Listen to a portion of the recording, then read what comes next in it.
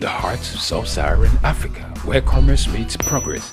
Welcome to SOUQ News, your source for business, economy, and development insight that drive nations forward. From the vibrant streets of Lagos, Africa's fastest economic hub, SOUQ News takes you on a journey of discovery, analyzing and reporting the facts that lay the foundation for growth and development. We don't just report the news, we create it. SOUQ News is more than a channel.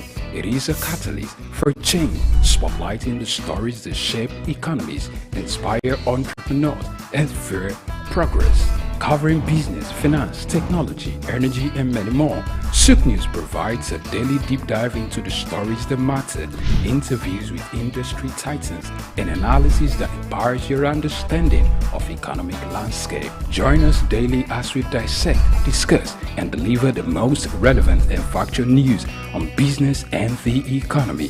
SOUQ News is your trusted guide, empowering you with the knowledge to make informed decisions.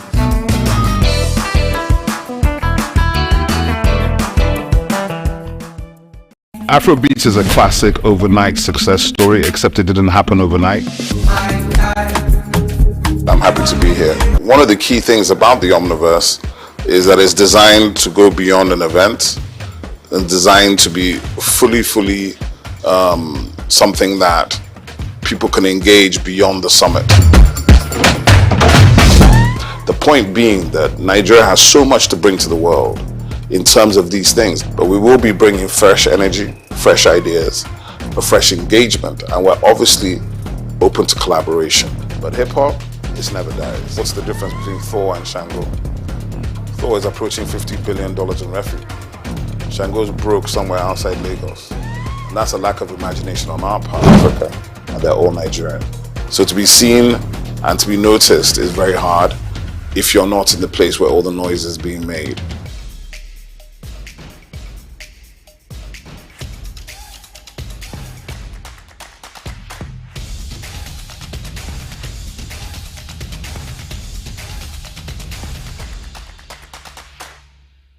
In today's fast-paced world, staying ahead of market trends is crucial. Whether you're an investor, a business owner, or just curious about the economy, you need reliable, up-to-date information to make informed decisions. When we pay our tax, or when our participants pay or contribute their tax, there will be development in such an organization or country. The Ministry of Marine and Blue Economy that is going to address that alone. The National Security Advisor and the Office of the President also need to see to it to ensure that the security situation is being addressed. On Market Insights, we'll provide comprehensive market analysis, expert opinions, and actionable insights that you can trust.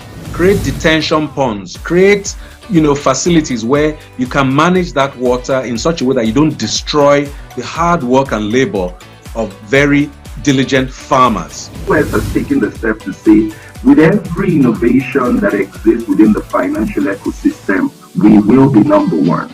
Security of all Nigerians, not only the farmers, are well ensured. The obvious reason why we are experiencing this scarcity is the fact that we are not able to produce tomatoes and other vegetable products throughout there. Our team of seasoned analysts and industry experts enrich the conversation, bringing you the latest updates and in-depth reports. With our real-time data, you'll never miss a bit. Urban farming is not a new thing in our society. It has been an old tradition since olden days. There is this clash of interests as against the word cryptocurrency, most especially like Bitcoin, as you mentioned earlier, and the NSAS and all that came up with cryptocurrency. Get instant access to market movements, trends, and forecasts. Our expert analysis helps you understand the bigger picture, while our customized reports are tailored to meet your unique needs. Peri-urban agriculture plays a very important role in diversifying urban diets and also providing staple foods for daily consumption. Additionally, fluctuations in the exchange rates and disruptions in the global supply chain have further inflated costs. Join us on Market Insights, Monday through Fridays, 11 a.m. to 12 noon here on SOUQ News Television. We are your premier destination for cutting-edge market insights. Get ready to feel the pulse of the world around you. Welcome to SOUQ Pulse, your insert track on the stories that matter most. From the hearts of breaking news to the forefront of culture and innovation, SOUQ Pulse brings you the stories shaping our world every week. On SOUQ Pulse, we'll deep dive into the topics that drive our lives, from the latest in technology and science to politics, culture, and investment, courage, and that commitment in spite of the challenges that entrepreneurship presents in Nigeria in particular. Perception is propaganda, malinformation, misinformation can be created for you to perceive a certain thing that is false. Sometimes it's true, but many times it's false. There's no state you go to in the world where you don't see construction that is consistently ongoing. No matter how developed Dubai is, they still construct roads on a daily basis. We are no longer enjoying the light we normally enjoy. And the university vice chancellor said, it now costs me about 300 million, some 250 million to between 250 million to 300 million a month. Governments should develop a particular product that will be of national value and, if possible, exportable to other countries from their own local government. Whether it's the next big innovation, a political shakeup, or cultural phenomenon, SOUQ Pulse is there, bringing you the story with clarity and context. You're not just only getting informed, you also become a solution. Then the business part of it. Then we talk productivity. Then you know you're on SOUQ Pulse. It's that time of the day where we'll tell you, go get your friends, your neighbors, those you quarreling with, those you have issues with. This is time to talk. We'll tell you, here we don't keep quiet. It doesn't matter what policies are affecting you. It doesn't matter what the papers, the prints are telling you in your own side or the neck of the wood or your nation, or what business are pushing, profits, losses, what the stock market is talking about right now, what the Asian market is talking about right now. A whole lot of people are running down to their portfolios and trying to grab, sell off, or get some hedge. But in all this, we just say, let's talk. Your talking can make somebody better, give someone an idea. Join us on SOUQ Pulse every day by 4 p.m. as we explore the heartbeat of the world's most compelling stories. Don't miss SOUQ Pulse on SOUQ News Television. Tune in and stay ahead of the curve.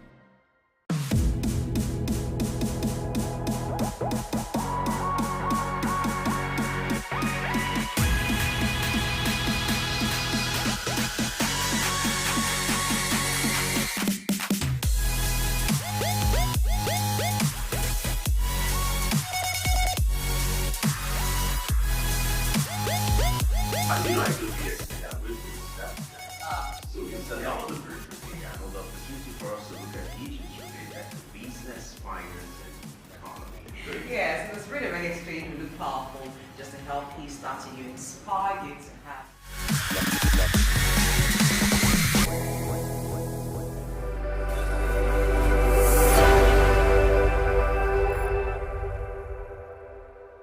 We've got just what you need right here at Femi Wash Media. Call it the Midas Touch and you wouldn't be wrong.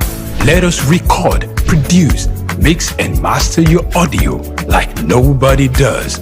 Reach us on our contact today for the best quality job.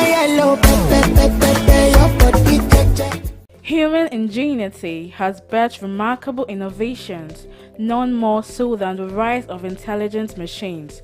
Computers, once small calculators, have evolved into sophisticated systems capable of mimicking human thought processes. Powered by artificial intelligence, AI, these systems are learning, problem solving, and making decisions that were once exclusive domain of humans. From accelerating scientific discovery to tackling climate change, AI's potential is vast, but perhaps its most profound impact lies in healthcare. Artificial intelligence, AI, it's no longer a futuristic concept. It's here with the potential to revolutionize patient care, diagnosis, and treatment. AI is emerging as a powerful tool in the hands of medical professionals. From detecting diseases early to optimizing treatment plans, AI is demonstrating remarkable capabilities. It can analyze vast amounts of medical data to identify patterns and predict outcomes, aiding in more accurate diagnosis. Also, AI-powered robots are assisting in surgeries, improving precision, and reducing recovery times. However, despite its promises, challenges persist. Concerns about data privacy, ethical implications, and the need for robust regulatory frameworks are hindering widespread AI adoption. To fully unlock AI's potential in healthcare, collaborative efforts are essential. Healthcare providers, researchers, policymakers, and technology companies must work together to develop and implement AI solutions responsibly. By addressing ethical concerns, investing in AI research, and creating supportive regulatory environments, we can accelerate the integration of AI into healthcare and improve patient outcomes. Joy Chuma, SOUQ News.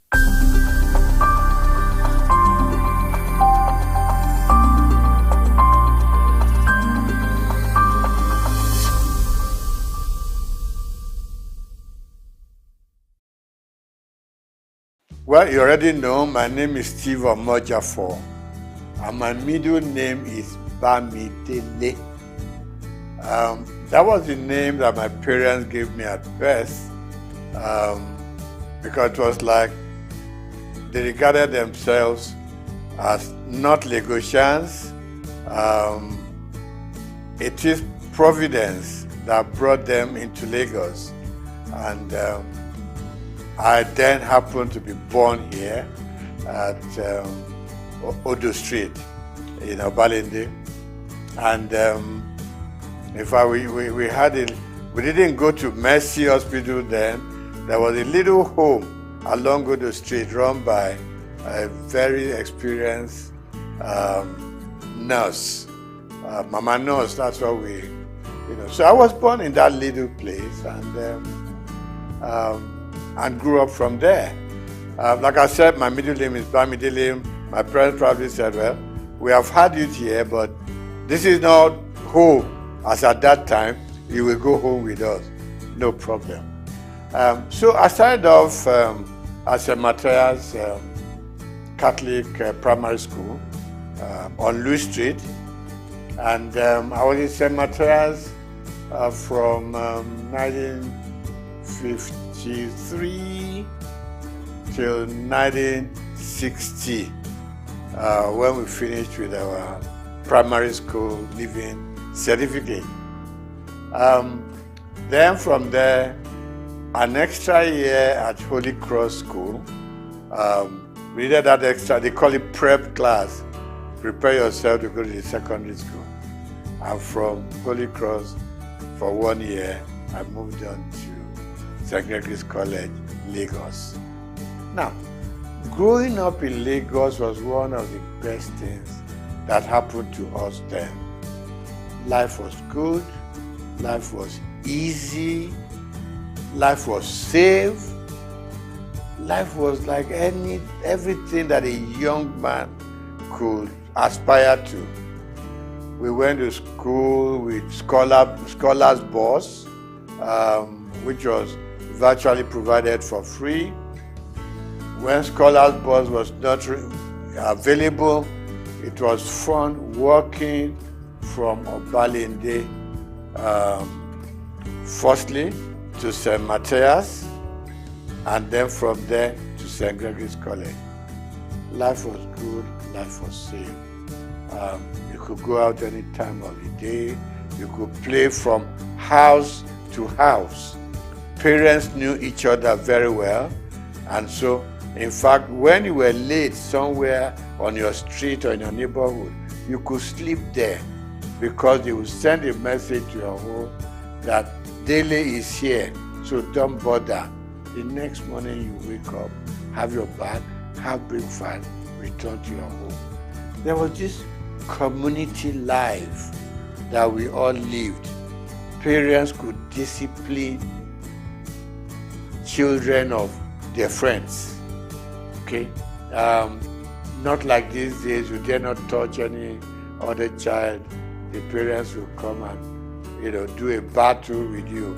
That I didn't send my child to you to be flogged or to be beaten. So it was a very beautiful life. So went to St. Matthias, went to St. Gregory's College, and then from there to University of Lagos. We were our brothers' keepers.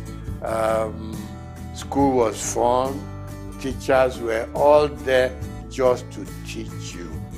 There was no messing around. There weren't any bad habits that people could be developing along the line, So that was my life growing up. So we were all walking through Balinde to Lafiaji, to Campus Square, to Tokunbo, Okekpokpo, So we were children of the neighborhood. We were children of the area. So I'm never ashamed to say I'm an area boy in Lafiaji. Today it has become a taboo, but then we were proud of our origin. We were proud of our place of birth, and we were proud growing up in the neighborhood. So today, still believe me, I get up on some Fridays, I just go to Lafiaji, I stay with the guys. Okay, not all of us were fortunate enough to go through the system. Okay, so those who, in quote, we left behind, we still, a lot of the time, we still talk to them, we still relate to them when there are problems that we could fix. We help out. Because, it wasn't their fortune to be able to have gone. I know some dropped out, on their own volition. But generally, we all like the idea of going to school, but some couldn't make it. But we still relate to them. We are still friends. So I'm not surprised I leave Holy Cross Cathedral and I just hear people call me my names. And I know these people are those who knew me when we were growing up.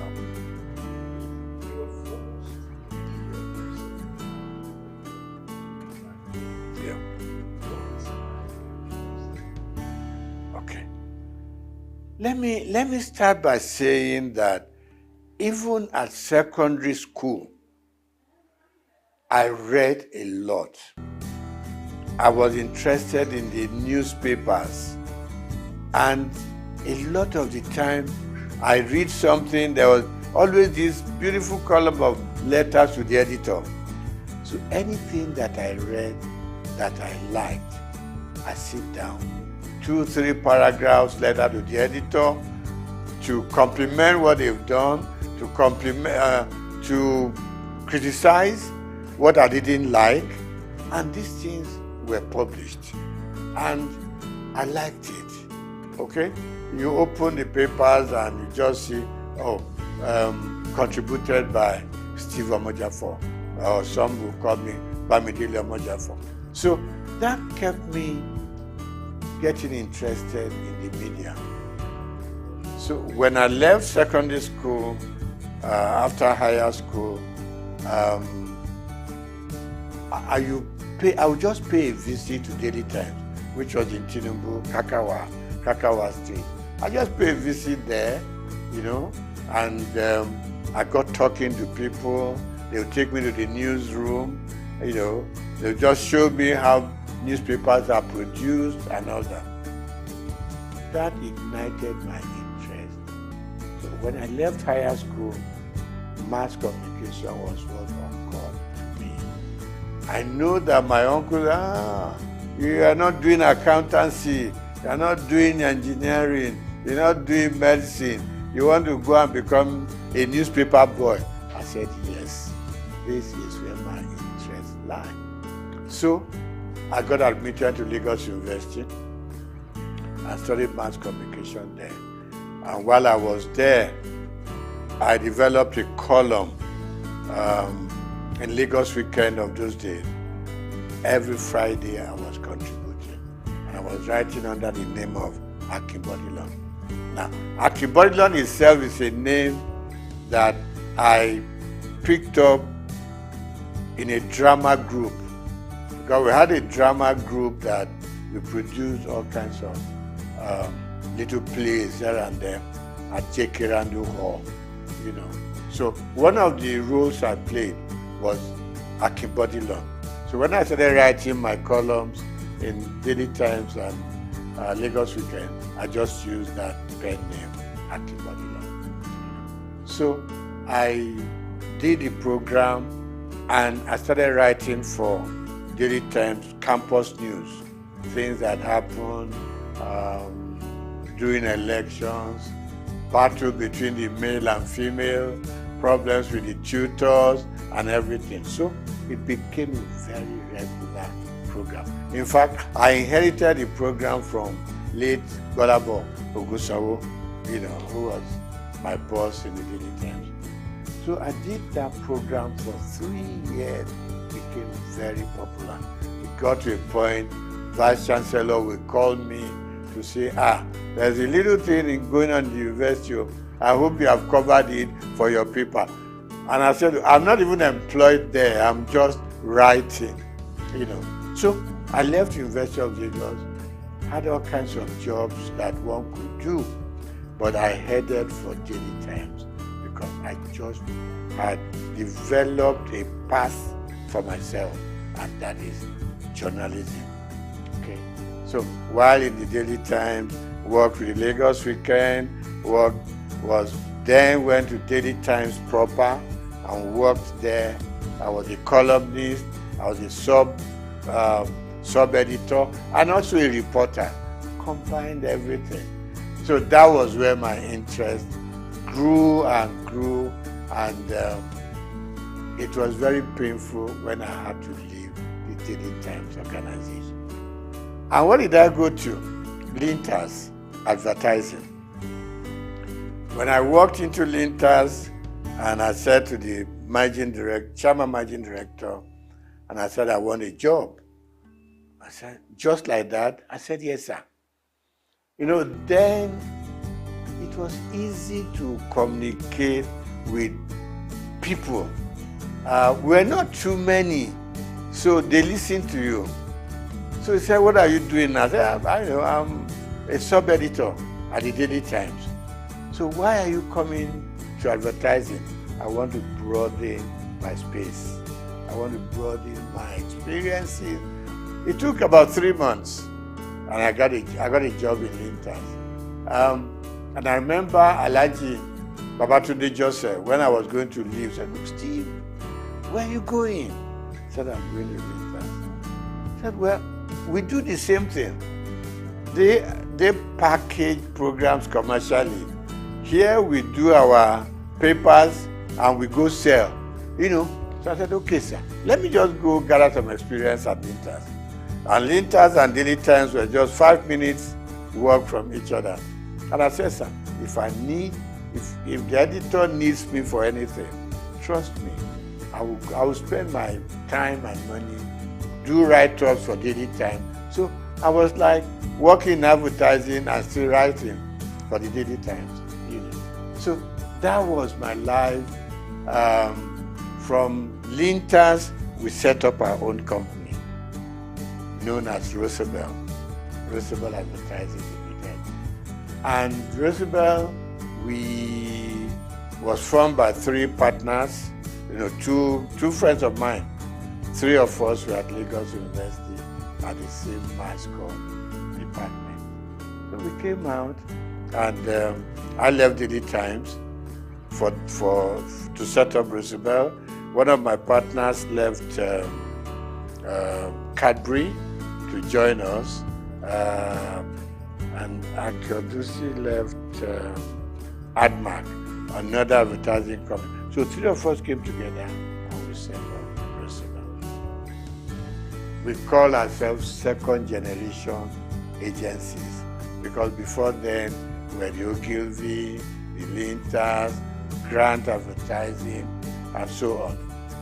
So we set up a small shop in Surulere, and it grew beyond our own imagination. From Roosevelt, we set up a second line agency called McCann, STB McCann, got affiliated to a company in America, McCann Erickson. So that was how it all went on.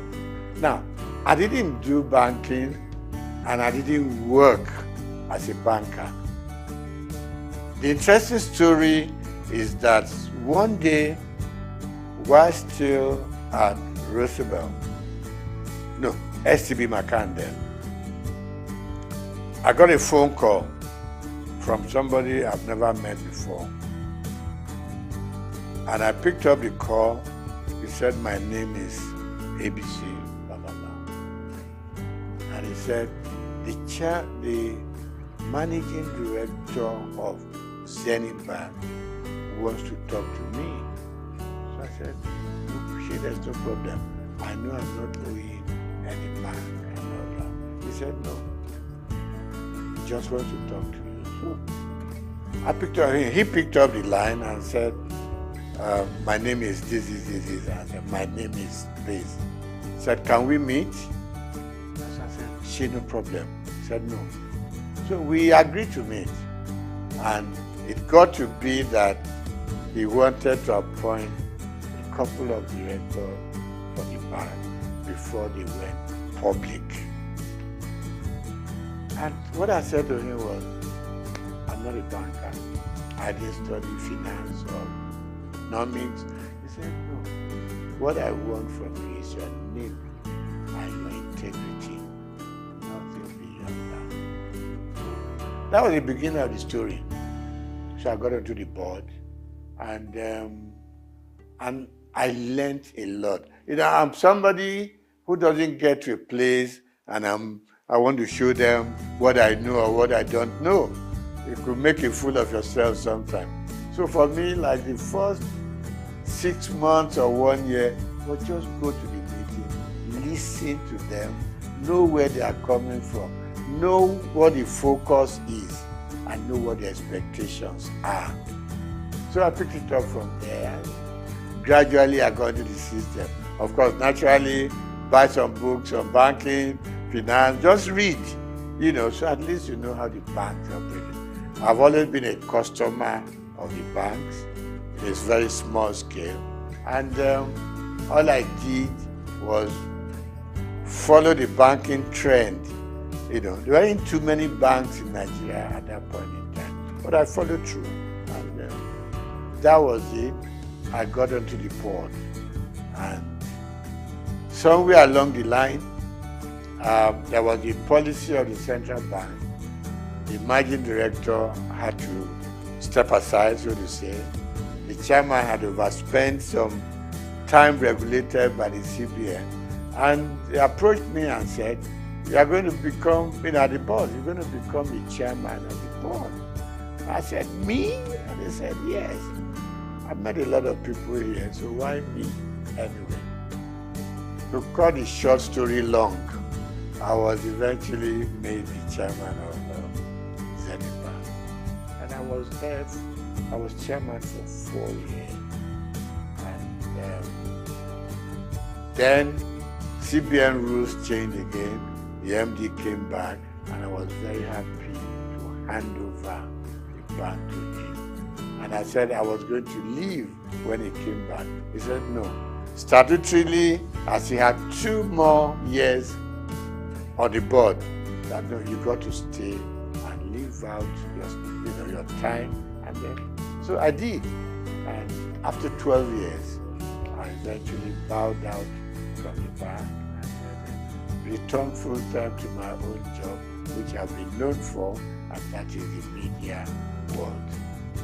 Okay, so I get invited for interviews, for programs here and there. Like you said, it's always a good thing.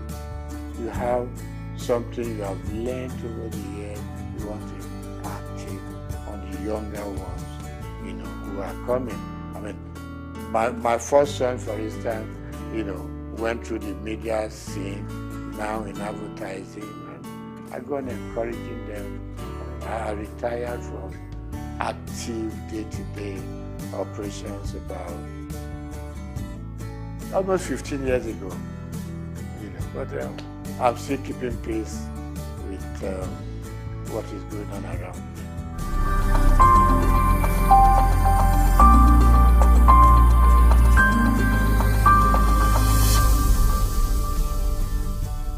Yeah, I mean, the society itself is very dynamic. There's been a lot of changes over time. I mean, I look back to during my own time in the newspaper world, and I can count just about 4 or 5 newspapers then. Okay, Morning Post, Daily Times, The Express, and a couple of others. So we knew each other. We knew the practice, we exchanged news information, we exchanged, I mean, if you had a news that was breaking, you want to call up colleagues from other papers, we all go there as a team, right? Because stories will be written from different angles, no matter what you do, So, newspaper was great. And it was so good. In the morning, your byline was there, and people were trying to reach you, about the quality. Quality was good. Quality was good. And there wasn't too much of freelancing in those days, the newspaper world. So you were either fully employed or you didn't belong. Same thing for radio. I mean, for instance, television I didn't do much about. While in journalism and in newspaper world, I was writing for radio, okay? Interesting stories. I had, there was a name to this program, the Oddities, Odd World. So we were picking up things that were odd. People that didn't imagine what they were. It's not something that was very common. So we went on doing that. So newspapers were growing, radio was growing, television was growing, and out-of-home media was also growing. And talk about the dynamism of the system. Suddenly, people were now going out of buying a newspaper every day to sit down and hold it in front of you, trying to read from beginning, from cover to cover. Other forms of communication came on. With the advent of mobile phones, things began to change. In our own time, it was the phone you put on the desk and you were dialing it, a lot of the time you could never get across, okay? Suddenly, mobile phone came onto the scene. And news coverage was transformed completely from what it used to be, okay? So now, people on their phone could reach out, you could touch Germany, touch America, touch all parts of Europe, just sitting down in your office to gather information, gather news, what is new, And then, of course, we now had more television stations, no longer NTA alone, okay? Now, with the news stations, things were just expanding. Things were broadening up, and news gathering became something new altogether, and everybody was heading for a new phenomenon altogether. So today, you don't have to be a big guy to be able to tell your stories. Little children tell their stories, females tell their stories, So really we have moved from the days of waiting to read your newspaper to gather your news. Now, with your phone on your palm, you could do wonders all over. But of course, standard also, in some areas, standard will improve. In some areas, standards will go down. Because the multiplicity of media sources create problems. The kind of quality control we used to have in those days was disappearing. And people can build up stories without even being there to know if it is factual or not. So of course, the turmoil that we are going through in the media space now is better imagined. But I still believe that for those who have structures like the one you are building up now, will enable people to know that you've got to check, you've got to cross-check. Okay? We have laws that control what we say, what you do, what you publish. Of course, they are not as rigid as they should be. So in terms of content these days, you have to ensure that you check your facts before you can believe, what they are saying or make any sense out of them. So really it has become all commerce affair. And this is not going to be the end. The explosion is going to continue. Maybe in a few years to come, we're going to have a stronger media control than what we have now.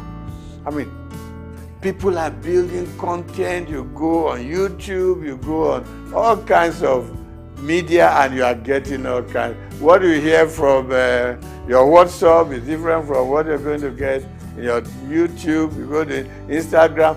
People are selling themselves with all kinds of stories. So really, for me, we've gone through the era of sanity. Yeah? And I hate to say, we've gone into the era where anything you can think of, say it, write it, do it. And for the consumers, it's like you either take it or you leave it. But it's good that we can now reach out much, much widely. Thanks to our mobile news. You talk to people in any village in Nigeria, and suddenly one thing that didn't grab us so early was you open up your Google map, and you don't have to stop people on the street anymore. Show me where I'm going. Just go to the app, and it leads you to the front of the house you are going to. So we have a lot of improvements, and I think it's going to be improving some more. All we just need to watch is to ensure that we remain truthful and we remain factual, so that we don't mislead people on the street, particularly people in the rural areas. One day you just see everybody running helter-skelter because somebody posted in news that is not correct. So we need to watch that and put some more control. But I like the growth in the media space.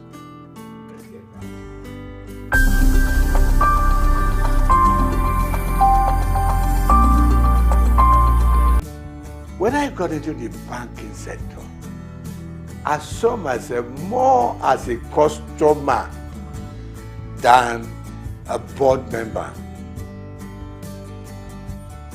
I haven't been a journalist, which I still am.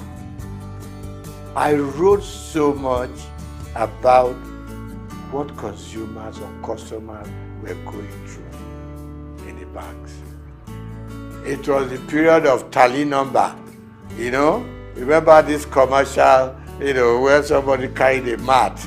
I said, what are you carrying a mat in the bank? I want to lay down here because I know before I get my money, I will have slept once or twice and woken up, So I was very consumer oriented. When I got into the banking system, a couple of times my board members will ask me, are you on the board or you are still a customer? I said, first and foremost, I want to remain a customer of the bank. Who will come into the bank and get properly served? Who will come into the bank and feel like human? Who will come into the bank feel important?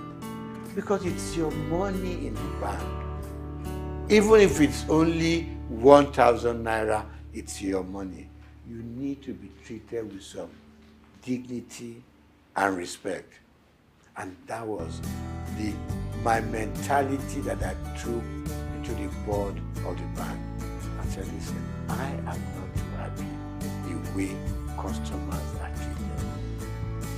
It is their money, no matter how small. Treat them with respect, treat them with dignity. So they started listening to me after some time. And I said, customer service is extremely important. In those good old days, you will hardly hear about customer service in any of the major banks. It wasn't there. But gradually, people started being important. It was more of retail. I mean, yeah, you can deal with the big corporate organizations, but at the same time, it is these poor students, poor market women, people who are out there on the street laboring hard to bring their money. So that was one area I was extremely happy that we developed that area of retail banking and being able to make the consumer the king. Okay? So that was part of it. Then, of course, I said to the bank, I said to them, fine, it is very good to make huge profits. Okay? But at the same time,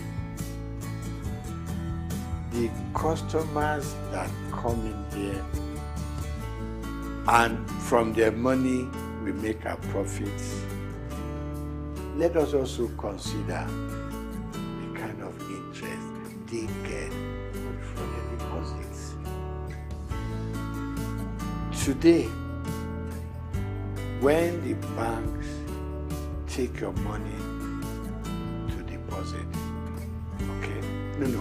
When you go to the bank and say, I need assistance, I need a loan, and you tell them, give them all the facts and figures, okay? They will tell you, you are going to pay interest of 20%, 23%, blah, blah, blah, blah. When they take your money to put in the bank, they give you an interest of 2%, 3%, 4%. And I just couldn't live with it. I mean, if you are giving me a loan, you're charging me so high. When I put my money there, it's also a loan to you. Why will you leave me with 2 or 3%? And I thought the system wasn't quite right. It was too skewed towards the bank than the customer. So I met a lot of pushbacks, in that area. And I must just say, it's an area I think government should still be interested in. In the civilized world, interest rate hovers between 3%, 5%. In Nigeria, it goes as far as. Maybe in Africa, not just Nigeria. I know we are developing, but at the same time, let's develop together. For both those that we are taking in their money and for those we are giving money to. So there'll be some level of balance. So I really worked hard in that area. I may not have fully succeeded. Then I think finally, one other thing that I think I was able to do at the bank is our staff also requires some upliftment. And suddenly, banks started, employing senior people. They started moving people up. They look more at the system now than just ownership. So generally, of course, more banks have come into the scene. A lot of new banks, so people can spread out, and salaries started going up for bankers and all that. But of course, requirements were also extremely high. So generally, I think today we have a much stronger banking system, and we are still growing.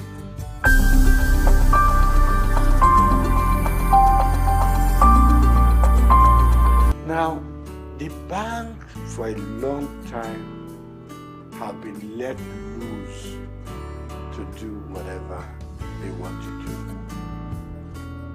at the disadvantage of customers, like I started off with.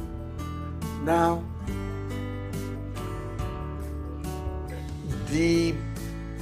our leaders, and when I say leaders, let me point on just our presidents.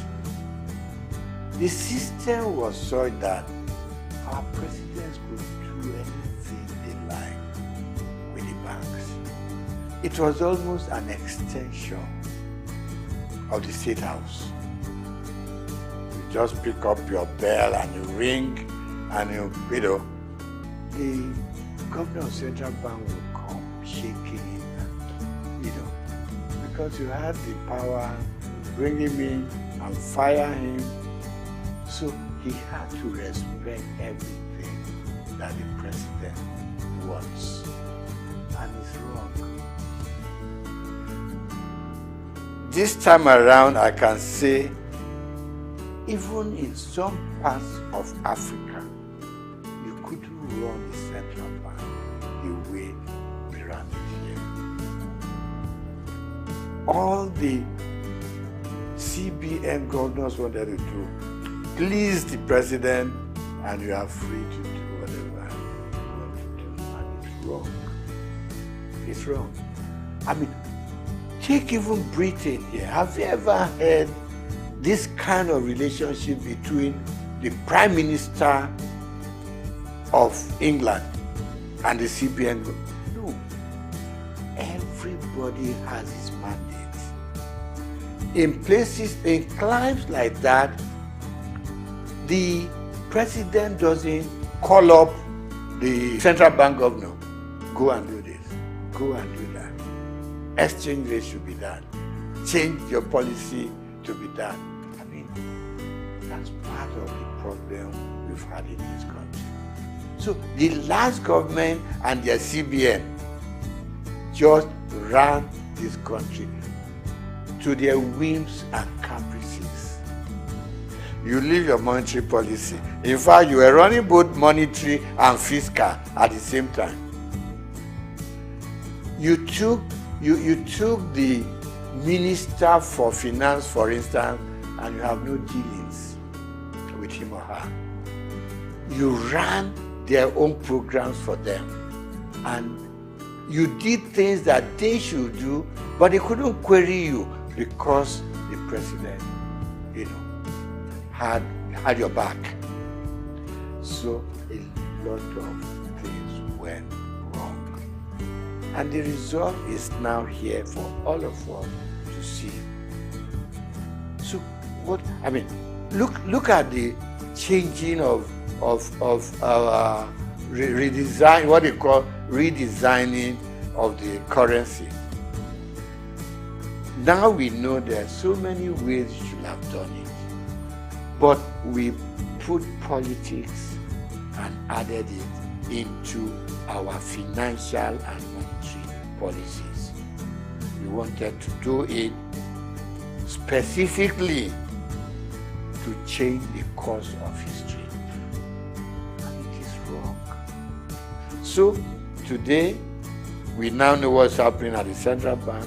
In fact, if the true story of what went on in the last 8 years was told, I don't know what will be left of this country. I mean, you had this little thing in the Constitution that said the government can borrow from the CBN within certain limits. They call it ways and means. But no. And there was a percentage tied to it. You can't do more than 5%. And by the time you're asking for the new one, you should have paid off. We went on piling up. It's like just go and print the money. You know what Idi Amin used to do in Uganda in those days. That's the kind of situation we found ourselves. Very regrettable. But I believe some sanity will now come into this space. The new central bank has at least outlined its policies. It has also said, let me keep to my monetary policy, which is my area, and leave the paperwork and how they want to run it. People who deal with the fiscal area. So we want to change. We think things should change. Now, before now, we borrowed and borrowed without thinking about how are we going to pay? Who are we leaving this debt for? Now we know it's for you and me to still do our work, put in as much money as we can, no matter how little, into the bank, and revive the banking industry. Okay, so the CBN has its own role, and my prayer and my wish is that they will keep their own part of the bargain, leave other people. The Minister for Finance has said it that much. We should. I mean, we all know simple economics. You don't borrow money to pay your debt. You borrow money for production. You borrow money to fix things like your oil maintenance and all that. Where our money should be coming from. That's what you borrow money for. You don't borrow money for wastages. You don't borrow money to satisfy your whims and caprices. You don't borrow money to just go out there and waste it. Now, you borrow money to pay back your debt. At the end of the day, we are back lower than where we started off from. So really, my appeal to both the president and his cabinet, particularly those that do with finance, give them some room. You put them there because you think they know what they're supposed to do. Give them the space. If it goes breathing down their neck, at some point, it will just be, president said so, president said, even things that the president did not say, president said so, and it's got to be done. And we are running a country, even when you run your home, you are able to sit down with your little income and plan. Every day we are being told, if you earn this much, use this little bit, keep the rest in the bank, because you never know about tomorrow. So that's where we found ourselves, and I believe that if everything goes right, we should see massive changes from what it was, the last 8 years. We need drastic changes in the system.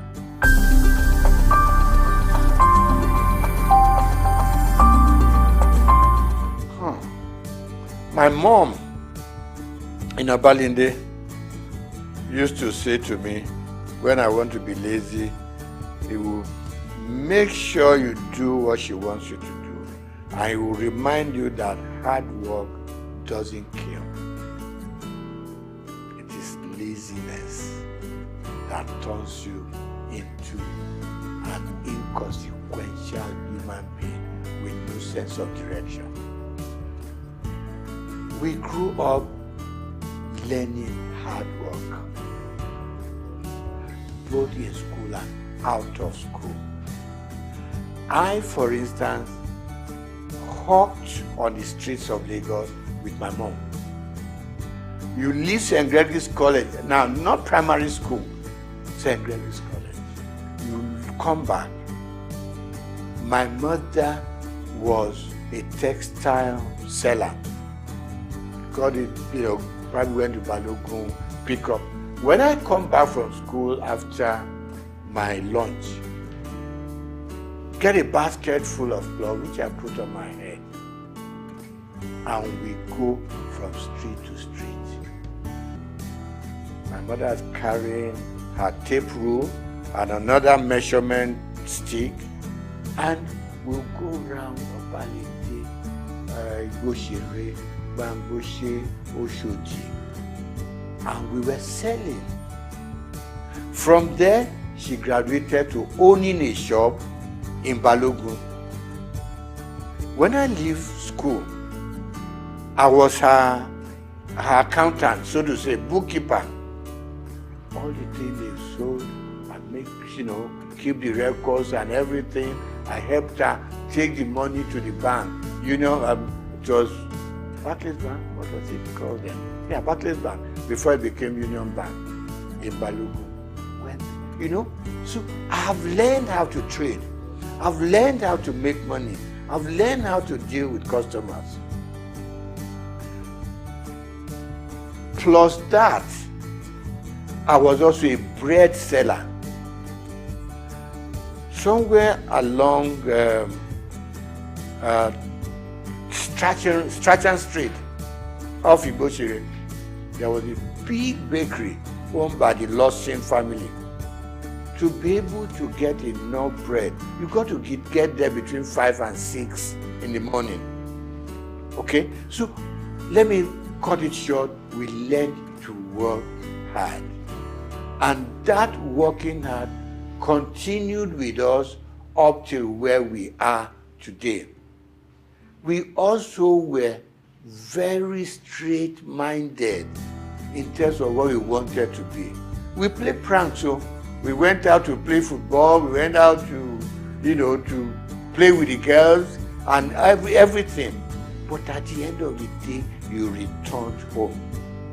And our parents didn't spare the rod. They didn't.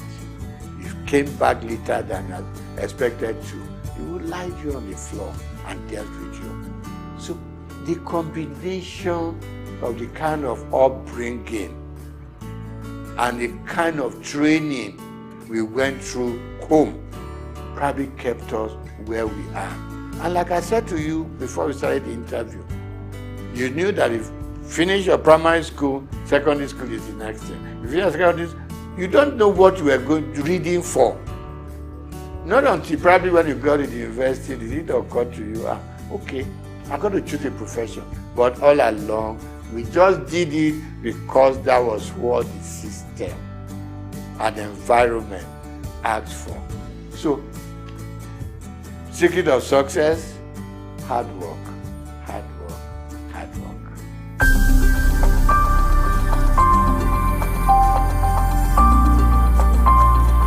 No. I had a father who was very finicky about appearance. When I lived on Igoshere Road, our church was on Louis Street, so to say, walking distance. He taught me how to wear full agbada right from primary school, secondary school. I mean, today, you just wear buba and shokoto, you go to church. Never was that happening. It's got to be full. Right. Then from there, by the time you got into, my father died while I was in university. Before then, he was always having this very thin bow tie, not this bigger one, bigger sizes now. Thin, even when his dress is khaki and khaki, he still had it on. So I admired him, but initially I was on my long tie, up till a point, and I look back at some photographs we took when we were in the secondary school, And I thought, no. Let me go back to those old days. Some people tell me it makes you look old. I said, I don't mind, But these days, I have just acquired that fashion taste, which has suddenly become my, what do you call it? Become what I'm known with. And I enjoy it. And I encourage people, once in a while, put on your bow tie. It makes you look good, makes you look impressionable, it makes you look a serious person, and it makes people take a second look at you.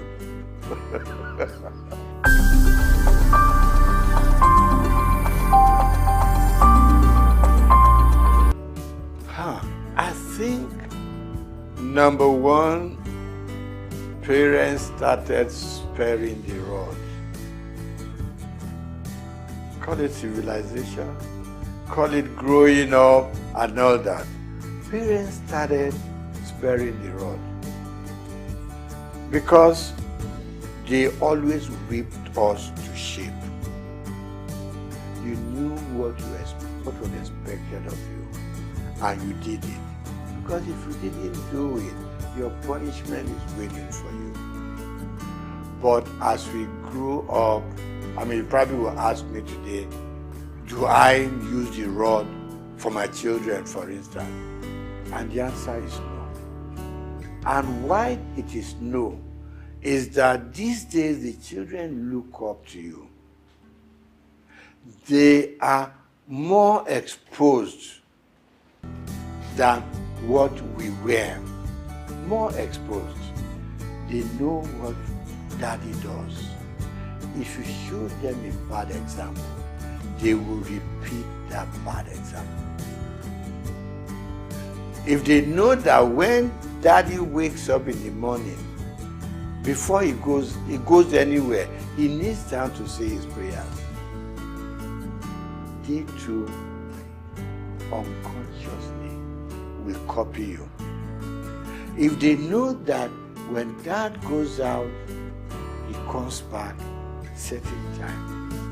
He doesn't come in at 1 a.m., 2 a.m. Subconsciously, they too will know there's something that this old man sees that doesn't make him go out all night. So they copy from us. But then, like people say, I don't know how correct it is, that these days people are so busy looking for money. They're all over the place. They abandon the home to nannies and housemates and all that. And the children a lot of the time are on their own. But people like you and I, for instance, probably had housemates in the house. You see, but the work that the housemaid does, we were also made to do it. Right? Washing our plates. Staying in the kitchen to see how things are prepared. They took us through it, even if you didn't have to do it yourself. And that's why you and I are what we are today. But for the modern, young families, most if there's some money to back it up, no, the children don't touch a lot of housework in the homes. They can go out by the time they like. They can wear, you see some little young girls and what they wear. In fact, even to the church, you want to ask yourself, where did they, aren't their parents go to see what the children are wearing? Particularly the female. Even the guys wearing what things they don't use the belt, the trouser would just be somewhere on their hips and all that. Yeah, we want them to express themselves, but within control. So, wrapping up on that, I'm going to say, yes, we grew up under stronger control. Today's parents are so much in love with their children They don't want to make them unhappy. You don't want to, pick up a stick and hit them. But I don't quarrel with that. But please be there for them when they need you. And don't be scared to talk to your parents. To talk to your children. No. We should never be scared to talk to them. Because they are not going to take us over. They are our children. So what you don't want them to do, communication, extremely important. Talk to them.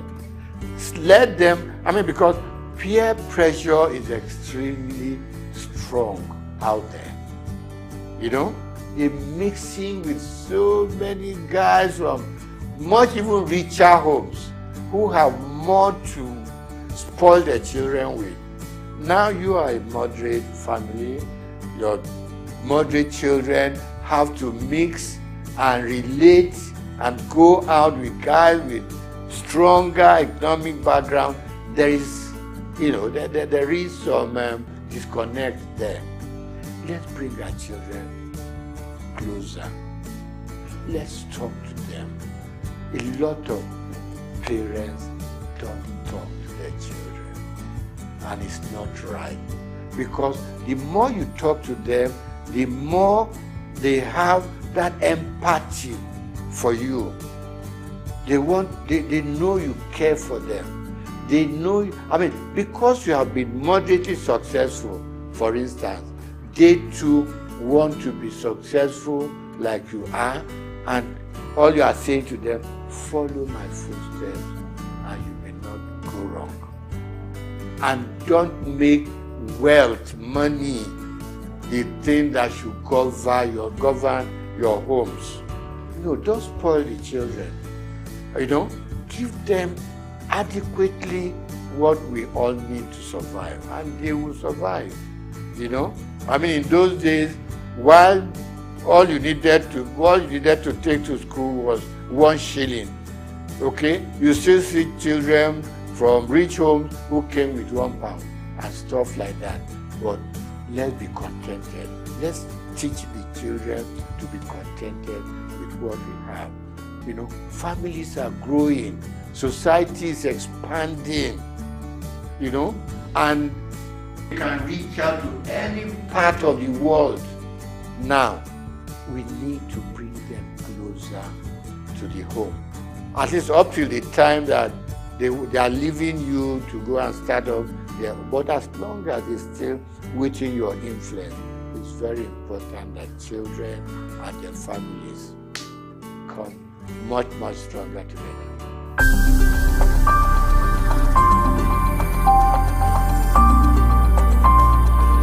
I'm going to start with sports. I was an avid squash player. Okay, back in school, a bit of football, a bit of tennis, and all that. But when I started growing up seriously, I loved squash. And I played squash until I was over 50. Okay, and the doctor said, slow down on squash. So today, I do my swimming. Okay, I still do my swimming 2-3 times a week. Okay, and then of course I walk. There's this thing that keeps on saying, if all you can do is walk for 30-40 minutes a day, okay, and then of course I'm an avid fan of football up to today.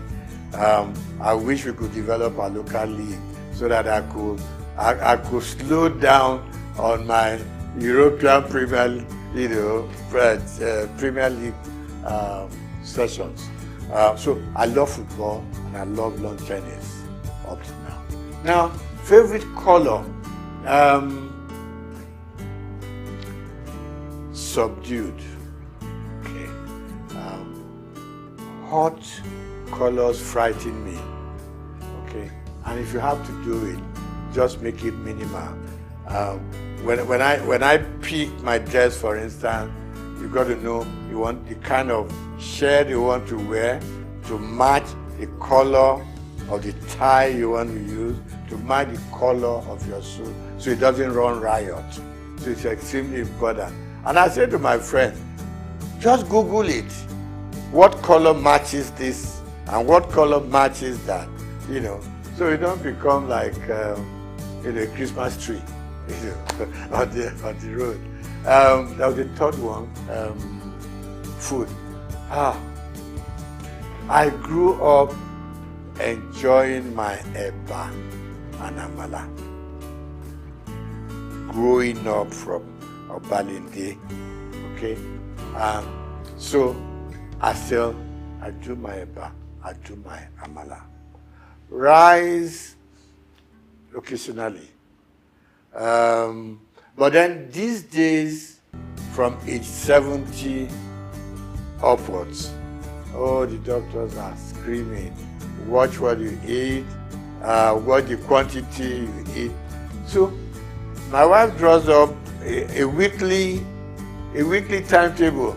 Monday is this, Tuesday is that, Wednesday is that, and she manages to mix up a slightly heavy one and a slightly lighter one so that you have a good mix. With age, you cut down on a lot of things. Cut down on your booze, cut down on your champagne, you cut down on your wine, you cut down on your salt. In fact, it's like they're punishing us. But then they say that is the way to go to be able to at least live longer and enjoy more of life.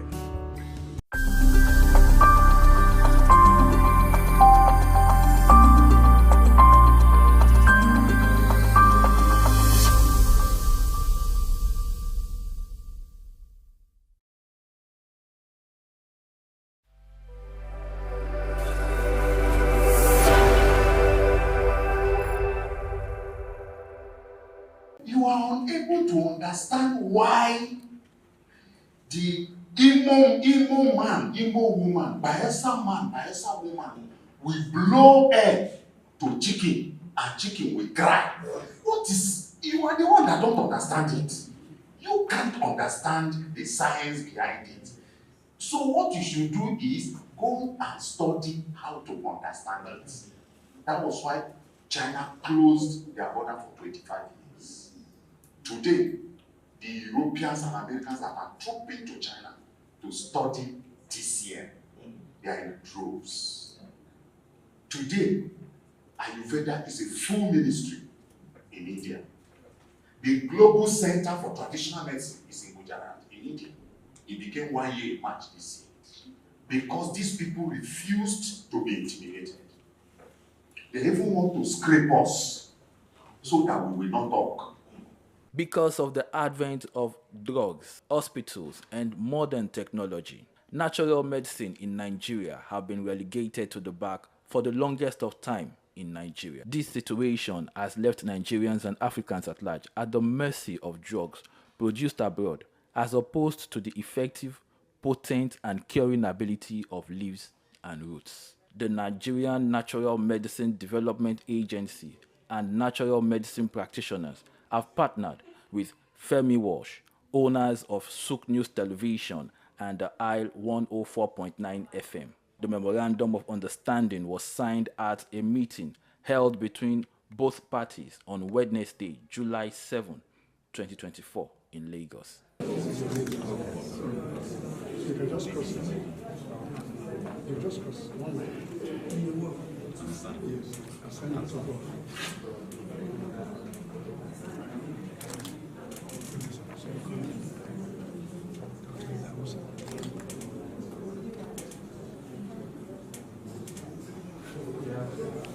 At the meeting, the Director General of the NNMDA, Professor Martins Emeje, welcomed the guests, saying that there is need to positively change the narrative of natural medicine in Nigeria, and by extension, Africa. According to Professor Emeje, SOUQ News Television and the Isle 104.9 has the capacity to showcase the tremendous studies, research work, and products coming out of Nigeria to the world. So I believe your coming on board is also at a very critical period.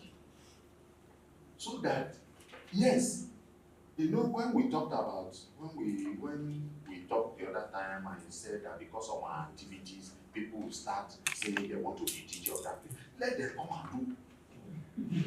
Yes, it is better for us to be known, to be lucrative, to be functional, so that people will compete to come and be DG, than for us to be obliterated.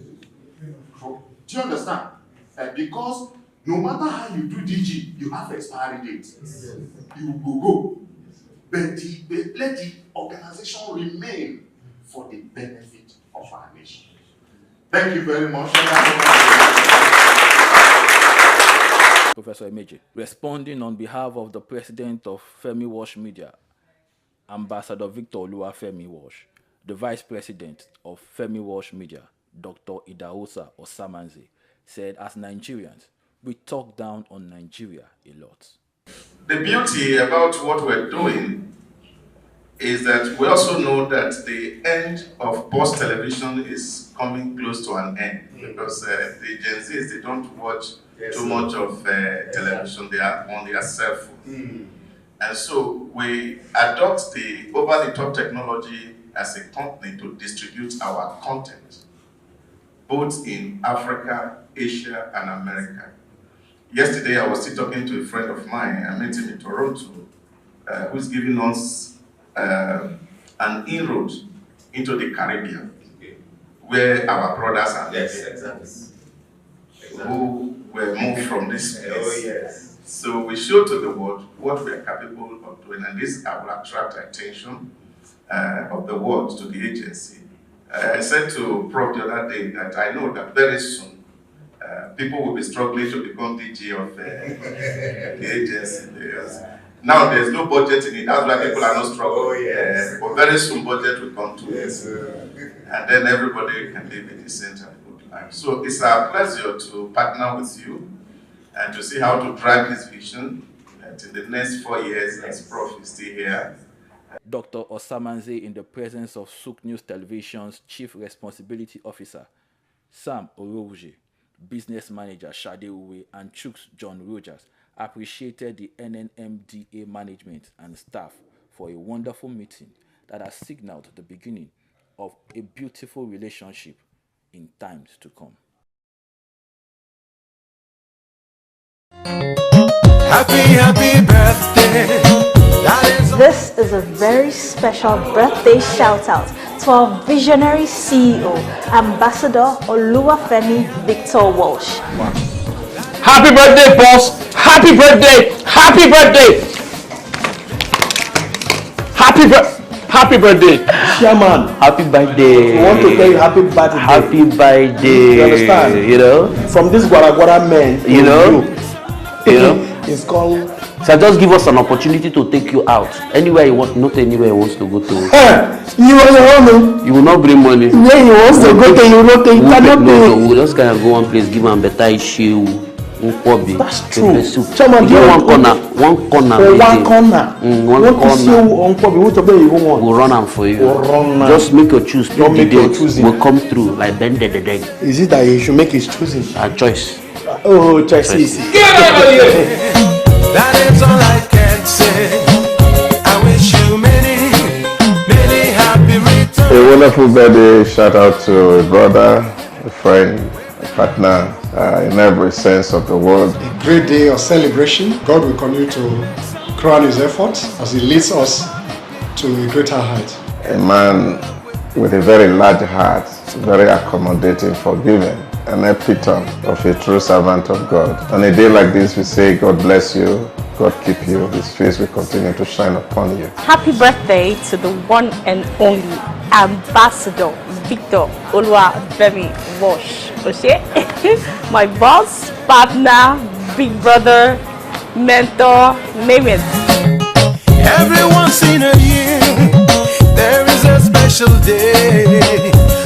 Happy birthday to my boss, Ambassador Victor Oluwafemi Walsh. Wishing you many happy returns, long life and prosperity. And in this new year, may God elevate you and all your dreams find wings to fly. For our chairman, today is your special day. We are remembering you and we're saying happy birthday for being a problem solver.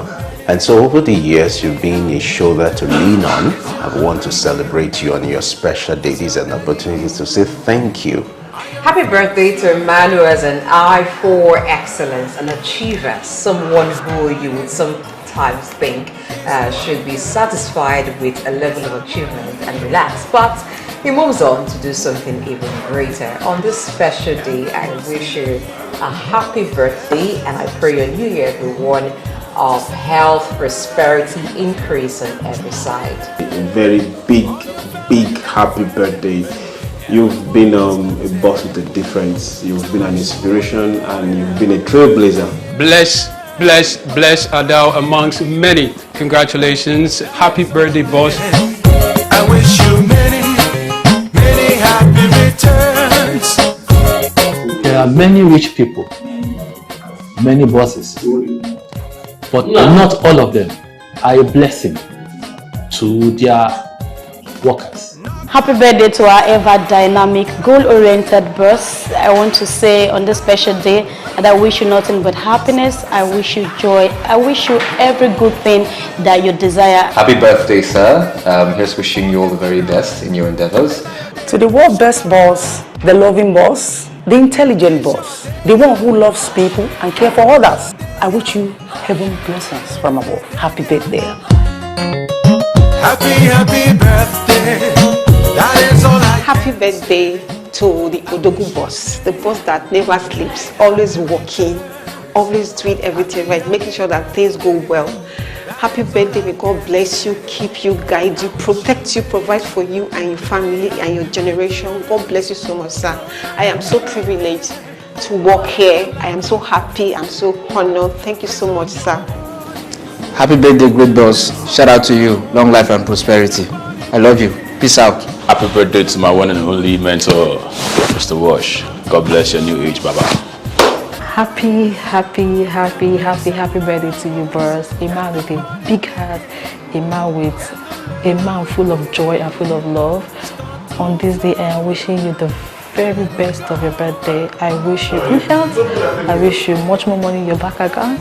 I wish you long life and prosperity. Trust me, you are loved, and may God continue to bless you and protect you. It's not every day you meet a great man, and in SOUQ News TV, I've met a great man. This is really an amazing year for you, and I pray that may God Almighty continue to add many more years to you, more grace in your work that you do, more favors, and may God Almighty keep on blessing you, and may you be a wonder to your generation. Happy birthday, Mr. Owen. Happy returns.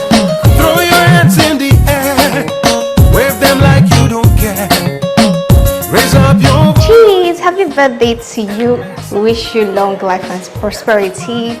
Happy birthday to our one and only Shaka Babaru. It's my prayer for you that you live long to eat the fruit of your labors. Happy birthday, Ambassador. We love you. Many more years to celebrate. Happy birthday to you, sir. I wish you long life and prosperity. A good leader with a transparent. I greet you long life and prosperity. God's protection upon you and your family in Jesus' name. Amen. That's all I can say. I wish you many happy returns. Happy birthday. Happy birthday to my boss. I wish you long life and prosperity, more great investment, more better years, and more fruitful years. You are a blessing to a lot of us and also a blessing to your family. Happy birthday. I wish you long life and prosperity in good health and in good wealth. A very big shout out to the great man of inspiration. Happy birthday. Cheers to long life. Happy birthday to my Oga. I wish you long life and prosperity and more years to come in Jesus' name. Amen. Happy birthday. That is all I can say.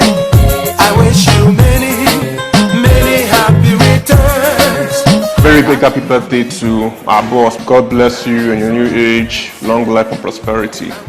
I want to say a special thank you for the opportunities and the love that you're actually giving us here in the company. Many more returns, sir. Happy birthday to my wonderful, most cute, most handsome boss. I wish you long life and prosperity, and I'm using this medium to say thank you for all you've done. Thank you for giving us this space to showcase our talent. That is all I can say. I wish you many, many happy returns. Happy birthday. Happy birthday to my amiable boss, my Oga at the top. On this special day of yours, I wish you God's blessings. You shall live to reap the fruit of your labor. Happy birthday to you, my lovely boss. I wish you God's blessing, protection, and all-round blessing in all you do. I'm wishing you a happy birthday, many more fruitful years to come. Chineke agozige, let me speak my language. Chineke agozige, undugi etogo. By the special grace of God, you continue to prosper in everything you do, and God will continue to bless you in everything that you do, and you shall continue to prosper in the name of Jesus. Amen. Today now your day, do shakara. If they try, they go for your kata.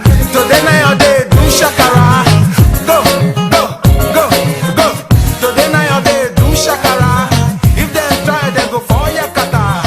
Today now your day, do shakara. Go, go, go. Idumota Market. Eko Idumota, once a residential neighborhood, is home to Idumota Market located on Lagos Island. It is one of the oldest and arguably one of the largest markets in West Africa.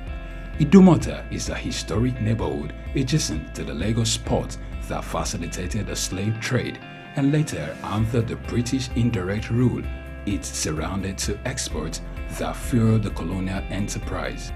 Idumota was also the location of an Armed Forces Remembrance Cenotaph called Soja Idumota, built as a monument to Nigerian soldiers who served with the West African Frontier Force. An Eyo Masquerade statue and a clock tower are also some monuments at Idumota. Idumota Market is so popular that large sales are recorded as early as 7 a.m. The market is made up of hundreds of locked-up shops occupying several multi-story buildings, with some measuring about 5 or more floors. In 2010, the Lagos State government demolished some illegal structures in order to improve vehicular and human movement in and around the markets.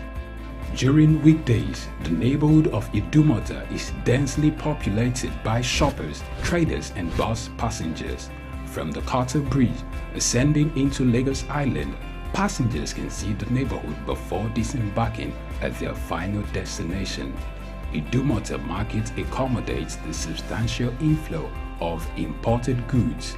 The bulk of import from abroad are routed first through Idumota and then on to other markets through Nigeria and other West and Central African countries. The energy of private Idumota traders and wholesalers facilitate this activity, where millions of US dollars worth of wholesale is exchanged daily. Idumota Market, SOUQ Enlightenment. Broad Street. Broad Street, situated in Lagos Island, is steeped in Nigerian history. Once the biggest financial hub of the country, it housed the headquarters of major banks, linked to CBN, the stock exchange, and the loads of lender companies. Broad Street is a historically significant street. It has played a central role in the development of Lagos and history, an important commercial and administrative center for the British colonial authorities. It was also a home to some of the city's earliest modern buildings. Broad Street was a residential area in the pre-colonial era. With the British came the Methodist Boys High School in 1878 and the Broad Street Prison in 1882, renamed Freedom Park. The General Hospital, which was a British military hospital, was built in 1893, being the first general hospital in Nigeria.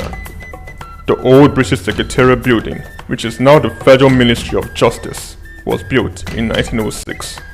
Broad Street has seen a full turn into modern commercial office blocks, complexes, skyscrapers, and markets from the outer marina through Akpombo and into the Adeniji Adele Road. Broad Street is one of the busiest streets in Nigeria on weekdays, where commercial activities take place day and night. From modern buildings to ancient structures, this street gives one a raw dose of life in Lagos. Broad Street is often referred to as Lagos Financial District. It boasts a mix of architectural styles, reflecting its long history, colonial era buildings, Victorian and Edwardian architectural features, alongside more modern skyscrapers and structures. Broad Street remains a vital, vibrant part of the Nigerian economy. Broad Street. SOUQ Enlightenment. The heart of sub-Saharan Africa, where commerce meets progress. Welcome to SOUQ News, your source for business, economy, and development insight to drive nations forward. From the vibrant streets of Lagos, Africa's fastest economic hub, SOUQ News takes you on a journey of discovery, analyzing and reporting the facts that lay the foundation for growth and development. We don't just report the news, we create it. SOUQ News is more than a channel. It is a catalyst for change, spotlighting the stories that shape economies, inspire entrepreneurs, and fuel progress. Covering business, finance, technology, energy, and many more, SOUQ News provides a daily deep dive into the stories that matter, interviews with industry titans, and analysis that empowers your understanding of economic landscape. Join us daily as we dissect, discuss, and deliver the most relevant and factual news on business and the economy.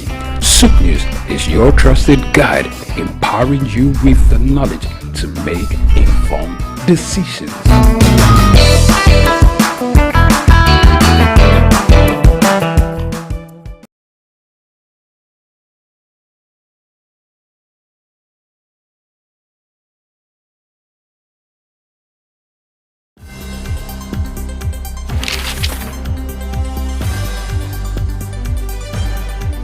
The challenge of governance is to see how we can leverage what is on the ground and convert this to wealth for the people.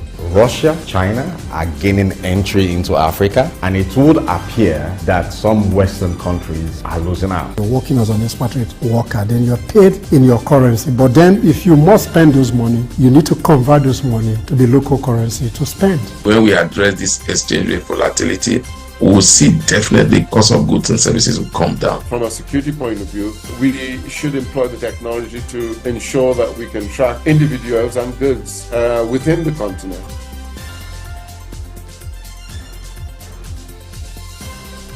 Early exchange, shaping policy, advancing development.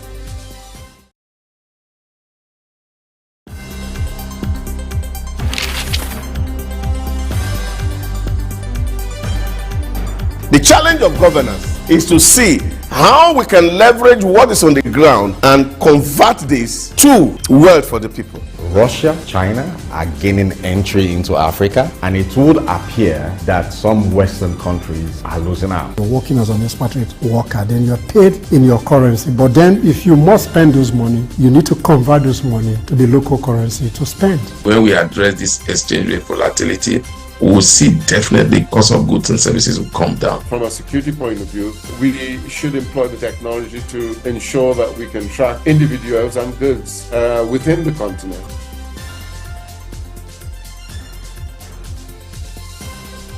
Early exchange, shaping policy, advancing development.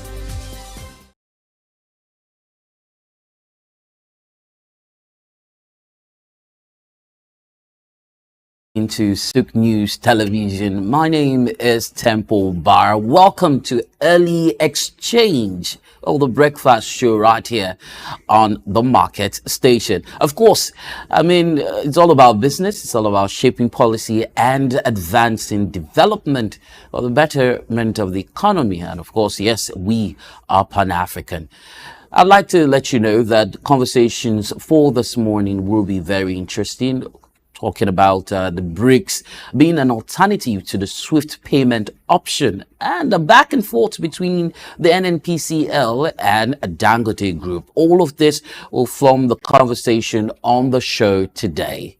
We'll take a moment, head over to our news desk, bring you up to speed with what's happening around the world, and then be back to introduce an analyst or team of analysts, as the case may be, who will be contributing to these conversations this morning.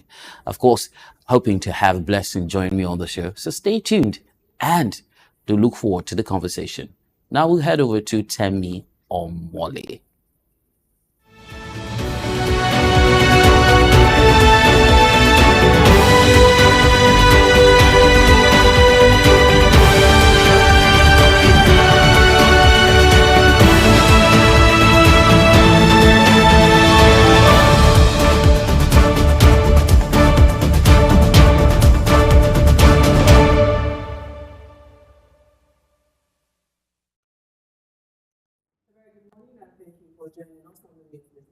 I am Temitope Omwale.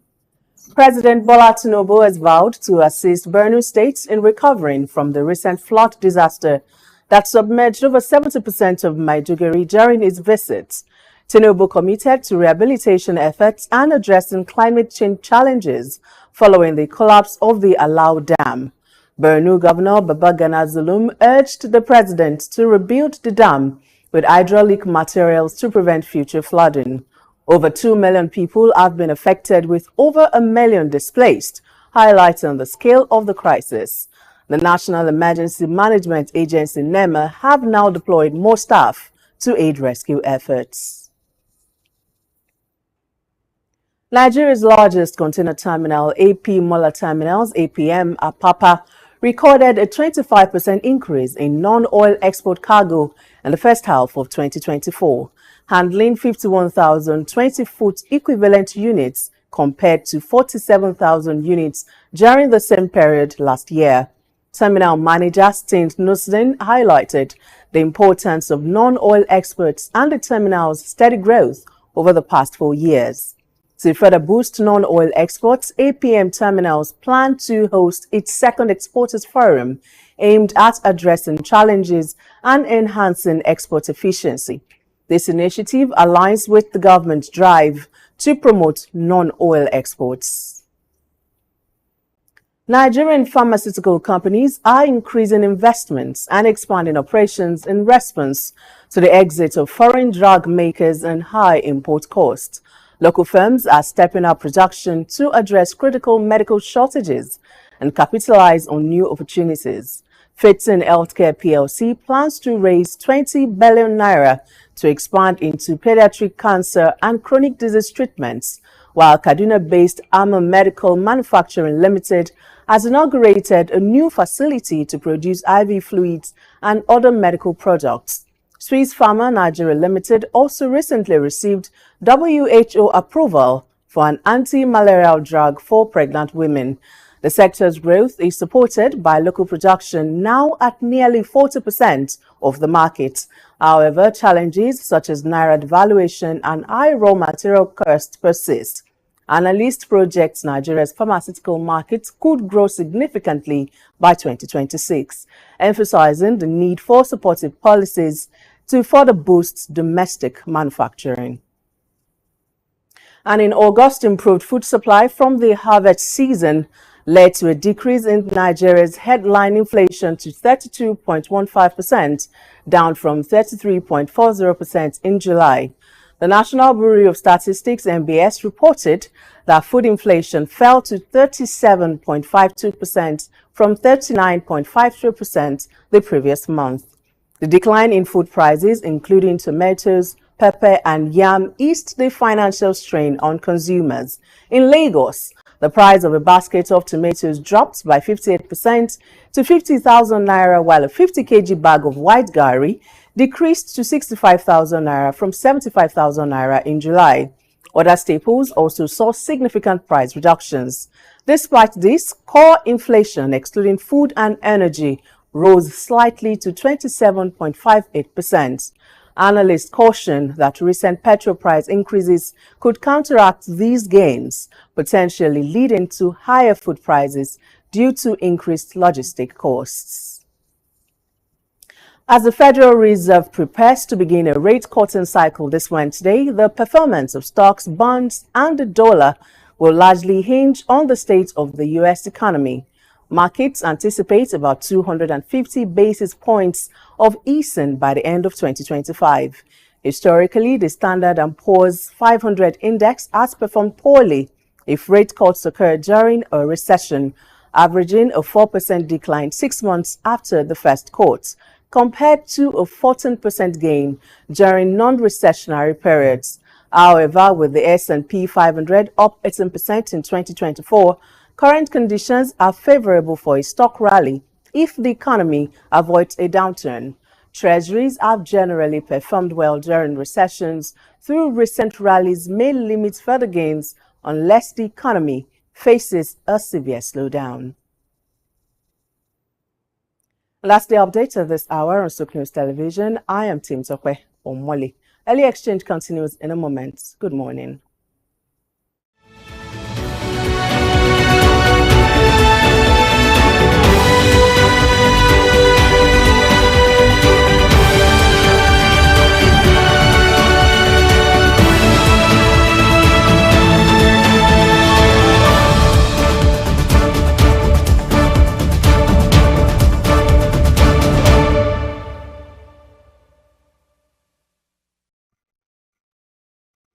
Thank you very much, Temi Tokbe Omole. We'll take a moment now. When we return, the conversation will ensue, so stay tuned. In the heart of sub-Saharan Africa, where commerce meets progress, welcome to SOUQ News, your source for business, economy, and development insight that drive nations forward. From the vibrant streets of Lagos, Africa's fastest economic hub, SOUQ News takes you on a journey of discovery, analyzing and reporting the facts that lay the foundation for growth and development. We don't just report the news, we create it. SOUQ News is more than a channel. It is a catalyst for change, spotlighting the stories that shape economies, inspire entrepreneurs, and fuel progress. Covering business, finance, technology, energy, and many more, SOUQ News provides a daily deep dive into the stories that matter, interviews with industry titans, and analysis that empowers your understanding of economic landscape. Join us daily as we dissect, discuss, and deliver the most relevant and factual news on business and the economy. SOUQ News is your trusted guide, empowering you with the knowledge to make informed decisions.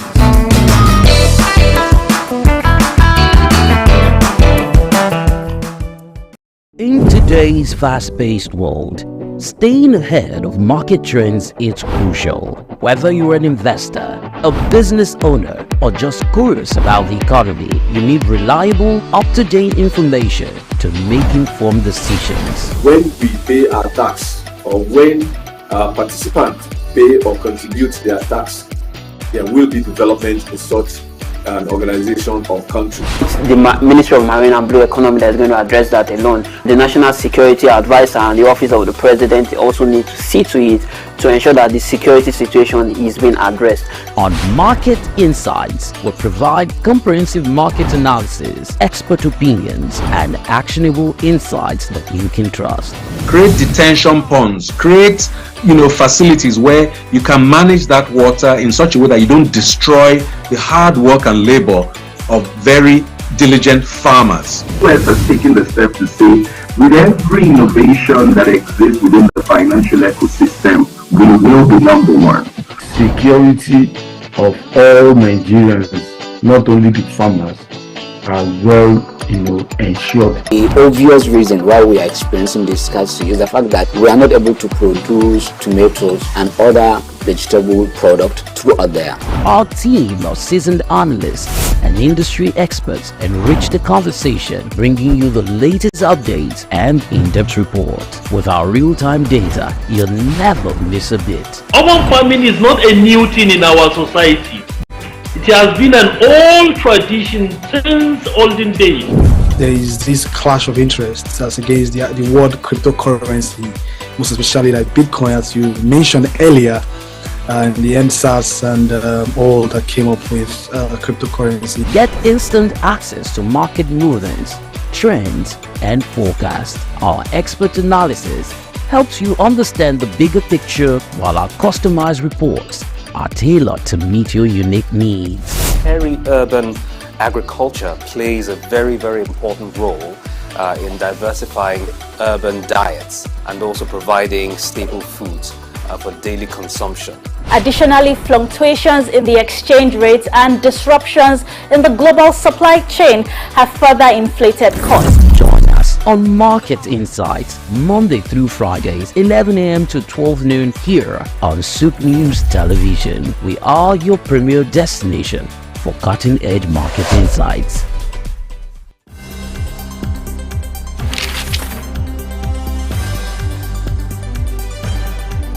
The challenge of governance is to see how we can leverage what is on the ground and convert this to wealth for the people.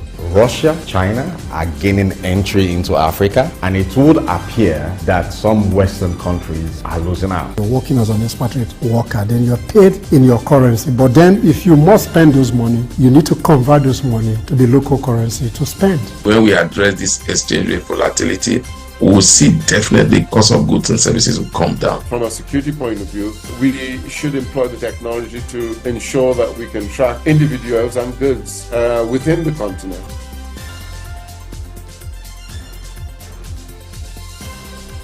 Early exchange, shaping policy, advancing development.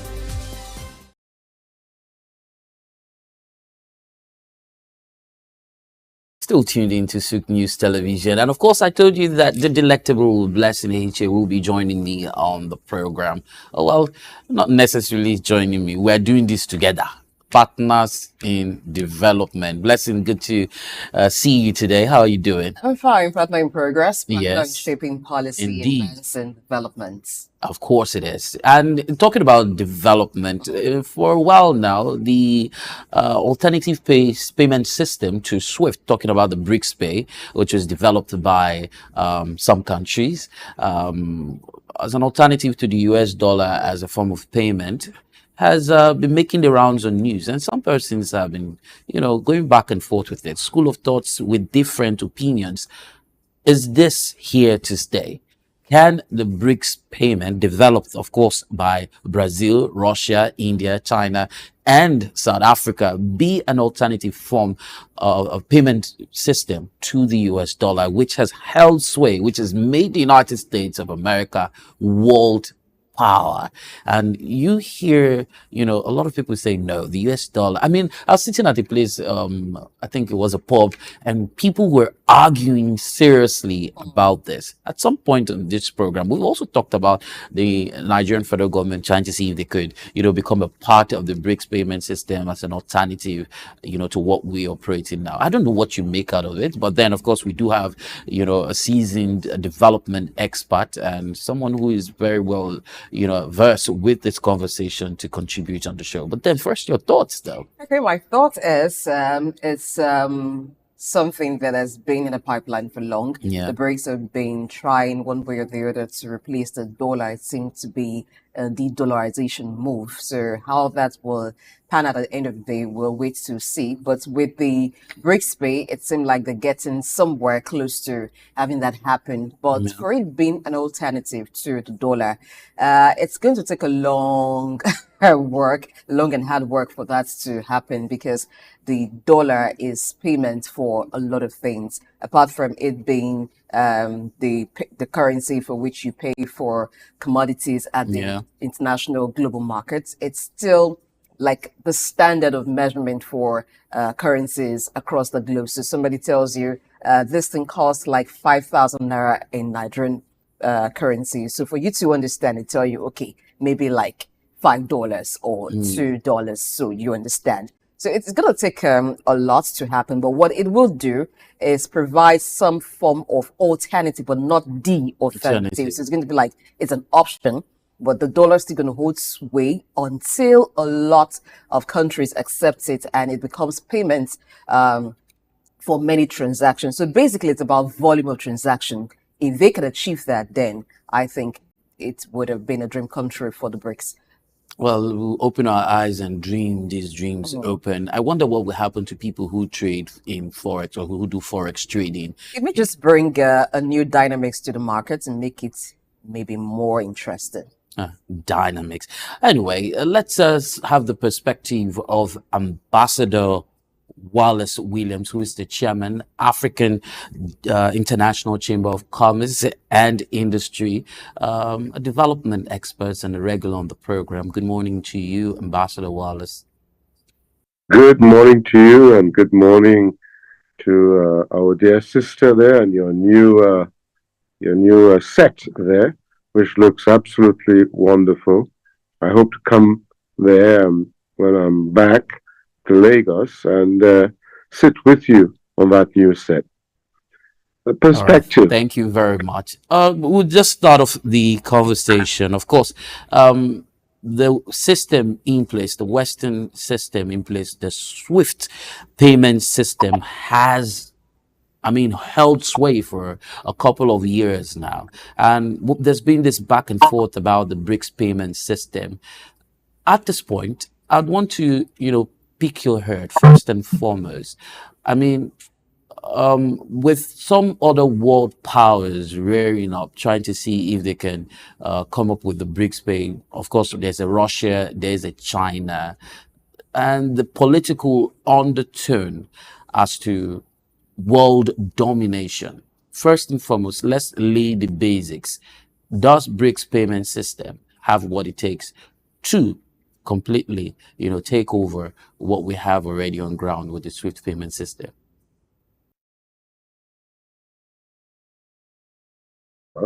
It's about an alternative. You all just made the point, which was a very key point, about volume of trade. But when you look at volume of trade, look at the heavyweights behind an alternative system. Brazil, India, China, Russia, South Africa, and 159 countries. I think we need to do a calculation on what volume of trade that represents. And I think when you do your calculation and research, you will see that it is over 60% of world trade and to the normal SWIFT and dollar payment. And what will happen now, which is what I had referred to before, you will now have an alternative. No one is saying that it's going to take over. You have an alternative to trade in a new payment system, in a new currency that has evolved, that makes trading between countries much easier for them and their exchange rates, because their currencies are weak, extremely weak, and they have been weaponized by the dollar and feel that this is against their throat.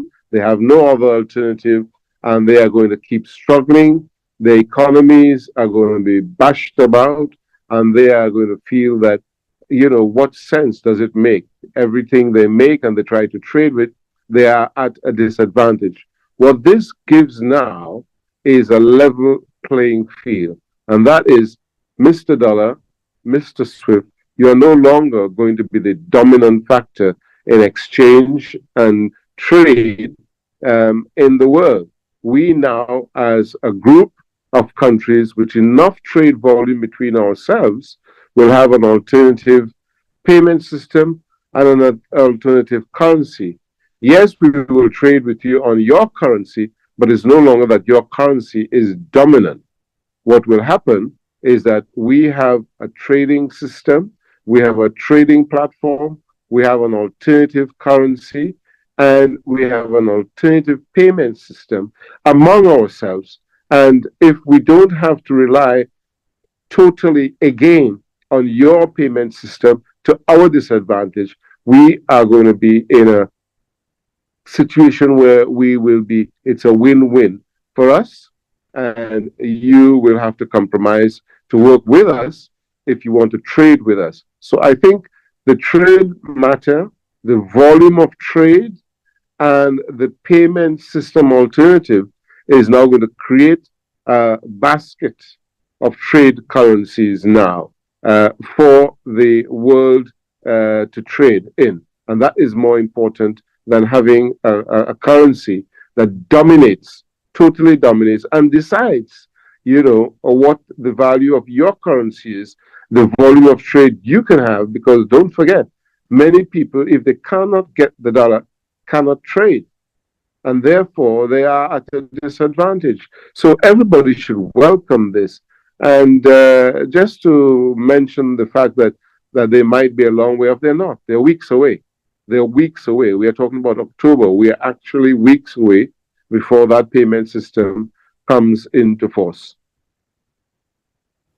All right. The US dollar actually has its significance stemming from it being a reserve currency. So several countries have their reserve in the US dollar.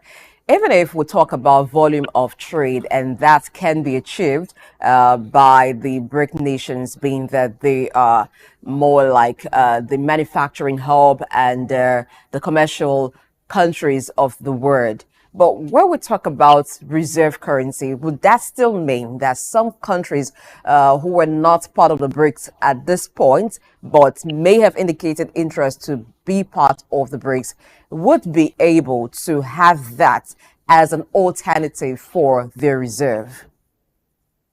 Well, you have to quickly follow what is happening. A lot of them have started to move away from having the dollar as their reserve currency. And, take, for instance, Saudi Arabia. They've already made the indication. China, most of those who are in BRICS are already looking seriously at moving away from having the US dollar as their reserve currency. And it will have to happen because to ensure that their BRIC system moves away from the dollar, they will have to also look at having their reserve currency in the system that they are supporting. I mean, it does make sense because the reserve currency is also going to be the mainstay, the blood of their currency reserves. And why would you want to maintain your currency reserves in the dollar if what you're using for ensuring that you can move away from a payment system that is disadvantaged to you, why would you also keep your reserve currency in dollar? Unless some people want to hedge, and they hedge by having a basket of currencies, including the dollar, as part of their hedging. And if part of the hedging is to keep some, I would not see them keeping all into the reserve banks of the West, whilst they are moving swiftly away, to use a terminology, swiftly away from the SWIFT system. So I do not see that as being the be-all and end-all of the system of reserve currency for these countries. No, China and all the other major big players have said that they're moving their reserve currencies, and they have the biggest reserve currencies vested in the dollar. And if they're moving out, you can bet that the others who have now got the confidence to be in BRICS will also do the same. They will follow suit. Sir Wallace, I'd like to, find out what you think about the BRICS payment system and the SWIFT. If you place them side by side, how do they compare? There's been talks about a currency for the BRICS payments in the works, and there's been talks about, blockchain, going that direction of blockchain and all. But then, if you had to compare them, how would you put them side by side? Well, we haven't seen the launch as yet, but you can bet that they will be going towards adoption of a lot of digital technology. And don't forget, the US themselves are already moving because they fear what is going to happen with BRICS. They're moving towards a digital dollar. I don't know if you're aware of that they have already talked with the Federal Reserve Bank, and the US have talked about having a digital dollar. So even they have started to look at embracing the technology of blockchain and digital exchange of currency, goods, and services. So if you are to guess or second guess what surprise element the BRICS will have, I would say it's technology. I would say is digital applications, and certainly among them would be blockchain for transactions, because now the world has moved away from paper fiat in most transactions, from mobile money to digital transfers. You are now having the adoption of technology. And of course, the dollar are already moving towards a digital dollar, so they themselves have seen the light and will move towards the adoption of technology for their currency. And if the comparison will have to be, and you have to bet on it, you can bet that the BRICS currency would have adopted a lot of digital technology, a lot of security with regards to digital technology and digital payment systems. And I would dare say they would probably be an edge ahead of the dollar in comparison. So if I had to make a bet, I would say that the BRICS would have welcomed and looked at all the payment systems that are evolving in the world, whether it's Kenya, whether it's Europe, whether it's anywhere in the world, that everyone is adopting digital technology as a means of trade and payment. I would say that they would have looked at that very carefully. Their scientists, their designers, their IT people would have looked at that. Their financial and fintech teams would have looked at all that and perhaps absorbed all of that and also initiate and evolve new cutting edge technology. So if I was to bet on comparison, I would say that they will be a step ahead of the dollar. That's my bet. All right. Earlier when Temple and I were talking, he mentioned the Forex market. So this is where the currencies of the world are traded. What do you think would be the role, or how key is the Forex market to the acceptance and adoption of the BRICS Pay? What dynamics do you think it's going to bring to the Forex market?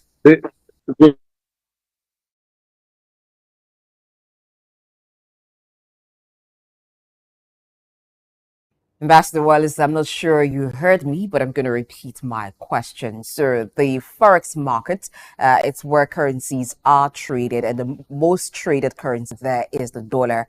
Now, if the BRICS Pay is launching, all right, I just heard now that Ambassador Wallace is having some network glitch from his end. We hope that he rejoins us shortly. Before that time, TC, we're talking about the Forex market and how the BRICS Pay might change things there, or how it might affect the Forex markets. Currently, the dollar is the widely traded, the most common currency traded in the Forex market. Now, with all of the digital advantage that the BRICS Pay seem to be building to have, how do you think it's going to affect its acceptance? What role will the Forex market play in the acceptance of the BRICS Pay beyond just countries who are members of BRICS? Well, I feel that, a lot of people opt for the US dollar because of its stability and what the Foreign Reserve has done to ensure that it continues to manage. So you don't have some of those inflations rise and fall experience with other currencies. Also, despite the fact that the pound sterling is way higher, in comparison to the dollar and the euros as well. But then the exit of Britain from, Brexit hasn't really helped the pound. And the pounds as an alternative source or alternative form of payment or funding. The US have been able to consolidate its market hold and ensure that the dollar is the go-to, right? Countries all over the world have also used the dollar as for, so it's more like he was talking about volume of trade. And so you have how many countries in the world now? And then probably 80% of all those countries use the US dollar, not the pounds, not the euros, not the yen, but the dollar. And so that's the stronghold. And the US has fortified this by having bilateral relations, has increased trade relations, economic ties, strengthened economic ties with all of these countries, providing aid, providing support. And these aids and support and even missions are done in dollars. And then you also have a penetration of remote jobs now into the African continent. You have US employers seeking more African employees, and then you're being paid in dollars. And so payment systems are now fine-tuned for you to receive dollar pay. And then you're earning this foreign currency. You now get to have like a conversion to the naira. And I mean, so it's just a whole lot that's been perfected by the United States to ensure that they continue to hold sway and dominate. So if you pick all of these and you put it into Forex, I mean, and anybody who does forex trade would want to continue to do dollar, because you want to also buy a car and you had dollar equivalent. It's easier for you to pay. And so you're in Nigeria, you have a dollar account. But don't you think that if the BRICS Pay comes on the forex market, it gives them some form of exposure to people who ordinarily would not maybe have need to make transactions using the BRICS Pay, and so they're quite used to it, they're exposed to it, and so little transactions are being done. It also gives them some room to use the currency and see where there are imperfections, where it has challenges, as opposed to the US dollar that has universality, so you can trade from anywhere with the US dollar. So that seemed to be like some place to experiment. And you know that in the forex market, you have lots of young people who are quite adventurous. When you see a new currency that provides them more value, then maybe it's even cheaper, the transaction, and then they can also do business, is also effective. They may just be buying into it. Okay, so I'm going to come at it from this angle, and that's the fact that you mentioned young people. So how many persons actually trade in Bitcoin and blockchain right now? How many persons are abreast with the workings of the blockchain industry? Not the workings, sir. The terminology, the concept, the ideology, before you now talk about the workings. So I don't think that the BRICS Pay will be as complex as cryptocurrency. Well, from what I've read and what I've researched, I mean, it's going to go towards that direction. It's not going to be like a currency note. Yes, but right? maybe not as complex as that. Well, in as much as it might not be that complex in your own words, because you don't know what it's going to be just yet. It's definitely not going to be a form of exchange that you can appreciate with the eye. So it's something that has to be technologically driven. It's going to be soft, in quote, right? How many persons, especially in the African continent, which is the main focus of most of these world powers, the trade relations, the economic relations are with African continents or countries in the African continent. The last time Ambassador Wallace was on the program, while I was on the show, he mentioned something. He said, why will one country have a relation, like an arrangement with the whole continent? One country, I think it was Indonesia or something, that signed that Indonesia in Africa. So you can imagine, Indonesia, Africa, not Indonesia to Nigeria, not Indonesia to Ghana, and then what are you giving back? I don't know if you get. I get what you're saying. So it's the people in Africa who are going to be in broadcasting, we say the target audience. These are going to be the target market. These are the persons who are going to make that arrangement come alive. Okay, if you talk about people in Africa, I would say that if they could trade crypto, in spite of how much the central bank has not really been flowing along that line, there have been restrictions. If they could trade crypto, I don't think that if the BRICS Pay was to launch and it's in the forex markets, that traders in Africa would have issues with that. So I think it's going to be a learning curve, but eventually it's something that they would be able to handle.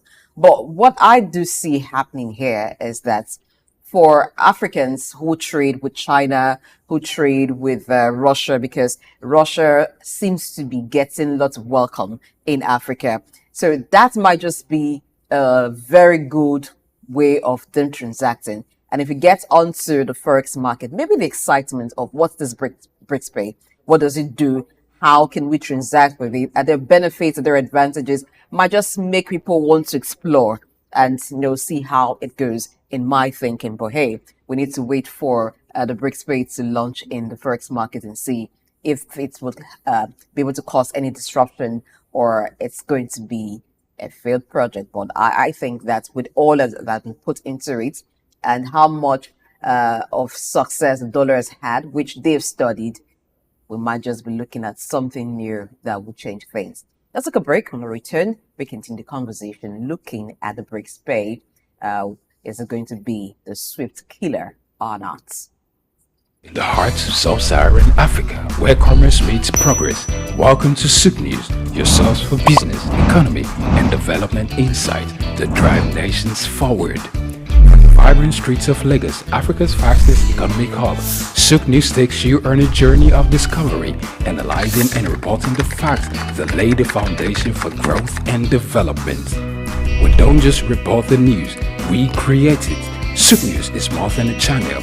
It is a catalyst for change, spotlighting the stories that shape economies, inspire entrepreneurs, and fuel progress. Covering business, finance, technology, energy, and many more, SOUQ News provides a daily deep dive into the stories that matter, interviews with industry titans, and analysis that empowers your understanding of economic landscape. Join us daily as we dissect, discuss, and deliver the most relevant and factual news on business and the economy. SOUQ News is your trusted guide, empowering you with the knowledge to make informed decisions.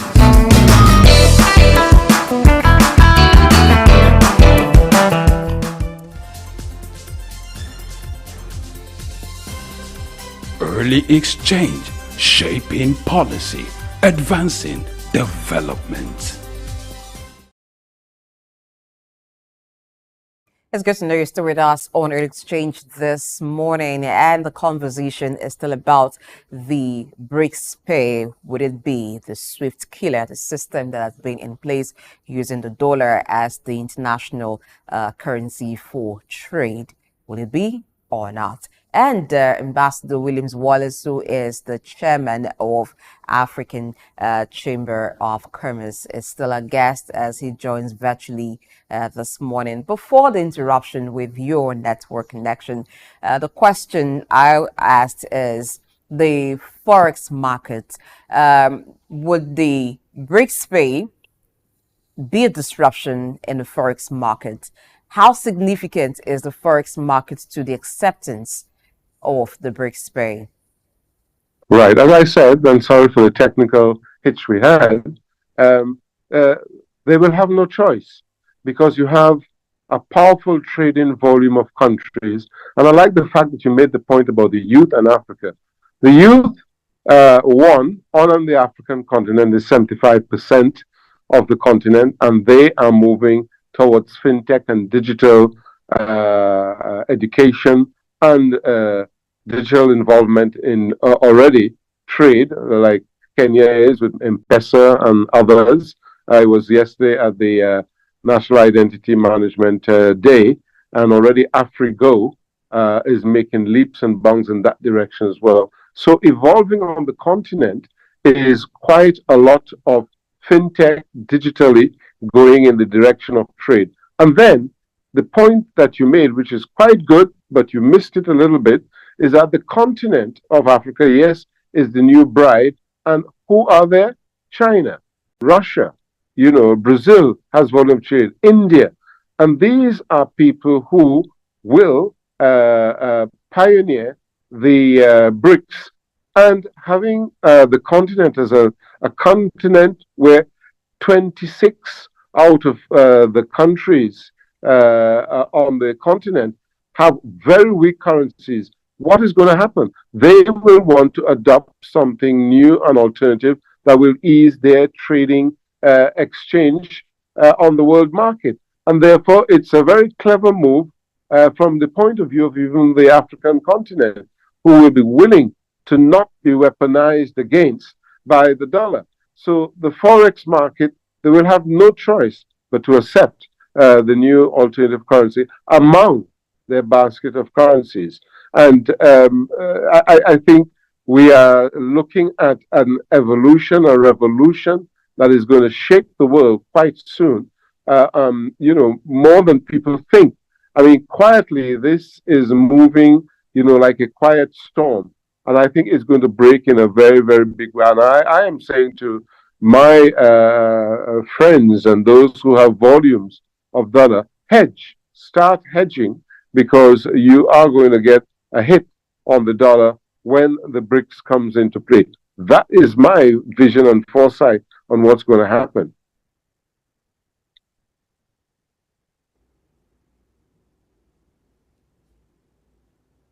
So are you there?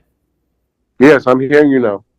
Okay, so let's take this conversation to the continent of Africa, because we've talked about it, and yes, at some point there were talks about a regional currency for ECOWAS and all. I mean, would there have been an alternative for Africa? Yes, Africa is the new bride. All the world powers, are courting, wanting to, get Africa to, do business and to tie with them. But then, how about if we, as Africa, have our own regional currency? Would that be better for us? Absolutely correct. Absolutely correct. And there is work going on it at the moment as we speak. There is work going on regional currency, or rather continental currency. But already, Niger, Mali, and Burkina Faso has taken a leap, quantum leap, in that they have already developed and moved away from the CFA, the French currency, in Africa, because it's not a currency in Europe, but it's a currency that they've used as also a weapon in Africa. And they've moved away from that and are adopting their own currency. So it's happening. The African continent has recognized that we need to move and have our own standard currency. And we are working on SUDAC, Standard United Digital African Currency Contract, at the moment. And we will keep you informed where that is concerned, because as the African Chamber, we have recognized that the continent need to evolve their own platforms, their own payment system, and their own standard currency. It's an essential. Now, for even the currencies that have been developed, the advantage to any country is the balance of trade. One of the reasons why the African countries in Africa have had weak currencies is the deficit in balance of trade. It's more like there's a higher demand for the dollar every time that there is a trade between African countries and countries outside of Africa. How can this be managed? With the introduction of the BRICS pay, change anything about this? Yes, it will, because already some countries are being allowed to trade in their currency on a unilateral basis with some of the other countries. India has already started. China has already started. And I must tell you that already Nigeria has a unilateral arrangement with China. Do you know that you can go to China and use your naira unilaterally to pay for goods and services? Now that is already happening and taking place, because the advantage that the BRICS countries want is to be able to give African countries the ability to trade with what they have in exchange for what they will get. And it's a win-win in that respect. Traders leave Nigeria, go to Guangzhou, and they buy and pay for goods and services in naira. Now, that is just to tell you that the revolution has already started quietly.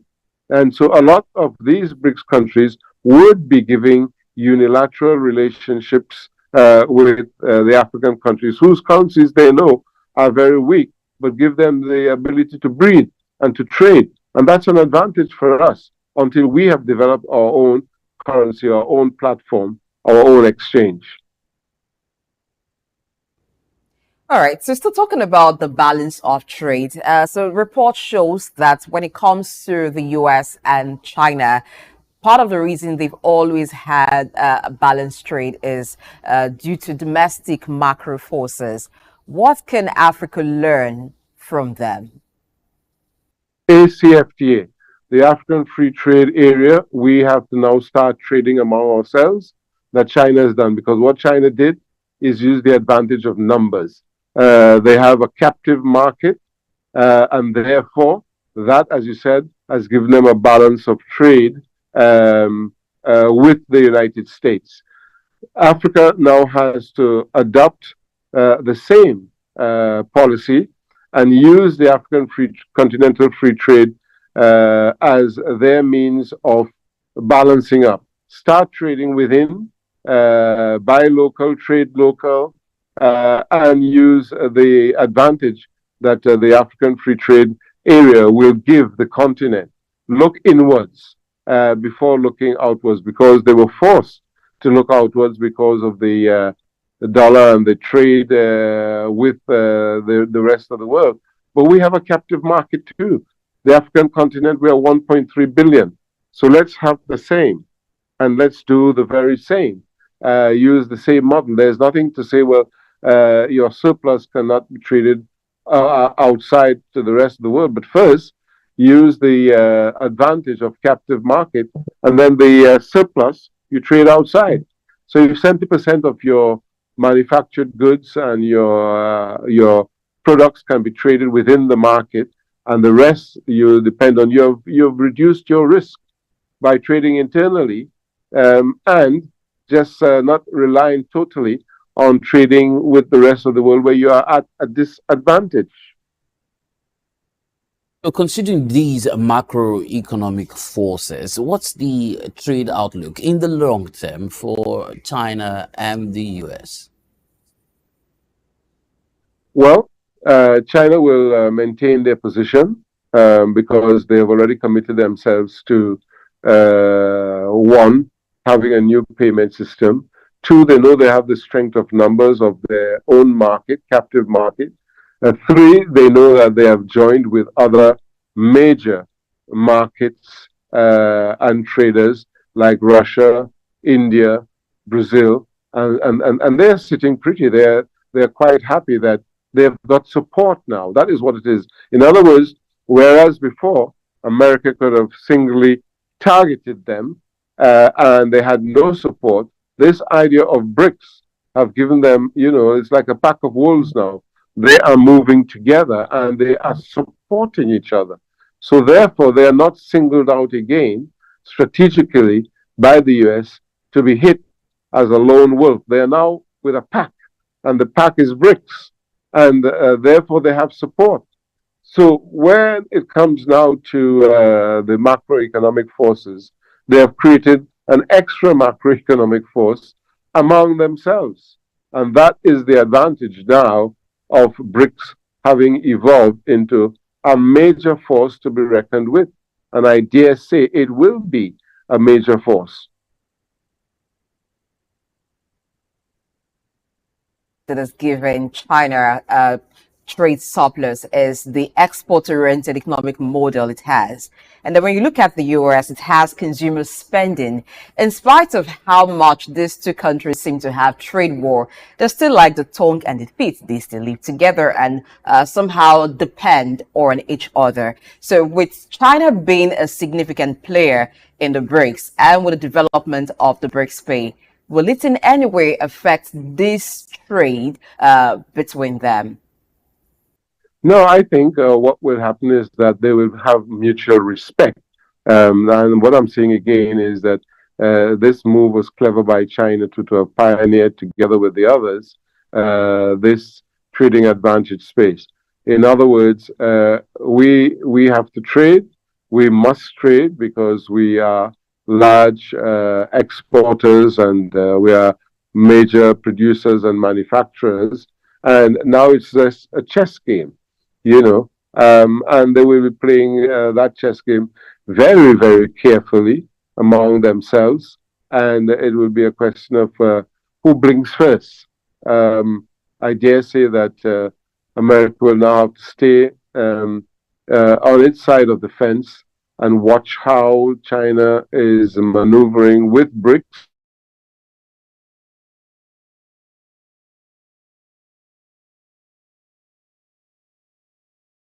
just talking about the relationship, no love lost between China and United States. In his words, I dare say, of course, they have to depend on each other. I mean, no man is an island. At all. In as much as we are on the island, Mhm. Oh, we yeah. cannot survive without those on the other side, on the mainland. I mean, this is just me being putting in pawn into perspective. But Nice then rhyme. there are there's a perspective to it, and that's the fact that there are reports that China is also transiting into a consumer-driven economy. I would have wanted to find out what Ambassador Wallace makes out of it. For a while now, they've consumed only what they produce. Trying to limit it, but then Encourage domestic consumption. exactly. So, how would that impact on world trade, and how can Nigeria, Africa, take a leap or to borrow a leaf from that scenario? Because you say down here we have enormous resources, and above all, I think one of the things that's helped China is the human resource, the fact that they're able to put hands to work. Yes, they have the numbers, and we also do have that here, but we're unable to create an enabling environment for these hands to get the work done.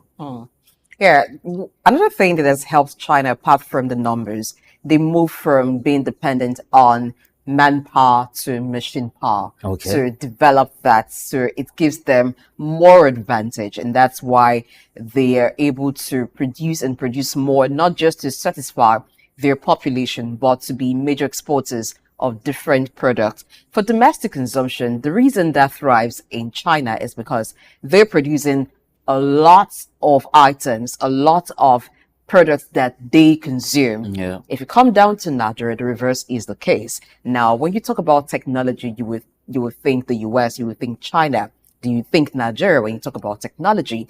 Even the technology that Nigeria has, it's more like playing catch up or work on the back of things that have Yeah. already been created. Just use tools, use applications that have already been created to maybe make other things or carry out some services. And if Nigeria is to make headway, or Africa is to make headway with the resources that the continent and the country has, it means that Africa needs to move away from being dependent on the primary nature of those resources and create value chain that will at the end of the day result in value addition, because that's where more of the money is. That's where the wealth will come from. But if we're dependent on the natural resources and all we do is to extract them and export, sell them cheaply, and then import them again because we need the product that's been created out of them, it means that it's going to be the same story at the end of the day. But good news for you, Ambassador Wallace is back, and so he can attend to some of those issues. Nice to know you're back with us, Ambassador Wallace. You're a fighter, so the internet cannot stop you from being fully part of the show today. And you're making a very significant point there. I have spoken in the past about transfer of technology, and we need to have a continental policy of local content. Bringing people into our space, we need to, yes, we are not always there yet with the innovation, but let's have transfer of skills. Let's have factories come in and transfer skills, knowledge base to help us with our quantum leap. We do have the scientists. We do have the innovators. What we need to do is to empower them. And that is what Nigeria needs to do as the leading country on the continent. And the others need to follow that model. We need to have a situation where the transfer of knowledge, the impediment that has kept us back as a continent is removed. And that has to do with being able to develop, as you said, like China did. They moved away from just being total consumers and dependent on consumption to being a total country of manufacturing. And their policy was every home should become a manufacturing a room, base, and a manufacturing outlet. So everybody is doing some form of manufacturing or service. And that's why most of the American companies and all other European companies moved to China to take advantage of that. But what they were doing cleverly is making you come to their country, take that quantum leap by transferring your knowledge there, because you had to use locals, train them to get the advantage of the low cost of labor. And it was a very clever trick. Once they'd done that, they started reverse engineering. They started moving and developing what they learned from those who came to their continent to manufacture in their continent. So we need to do the very same thing. We need to have people come, bring their knowledge base, bring their skills, and trade it among our people. Give it to them so that they can develop. But most people want to come, exploit, and not give us part of the value chain. Exploit the resources, take it out, and then they take advantage of the value chain. No, we want to be able to have control of the value chain in the continent, on the continent, so that we can also be among the Chinas of this world, the Russias of this world, the United States of this world, and it can be done. It takes leadership, and it takes policy and strategy. Well, we'll be wrapping things up. I'd like to thank you so much, Ambassador Wallace, for finding time to join us on the program today, despite all of the internet brouhaha that we've experienced. I dare say, your words, you're a fighter. We need to get our own backbone. We need to get our own technology backbone. So dependent also on others is disruptive. And who knows if they're not disrupting us. Thank you so much. We appreciate it and look forward to speaking with you some other time. Thank you. Well, Ambassador Wallace, who is the chairman, African Chamber of Commerce and Industry, contributing. Of course, we've looked at the BRICS as an alternative to SWIFT payment, and a question about if it will be the killer of the SWIFT payment right now is still very much a rhetoric question. We might not have the answers today, but that will monitor the development, and of course, you'll be the first to know, up to speed right here on the program. And we'll take a moment. Yes, and on the return, many persons, many Nigerians actually have been asking, what is the way forward? Where are we going to with petrol pricing in Nigeria? Stay. That's the next conversation. Get ready to feel the pulse of the world around you. Welcome to SOUQ Pulse, your insert track on the stories that matter most. From the hearts of breaking news to the forefront of culture and innovation, SOUQ Pulse brings you the stories shaping our world every week. On SOUQ Pulse, we'll deep dive into the topics that drive our lives, from the latest in technology and science to politics, culture, and investment, courage, and that commitment in spite of the challenges that entrepreneurship presents in Nigeria in particular. Perception is propaganda, malinformation, misinformation can be created for you to perceive a certain thing that is false. Sometimes it's true, but many times it's false. There's no state you go to in the world where you don't see construction that is consistently ongoing. No matter how developed Dubai is, they still construct roads on a daily basis. We are no longer enjoying the light we normally enjoy. And the university vice chancellor say, it now costs me about 300 million, some 250 million to between 250 million to 300 million a month. Governments should develop a particular product that will be of national value and, if possible, exportable to other countries from their own local government. Whether it's the next big innovation, a political shakeup, or cultural phenomenon, SOUQ Pulse is there, bringing you the story with clarity and context. You're not just only getting informed, you also become a solution. Then the business part of it. Then we talk productivity. Then you're on SOUQ Pulse. It's that time of the day where we'll tell you, go get your friends, your neighbors, those you're quarreling with, those you have issues with. This is time to talk. will tell you, here we don't keep quiet. It doesn't matter what policies are affecting you. It doesn't matter what the papers, the prints are telling you in your own side or the neck of the wood or your nation, or what business are pushing, profits, losses, what the stock market is talking about right now, what the Asian market is talking about right now. A whole lot of people are running down to their portfolios and trying to grab, sell off, or get some hedge. But in all this, we just say, let's talk. Your talking can make somebody better, give someone an idea. Join us on SOUQ Pulse every day by 4 p.m. as we explore the heartbeat of the world's most compelling stories. Don't miss SOUQ Pulse on SOUQ News Television. Tune in and stay ahead of the curve.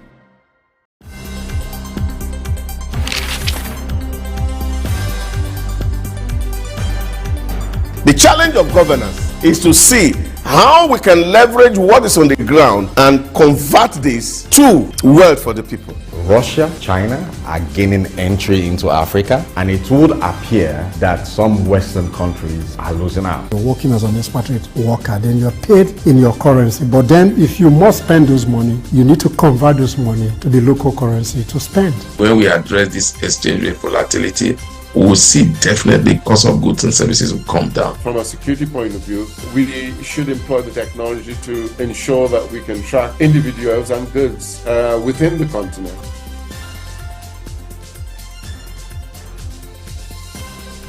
Early exchange, shaping policy, advancing development.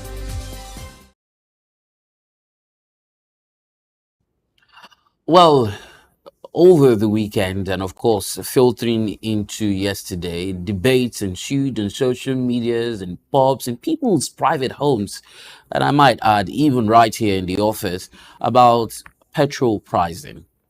The Nigerian National Petroleum Company Limited did put out a communique about the price of premium motor spirit, landing costs, and what it's expected to sell at its filling station.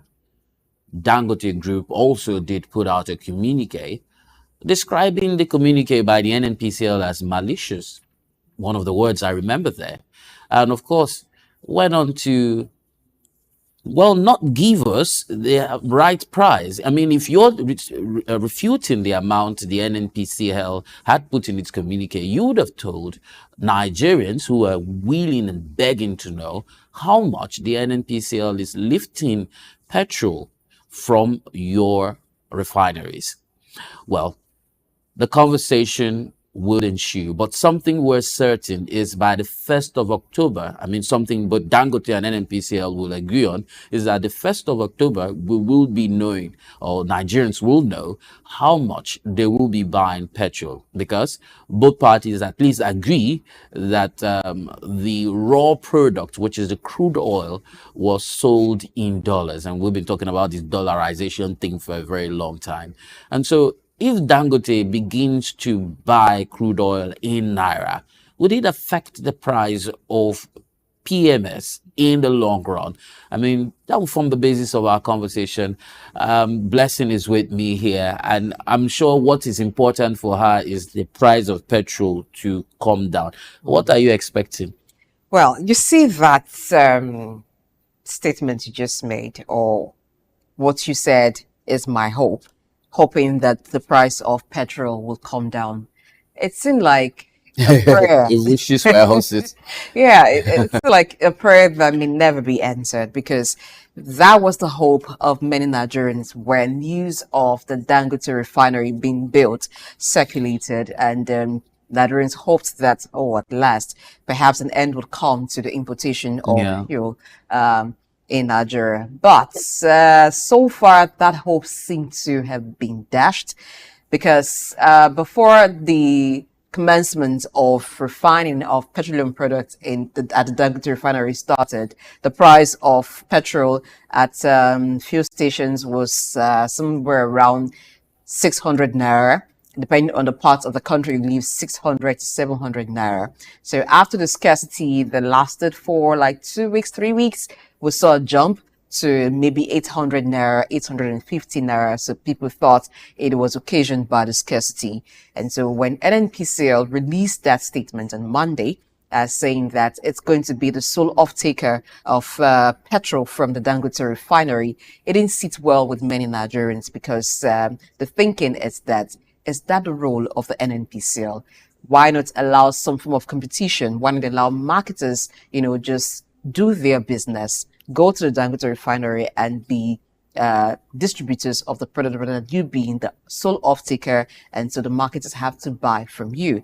When it released a pricing template to reflect, according to them, the current price of petrol, so for September, and then Lagos seemed to be the only beneficiary in terms of the price list, 950 naira for Lagos and its environs, maybe owing to the fact that the refinery itself is sited in Lagos. And then for the northern states, as high as 1,000 naira or more than 1,000 naira.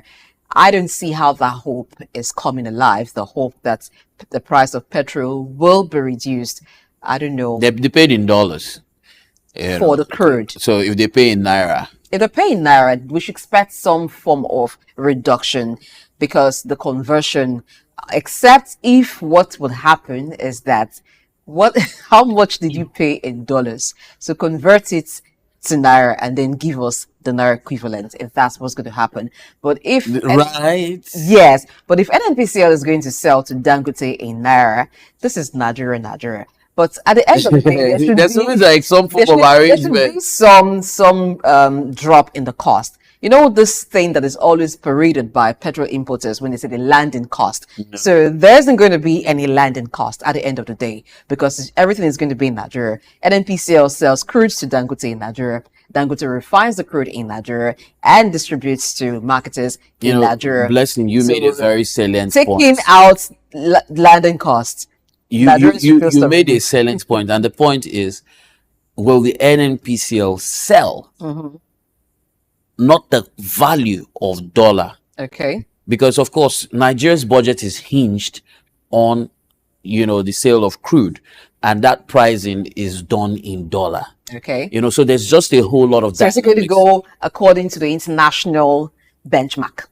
Or it's going to be a thing of your own. Let's have I don't know. discussion. There's this saying that in a special arrangement, devil go see God in their local. Let's see if those special arrangements can happen. We'll have a guest who joins the conversation, and TC will bring him in.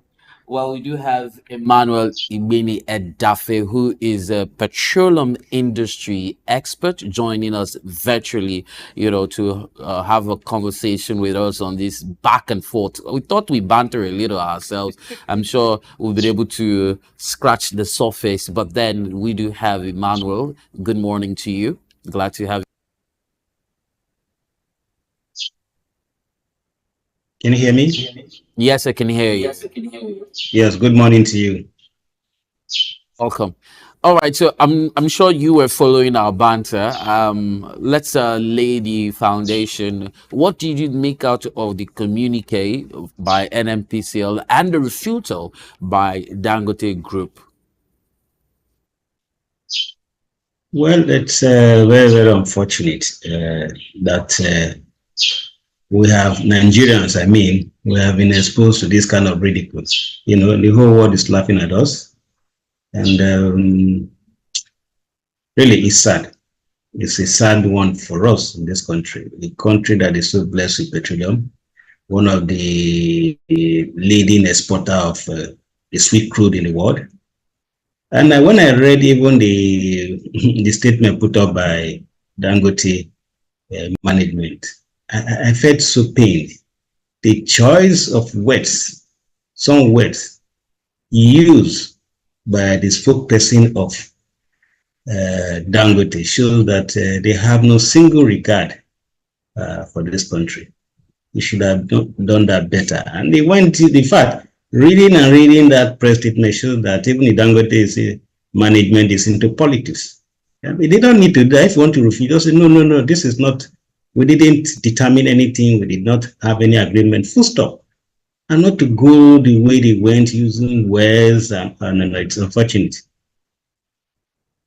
But who do you blame?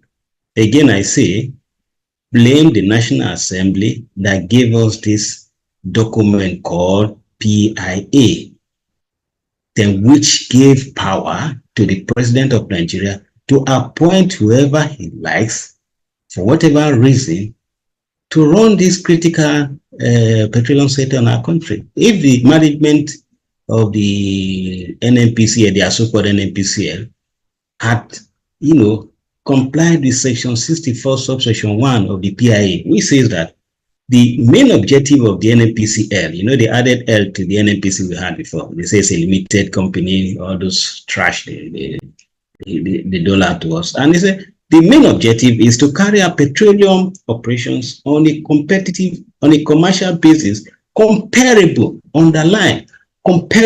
to private companies in Nigeria carrying out similar activities in the sector. And then you ask yourself, how has the NNPCL fared in this regard compared to who? So it is the way they dance in a ridiculous manner. That is why the management of a private company will so ridicule them with this kind of choice of words in their press statement. Yes, sir. Just look at it. If you can pause, let me read it from your screen. What is the meaning of all that? We want Nigerians to disregard the malicious statement. What is malicious? Misleading, malicious, mischievous rather, deliberately aimed at undermining the milestone achievement recorded today, September 15, 2024, towards addressing the energy insufficiency. And, well, I mean, yes, choice of words, malicious, misleading, and all that. But then let's take a look at the trade, what you call it, the trade of words, between the NNPCL and Dangote. It seems like they were saying the same thing. And I mean, it's all buried in all of this back and forth. First and foremost, the NNPCL had put out that the Dangote refined PMC pricing is 898 naira 78 kobo. But then Dangote in its press statement did not go on to tell us, what the NNPCL is buying if it's not 898 naira. They also went on to say that the current stock of crude was procured in dollars, and they're waiting the technical subcommittee on Naira-based crude sales to local refineries, which was appointed by the president. So in front of me, I also do have a press release from Mohammed Manga, who is the Director of Information and Public Relations, on the 13th of September. Before that of NNPCL went out, before that of Dangote went out. And they say there was an agreement which has led to completed unloading of the first batch of PMS from Dangote Refinery, and that from the 1st of October, NNPCL will commence the supply of crude oil to Dangote Refinery to be paid for in Naira. And in return, Dangote Refinery will supply PMS and diesel of equivalent value to the domestic market to be paid for in Naira. Diesel will be sold in Naira by Dangote Refinery to any interested off-taker. PMS will also be sold to NNPC. NNPC will then sell to various marketers for now. So let me bring you in now, Emmanuel. NNPCL, it seems like they're going to serve as a middle person. I don't know what you make out of that arrangement and press release. NNPCL has no business in determining the price of petroleum products in Nigeria. Full stop. Section 205 of the PIA is clear. Is very, very clear. NNPCL is just a company hustling, let me use the word, hustling like Dangote and others. We have, by the PIA, a regulatory body established by law, and that is what you call the NNDPROA, that is in charge. So where is Dangote, the NNPCL, deriving these illegal powers that wants to allocate to itself? You see, these are the kind of things that they do that even give, a kind of, what is the right word now? that encourages Dangote refinery, management of Dangote refinery, to insult them the more. Come, you are hustling, I'm hustling in the same business. Then you not be the one to tell me how to hustle. And you are supposed to be competing. How? That is not right. It is not. So the refinery has no such power. The Let's take a look NNPC at has no how such the power. NNPC even got involved in this and became the sole off-taker. Initially, the NNPCL had put out a statement that it will not be the distributor of petrol products for any company in Nigeria. And then days later, we're seeing that the NNPCL is the sole off-taker for the Dangote refinery. Does it mean that without a single company coming in to be the sole off-taker, Dangote refinery cannot sell petrol products to marketers in Nigeria? Does it necessarily need a middleman? No, not at all. When you go through that section 205 up to 207, you will see the answer is provided.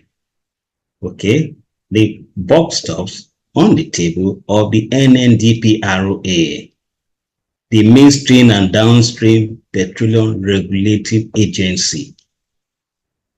Its responsibility is to regulate the behavior, the activities of both Dangote, NNPCL, and other hustlers, or they call themselves modular refinery owners or whatever they call themselves. It is the NNDPROA.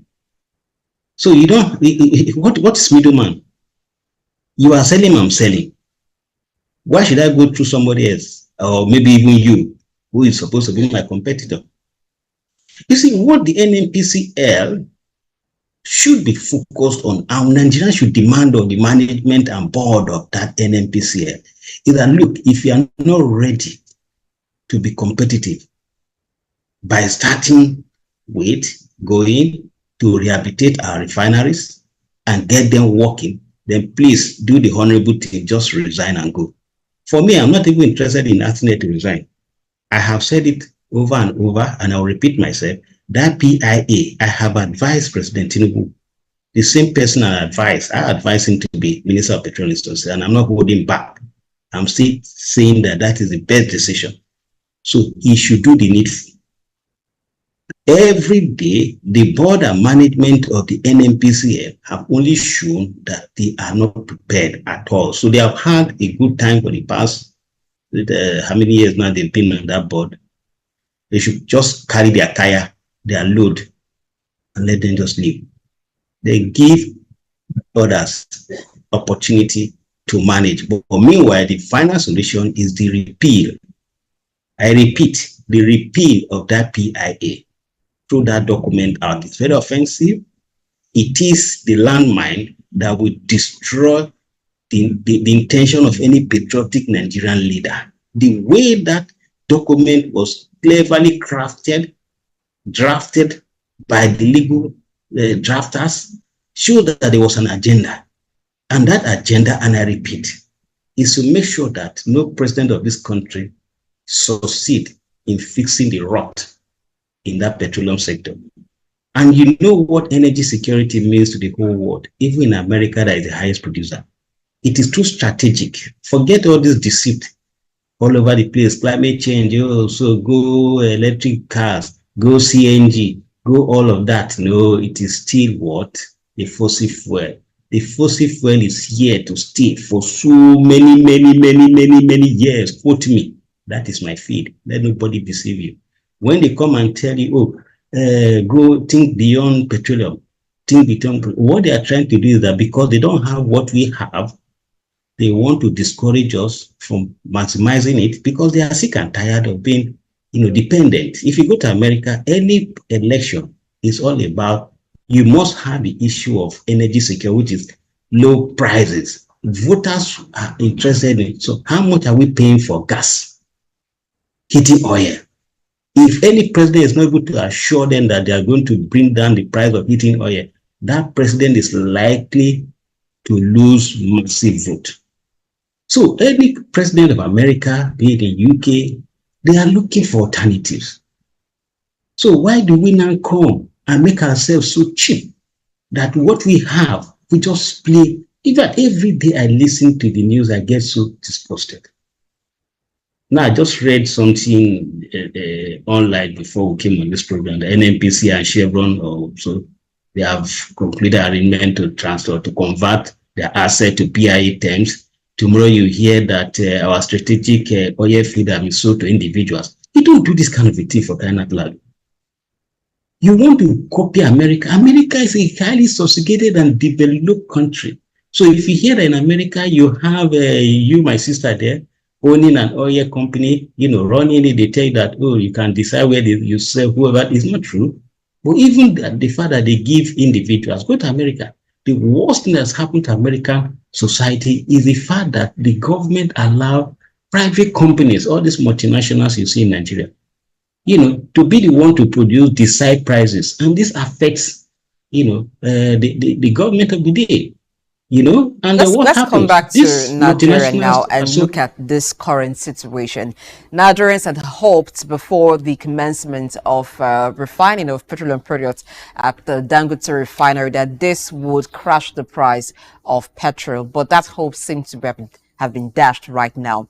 What are the fundamental issues to refining of petrol products in Nigeria? So right now, it's not the absence of a refinery. There is a refinery in Nigeria, which is the Dangote refinery, but the price is still very expensive, even though the Dangote refinery is yet to come out with their own pricing template, which they say will be released sometime in October. But from what the NNPCL has given, it seemed like it's not going to be any less than 900 naira. Or 950 naira. What are the fundamental issues that makes even petroleum products refined within the country very expensive? Yes, my sister, you have been asking Dangote, you've not come out officially to tell us at what price you want to sell to whoever you want to sell. But was it some few days ago, I watched a very brilliant young brother. His name is Kevin Emmanuel or something. I'm trying to get his name. Now, he came, and the way he speaks, I want to believe that he's an insider in the Dangote company. I want to believe that because he comes with fact and he speaks only for Dangote. So I can quote him. He said the Dangote refinery, these are the figures he gave out. It was on Channels TV, granted the interview, so that it doesn't look as if I'm just the Arise TV or so, one of them. Now, according to him, he said Dangote produces 1 liter of petrol at the cost of 45 cents. You know what the cent is? 100 cents equals to $1. So he's not even talking about naira. He didn't mention naira. He said, take note of it. I'm quoting Emmanuel, I think Kevin, I'll get his name. So he gave that. He also said that Dangote makes intentionally added 10 cents per liter as profit margin. So Dangote refines, according to him, at 45 to 46 cents per liter, and then sells to NNPC or whoever at 55 cents per liter. In fact, he went ahead and making the argument that Dangote has just been patriotic, otherwise he's at liberty to sell his petroleum product to export it to Ghana, where he will make about $1 per liter. So just take note of it. I'm quoting, I want to get his name. Yes, it's Kevin Emmanuel. It's Mr. Kevin. He comes on air every now and then to speak authoritatively for Dangote Refinery and defending it. So I want to believe that he is actually an insider pro Dangote Refinery. If that being the case, then you do the conversion. 45 cents per liter. I don't know, I'm not interested in all this, their dollar exchange. I don't deal on dollars. I'm looking for naira to buy food chops, no way. So assuming it is 1,600 naira to $1. So 45% of that is a bit less than a half. And that makes, with my small arithmetic, you're looking around 700 and something naira per liter. Okay, if that being the case, and Dangote is selling for 55 cents, it means you're looking at more than half the exchange rate of 1,600, and that would be about 800 plus, but less than 900. So if an embassy is now coming out to say, oh, Dangote is selling at 898, then it means they are correct. It's simple arithmetic now. You are selling 55 cents per liter. And 55 cents is 55% of a dollar. So 55% of maybe your official exchange rate of today, that is about 1,600. What does that give you? 800 plus that is about almost 900 or more. So what is the malicious and misleading? And they have not come out to refute what Mr. Emmanuel Kevin said on Arise TV, and it's been on for Dangote for as long as I know, coming to defend Dangote refinery. So let them first of all refute that. It's a simple arithmetic. We are not kids now. So you're not answering the fundamentals. The question, my sister, I work in the petroleum industry, okay, in one of the leading IOCs, and I work in the field, not in the office alone. So I know the system in out. In a country like Nigeria, where we produce crude oil, sweet crude oil, I mean sweet, light or medium, not heavy, not sour, we do not have any business. Put me, and I keep repeating myself, put me selling petrol for more than 15 naira per liter, diesel for more than 15 naira per liter, aviation kerosene for more than 15 naira per liter, cooking kerosene for more than 15 naira per liter, your cooking gas, LPG, for more than 15 naira per kg. Let me put the blame also, I have said it over and over. I blame my colleagues who are labor leaders in NLC and TUC, particularly the ones who are in Nupenga and Pengasa. My younger brother, Comrade First of Sifu, I was on a program on the TV, Channels TV, the first time we met, and that's the end we didn't meet again. I said, you can't be saying this. You are from the same IOC like myself. If you know as much that you ought to know, you will know that you labor leaders have actually misled both the president and this country. That was why when they went and said they had this salary negotiation with President Tinubu, and they agreed on 70,000 naira minimum wage based on petrol price of about 700 naira per liter. I say, wait a minute, hello. I have told them over and over, go and take over the refineries and get them started. These refineries didn't have problem. It didn't have problem. If I have my car, I'm supposed to service my car. Maybe after 2,500 kilometers, I change the oil and clean the spark plug. It doesn't mean that the car cannot move. It shows that the efficiency will reduce. It will cost you more fuel because the lighter the lubricating oil, your car won't perform well. So it is my choice. So this was the state of the refineries before some cabal decided from Abuja to give instruction for these refineries to be shut down because they want to continue to, scam Nigerians in the name of fuel subsidy, which never existed any day. So you workers, because ask my brother, how can TUC, NLC leadership, Festus, Rosifo, and my brother Ajaro come on air every now and then to be accusing the president and those in government? Meanwhile, in the same union, you sit down there comfortably, no bother. You have your colleagues who earn so much, when I mean so much, for doing nothing. The refineries are not working and people are paid. They have a state in Abuja being maintained. Then when they make their money, some earn in millions. Then of course, the unions will collect from us their union dues. I have never heard them one day say, you are talking of palliative. Why are you still collecting union dues from the workers who are already impoverished? Don't people ask them? Did the quarrel I have, with due respect, with most of us in the media? You bring these guys and you don't bring them. Let them come and sit in front of me, and then let's iron this thing once and for all. You can't be toying with this country like this. The labor leaders have failed us. So when they came up with that, their press release, all they right, said, let's you're betrayed becoming us. How very did we betray you? impassioned about it, and I mean that's the spirit or the true Nigerian We have to expose spirit, everybody. Emmanuel. We have to expose everybody. You No hiding mentioned place. something about subsidy, and I was going through social media, and a particular colleague, a senior colleague, Chico Jebe, had mentioned that in America, early education is subsidized. He also said some other sectors in the United States of America are okay, food and early education, he says, is subsidized.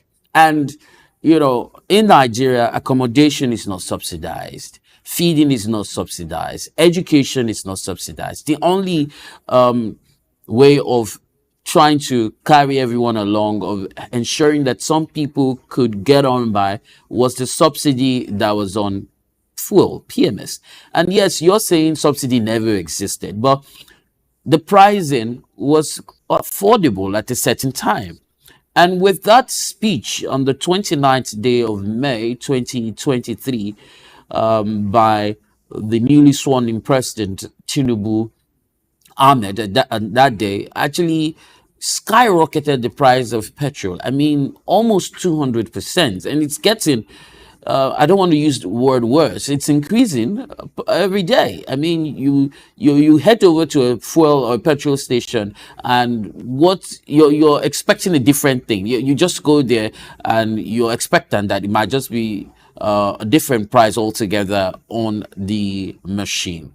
Now, the question is, were we not better off with the idea, since you said it never existed, the idea that petrol is being subsidized?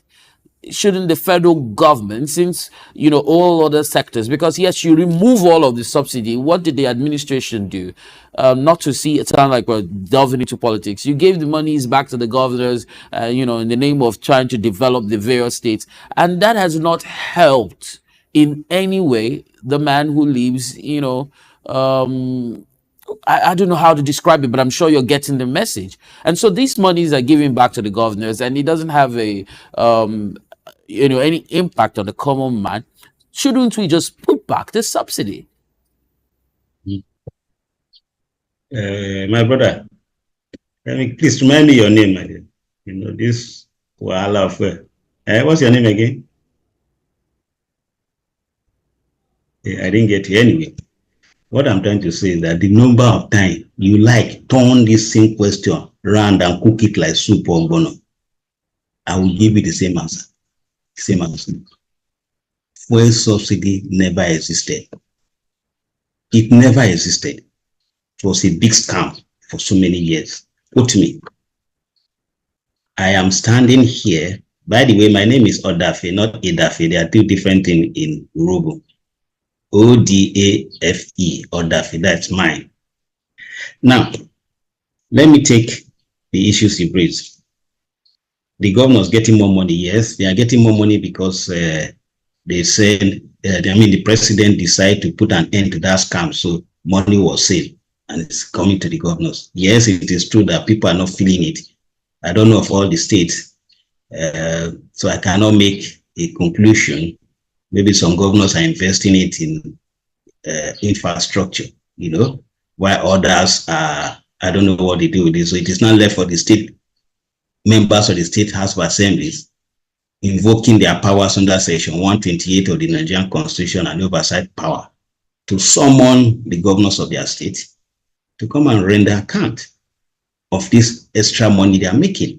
And if the members of the State House of Assembly refuses to do that, I think by Section 55 of the Nigerian Constitution, then the ultimate responsibility lies on the same Nigerians who are complaining to invoke their power to recall these members of the House of Assembly. Now, since you are not ready to defend us, come back home. Let us speak my sister in the studio to represent our own constituency. I can see that she will do a very good job.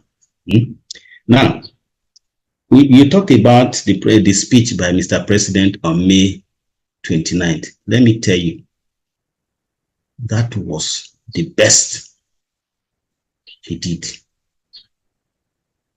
I have, even long before this democracy, been demanding an end to this scam.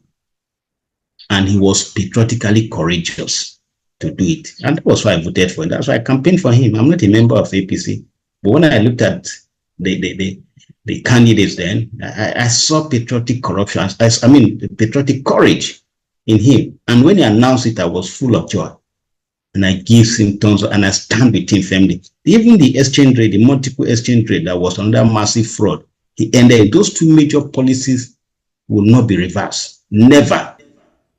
So when people are calling for it, they are wasting their time. They don't, if you don't understand the petroleum industry as us, it doesn't matter whether you are a senior advocate or whatever. Yes, we respect you. We know that you mean well, but humble yourself to come and ask those of us who are in the key sector. And they will explain to you why this shouldn't happen. Now, was it the end of this camp, the pronouncement or declaration at the end of this camp that led to the immediate decision by the so-called NNPCL to announce that callous, inhuman, unpatriotic hike in price of petrol? No, they had no connection at all. At all. I am surprised that even Mr. President is not seeing this as a deliberate attempt by the board and members of the NNPCL to undermine his government. I mean, how can you explain this? A president just became a president, and in months, you have the nation shut down. And then there's another threat of another shutdown in October. And then the president sits down there. Who are his advisors in the petroleum? The mistake Mr. President is making is always thinking that the solution to this problem lies in the Ministry of Finance. No! Or in CBN. No! No! It is in the petroleum sector. Get the right people to fix the petroleum sector, and Ministry of Finance and CBN will have no problem. They should go and relax. The petrodollar is in the petroleum sector. It is not for CBN to come and be giving us one story every day, Minister of Finance to come up. I mean, when they say that the Minister of Finance is the one to chair the committee to decide on the pricing, I just laugh. What does he know in the petroleum sector? Are we talking finance here? We are the ones who decide, and then you just say this is how much. It's not for you to tell, because you don't know what is going on there. So there's too much focus on that. Let's look at what is going on there. You said that there was no subsidy and the subsidy was a scam. But for a long time in Nigeria, we saw that when a new price of petrol was announced, it stayed for quite a while, regardless of the fluctuations in the dollar price. If there was no subsidy and the price of petrol was a reflection of market forces, was a reflection of the price of the dollar, why didn't the price of petrol fluctuate as the price of dollar did? That's one. And secondly, when the president said the subsidy is gone, and in the era of petrol subsidy in Nigeria, we saw a quick increase in the price of petrol. That also stayed for quite a while. Twice there's been an adjustment in the price. It's been consistent for at least a few months. What is happening here exactly? And if the NNPCL did that, not because subsidy was removed, but there's another reason, the president is the minister of petrol. And so he has oversight function over NNPCL, whether it's been privatized or not. What should he do? Thank you very much for those good questions. Let me start with the last, because I advised him. I actually advised former President Buhari. In the moment he was declared president-elect, I went on air. It's there, you can Google it. And I made it clear to him that for you to succeed, do not appoint even myself as Minister of Petroleum, because I will fail woefully. Because I know the cabal. I know the system. So even Dangote, as powerful as he is, a more powerful man in terms of dollars, the richest man, came out and holla, hey, I didn't know that the petroleum sector is different, that the cabal in the petroleum sector, it's worse than those in the international illicit drug business. That tells you. So I knew. So I said, look, the only way you can succeed as president, General Buhari, is to appoint yourself as the substantive minister of petroleum resources. Because you are the commander-in-chief of the armed forces. And that means that those petrol terrorists that we have had in this critical sector for many years, many years, that you now have the power, you invoke your constitutional power as Commander-in-Chief of the Armed Forces, declare a state of emergency with a directive to the armed forces to launch total war, because people don't understand what this petroleum sector is. If you do, you understand why I'm still on this matter.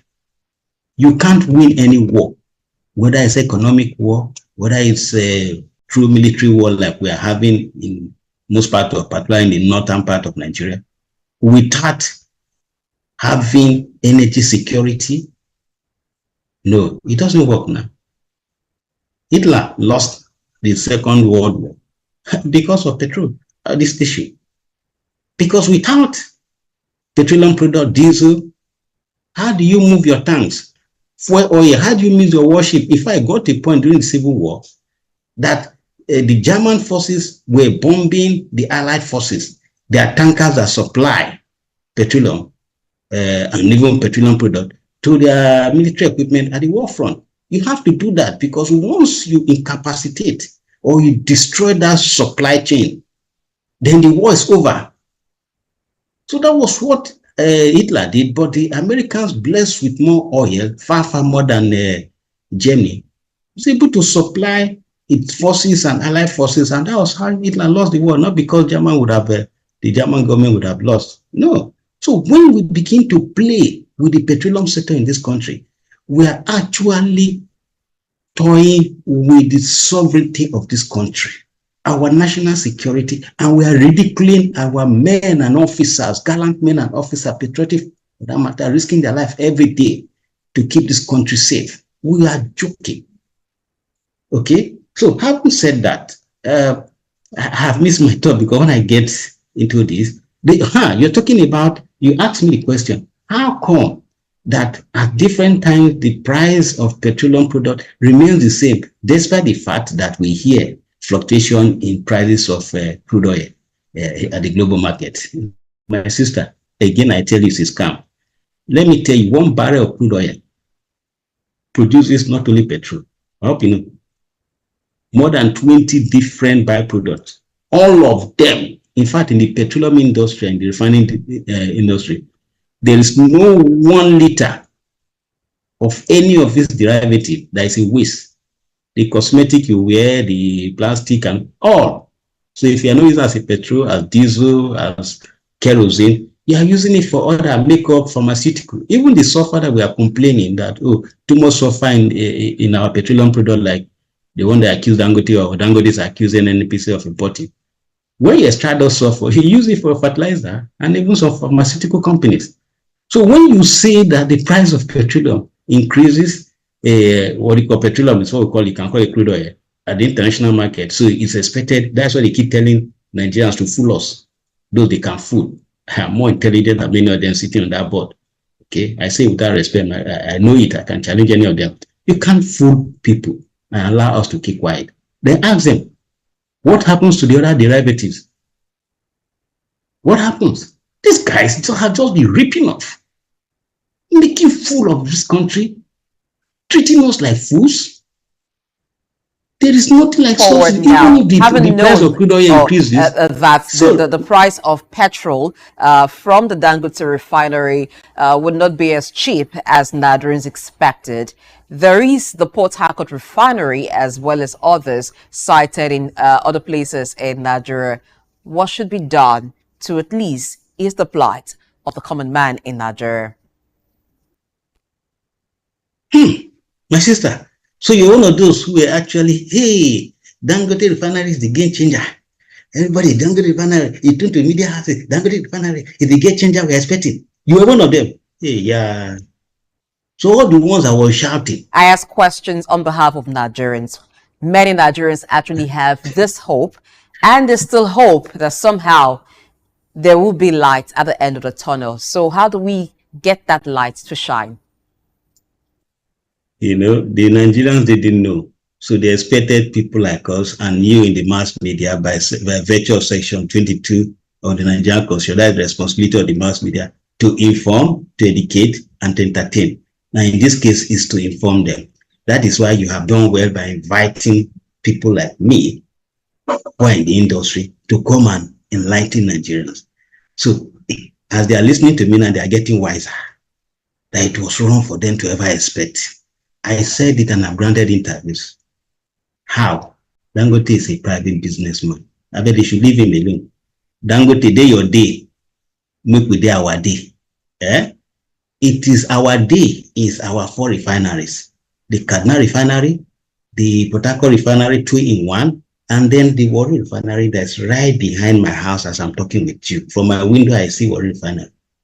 This is our interest. Dangote, go and get your crude oil anywhere you want to get it. Go. Sell to anywhere you want to sell and make your money. It shouldn't be our business. I hate being dragged into the Dangote. You don't consign me. Day your day, we day our day. Let Nigerians day our day. The problem is that, there was an attempt during Obasanjo's time to sell these refineries to Dangote, Utedola, and his friends. I am not just saying it. They said it. Obasanjo came on air and he was even saying, oh, that was why he decided that it should be sold. The refineries are scrap. That. But unfortunately, when Yar'Adua came, Yar'Adua reversed it. That, in fact, I've responded to him that Yar'Adua may so rest in peace. God bless him for reversing that decision. God bless him. So, Emmanuel Agafe, as we wrap up, there's been talks that, well, of course, if you follow the news, you know that there are reports that a lot of modular refineries exist, especially in the southeastern part of Nigeria. And some school of thought have asked for these modular refiners to be given some sort of license to operate within certain environment, with certain conditions to be met. I don't know, as an expert, what you make out of that, and if that might be a solution, considering the fact we do not have all of the other refineries up and running at this time.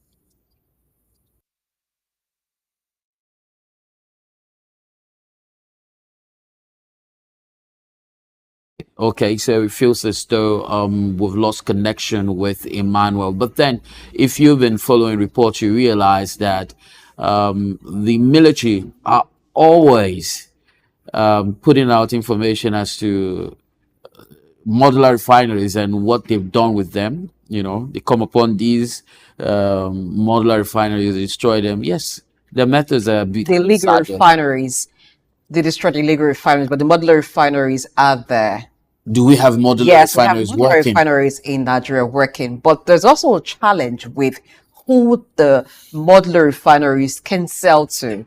So I think that the federal government needs to actually look into the petroleum sector again and harmonize certain things and maybe review certain policies that would enable this modular refineries, whatever quantity they produce, to sell to areas that they are cited in. So if you have a modular refinery, say in Delta State, in Edo State, for instance, they can sell to depots around them. And if we have modular refineries in the southeast, like you said, if they sell to depots around them, that would to an extent reduce the dependence on importation of fuel. All right, we have Emmanuel Agafe back. Let's have your final thoughts on this. What is the way out of this? To the question concerning modular refinery. Can you hear me? Okay. Now, I was talking with a friend of mine who happened to have a license to operate this modular refinery. And he told me that, look, that what the modular refinery owners, you can go and find out from them. They don't produce petrol. The PMS we're all looking for. They are more interested in producing what they call naphtha and fuel oil. In fact, that is what they export. And then you have diesel there. That is what is going on. And then you ask yourself, so why are they give them producing this petrol? license? If it's a process that distills different products and you can get petrol, PMS from it, you can get diesel and other products, why the concentration on other products rather than PMS? Yes, because according to him, they make more money. And for you to convert to produce PMS, you need extra money. There's what they call the reforming sector, the catalytic conversion system, that requires some catalysts that you import. And so they don't have that unit, so they just don't bother. In fact, most times you hear them come on air to say they want federal government to give them forex, to be able to import these catalysts to convert those NAFTA to PMS. So all they have been doing is just making good money. And he told me that they make so much money. I'm very sure if you ask Dangote himself, if he wants to be sincere with you, ask them. The first set of 6 million barrels of crude oil given to Dangote, we still don't know how much they paid. They've not told us. It's between them and the so-called NPCL. But even ask them, where, then they didn't produce PMS, so where did the NAFTA and the other byproduct go to? So too many things are hidden. That's why I say I'm not even interested in Dangote and his NPCL people. Time already. Can you, in few seconds, just wrap up your thought, please? My thought is simple, my dear sister. We must, you, my brother there, please continue this good work. Bring real professionals who are patriotic. I'm not praising myself, to come and enlighten Nigerians. Because like this planned protest of October, I keep appealing to my friend Shore, can we just have a dialogue first? Let's share. But this patriotic anger is not happy. Nigerians are not happy that this person. So, Mr. President, I have said it in an interview, let me repeat it again, that your, Renewed Hope agenda is dead on arrival. It's dead on arrival with this PIA. Arrival. Meaning, it's dead. It will not work. Why do you say it's dead on arrival? This PIA, yes, because this PIA has made it impossible. I said it's a landmine planted to destroy it. So that you suggest a review of the PIA Act, of the PIA. I didn't say review. Did I say review? I say repeal. There's a difference between review and repeal. All right, thank you so much, Emmanuel Igbini, and revert back to Petroleum expert, for being with us on Early Exchange today. We hope to continue this conversation as developments and other things, other facts around the petroleum sector in Nigeria emerge. Thank you very much for having me. I hope you'll be able to support me, and then we'll have 15 naira per liter. Not all this one they're talking about. Are you going to have your own refinery? Why do you say support? Or no, this some election or something. We'll talk about that on another episode of the show. We'll take over our 4 refineries. Our 4 refineries will produce it at 50 naira per liter. All right, thank you so much, Emmanuel Odafe. Yeah, that's the show. Quite exciting. Let's keep up alive and see what happens. Well, the 1st of October. Yes, 1st of October. Let's wait for Dangote to reel out the pricing of petrol products from his refinery, and let's also hope that the federal government will not give up on the other refineries. Port Harcourt, which has been going through some rehabilitation of some sort, maintenance. Let's hope the Port Harcourt refinery, Kaduna refinery, and others will work, and let's see what happens when the government refines petrol a bit of a cheaper, and if other investors can also have their refinery, let's have some competition. That's the show. An exchange. Tuesday edition. I'm Blessing AJ. Market Insight comes up at 11 here on SOUQ News TV. Please ensure that you keep watching. Leave us a comment. We'll be glad to hear from you. I'll see you tomorrow. Bye. Well, she said it all, and I'll just follow suit. Have yourself a wonderful day, and many thanks to everyone who has ensured that you can receive us crisp, loud, and clear. Until we come your way again, bye for now.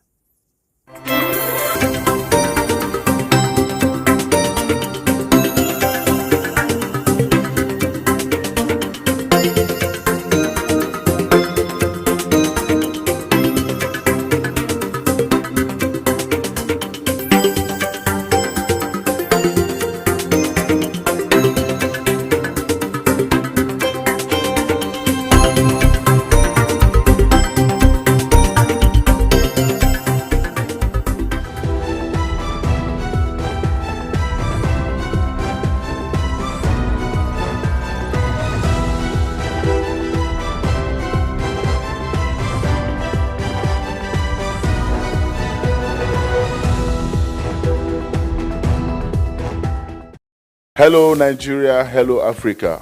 Yeah, this is Sound Man. Keep watching SOUQ News. My name is Babalola from Excel LED. Keep watching SOUQ News. My name is Shepherd Michael Adewale Onofuye. I enjoy you all to always watch SOUQ News TV. Hi, I'm Tom Boggables, and please keep watching SOUQ News. Wale Seriki, SLG Lagos Island East, SOUQ News. Keep out watching them and keep a lookout for them. They're up and coming, and we're proudly to be affiliated with them. You alone where they make me go crazy. This your love in the cool of my brain. You're my medicine, I need you all day. Yo, it's Blackface Nigeria and you're watching SOUQ News TV. Keep it locked on this dial, don't change it. You know what I say? Blackface Nigeria, love no bad. My name is Veronica Nkechi Eze. Charles Abana. My name is Professor Martins Emeje. Professor Sylvester Odion Akaine. Keep watching SOUQ News TV. The best news channel online. It's elevating, it's enlightening, it's educating. Muhammad Ali found this truth in Africa. Rumble in the jungle. I swear the king is humble. Jesse Jackson, O.J. Simpson, this is black history. Andrew Young visit Africa in the late 60s. Legend, Bob Marley make the light different. Martin Luther King and Malcolm X are big names. They fought for black Americans in the old days. We need the same revolution in our own ways. Michael Jackson, Janet Jackson, Mr. Jay-Z, Snoop Dogg, Dr. Dre and Eddie Murphy. American prosperity ain't complete with African poverty. It's legendary Idris Abdul Karim, and you are on to SOUQ News. You don't touch that dial.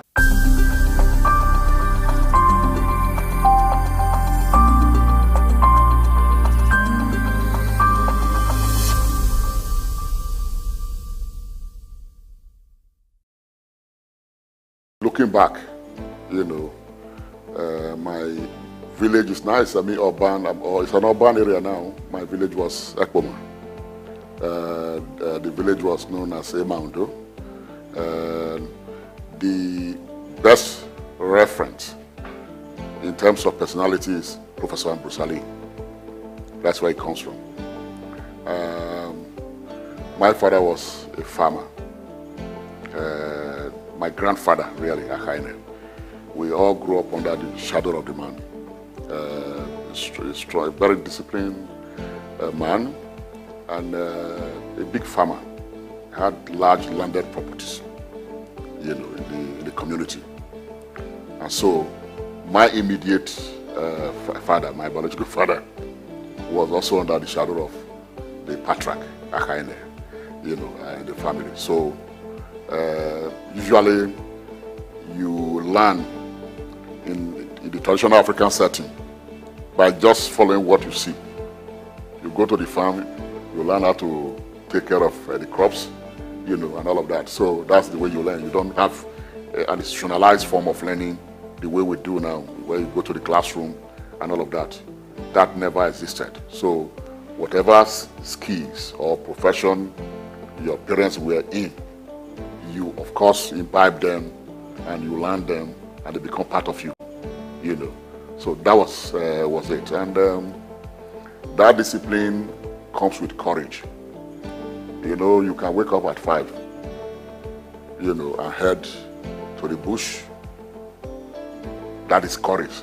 You've conquered the fear of the night, you know, or whatever is on the way, and the rest of them. That was it. And when we close in the primary school, we also go and join them at the farm. We go join them in the farm and come back. So that was, you know, a great deal of discipline. And also, we had our mini farms. So you work with your parents in the big farms during the normal, you know, weekdays. On Sunday, which is like the resting period, we also go to our mini farm, which is closer to the home, you know, and all of that. So you can see you imbibe almost everything that the family does, and you also replicate it in your own way. So for me, I know the value of farms. When I at the Lagos State University where I am now, when I walk out, you know, you have this, what they call these gardeners, you know, planting vegetables and the rest of them. When I look at the vegetables, there's a certain, feeling I get because I know what it is to watch crops grow and the rest of them. So the substance of all of this background is productivity. The question about being idle wasn't there. Indolence wasn't there at all. You have to be productive, and that's what you call labor emulation. You know your role, and you don't wait to be told what to do, and the rest of them. So for me, we are missing all of that in contemporary times. For the young ones that are growing up. So from there, primary school, Upugele Primary School. It used to be called St. John's. But by the time we were leaving 1977, it was called Upugele Primary School. And from there, my time coincided with a time there was a great competition for education. In the then Bender State, there were these great schools. You want to go to any of them. An association, Catholic College in Irua, you have Bishop Kelly in Benin, Edo College, Benin, Ugeli Government College, UGA, in Delta now. So those big schools, St. John Bosco in Ubiaja, Esan Grammar School in Uromi, and all of those ones. We were competing to be there. In fact, there is this joke I normally make. Those of us who didn't enter secondary school on time, when your mates come back during holidays wearing their school vest, we become jealous. So there was something to spur us, all of the time, and all of that. From there, so getting into secondary school was highly competitive. Today you see, I don't know how they do it now. Somebody will come out with 8 credits, not just 8 credits, 8 A's. I don't know how they do it now. In my time, we were not, poor academically, but it was difficult to make those grades. And your result might even be seized. You have to go and receipt for another round of WAEC examinations. So we did all of that, all with the hope of getting to the university. And I remember I wrote my JAM. Must have written JAM about 3 times. You write your JAM with the hope that you are going to make all the combinations that you require to enter into the university, and you don't get it. So I kept, in terms of choice of university, I wanted to go to University of Benin, which was, of course, the closest to me in the then Bender. I tried, it didn't quite work out. I tried to go to, I would have been the second set in Bender State University when it was created, Ambrosali, now Ambrosali. I tried, it didn't work out. But so something happened. There was one Osasona who was, I think he was a lecturer in Ambrosali, and he happened to be a friend, he was friends with my uncle. And so he was aware that I was having this difficulty in gaining admission into the university.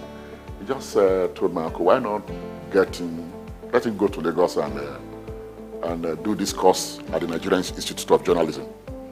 It was called Certificate in Advanced Writing and Specialized Reporting. It was not meant for a greenhorn like me. It was meant for practicing, media practitioners.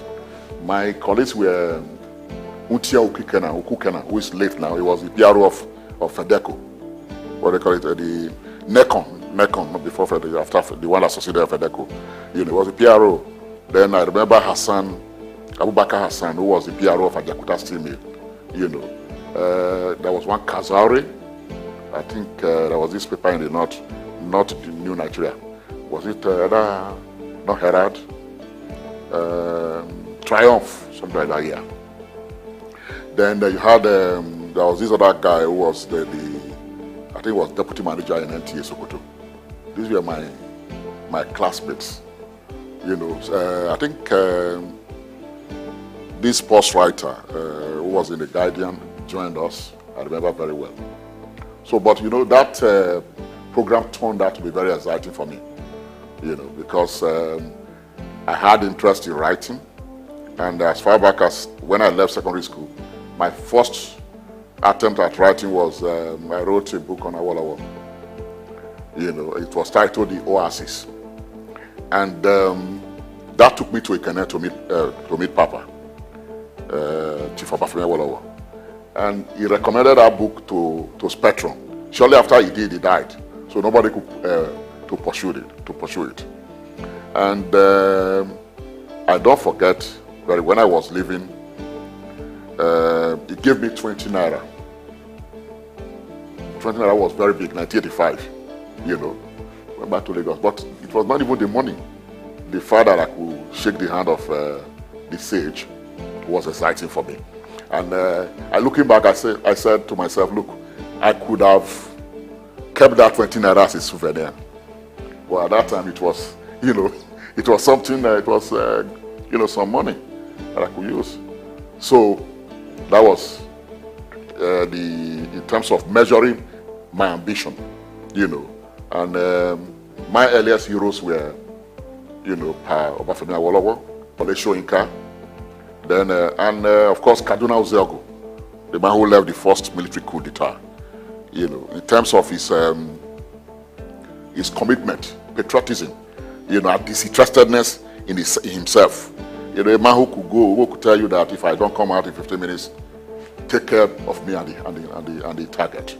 You know, so those were my earliest heroes. And I remember I read The Man Died even before I left secondary school, and I was to reread that work again when I was writing my master's, you know, thesis. You know, so the other part of me which was in it was to detest anything oppressive. I remember in the secondary school that I started with, where I was one of the pioneers, Opoji Grammar School. You know, we led a protest against being shortchanged with this food they cook for you know, Children's Day. I remember now, the key cow and the rest of them. So they did this, and they brought the rice, and we didn't see the cow. You know, so I led a boycott of it.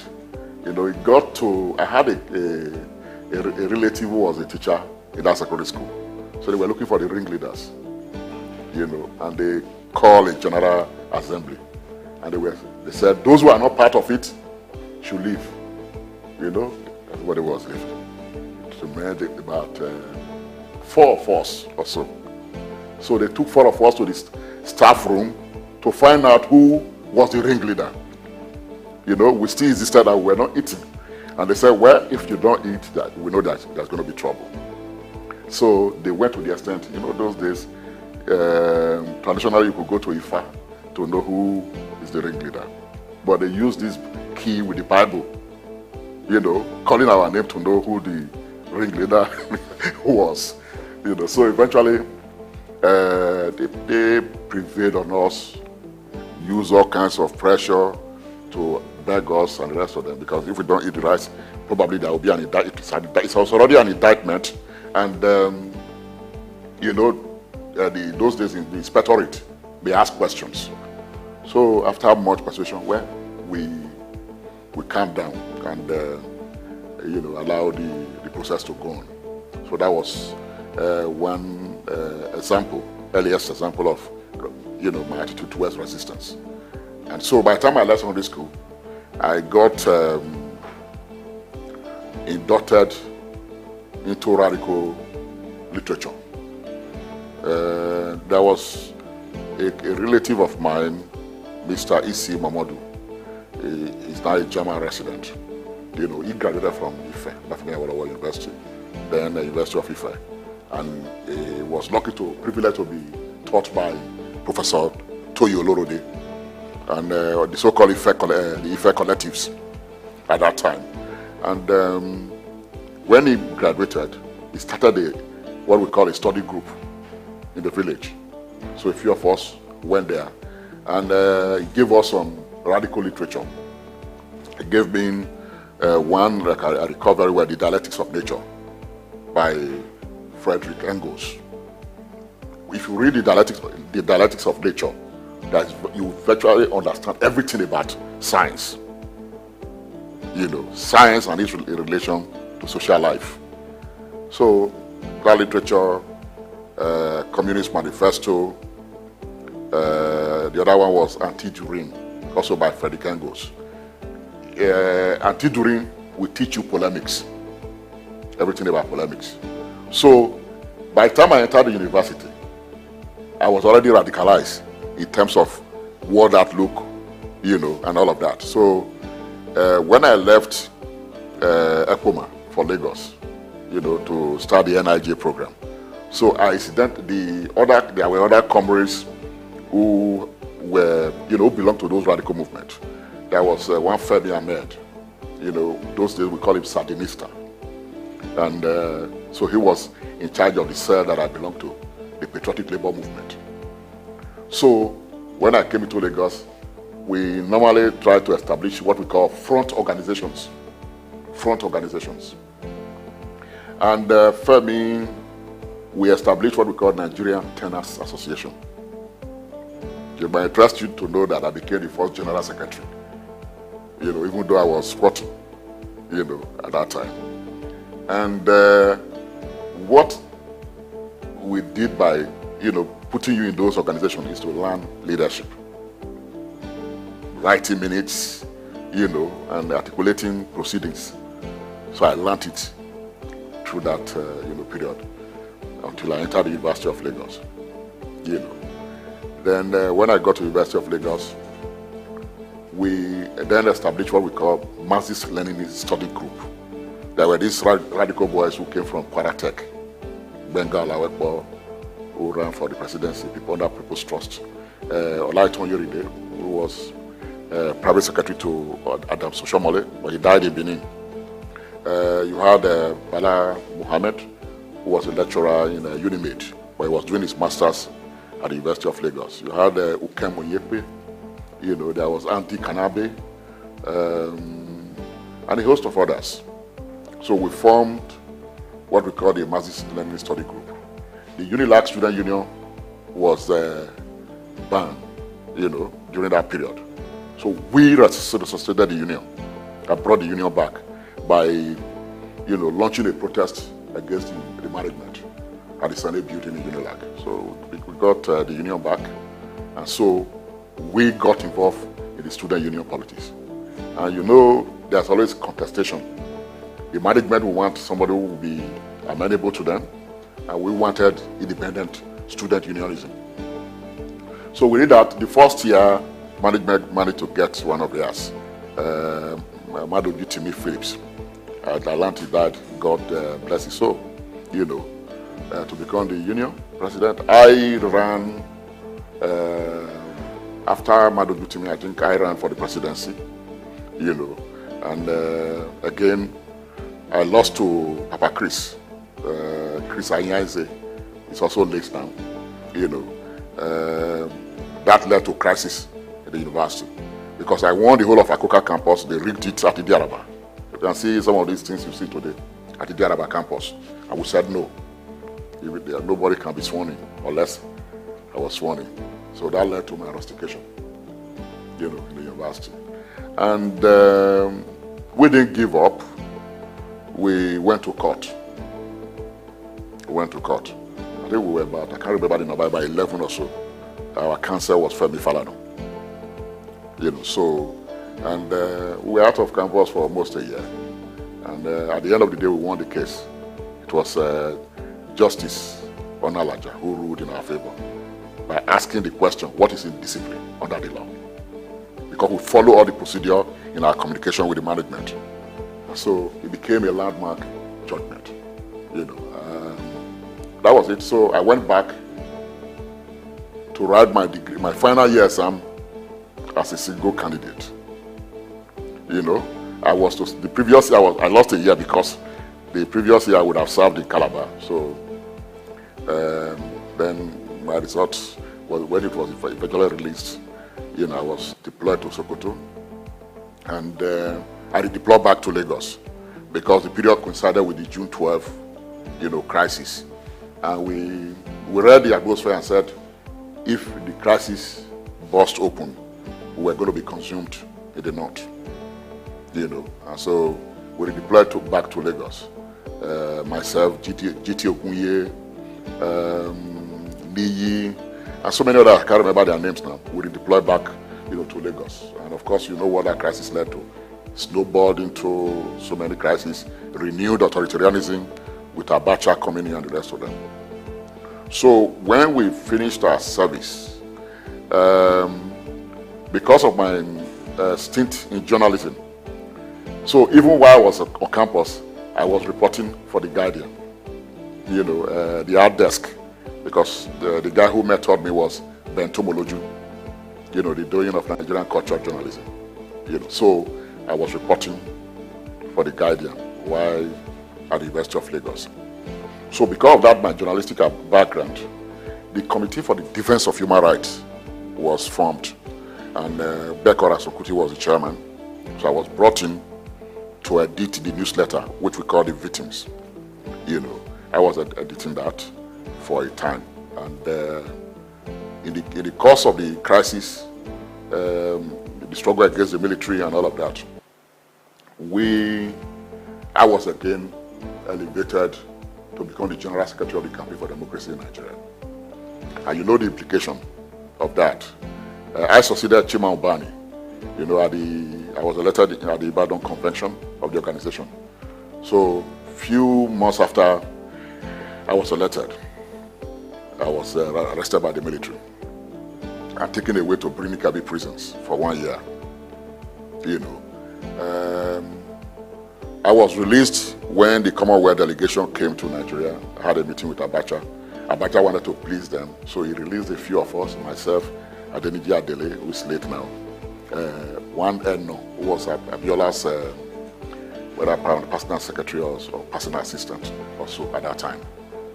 So that was it. And when I came out, of course, the crisis, when I was released, the crisis hadn't ended at all, and my chairman was taken away, Becker was taken to Katsina prison. So we were all dispersed.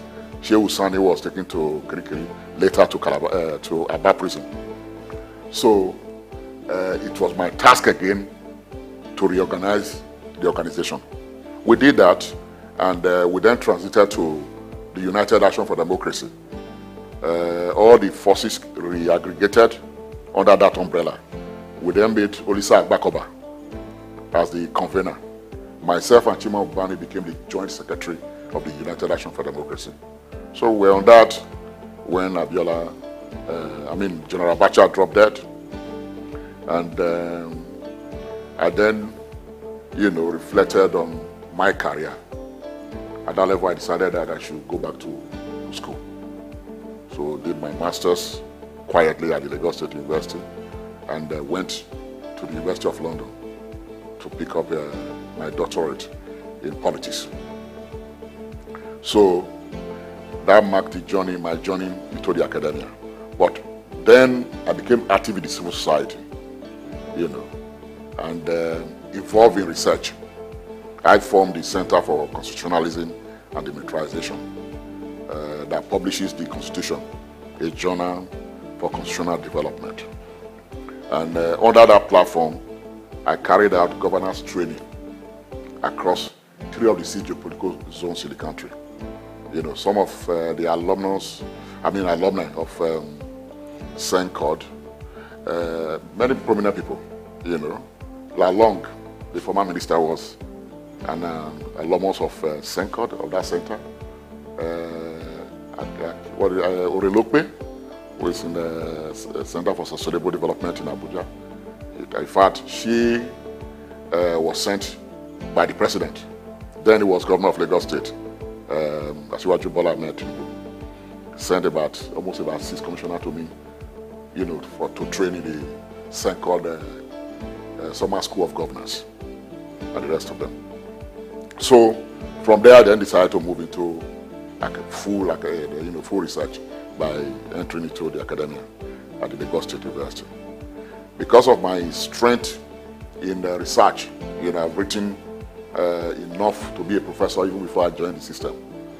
So I entered Lagos State University as a senior lecturer, and rose through the ranks to become a professor in 2017, in political science.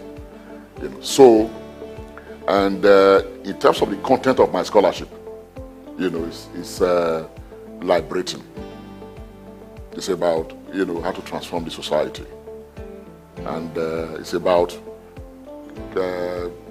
underscoring the problems that the continent faces, And I've written so many books. My essays are over 100, so including books. One of them, which I think is very seminal, is Patrons of Poverty. IMF, World Bank, and Africa's Problem. And I also wrote, of course, a detailed volume on globalization and the fringe players. The way it affects the global South. I did that, and just like so many articles in terms of trying to understand Nigeria's problem and transform them.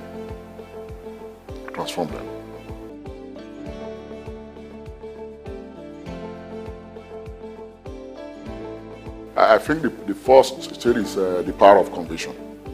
You must at each point in time define, your role, because one of the greatest problems is that we are born into this world.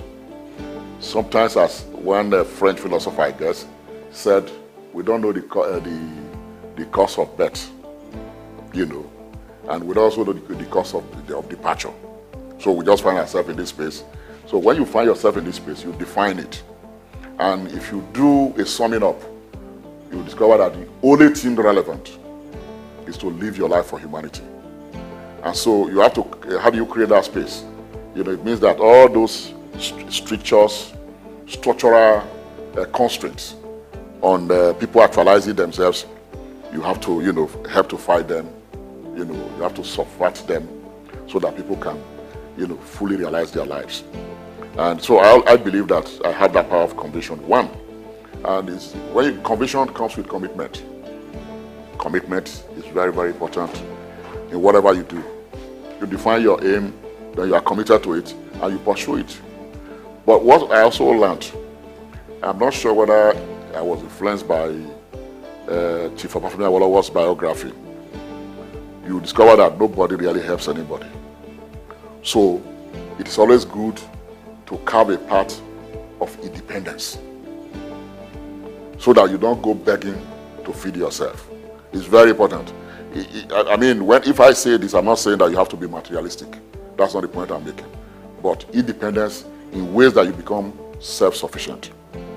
Because that's the only way, you can also live your life meaningfully. If you are not well, if you are unhealthy, you can't pursue goals and the rest of them. So independence is very, very important. As you will find out, I'm sure many of us here have experienced that. Nobody helps anybody. It doesn't mean there are exceptional cases, that people can come to your rescue and say, let me help you. Always, we're on our own, and the social measures, which of course are embedded in the African system, traditional society, have been eroded now. The reason why you don't have a high suicide rate in Africa is because of that extended family system. If you see your cousin, even if 10th cousin, and you complain, he can share some of his, things with you. He will give you food, he will share clothes with you and the rest of them. So against that background, we don't commit suicide. The suicide rate in Africa is low. Unlike places like Japan, where you now have suicide police, monitoring people who want to jump into the river and the rest of them, and elsewhere in Europe. So self-reliance is very important. And I think that what is rampant these days is the antisocial behavior of our youth. They need to, also refocus their energy towards being self-reliant and be creative, and do things that are productive. Our country is a very great country, potentially great country. And if you've traveled to other parts of the world, you will understand why we need to build this country and create sanity zones. That again tells you why I'm in politics. Because I believe that even if I were to, amass huge resources, I will not be able to transform beyond my immediate family.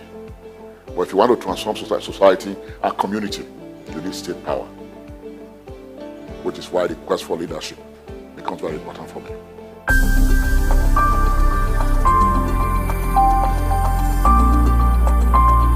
Well, incidentally, I was one of the first persons in the country to organize a national conference on the 1999 Constitution in 2000, just a year after the transition, program. In that conference, I recall very well, Issa Sage was there. The late Bala Jubri Mohammed was there. I think Odi Alfemu was there. So many prominent Nigerians were in that conference. And at that time, if you don't understand the constitutional making, you have what we call there's what we call a people's-led kind of process of making constitution. That means that the people must partake in the articulation of the provisions of the constitution. It's actually called process-led. That was the word I was looking for. So that people can own that process. The spirit of that discourse, of that debate, will be of course embedded in that constitutional, provisions. The place it was well, demonstrated is Ethiopia, after the civil war in Ethiopia. The Ethiopia constitution was a process-led one. They even dramatized the provisions of that constitution to the ordinary people to understand what was being, talked about. That was why I was shocked that Abiye could go to war in Tigray, because the Ethiopia constitution has a clause that says whoever wants to go out of the union, if you want to go out of the union, there's an article you can activate in the constitution and you leave. So if Tigrayans wanted to go, why was Abiye trying to stop them? Why is it that the government there refused to follow the lay down a constitutional path to resolve such crisis instead of, bloodletting that happened in Ethiopia? So in the case of Nigeria, we talked about the fact that Nigeria entered into post-colonial life on the basis of a federal constitution. Largely issues of derivation were taken care of in the constitution. If you look at the 1966 Republican Constitution, even 1960, derivation was there, which I thought it was almost about 50%, of resources from the regions and the rest of them. So after the Civil War, centralism, become military ruled by edit and decrease, and it's a central command. That collapsed essentially the federal structure and undermined it completely. Even civil service within the regions were now united on a national basis. So that is the problem. You have a military head of state who dictates, everything that happens in the regions. That was a problem. Now, the 79 Constitution was an attempt, to strengthen the federal system so that what they call separatist tendency of the early 60s will not be there. But again, in a way, it atomized the federal essence of the Nigerian, constitution. So the 1999 Constitution, one of the things we found out is that as at the time it was compacted or put together, there were 68 items under the exclusive list, the exclusive legislative list. And compare that to the residual list, where the state has legislative competence. It was infinitesimal. So we felt that there are items on the 68 exclusive items on this exclusive list that ought to be either concurrent or residual, to the states. So that is the problem. So the states are largely de-empowered with the 1999 Constitution. The states are largely de-empowered. And there are aspects of the Constitution that are not enforceable. I think the directive principles of state policy, I think chapter 2 or so, are not enforceable, and all of that. So what you then have is that what Kweremadu call Fidiboto federalism. Everybody run to Abuja. Creativity is dead, and the rest of them. And it has, of course, feared what you call a consumerist orientation of the governing elite and the larger society. So these are the problems. And so refederalizing, as we have argued, will mean that more powers should be devolved to the states and the rest of them. The last assembly tried to do it haphazardly. Electricity, as you know now, is now under concurrent. And which other one? Railway is now concurrent. So for me, that's some gains of the long-time agitation for devolution of power. But we still need to do more.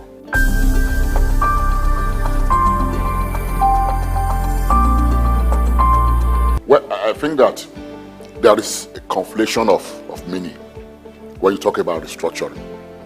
You talk about devolution of power. You talk about refederalizing the polity.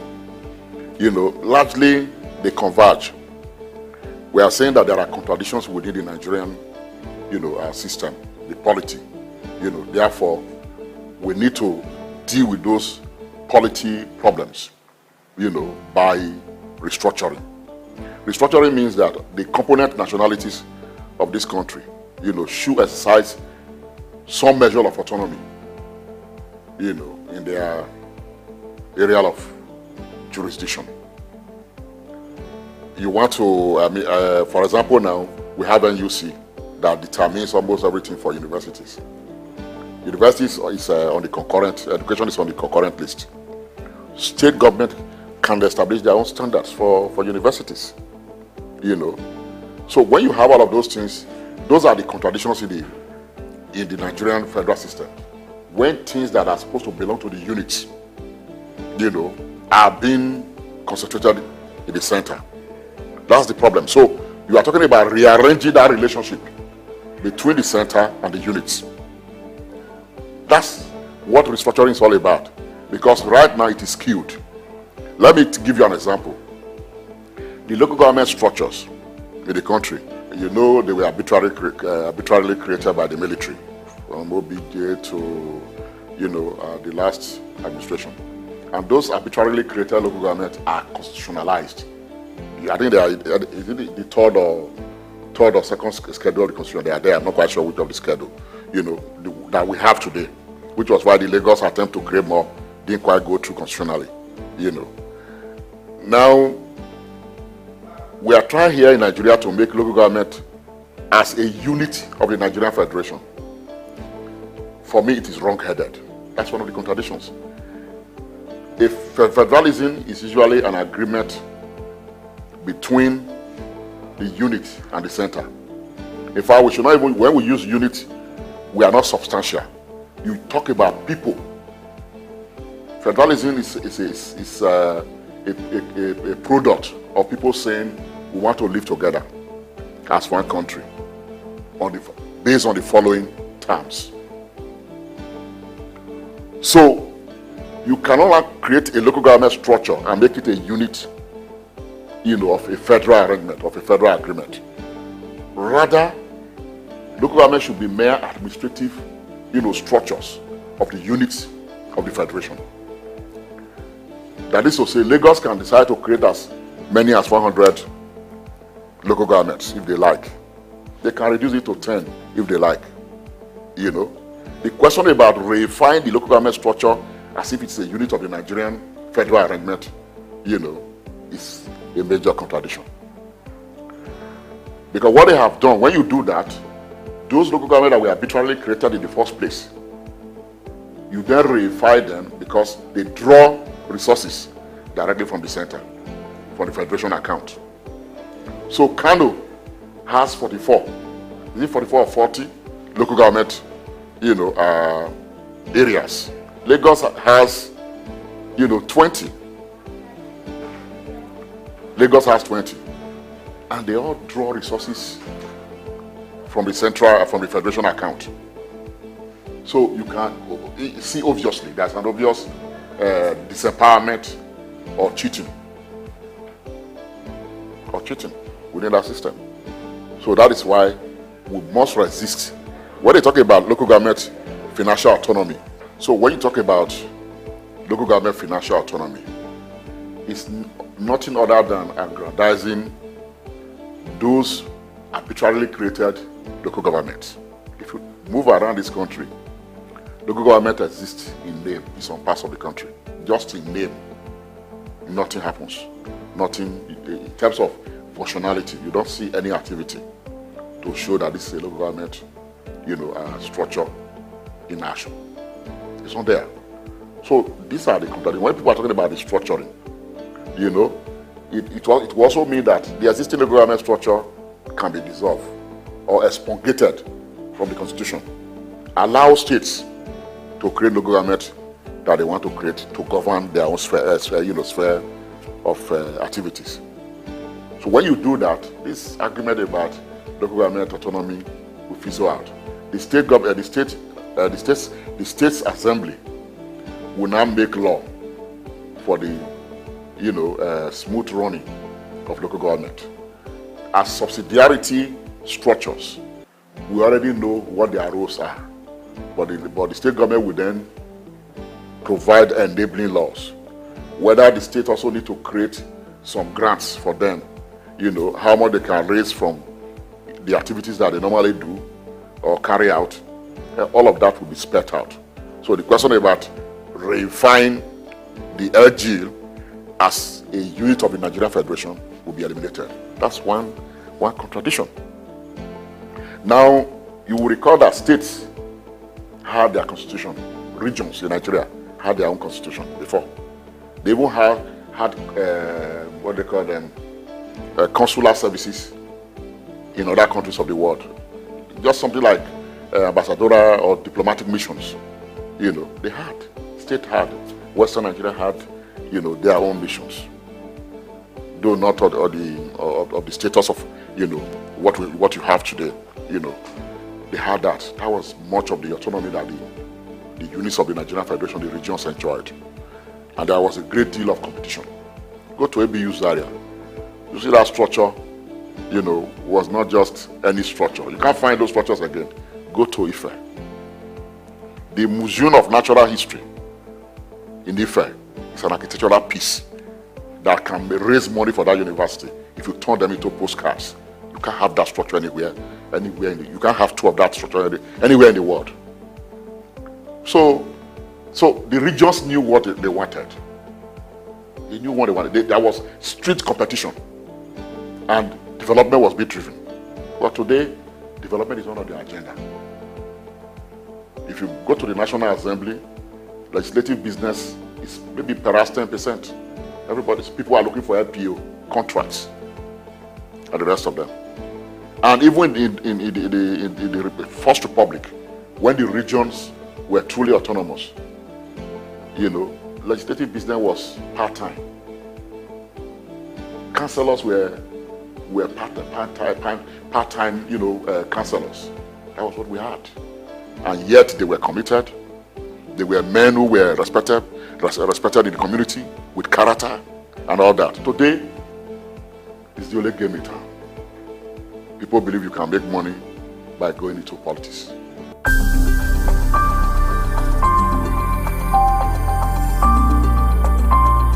If you look at the academic staff union of universities, the crisis has always been about underfunding of the universities, the tertiary institutions in the country.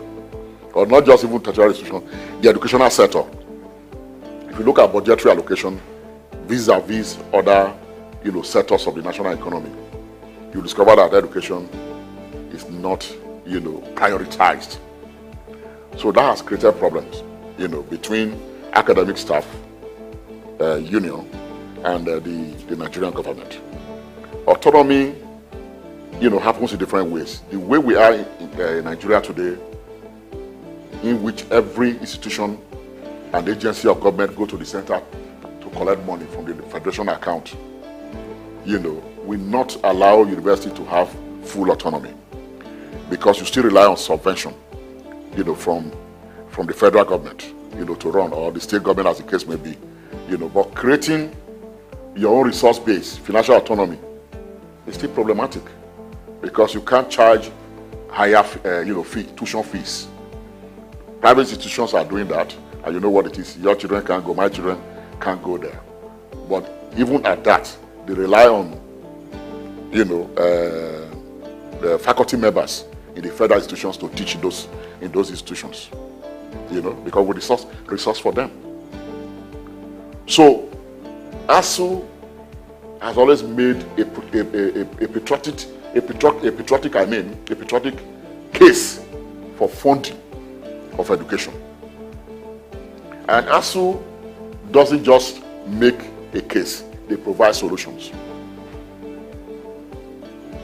There was a document SOUQ produced in the 80s titled How to Save Nigeria. The third fund that you see today was a product of that articulation. It was SOUQ that articulated this third fund, which comes from the money in third fund is education tax. SOUQ provided anything they asked for, they provide a solution. Even the last element of the crisis, EPs, these integrated personnel, payment services.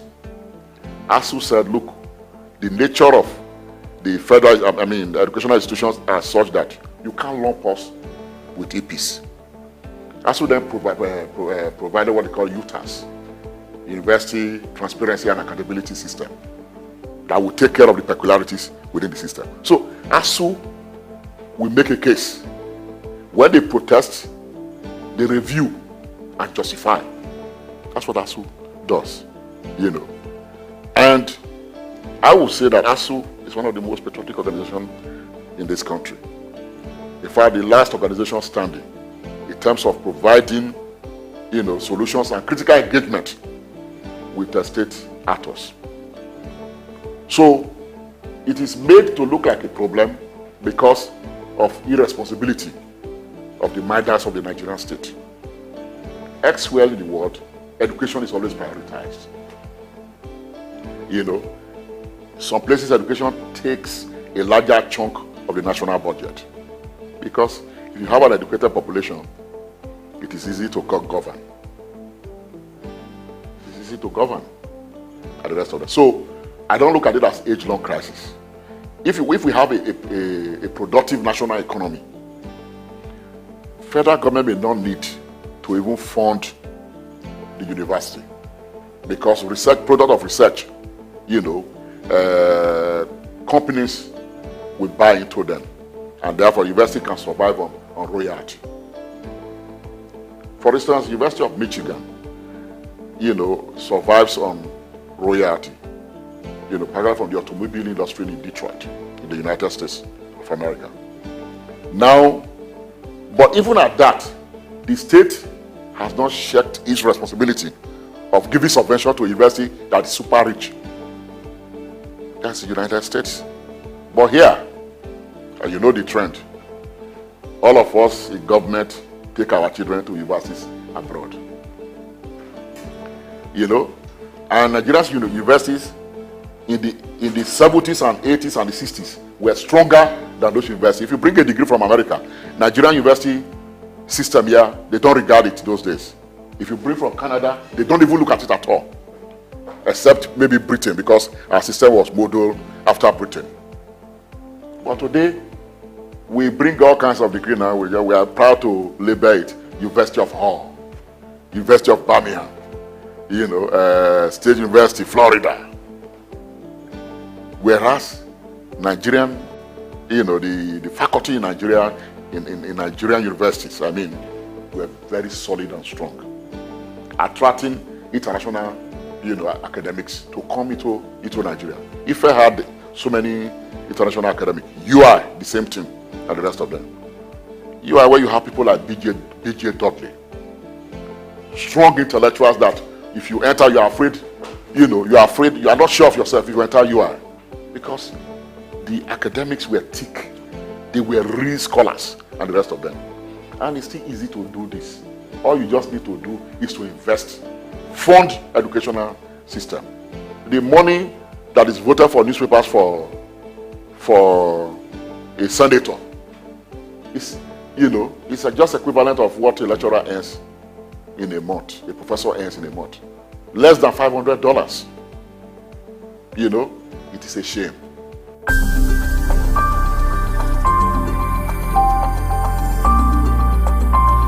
I think I made a reference to it, somehow. You can, if you want to transform society, you need state power to do so. Without state power, you can't transform society. But beyond that, the political atmosphere, is highly polluted. You have state actors who are not there to build, who are not there to transform society, but who are there to self-aggrandize, accumulate resources for themselves and their cronies. That's what you have. Maladministration. That's what you have. So, if you have that structure, unless there's a contention with that structure will be reified, that it becomes extremely difficult to change society. Look at the consequence of the way we have misgoverned our country. Every Nigerian wants to go abroad. Professionals are leaving in droves. So if they leave, who is going to build the country? So I believe that it is possible to create sanity zones. By experimenting with what I call enclave paradigm. People will say, yes, every other thing is bad in Nigeria, but there's a state that is getting it right. So that is the, overriding rationale for my intervention in politics, especially in Edo State. The process is still on to get our candidates out, and one is optimistic that one may have the opportunity to serve our people and to, create a sanity zone, an exemplary, sphere of governance for Nigerians to see.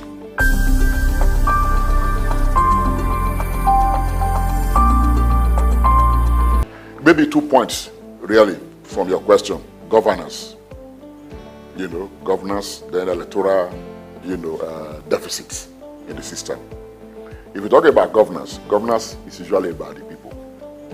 As a political scientist, I've read Western philosophers, from Plato, Aristotle, to J.S. Mill, David Bertrand, all of these people, Jeremy Bertrand, sorry. What they are all concerned in their philosophical articulation is how to achieve happiness for society. And so society is created in order to create a basis for happiness for humanity. Because individuals cannot surmount, the burden of nature. And therefore, you create a community for that, for our social life. We have negated that largely in Nigeria. And so we need to re-engineer governance. Re-engineer governance in ways that it can become meaningful and create a basis, for happiness of our people. So it means that government must reprioritize and focus on, those vitals, existential vitals. People must have a roof over their head. People must be able to feed, clothe themselves. If you can't do this, you are not governing.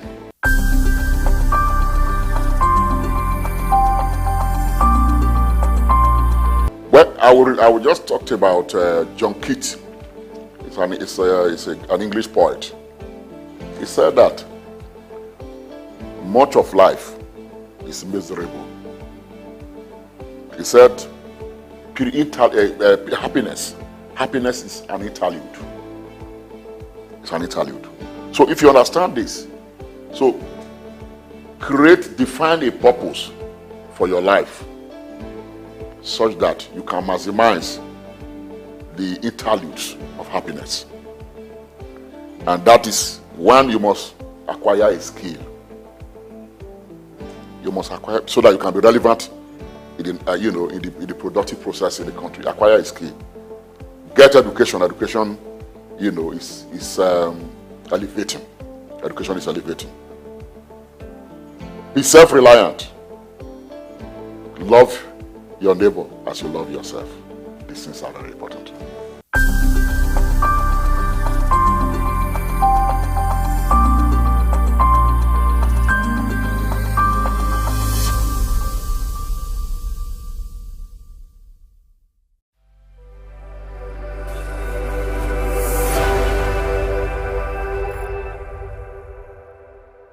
If Africans are not seeing the benefits in Western liberal democracy, what do they want? What kind of democratic system do Africans want? The problem, according to political scientists, is not the system but the practitioners, and the solution does not lie in twisting to indulge our undisciplined elites or shift grounds to accommodate a docile citizenry awaiting a benevolent dictator or an accidental messiah. Ironically, Nigeria has embraced Western economic prescriptions. We align ourselves, our economies, religion, medicine, sports, entertainment, and other values, institutions, and products after the West, but disagree with its democracy. And what exactly are the World Bank and the International Monetary Fund, IMF, recommending for African economies that are unfavorable? What is detrimental in someone telling you to reduce your budget deficit? They are simply telling you to minimize your debts. Is anything wrong in redirecting subsidies from politically popular areas like petrol and pilgrimages to highly economic returns like agriculture and education? When they say that you should devalue your currency, they are only telling you to patronize inefficient state-owned enterprises. Is it not a way of raising needed capital, reducing cost and bureaucracy of governance for increased profitability? Moreover, you cannot blame the doctor or anti-malarials if you don't have the discipline to take the drugs as prescribed, diet appropriately, or clean up the mosquito-infested environment that caused the disease in the first place. Like the human body, the economics are complex, so that medicine that is not good for the heart may be injurious to the kidney. So while trying to lower inflation with higher interest rates, we should be careful not to discourage investments. So if Africans are not seeing any benefits in Western liberal democracy, the problem is not the system but the practitioners.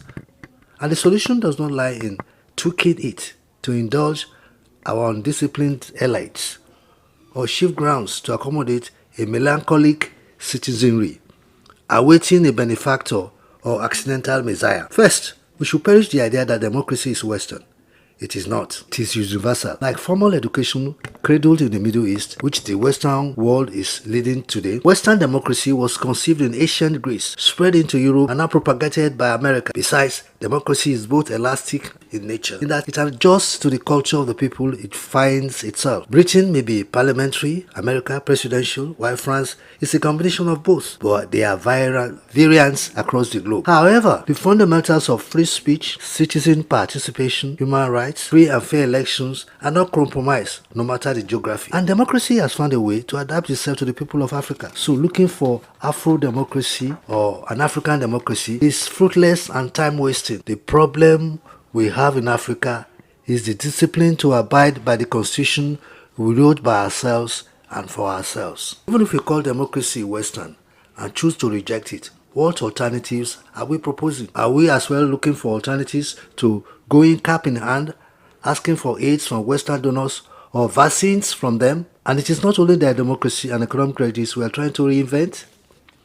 Besides, democracy remains an experiment whose success depends on inputting the right parameters. Also, it is an abstract concept that even the most democratic of nations still aspire to attain. Unfortunately, the likes of President Paul Kagame of Rwanda are poor examples of what an African democracy should be. What is significant about Paul Kagame is the uniqueness of his political party, the Rwanda Patriotic Front, and the Rwanda electorate. How can a country that still bleeds from the infamous Tutsi-Hutu animosity that led to an unforgettable genocide consistently give its votes to someone who divides without asking for balance of power? An election which barred key opposition parties from participating for flimsy reasons of not gathering enough signatures is not democratic, and this is where Africa keeps missing it. Democracy is not about wanting young people willing to protest to listen to the president. It is about the president listening to the people. Democracy is the rule of the people, not leadership. Constantly tweaking how we vote or changing who we vote for. Rwanda may be doing so well economically relative to sub-Saharan countries. That is the only tip of the spear. Firstly, that is an exception, and no one builds a doctrine out of exceptions. What we don't see in Rwanda is that it is indebted to the tune of 76% of its GDP. So like his continental peers, she's at the mercy of the Western world, whose liberal democracy they are frowning at. Rwanda sports washes by hosting American basketball matches for Africa and volunteers to accommodate illegal migrants ejected from the United Kingdom. President Kagame has learnt this act to turn away the eyes of media from all the human rights abuses in Rwanda. The past 24 years, Rwandans have known no other president than Paul Kagame. He had been the de facto leader since 1994, when he served as Vice President and Minister of Defense before kicking out President Pastor Bizimungu. Authoritarian rule will continue for another 5 years after winning another landslide election victory recently. Under Kagame, landlocked Rwanda has been experiencing guided political stability, economic growth, and declining poverty levels. The supposed In today's fast-paced world, staying ahead of market trends is crucial. Whether you're an investor, a business owner, or just curious about the economy, you need reliable, up-to-date information to make informed decisions. When we pay our tax, or when participants pay or contribute their tax, there will be development in such an organization or country. The Ministry of Marine and Blue Economy that is going to address that alone. The National Security Advisor and the Office of the President also need to see to it to ensure that the security situation is being addressed. On Market Insights, we provide comprehensive market analysis, expert opinions, and actionable insights that you can trust. Create detention ponds, create facilities where you can manage that water in such a way that you don't destroy the hard work and labor of very diligent farmers. US has taken the step to say, with every innovation that exists within the financial ecosystem, we will be number one. Security of all Nigerians, not only the farmers, are well ensured. The obvious reason why we are experiencing this scarcity is the fact that we are not able to produce tomatoes and other vegetable products throughout there. Our team of seasoned analysts and industry experts enrich the conversation, bringing you the latest updates and in-depth report. With our real-time data, you'll never miss a bit. Urban farming is not a new thing in our society. It has been an old tradition since olden days. There is this clash of interests as against the word cryptocurrency, most especially like Bitcoin, as you mentioned earlier, and the NSAS and all that came up with cryptocurrency. Get instant access to market movements, trends, and forecasts. Our expert analysis helps you understand the bigger picture, while our customized reports are tailored to meet your unique needs. Peri-urban agriculture plays a very, very important role in diversifying urban diets and also providing staple foods for daily consumption. Additionally, fluctuations in the exchange rates and disruptions in the global supply chain have further inflated costs. Join us on Market Insights, Monday through Fridays, 11 a.m. to 12 noon here on SOUQ News Television. We are your premier destination for cutting-edge market insights.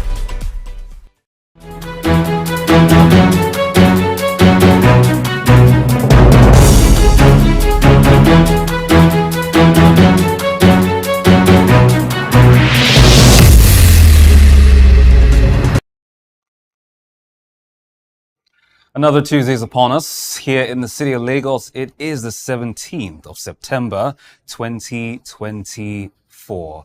I'm hoping you're having a fantastic return to work this beautiful Tuesday morning. I certainly am, sure as heck, and we're about to get into the conversation for today. I am David Chiadu, and today we're talking about issues, of course, just as we will do normally on Market Insights, issues that border on the market and how it fares and how, by extension, it affects you and I. And of course, also overarchingly shaping ideas, recommendations, and the what about with regards to policies regarding agriculture, policies regarding the market, policies regarding the numbers, policies regarding sundry commodities that come together to form our economy, as you were.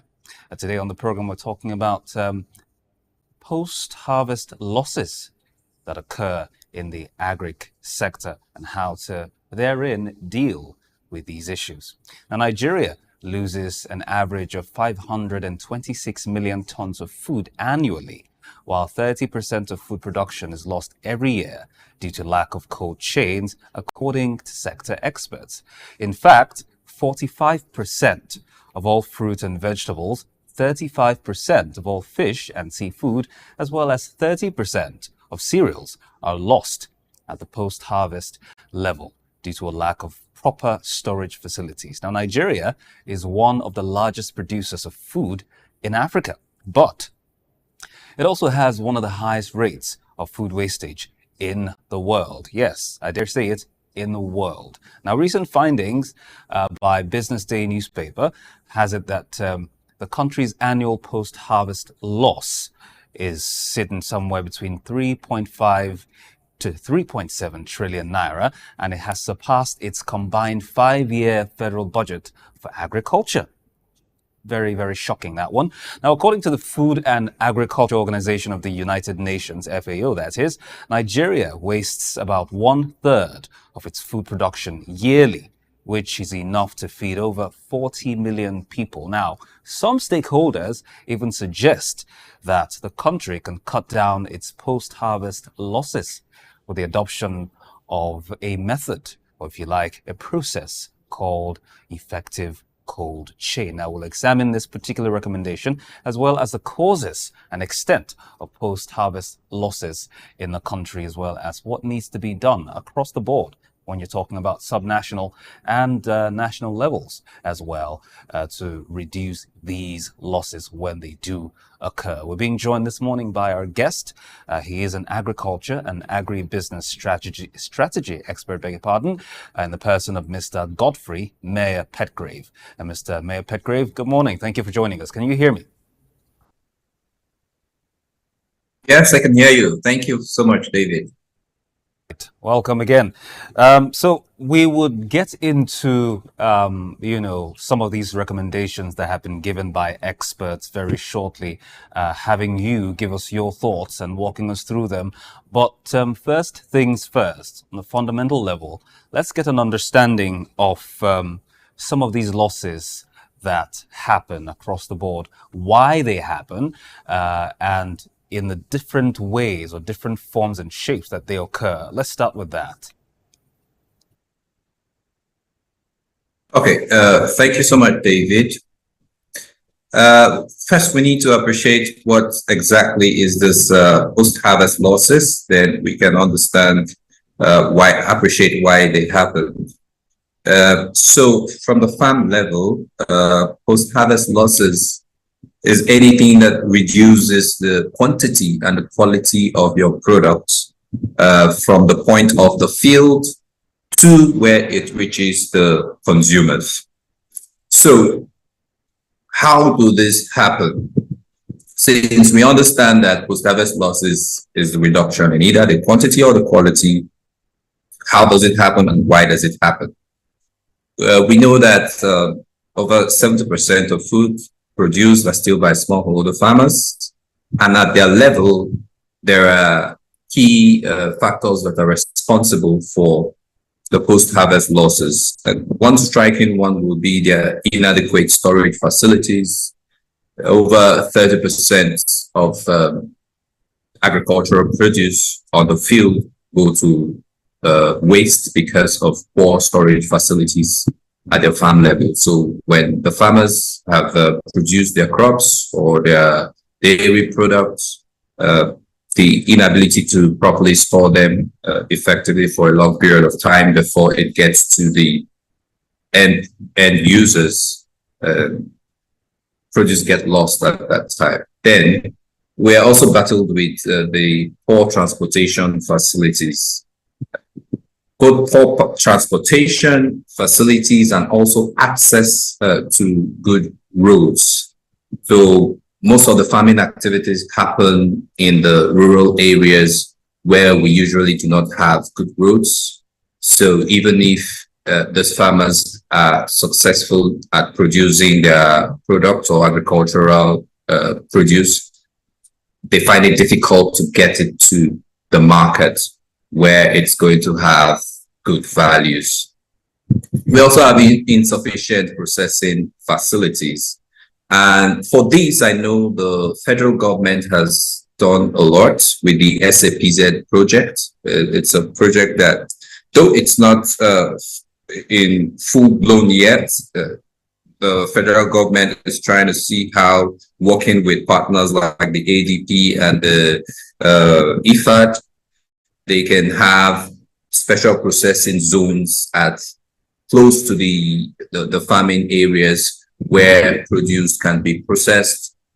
Called Soja Idumota, built as a monument to Nigerian soldiers who served with the West African Frontier Force, an Eyo Masquerade statue and a clock tower are also some monuments at Idumota. Idumota market is so popular that large sales are recorded as early as 7 a.m. The market is made up of hundreds of locked-up shops occupying several multi-story buildings, with some measuring about 5 or more floors. In 2010, the Lagos State government demolished some illegal structures in order to improve vehicular and human movement in and around the markets. During weekdays, the neighborhood of Idumota is densely populated by shoppers, traders, and bus passengers. From the Carter Bridge, ascending into Lagos Island, passengers can see the neighborhood before disembarking at their final destination. Idumota Market accommodates the substantial inflow of imported goods. The bulk of import from abroad are routed first through Idumota and then on to other markets through Nigeria and other West and Central African countries. The energy of private Idumota traders and wholesalers facilitate this activity, where millions of US dollars worth of wholesale is exchanged daily. Idumota Markets, SOUQ Enlightenment.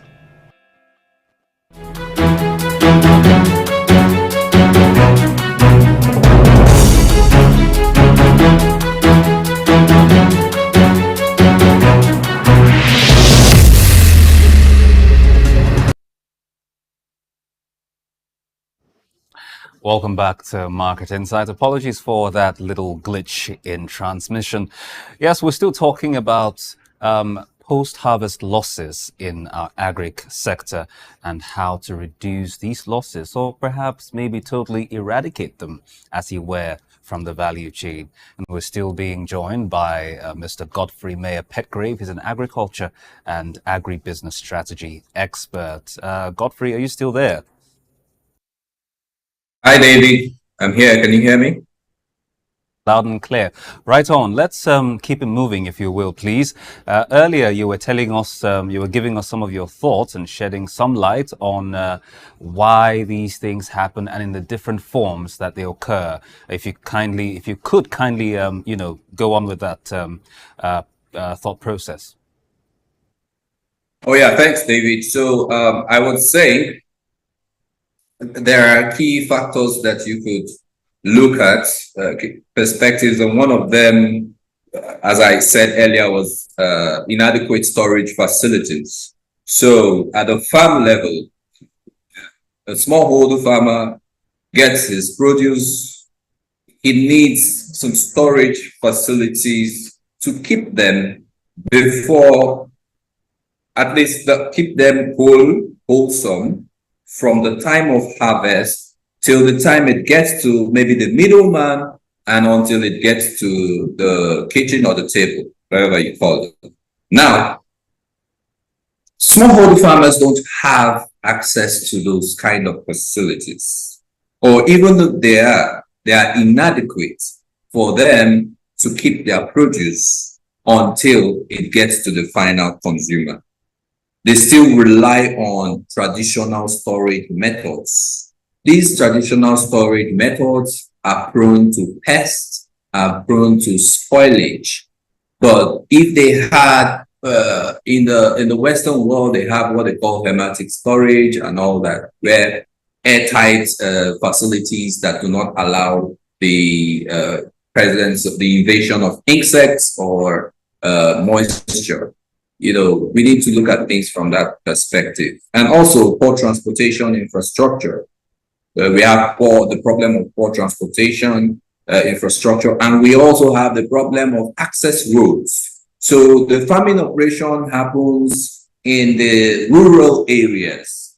In these areas, we really don't have good roads that can carry the produce from the farmer's farm to the markets. For example, I had carried out a survey, I had led a survey in Benue State, and I looked at smallholder farmers and that grow specifically rice and all that. The one major problem they had, in fact, I experienced a problem too, because getting to reach the farmers was tumultuous. They were little or no road network to get to the farmers. So you can imagine farmers having grown their produce for the year and the planting season, they are unable to carry the produce to the market because there are no roads. These are the things that contribute to the high, the increased post-harvest losses. We also have the problem of availability of processing facilities. If a produce is gotten from the farm, in order to add economic and aesthetic value to those produce, you need to process it into a final product. So if we have those processing facilities closer to the farm, then the farmers can turn their produce into products that will fetch them more money. The federal government, the Nigerian government is doing a lot with that. I know of this SAPZ, Special Agro Processing Zone projects that the government is supporting. I think they're supporting collaboration with the African Development Bank and International Fund for Agriculture.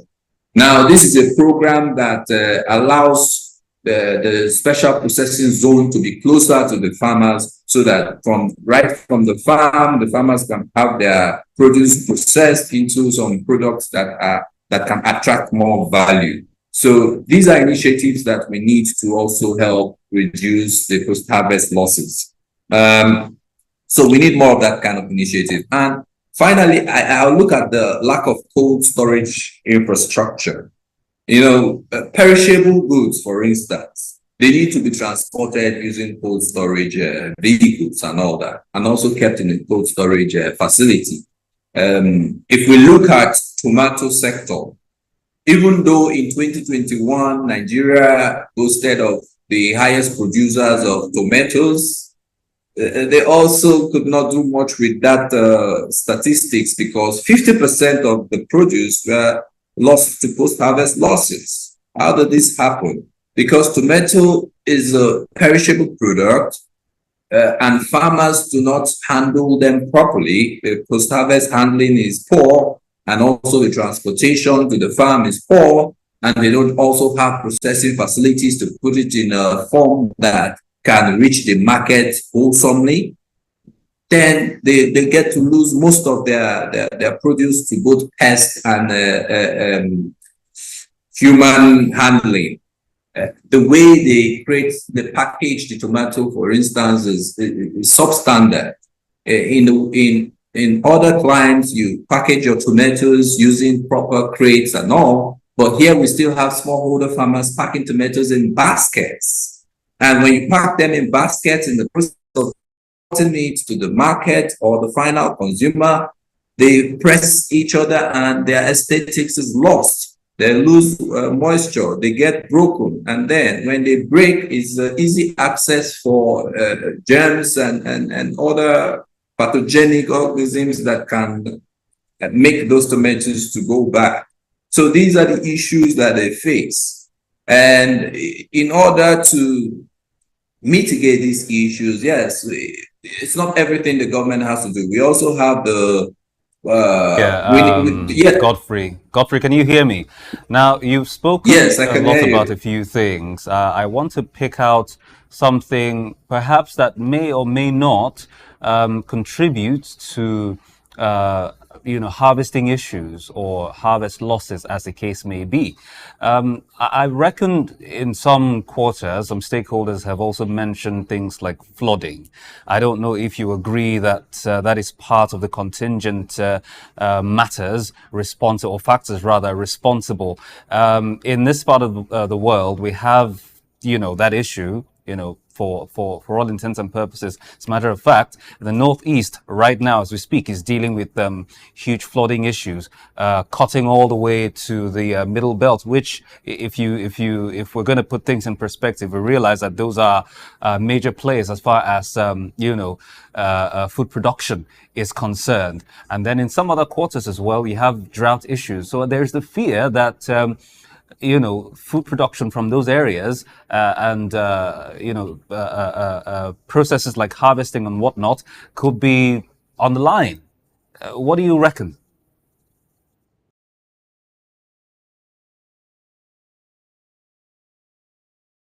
The flood crisis in the northern region, especially in Maiduguri. We need to be careful how we relate this to post-harvest losses anyway, my opinion. But for the farm, at the farm level, we have a cropping cycle. The cropping cycle starts from when you bury your seed into the soil and when you get fruits that you can harvest. And now, how has the flood affected or contributed to post-harvest losses? Most farmers could have been harvesting their produce that they have farmed at the beginning of the planting season, and the flood has now destroyed most of the crops at harvest time. So, because post-harvest losses happens at the time of harvest to the time it gets to the final consumer. So, we can link the recent flood crisis to have contributed to post-harvest losses at the farm level, because farmers that have planted at the beginning can no longer go into the farm to harvest. Even those who have harvested and stored their produce, the flood has already ravaged their storage houses. So you see, these are all contributing factors. And you cannot transport your produce when the roads are flooded, because I see on the news how the flood had destroyed some mini bridges and all that. The roads are broken. You can no longer access the market where your produce should be sold. Drought. Drought is another issue that is critical in the northern region, and it is creeping in. It has, because of global warming, planting cycles have changed. So when you should expect the rains, you don't expect the rains. You cannot plant without the rains. In Africa generally, we deal on rain-fed. We rely so much on rain-fed agriculture. Unlike countries like Israel that have done fantastic work in irrigation farming and all that. We're not there yet, but we can get there. So that is how drought can also affect or contribute to increased post-harvest losses. So it means that if you cannot plant when you're supposed to plant, and you have reduced amount of rainfall, your yield is impacted. So if you expect to have 4 metric tons of rice, for instance, at the end of the cropping season, we know that rice, the crop relies so much on water for proper vegetative growth and seed production. When you don't have the rains coming as much as it should come, then it's going to affect your yield at the end of the planting season, and you cannot get as much rice grains as you should have had, and it impacts on the amount of money you get at the end of the cycle. So these are the issues that we need to deal with. I don't know if you're still on. Earlier, David. you mentioned some of the challenges in hinterlands, rural areas where they have issues with mobility and whatnot. We're going to get to that very shortly, but let me take you back to some of the recommendations by experts such as yourself to mitigate these issues we have with post-harvest losses, they have suggested or they have recommended that we employ the use, or we adopt, if you like, the use of effective cold chain processes, as you were.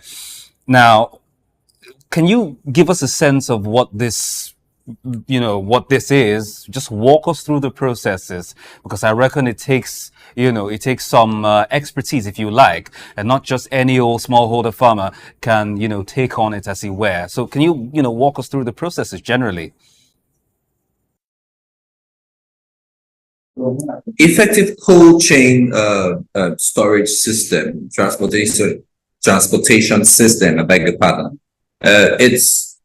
It goes beyond just smallholder farmer operation, because you need the technical expertise and the skills to operate the vehicles, to operate the cold storage facilities and all that. But I would like to look at it from a holistic point of view, right from the smallholder farmer level to the storage house, where we have the cold chain facilities. Now, why I say this is because you cannot have a cold chain operation if you don't have what to store or what to transport. Do you understand? So let us take tomatoes, for instance. Tomatoes is a perishable food like other vegetables. If we don't have tomatoes harvested at the end of the planting season, we wouldn't even need a cold chain storage. So that's why we need to appreciate encouraging farmers to adopt proper post-harvest handling of tomatoes.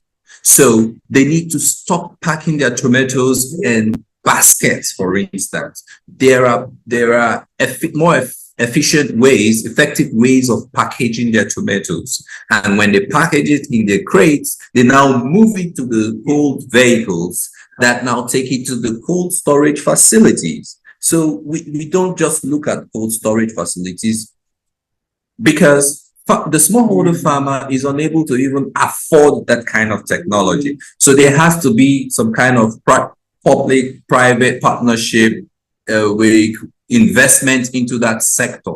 So we encourage the cold chain operators to come into the system and interface with the smallholder farmers. There has to be that connection and that relationship. And what brings the connection is the produce that should be stored and that should be transported. So it has to be connected. That's the whole value chain has to be in sync for us to even speak about cold chain storage in the first place, David.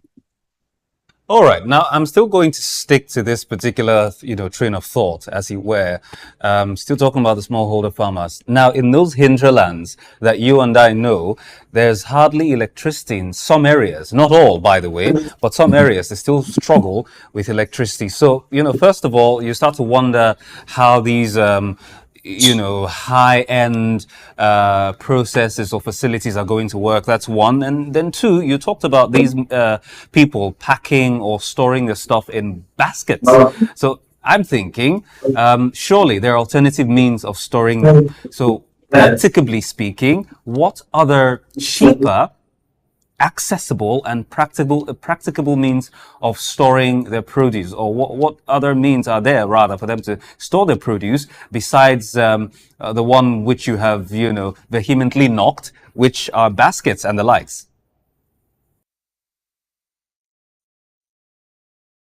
Baskets are made from raffias and all that. And the crates I talk about now are not necessarily the plastic crates that need high technologies to create. We have wooden crates too. We're just telling them you need to adopt the use of proper crates so that when you stack them on each other in the vehicle that transports it, it doesn't press against itself. The fruits don't press against itself. That's the essence of the crates. So when we do that, then we have solved one problem. We have reduced the post-harvest loss significantly.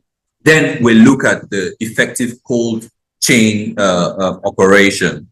The effective cold chain operation involves the use of that cold storage vehicles and also taking it to cold storage facilities. How can we achieve this?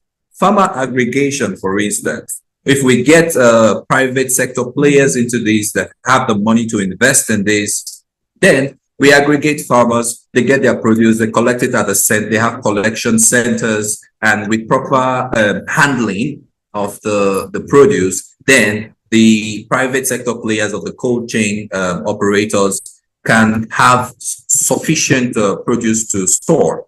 Now we speak of electricity, the issue of electricity. This is a problem in Nigeria generally.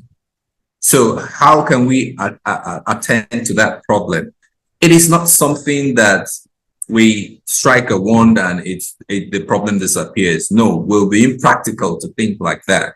But that's why we need private sector investment into the agri sector when we speak of storage. Where we can't rely on the government for electricity, yeah, but we can rely on investment for cold chain facilities, for storage facilities that will use a blend of maybe generator set to power to give them electricity supply, or solar. Now, most of the food we have comes from the north.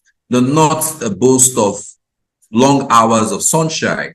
We can harness all these natural gifts from natural gifts to our benefits. So we need to now start looking beyond hydroelectricity and all that and move into solar. And if we have mini grids in those farming areas, this is where the government will come in also, not to solve the problem or to invest, but to create an enabling environment for the private sector engagements. How do they do that? We have issues of banditry and all that. These are insecurity issues that affect even operation from the primary farming level. Then speaking of the investment of the private sector. So that is where the government will come in. The government doesn't necessarily have to invest in it, but they have to make the environment good. Because when I was in Benue State, for instance, most farmers can't go into the farm because of the farmer header crisis. So if the government comes in and solves that problem, then the farmers can go into the farm and they can get their produce to the cold chain operators, and then we've solved the problem of post-harvest losses significantly, David. Significant.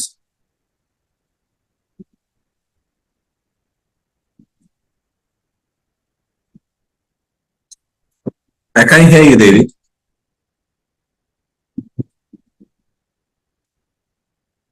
Hi, David. I can't hear you. In Naira to establish about 33 silos, silo complexes, that is, about 25 grain aggregation centers, and about nine different units of Blomberg warehouses, some of which have been, concessioned already. And now that project, which is at varying degrees of completion or deliverables, aims to, keep about 5% of the national output in storage. Many stakeholders have said this is merely a scratch on the surface, as he were. What do you make of this, Godfrey?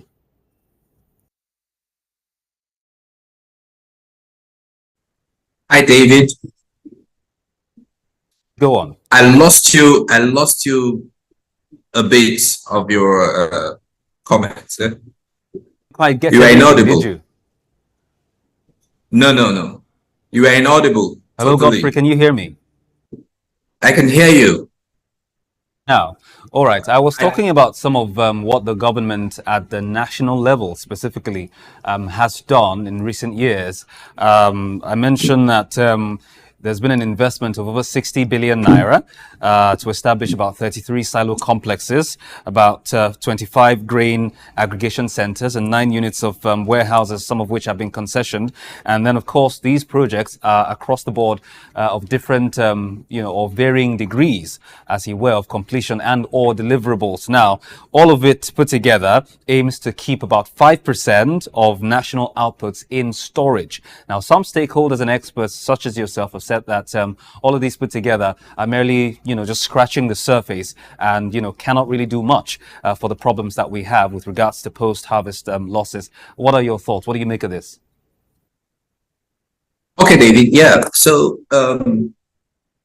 we need to look beyond relying on the government to solve the agricultural problem. That will be a feat that we might never achieve. And this is why I say so. If we do not encourage the private sector investments, we might never achieve the heights that we might be looking at. The government can only do as much as the budget and available funds allows it to do. And 5% is a significant number, but we can do more. The way we can do more is to encourage private sector engagement and look at it as a business. We should stop looking at agriculture and its activities from the smallholder farmer perspective. It can't work that way. So there are organizations, there are companies that are ready to come in, build massive warehouse structures that are privately run.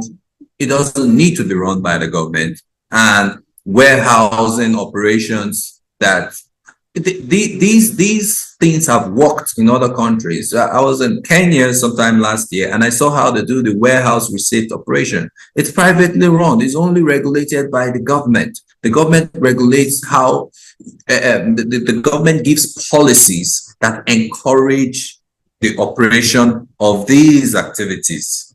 And that is how we should start looking at agriculture in Nigeria as a business, not as a handout. When for instance, when we look at improving the agri sector, we want the government to come and give us handouts, give fertilizers, give inputs and all that. We can't work that way. We can't thrive that way. We need to look at it as a business. The smallholder farmer should be empowered to understand that agriculture is a business, that agriculture needs to put in your time and effort and skill, and then you get your result. So going back to our point, the government has invested 60 billion naira in production and storage facilities and all that. This is a tremendous effort by the government. It's a tremendous effort. The step further is to encourage other private sector engagers, operators to come in. And it's going to be like you are collaborating with both the government and the farmers to get bigger storage facilities. You understand, at that level. So then it's a gradual process. It keeps increasing. Now we have 5% storage. Then we can have 10 when you get more private sector into it, and then 20 and all that. Israel, for instance, has about less than 10% of their produce going to post-harvest losses. That's because they've put in substantial investment in it. And it's a private sector investment, not the government. So let us stop looking at the government to solve all our problems. You're still watching Market Insights this morning here on SOUQ News Television, and we have been talking about tackling post-harvest losses in our agri sector across the value chain. In case you're just joining us, you've missed quite a lot, but hey, and there's still a couple more left in the arsenal to bring out. Now, Godfrey, let's, oh, by the way, our guest has been Godfrey Mayor Petgrave. He is an agri expert and has been giving us his thoughts so far. Let's also, take you back just a little bit. A couple of minutes ago when you talked about access to the market, transportation, or if you like, mobility issues, one of which is occasioned by the dreadful, abysmal roads that we have in, across the country, basically. Now, besides that, there's also, the issue of receiving low prices from sales of their produce by certain middlemen, which for all intents and purposes have been mentioned, one too many times whenever it comes to, movement of goods from production points to the final consumer, as you were. How do we deal with this particular issue? Very quickly, Godfrey. Yeah, thank you for bringing this up because it's a serious problem. We need to eliminate as much as possible the middlemen from the value chain if we want the primary producers to get the maximum benefit from their effort on the field. This is why I say so. But in order for that to happen, first of all, the farming community needs to be properly organized among themselves. We need to bring in encourage more cooperative participation and all that. Because when their produce are aggregated, then they can actually have more benefits for their produce. But when the middlemen come in, the middlemen do the aggregation themselves, get the produce to the final market, and have much more benefit from the sales than the farmers. They leave the farmers with next to nothing.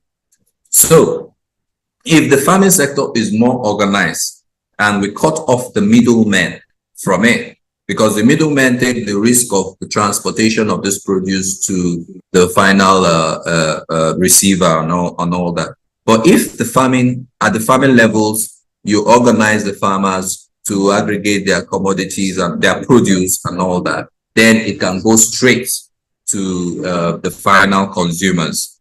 And I'll give you a practical example. I was speaking with a businessman who moves produce to the market. Now, they gather these things from the farmers, buy them for next to nothing, they'll forge them, and now sell it at an inflated rate at a later time. These things are not ethical to start with. So this is where we actually need government regulatory and policy adjustment and all that to cut these excesses of the middleman. Interesting. Very interesting. Now, another issue as well that I would also like to point out is, some of these, technologically advanced processes, as it were, would require some expertise. So in your view, as an expert who's dealt with matters like these across the length and breadth of the country, would you say that in your view, the practitioners in the sector have had adequate sensitization by way of perhaps trainings and whatnot to be, equipped sufficiently to handle these matters? How would you assess that generally? Yeah, David. So generally speaking, the farmers, learning is always constant. Yeah, you don't end learning. So the farming operation that was key 5 years ago is no longer like that. Today we're talking about precision farming. We're talking about using drones and all that. We're not there yet. We're still at the level where we need to encourage mechanized farming. But in the global community, they're talking about precision farming.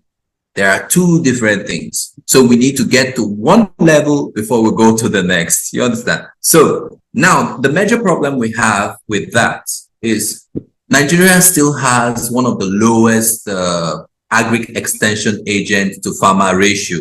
It's one of the lowest globally. That needs to be fixed.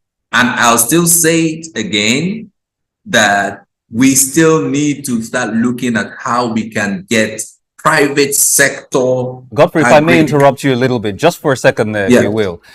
When you speak about agri extension ratio to farmer, if I'm not mistaken, can you break that down further so that we can get a much better understanding? I reckon this is supposed to be a teachable moment for everyone who's watching right now. All right, David, thank you. Can you hear me? Am I audible? All right. So now let me break that down. In Nigeria, we have, we know what the agri extension agents do. They are a form of, they are the agents that take information to the farmers, information about new ways of doing things, good agronomic practices, good agricultural practices. It is their job to disseminate these information, innovation, and all that to farmers. That has been established. Now, in Nigeria, we have one agri extension agent to 5,000 farmers. How is it going to do that? It's one of the lowest ratio. In other countries, you have one agri extension agent to 300 farmers. That's reasonable, not 5,000. So if we don't get more agri-extension agents into the field or encourage the digital agriculture, digital penetration and all that, we cannot get information to the farmers at their level. So that is about agri-extension agents. Now we have e-extension, but farmers need access to mobile phones or digital smartphones that can receive information online. So that too can solve the problem. We have to do a bit of digital agriculture and e-extension and the physical extension agents for us to at least achieve something in that field. All right, now as we round up, very, very quickly, if you can give us your thoughts in a little over a minute, let's take a look at what obtains globally right now, talking about the best practices, as you were. What would be some of your, what would be some of the widely accepted recommendations and or current practices that we can draw from some agriculturally rich nations, both in Europe, or in the Americas, or even back here on the continent of Africa? Your thoughts? Yeah, David, yeah, good. So there are countries that are notable for advancement in agriculture, and one of them that I wouldn't fail to mention is Israel. Israel has established its very efficient irrigation and storage techniques, and it has reduced their post-harvest losses to less than 10%. So Israel, with their reduced population and all that, they've not let that become a disadvantage to them. Instead, they don't have as much rainfall in the year as we have in Nigeria. So they've been able to make alternative uses of water sources and all that. In terms of irrigation, they're one of the best globally. So water management is something that even Nigeria can adopt, especially in the north where the drought is cropping in, and then storage facilities. So like we said earlier, if we can look into how we can get private sector engagement in cold storage and all that, then that problem is solved. Then if we look at India with their population, I like to mention them because Nigeria's population too is growing at a very high rate. So what has India done differently? They have used cold storage and warehouses. So with cold storage and warehousing situated closer to the farming areas, I think it's something that Nigeria now needs to look into to reduce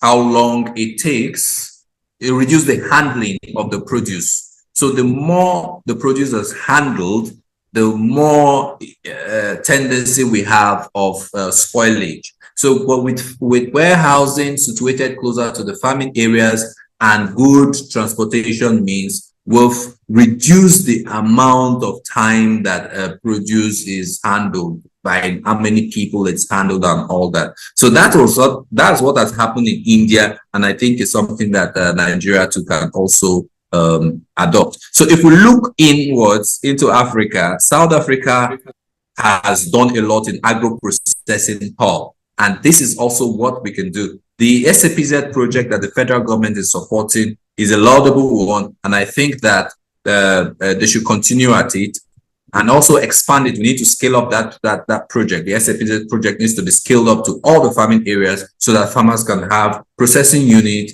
and storage unit close to their farming communities. Thanks, David. Thank you very much, Godfrey Mayor Petgrave, for joining us on the program this morning. Mr. Petgrave is an agric expert and an agribusiness strategy expert as well. He has given us his thoughts on the program with regards to ways, as it were, to tackle post-harvest losses in our agric sector. That's Market Insight this morning. With regards to some of the recommendations that were hinted during the course of our conversations, we talked about, some experts, including him, suggesting the adoption of effective cold chain processes, better packaging by smallholder farmers, ease of transportation, by the authorities making it easier for mobility traceability from point of production to final point of sale.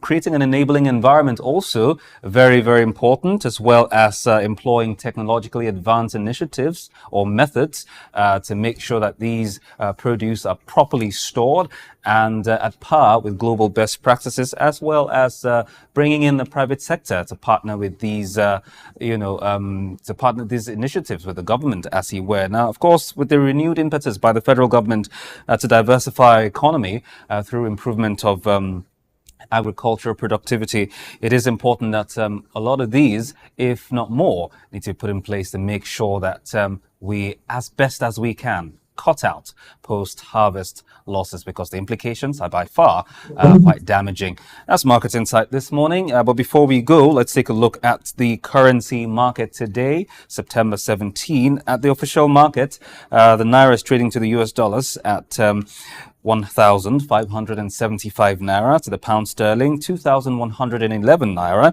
to the euro 1,783 Naira. Elsewhere in the parallel market, the Naira dollar trade is 1,637, and it's also trading to the pound sterling at 2,167 Naira, to the euro 1,825 Naira. That is what it looks like on, or rather at, the currency market. Many thanks for joining us in the program this morning. Do stay close. Many more engaging and insightful programs coming up, but do join us at the top of the hour for the news updates. I am David Chiedu. Have a good day.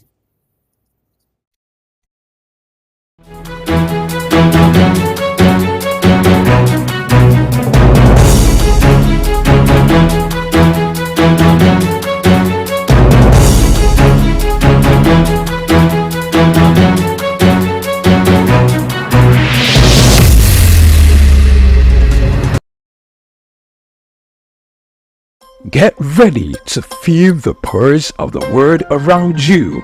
Welcome to SOUQ Pulse, your insert track on the stories that matter most. From the heart of breaking news to the forefront of culture and innovation, SOUQ Pulse brings you the stories shaping our world every week.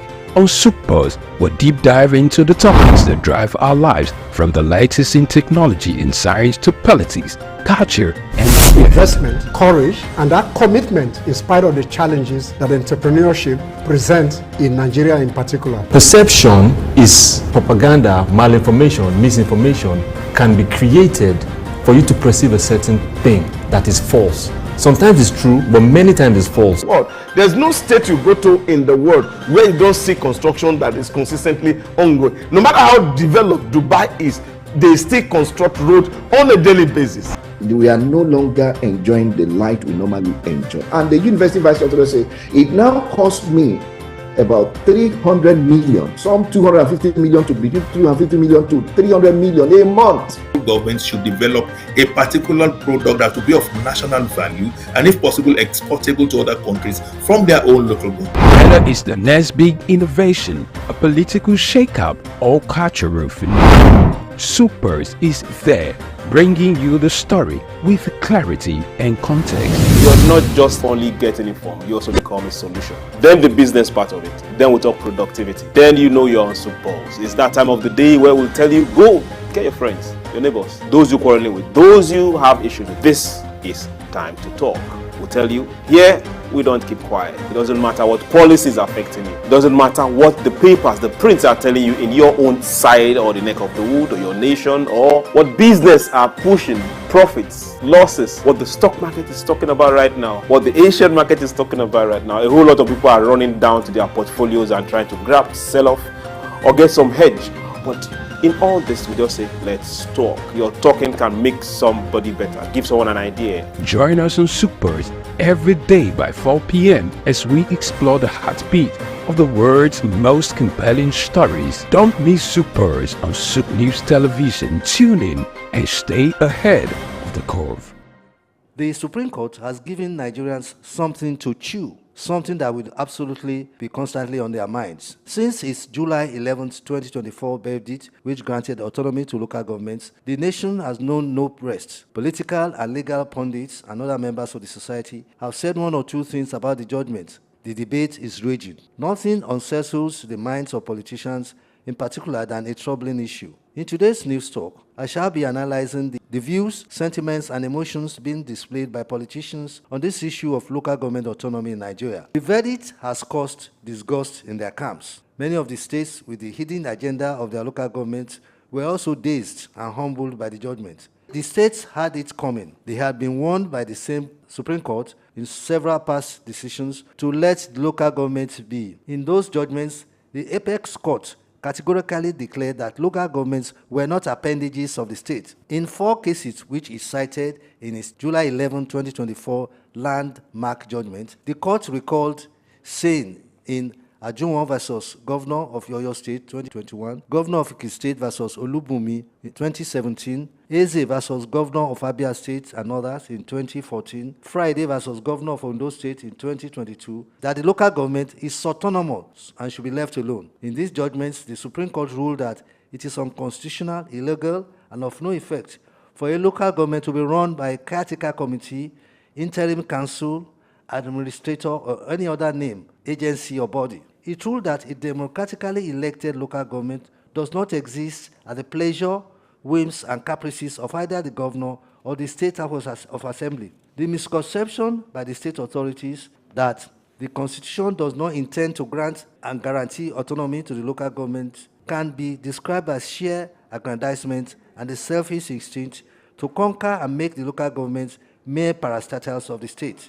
It is unthinkable that a democratically elected governor will embark on wholesome, undemocratic tendencies which no doubt endanger democracy and the rule of law. It is also almost becoming a national phenomenon and embarrassment that governors have constituted themselves as special species most dangerous to democracy in the country. Disdainfully disregard, disrespect, and disrupt democratically elected councils and appoint their lackeys as caretaker committees to run the affairs of the councils. The nation owes a debt of gratitude to the current Attorney General and Minister of Justice, Lateef Fagbemi, SAN, for taking this matter up by filing this suit. The only new thing that the Apex Court did not do in other places was to make a formal declaration on how local government funds should be remitted. The Apex Court did not make the order then because it was not sought. As we all know in law, the court is not a Father Christmas. Contrary to the thinking in many quarters, the local government's autonomy is an all-encompassing issue. It is not only financial, it is political and administrative. The local governments have for long suffered in the hands of governors who treat the council chairman like serfs. The chairman must kowtow to them or be removed from office with ignominy. Local governments may not be known under a federal system like ours in the same way that the federal government and the states are recognized, but they have a constitutional role to play in governance. The states should allow them to play this role. This is what the Supreme Court had been saying in a number of judgments, but the message did not sink well until July 11th, 2024. The clincher or final blow was his bearing of the states from no longer taking custody of the funds of local governments. By that singular action of striking down Section 162B of the Constitution, the Apex Court pulled the rug from under the feet of the states. Up till now, they do not know what has hit them. They are stunned. All the humiliation, suppression, and oppression of local governments have now stopped. The local government council have now been set free. All eyes are on the chairman and their councillors to develop and enhance the dividends of democracy. A lot depends on them for the autonomy of the local government council to be meaningful. They have a chance of a lifetime to live their dreams and make a difference in the lives of people in their council areas. They should not be intimidated by the governors. We also appeal to the governors not to lay mines and obstacles or hurdles on the path of local government councils within their area of jurisdiction as they play their role under the Constitution as an autonomous political institution. I am Bayo Olaoye.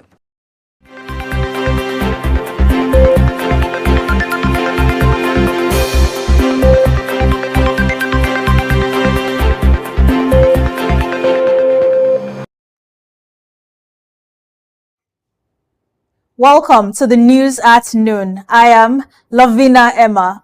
The Nigerian Extractive Industries Transparency Initiative, NEITI, has disclosed that 3.47 trillion naira has been disbursed to the federal, state, and local governments through the Federation Accounts Allocation Committee in the second quarter of 2024.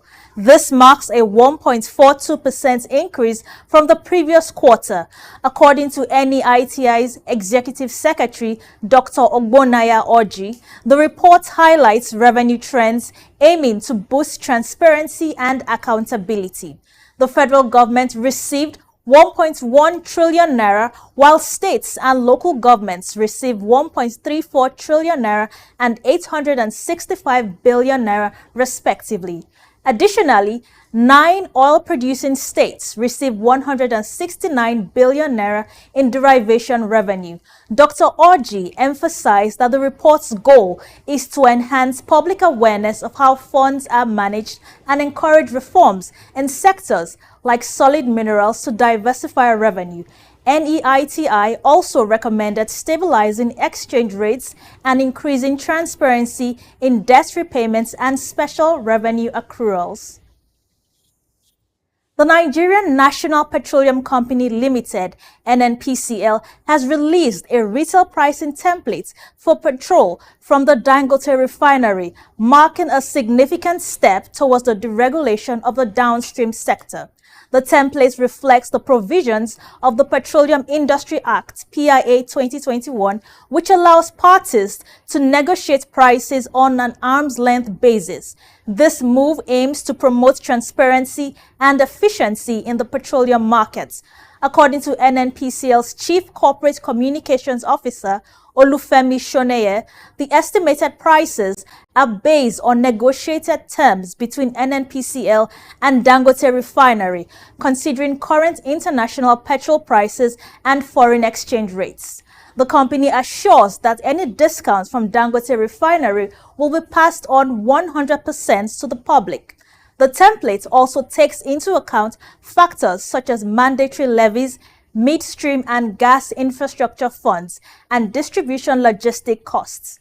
The development is expected to enhance the country's petroleum sector, promoting competition and private sector participation. The Independent Petroleum Marketers Association of Nigeria, IPMAN, has also expressed willingness to cooperate with NNPCL, awaiting official notification on the pricing. As the sector adapts to the new pricing mechanism, stakeholders are optimistic about the potential benefits of deregulation, including improved efficiency and better services. The Nigerian government is set to launch a comprehensive strategy to position itself as a major player in the $7 trillion global halal economy. Vice President Kashim Shettima's office announced that Nigeria aims to grow its GDP by $1.5 billion by 2027 through this initiative, focusing on increasing halal exports and strategic import substitution. Aliyu Sharif, Special Assistant to the Vice President on Export Expansion, stated that the halal economy is known for its ethical standards and global appeal, providing significant opportunities for Nigeria's diversification efforts.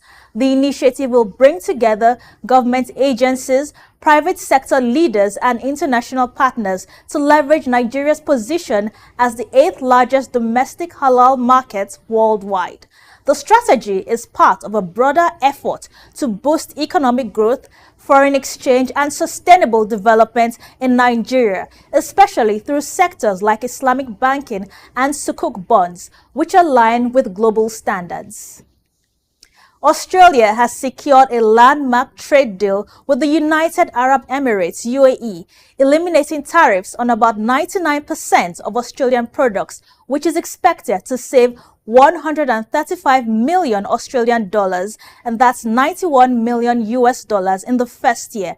This agreement is significantly going to boost Australia's economy, as the UAE is its largest trade and investment partner in the Middle East, with bilateral trade valued at 9.9 billion Australian dollars and a two-way investment totaling 20.6 billion Australian dollars in the last year.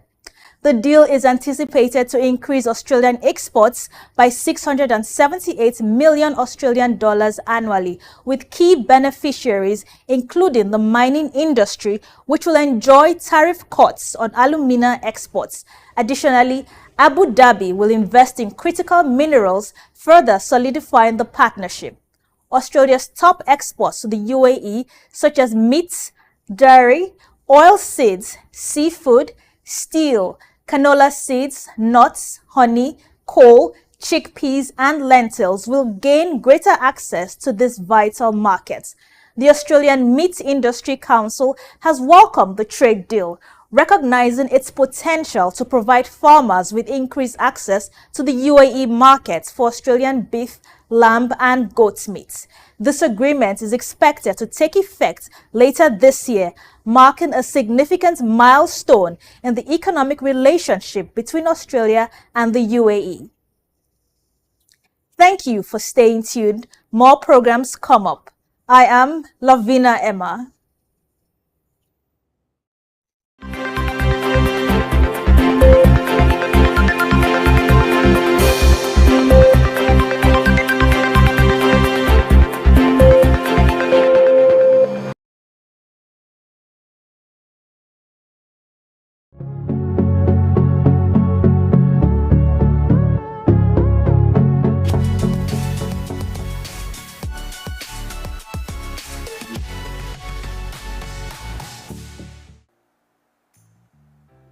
In 1957, just a greenhorn, leaving school and looking for a job, going into broadcasting was something that I dreamt of. But that's only meant going into radio, because my old school, Holy Child College, still on the same site in Obalende, 2 streets away from the old NBC. I still can't forgive whoever changed the name to something else that is being called now FRCN.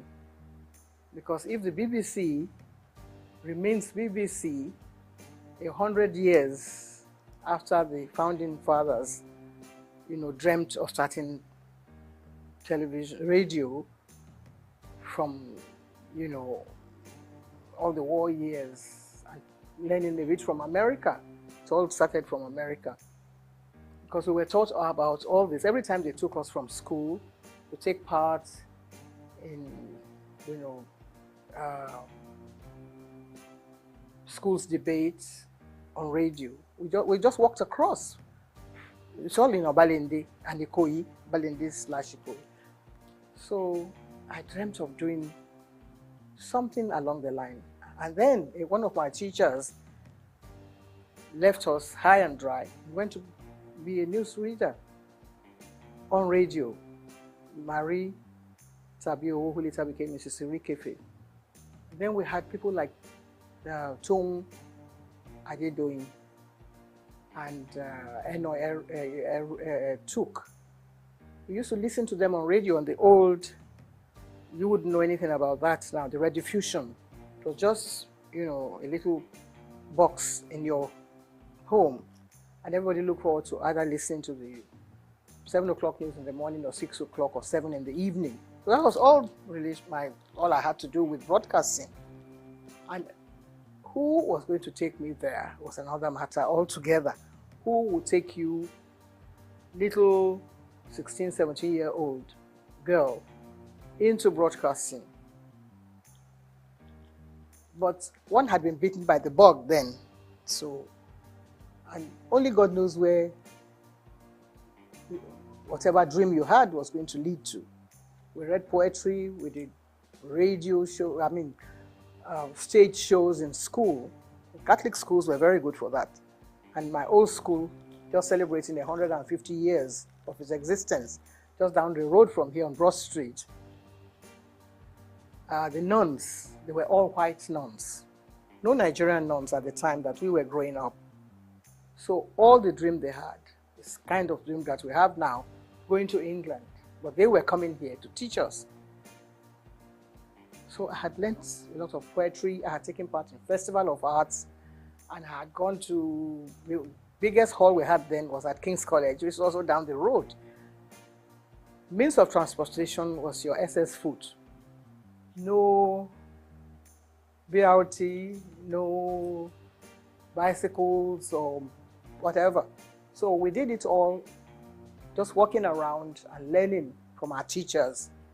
And of course, our mentors were the nuns, like I said. So in my wildest dream, there was no way that I was thinking of going into anything like broadcasting. That is going back to answer your question. But they had a lot of plans for the girl child. And not along the religious lines now. But actually, they came to actually engender this whole idea of pushing the girl child forward. And not just me, a lot of us. People like Mrs. Francesca Emmanuel, they also went through the whole gamut of all this dream that I'm talking about. Television itself was brand new in the world. I have to talk about radio because that was what I knew as a child. But television, when it started, we didn't even know. Maybe in America, and then it went to Australia, and then to France. No. France came after Nigeria. You wouldn't believe that, would you? That we were number 6. America, Britain, Germany, Australia, one other country, and coming now home to Nigeria, where you cannot help but give a lot of credit to the dreams of people like the late Chief Obafemi Awolowo and one of his ministers then, Chief Anthony Enahoro. So that's how I believe this whole package was placed on their laps and sold to Nigeria, to the Western Nigeria government. On the radar were lots of other people like me who had dreams about becoming Miss Nigeria. So maybe that will now give you a little background about how I took part in the Miss Nigeria pageant, Western Nigeria, and I became Miss Western Nigeria. Somebody must have fine-tuned some little knots somewhere and said, okay, you probably might be able to deliver. Because you are being interviewed when you go before the panel of judges. And somebody must have said, okay, that's a good material, you can come and take part in this. Before then, we had other people, Anike Agbaje Williams, Poliola Sokwe, who were working on radio. My dream was to work in radio, but then I missed that. And I was nursing, that dream of still going to radio. Never knew what television was all about. So maybe that answers your question, I'm not sure. But I took part in the Miss Western Nigeria pageant and I won.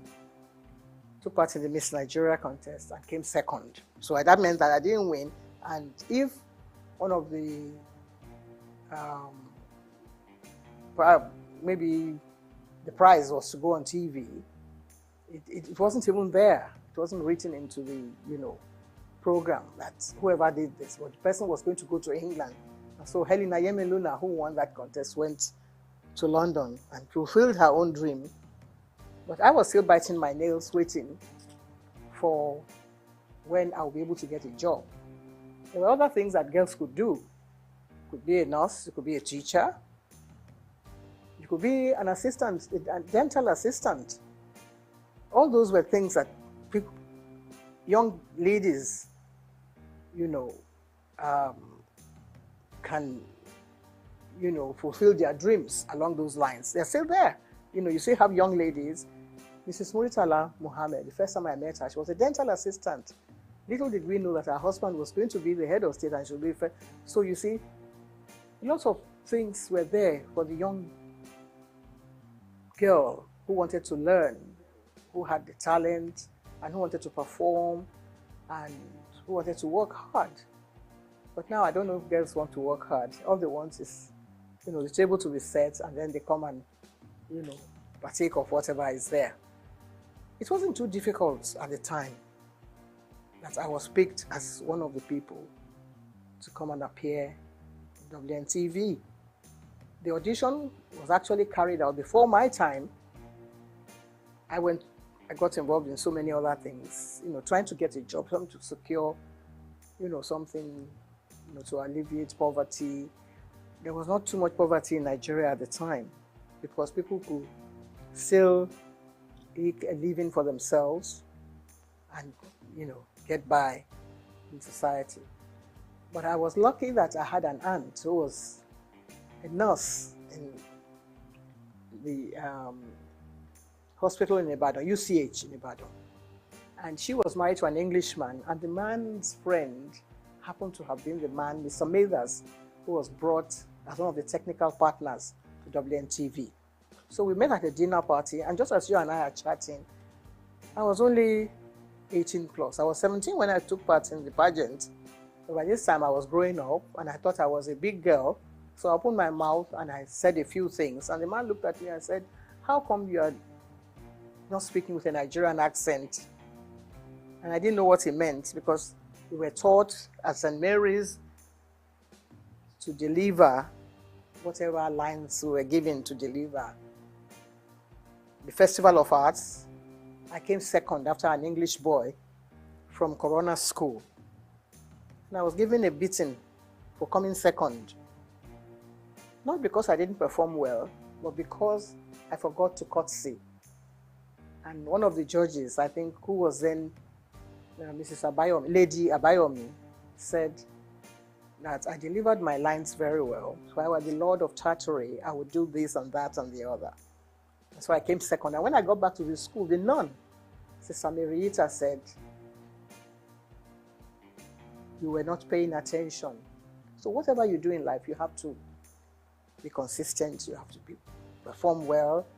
The way we're trying to do now, the way we're trying to project your voice and whatever it is you have to offer with a lot of humility, not trying to show off or to project your own image, or whatever message you have to deliver, you have to make sure that it is well delivered. The following year, St. Mary's Convent School, which is my old school, which is 150 years old in existence, went to the same King's College Hall, and we beat a lot of secondary schools. We came first. Pied Piper of Hamelin. Have you ever heard of that poet? Pied Piper of Hamelin was about someone who wanted to get rid of all the rats in Europe, and all he did was to play the pipe. So that is what we were more or less doing. That's what you and I have felt, being a Pied Piper, trying to get off all the ills in society. That's the main job of a broadcaster. There's so many things happening in the country, and it's only TV and radio that binds the country together. If the country falls apart tomorrow, you will rely on someone from radio or from television to make the announcement, to introduce the head of state who has just won the election, or the one who has just taken over. It's a huge responsibility. At that age, at 19, we had to introduce people like Chief Obafemi Awolowo on TV. We had to introduce people like Akintola, Oladoke Akintola, as the premier. And when everything broke down and it all went into smithereens, they brought in Chief Majakodumi as the administrator of the Western region. All this happening before our eyes. There were no other stations in the country except WNTV. And we were there, so we learned quite a lot. In fact, I believe that the whole country revolves around broadcasting. And if you are part of that organization, how would you feel at my age, at 80-something? As young people, perhaps you don't know all this history that I'm telling you about. It's a long, long story. But when you sit down, you have to put it all into perspective. You see that, well, some people are actually meant to be in different positions. Some people are meant to be doctors. Some people are meant to be nurses. But those of us that are in broadcasting, it's a huge responsibility. It's a passion. Something. Sometimes you don't even know how you got there in the first place. Or somebody may have discovered you. It's like being in Hollywood in those days. Someone has to develop. So you have the talent, the latent talent, and then somebody will discover you. So that's how I was discovered by Mr. Mathers at a dinner. I was put in that place because I had won the Miss Western Nigeria contest. If I hadn't done that, I probably would be somewhere in the kitchen washing plates, washing all the dishes. So there you are, if that answers your question.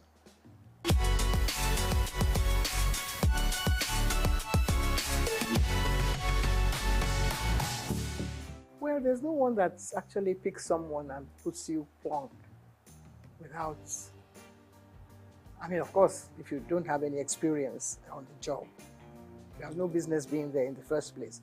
But if I had taken part in 5.5 of Hamelin Towns in Brunswick, I was only 13. By famous Hanover City, I was speaking like an English person. When I was only a Nigerian, little girl, being nurtured, by my mother, who was a seamstress, how would you ever get there? But you already have that background, that solid background on the rock, as it were. So, by the time I was ready to go on TV, I had learned from all the other,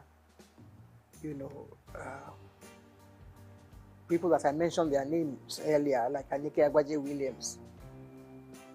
And I wouldn't say it was easy, because you always have that, butterfly fluttering in front of the camera or wherever.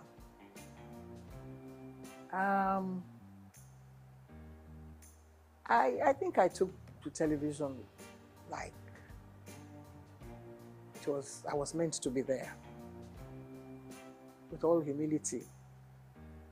If I had been groomed by all these nuns that I have mentioned their names, they came to Nigeria to serve the people. They were not earning salaries, To become a nun, you have to take the oath of obedience, chastity, poverty, and all that. So you're not earning a salary. But whoever is there now is thinking of how much money he's going to get from whatever take comes from here, there, and yonder. So they taught us well. And nobody said you're going to go and appear on TV or you're going to be on radio. But just do what you're meant to do properly, with a lot of sense of responsibility and diligence. And that stands at the back of your mind. That goes everywhere with you, wherever you go in life. Even when I was nursing a sick child, my late son was a sickler. And I was meant to take part in Verdict 79 with my colleagues Kerry Ahmed and Adamu Aogi. They all came with me to the hospital, which is just next door here. And then we came back and mounted the podium and continued our business as if nothing was happening. He didn't die at the time, of course, but the job must go on. That is always there at the back of your mind. So my first night, I wouldn't say that I didn't have any jitters, that I was not nervous. But I was able to deliver, and I think that was the staying power. That was what kept me going, because other people came on board. I was not the only one. All the members of the board had their own, little nephews and nieces that they wanted to project on TV. They all came and they couldn't make it. But Anike and I kept going. And if you gave me a script now, I think I would try and... We didn't have too many what do you call it then, teleprompters. Well, I was very good at, I had a photographic memory. So I was able to get hold of the script, and in less than 60 seconds, I'll be able to deliver it straight to the camera. That was one of the assets that I had also, which was God's gift. It's not by own might or whatever you think you have. You have the talent, of course, but also there has to be some other little bits of gifts that will help you to project the image of the professional.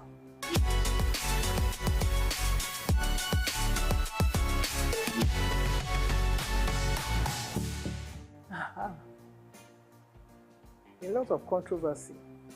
There is hardly any TV, radio, movie personality that can scale through that without any, because people are watching, people are trying to find their own little, bits of criticism here, there, and yonder. You can't be a goodie, two shoots without, any, how shall I say it, problem here, there, and yonder. So everybody has their own way of looking at people. People say, well, what has she got to do? She went to take part in Miss Western Nigeria the other day. So what's the big deal about her? And then somebody will still add their own salt and pepper here and there. But I was lucky that I was being nurtured by someone like T.O.S. Benson, who was then our Minister for Information. And he felt that, everything should not stop here. There were things happening in America. He made sure that my name was there. I was at the inauguration of President Johnson, Lyndon Johnson. And we commanded a lot of attention there, myself and my colleague who came from Lagos, the station in Lagos. And for the president to notice that there were two black people sitting behind him at his inaugural ball, I think it was very overwhelming for me, because not many black people had invitation to that event. But Charity Adadevo and I were there, and he stood up and shook our hands where we were sitting behind, 3 rows behind the president. Then Kennedy had died, and we were still nothing, we were still feeling very hot about, the loss of Kennedy. And here was the new president coming up. We were not particularly keen on being welcomed by him. But then, things like that happen to you, and it makes headline news. 2 black people, they didn't even say Nigerians. They thought we were from Ghana, because some journalists came around and said, how is your man Nkrumah? And we said, no, our own Prime Minister is Tafawa Balewa. They never heard of him then. But then they had to go and carry out their own study and find out who Tafawa Balewa was. And of course, the whole country was very proud of us that we went and actually stole the show at the inauguration of President Lyndon Johnson. So many other things happened. When I came to London, the British Information Office, they were trying to look for someone to host their program. That has happened to be around, so they picked me to host their program. But you don't ad-lib on any of those stations. Everything is written out. The questions, even your answer will be written. You can change it around a little bit, but they make sure that you said the right thing at the right time. So that was how we were able to gain attention. German television also invited us because they were interested in Nigeria. See how the German Chancellor came to Nigeria. That was what happened at the time. In 1963, we had just gained, we had just become a republic then, from being an independent station in 1960. By 1963, we then became a republic. And we were chosen to go and appear on German television in Berlin. And they wanted a little bit of culture. So Benson had his own band. So we were chosen to go and represent Nigeria then. Nobody knew who the ambassador was, but they wanted to know who was presenting something on TV. So that's how important television has been. And that, in fact, we were the first television in the whole of Africa. The very first station, WNTV, that was a call signal. WNTV, first in Africa. There's nothing like that now. Nobody wants to know whether you are first or second. But the station that is being run in Nigeria, I think, has the largest number of stations than any other country in Africa. We have about 21 stations, and now it's still, still counting. And yours is coming on board, and so many others. I think next to America, Nigeria should have been the best country for television broadcasting in the whole world. There's not so many countries in the world that has as many stations as Nigeria. We only have to put our heads together. We only have to find joy in whatever we're doing. Sometimes when it's raining, people say, oh, it's raining, and they feel very bad about the rain.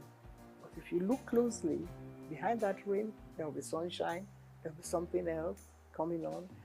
You see some silver clouds coming during the rain, but Nigerians don't have the patience to wait for that kind of thing. That's what television teaches you. If you're in the studio, you don't know what's happening outside. You just get on with the job. That's what we were taught. We were taught not by Nigerians. Even when we started, we couldn't go on air and ad-lib. There was always someone there, Mr. Blackledge, to write the script. And if you can commit that to memory and deliver it, they're home and dry. It's not everyone that has the gift, not everyone that has the talent. It's God-given. And if you listen as a child at 17, 18, 19, at my own age, I learned from school, and I was able to impart this into the job. So within a few months, we got double promotion, all of us, because we were doing very well. Anika Agbadewun was excellent. Yola Sope was superb. And so many other people reading the news. We were the first female to read the news. Women were not allowed to read the news. Nigeria started it. BBC wouldn't allow a woman to pick up a script and read the news. But we were already there. So that's how we were able to gain this global attention that you mentioned.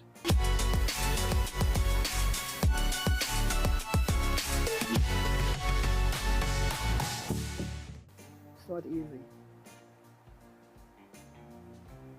Not easy. Like I said, when we were taught by, not by Nigerians. But somebody came along the line and said, we don't have to speak like English people. You can just carry on and use your own parochial background. If you are a Robo man, you can speak English the way you like. That was his own idea. Because he didn't believe in us doing all this la-di-da and trying to, say things the proper way. But that watered down the standards a bit. Because then everybody, maybe he had a relation who wanted to appear on TV, and he wasn't allowed to because he couldn't speak like Ikenna Ndagoba or Bodelalade and things like that, or Friday Fude or Mike Nahuru. So somebody must have gone to him and said, because he doesn't speak like any of those people who were taught by, foreign teachers, people who had learned, people who knew what a DJ, we had a Bible then, that you had to pronounce your words correctly. So he came and said, now that I'm DG, I'm not going to tolerate all this, your English way of speaking. And some other people, of course, that watered down the standards. That's not our making. We were still ready to continue the way we were doing, but then they pushed us to the background. But there were others who were able to perform well.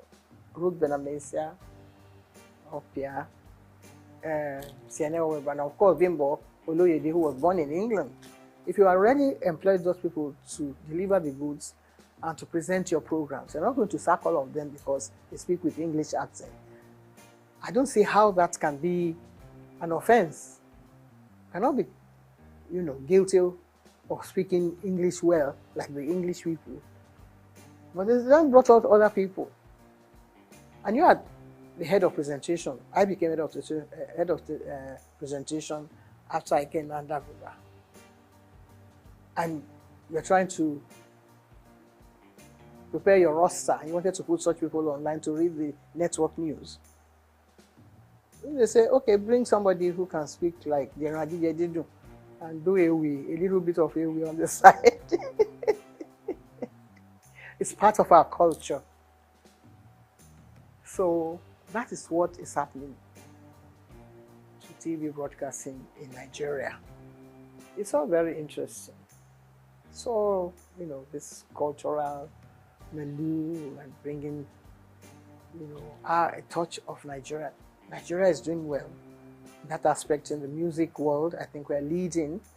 Some of us who grew up on Handel's Messiah and Mozart, we have to sort of put our hands behind our back now and watch, all the way things have turned around, and Nigerian music is doing well. Afrobeat is reigning everywhere in the world. So really you can't find faults with that. So when they watch a bit of Fela and his children and all his grandchildren doing well, then listen to the channels on TV, you have to take what you get from there as well.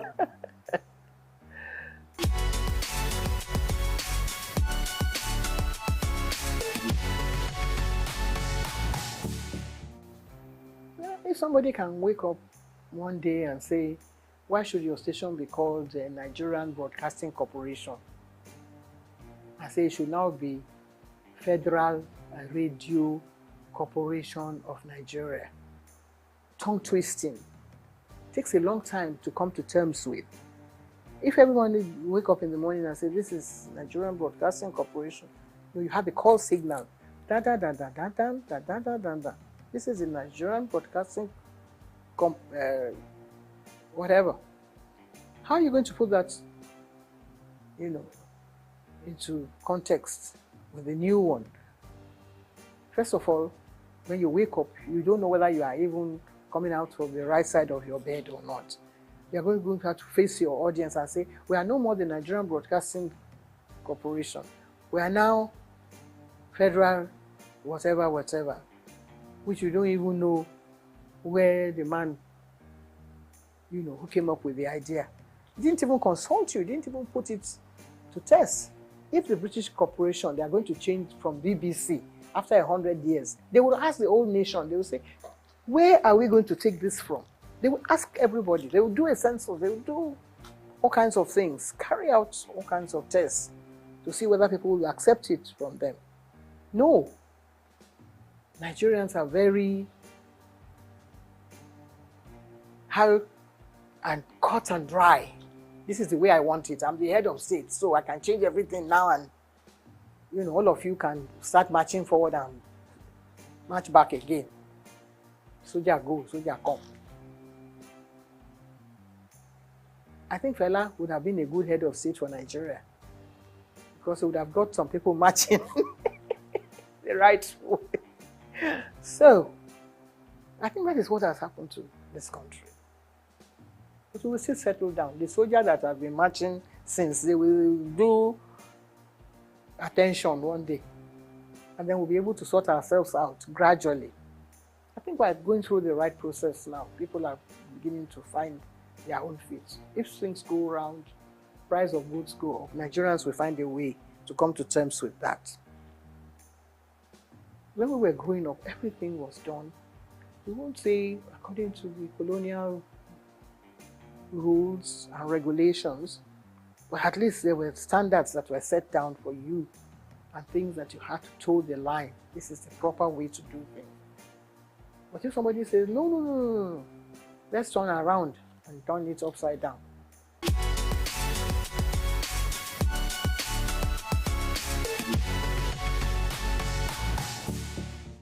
SOUQ. It's the only thing that has happened to the whole world from Nigeria, that shook the whole world, that brought everybody attention to see what Africa has to offer the whole world. It happened here on this soil in Nigeria. I was a member of the ceremonial committee. I remember the opening ceremony. There were about 15 heads of state. We've never had anything like that since then. That is what we should ask ourselves. Every head of state that takes over from Nigeria should find out again. It's not from broadcasting that you can get the answer. You can get the answer from technocrats who had worked in all those areas. What happened? How come it couldn't happen again? It's like Armageddon. Every country was represented. Every culture was represented. Miriam Akiva was watching us and called us at the station one day and said, even the way we linked programs, they couldn't expect that it could be happening in Nigeria. We received phone calls. People were sending us bottles of champagne on the air. The links. Bimbo Oloyede was there with me. I was at the opening ceremony. I was yanked from there to come back to the station.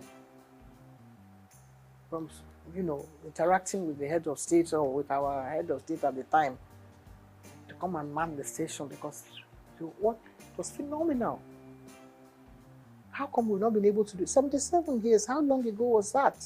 I was only 37 years old then. I'm going on 90 now. It hasn't happened again. We should examine that. Even the head of state that was there is still alive. Let us ask him again. Let us put him down and say, Oga, please explain to us what happened. Some people came up with a theory that the symbol that was used was fetish. That is what has happened and Nigeria has turned upside down.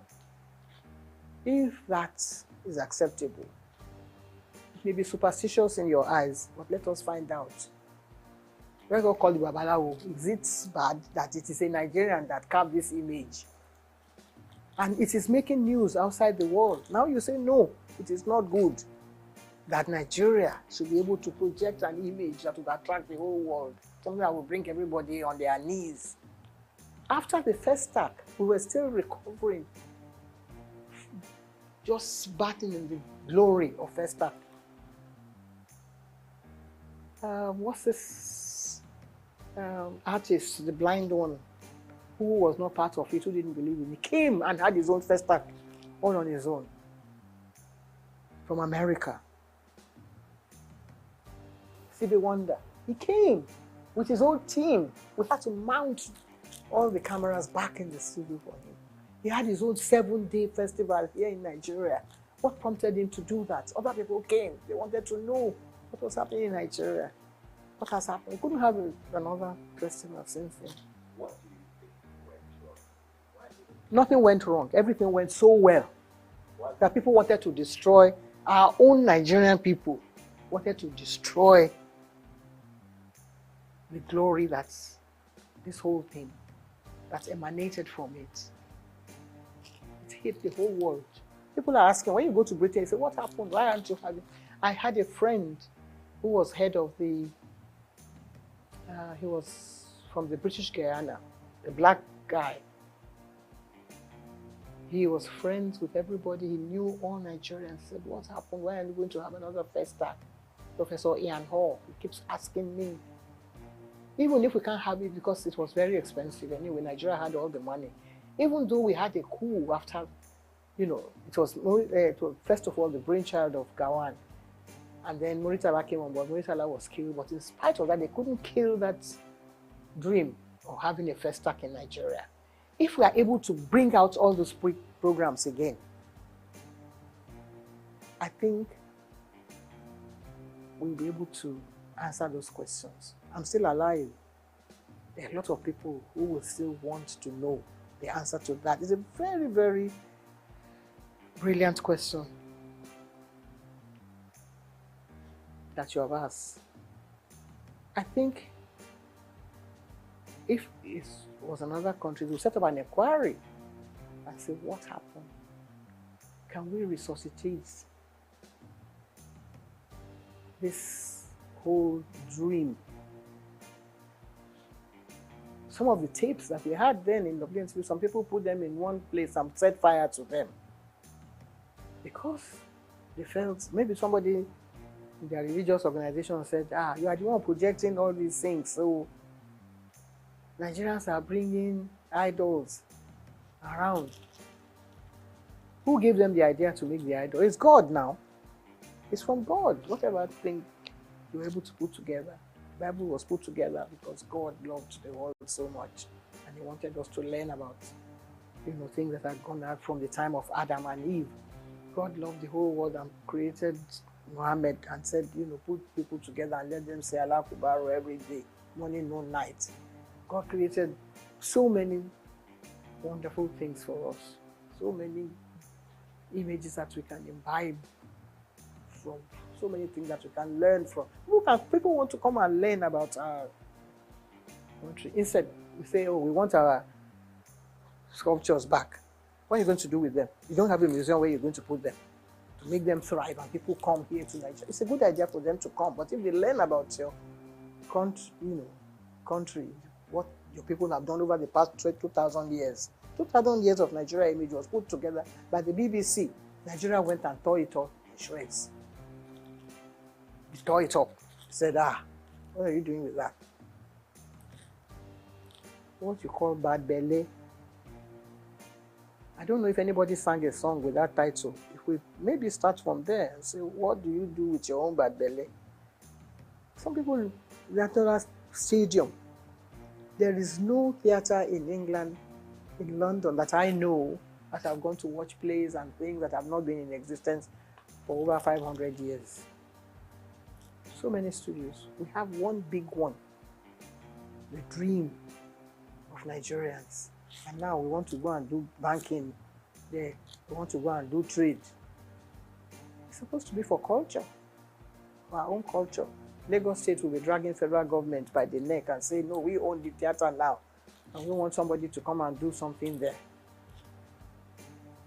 If we can only put all these things behind us, the evil that people have done in the past, people like Julius Caesar, when they were writing all those, when Shakespeare was writing all those things. Things like that have happened in the past. We should examine them. Get people like Wole Soyinka to sit down and rewrite the whole history again. If they ask me questions like you're asking me now, I will be there to answer. Because I saw it all unfold before my eyes. The image of Nigeria will come tops. All the stations in Nigeria should get involved and do stories on this question that you've asked me. A very salient question, and I love it so much. That might be able to revive the image of this country and let us know where we are heading, in what direction, and bring us back to really the point of salvation.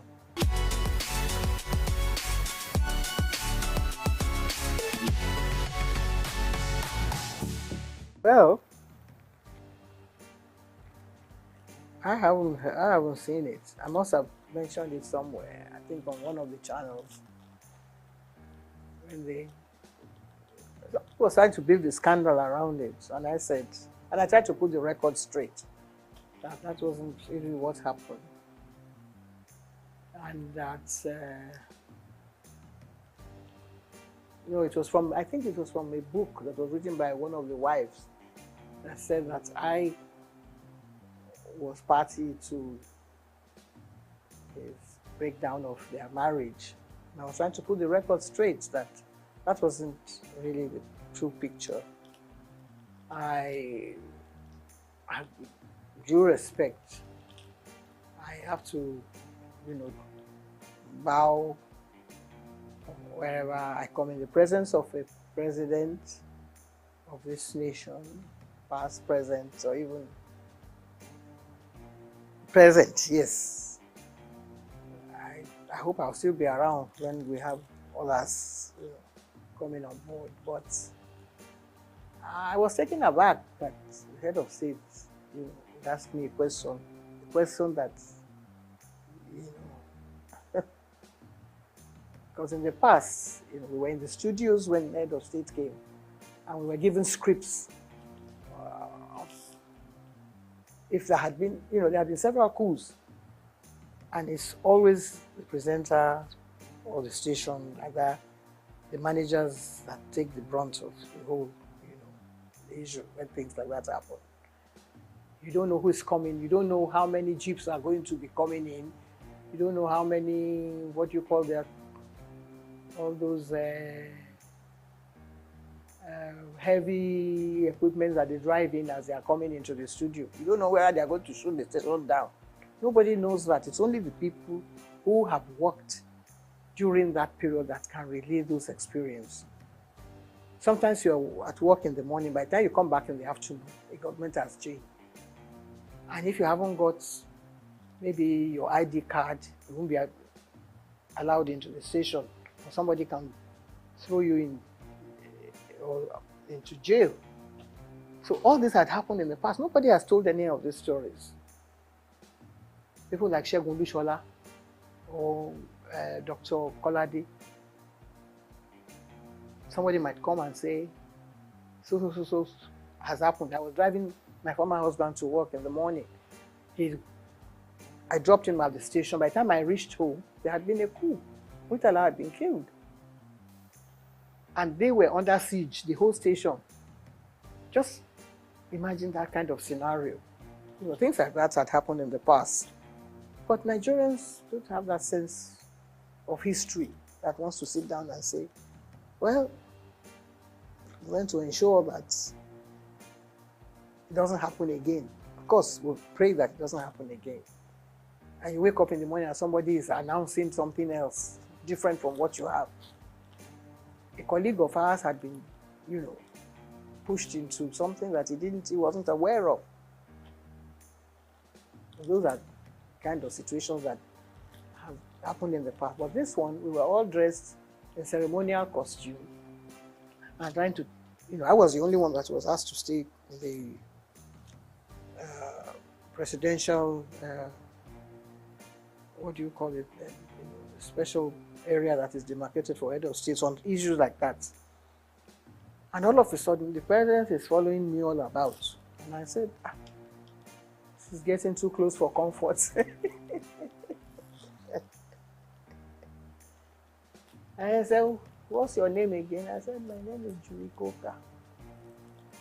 I was trying to play innocent, that I didn't know what was happening. He said, hey, how much did this your dress cost? Can I have, sorry, sir. I don't think I'm the proper person to answer that question, sir. Yeah, you don't have answer. It's a bit unprofessional. I mean, not in the profession per se that we mean, but I wasn't prepared for that kind of thing. So I must have given a rude answer to that. And then, before I knew it, Ade Lanwa, who was then the head of Navy, came to me and said, you have been very rude to the president. The president said, he asked you a question and you couldn't answer. I said, good morning, Mr. President, sir. Because when we introduce them on TV, that's how we introduce them. We're now going to be addressed by a new head of state, Mr. So, sir. And I said, you should go and ask the president of SOUQ. I'm sure he has a record of what the question is asking me can be answered, better answered by the president of SOUQ. If he finds that unbearable or rude, then either that one is not doing his work well or I'm not doing my work well and I don't belong here. But I carried on regardless. Shortly after that, another top army officer, Joseph Garuba. That one was the tallest man next to Ufwe Bonye, or the one from Mali. And he said, Julie, I know you can be rude at times. I said, not on this occasion. This is a wonderful occasion for the whole nation. And I'm trying to be my best behavior. And he said, the president said, I'm being very rude to him. He said, I know you, maybe you can say things. And I said, no, I never. He asked how much the dress cost. And I don't think I have an answer, which may contradict what will be on record if you really examine it thoroughly. I was getting very nervous at the time. So I dropped everything and disappeared from the scene, and I never went back again. But the thing reverberated right down to all the committees and members. My late auntie, what's her name? Kentebe, which was a lady, commodore of their navy.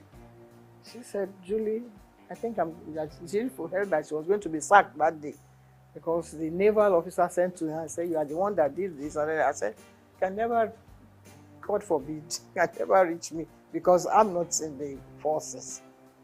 I'm doing my own job here as a professional broadcaster.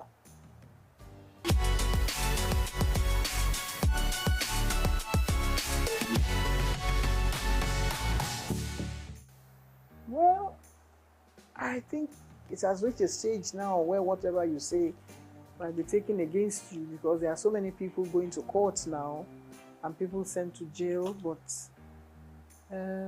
things were not as bad as they are now because some of the gory stories we hear and people being, penalized and sent to jail, I think it has reached an astronomical level that it's something that's actually, maybe it was there and people did not want to open the canker worms and let us see what is really happening. In my own case, it was a deliberate attempt on the part of an aunt of mine who felt that there's no child that should continue going to school at a certain age. And they were trying to arrange for me to get married to somebody. And it's a tradition of our people, in Delta, to find out whether the girl is still a virgin. Then they go and look for one old man. It's not this, the one that is happening is child abuse now. I don't know what to call that one. There are other cases too of children being sold into, prostitution and to apply this a trade that by some madams, which is not really acceptable. But there are other areas. Maybe some parents cannot pay for their children's school fees, so they send them, into child labor or whatever. I think every child should be given a chance to have, proper education. If all can start free and fair education to children, whether all genders, boys and girls, see what the results that have come out of that. But in some other parts of Nigeria, they believe that that it's not acceptable in their religion, and so they still keep the children down and send them into early marriage. And a lot of people have dealt, people like Dr. Simi Johnson, they were in the forefront of that vanguard to liberate the children who have been kept, into Korda at age 13. And when they have children, they are not able, either they die, premature deaths from, being too early to go into pregnancies and have the children properly and things like those different stages. It's a very serious issue that actually I think has been well looked into, not by the United Nations or by, but the Nigerian government itself should look at it more, more serious terms and try to find how to deal with it. But that's something that happened in some homes, which is now coming out now, which in the past, members of the family were not allowed maybe a woman that is a victim. No, the child is a victim, but there are other, things that sort of trigger down the line, like a wife, for instance, who is watching her husband, trying to abuse children that are under their care.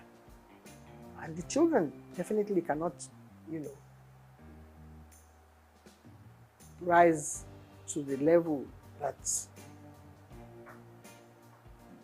a child who is being abused at an early stage cannot continue with her education. So I have been involved in issues like that because I was affected as a 13-year-old when an aunt of mine felt that I should stop going to school. But I was rescued by another aunt. So I was lucky at the time. Not many people have been able to, get through all this kind of trauma. I was lucky that just at the time, the man was busy talking to some other people, and it's like somebody being kidnapped and another person coming to your rescue. So I was lucky at my own, to escape that unscathed and get on with my life.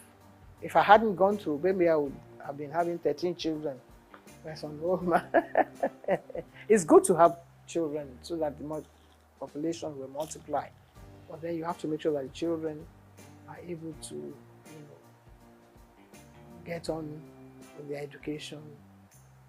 And when you educate that child, you're able to look after other children. I've raised so many children in the process, I was able to earn enough money to take care of members of my family. And that is what everybody should sort of,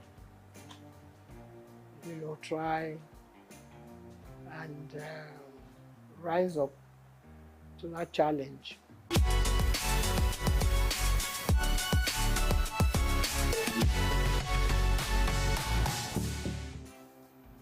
Our chief, Folami Koka, was the Babeto of Lagos.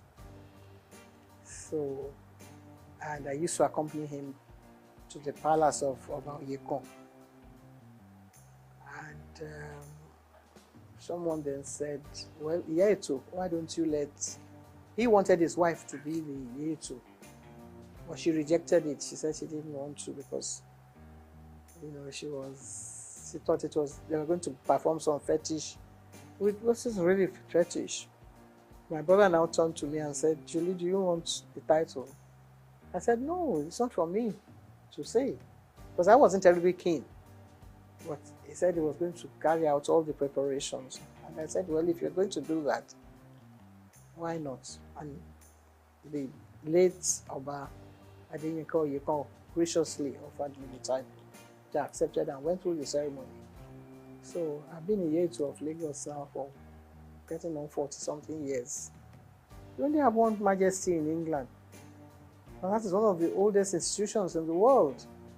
Some other countries are getting rid of their heads of their traditional rulers. France doesn't have one, for instance. There are some countries in Europe, I think in Finland, that still have, kings and queens and all that. But Nigeria, every little village, every doorstep has one title. This is the palace of the so. It wasn't like that in our own time. You had only one Oba in Lagos. Now you have so many. You have several Obas. This one claiming this and that. Etiosa. Whatever. After a while, there's going to be a clash. Maybe not in our own time. So if they're playing traditional roles, somebody will lay claim to some title that belongs to somebody else and another one. There's no end to it. So let them stay the way they are now. If they want to multiply, that has nothing to do with me because we don't have any say in that. It's not, because you can say now that this station is trying to sell this idea to be propagating an idea that should not be. I don't think anyone should play any constitutional role. If each one has its own I mean, in the states, at the state level, they take it, I think it's rotated. After a while, one steps down, another one takes over at that level. If they want to go and attend the meeting at the House of Assembly, that's up to them. But at the federal level, I think, no, NO. I don't approve of it at all. Because then you will have some woman coming on and saying that he's the one that is entitled to the title. It's not, I don't know whether any African country actually accepted that sort of thing. So Nigeria shouldn't start. You know, Nigeria at certain points in any of these things. Once Nigeria starts, other people will start. And before you know it, the whole thing will skyrocket and another war starts. We have enough problem on our hands as it were now.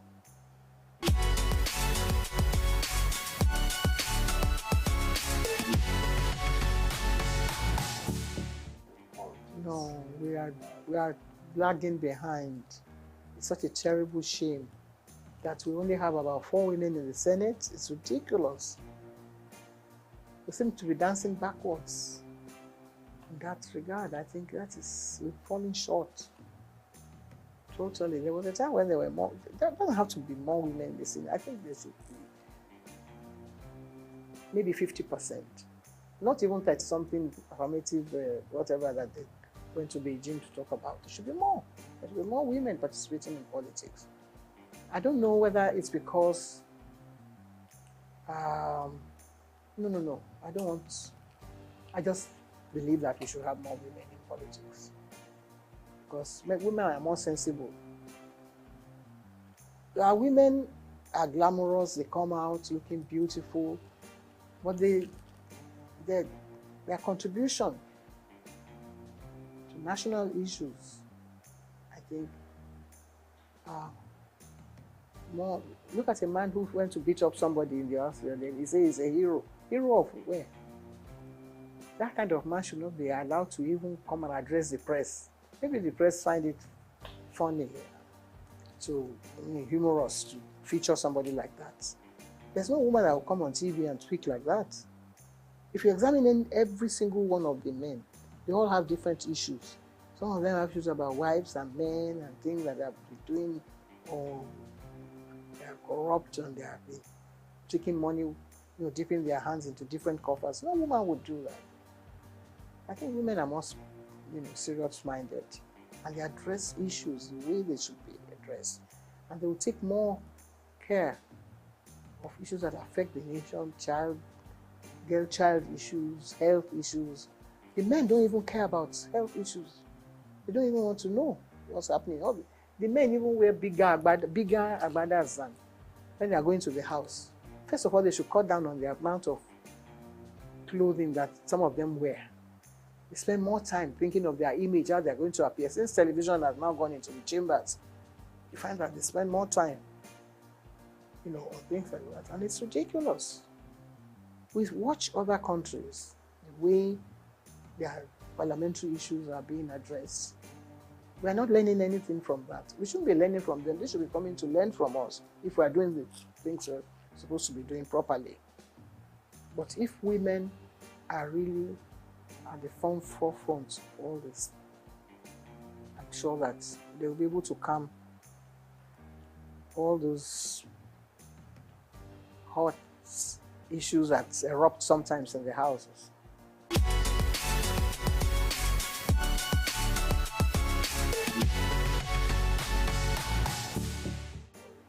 With worry, my mother. I was brought up as an Ichekiri child by my mother.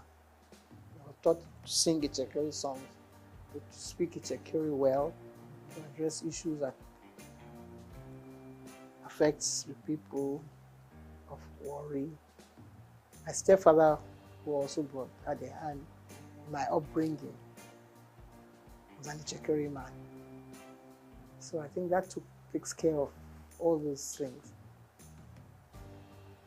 Well, I was brought up in Lagos, so I have this dual kind of nationality, and I knew my father came from Egba land, but I didn't have much to do with him. I only have connection with the family, like, you know, Toye Koka, who was my uncle, who took care of me as well. But he was too busy doing other important things. But occasionally when they're having issues in the family, I'm invited like a stranger. But because I speak Yoruba very well, and I passed all my exams, and I used to do all my programs in Yoruba in Ibadan in those days, on radio, WNBS. So I can still hold my head high in that regard. I think I function very well. It's like the King of England. You know, he sometimes goes home to his Greek family.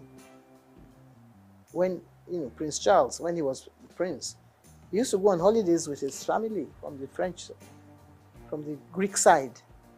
And nobody, and in fact, it looks like some of them sometimes when they are together. So yeah, I think it's allowed.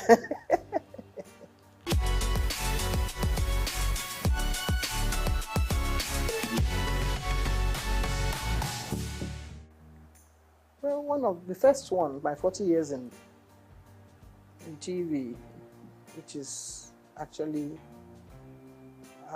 showcasing all the my life in broadcasting from the early stages, which actually should have answered some of the questions, was a textbook in Kenya for many years, because the minister came to Nigeria, and my DG then, Mohammed Ibrahim, had a whole box full of the books, and he gave them to the minister. And when the minister got there, he requested for more copies of the book. I never got paid for it, but I was delighted that they found the book so interesting. So maybe I'll get someone to serialize the book on TV sometime. We tried to do it some years ago, because I cannot be telling the stories all over again.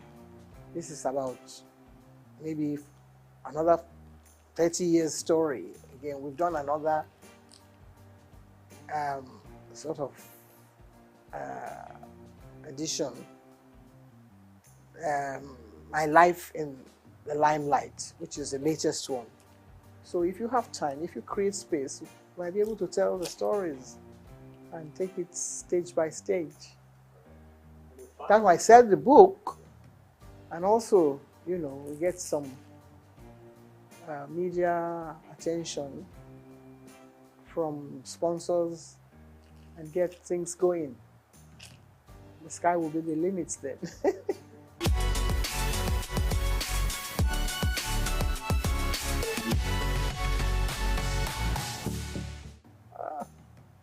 Well, eat well,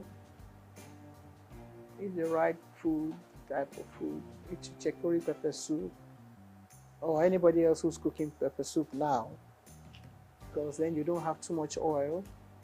I think that damages certain things in the tissues.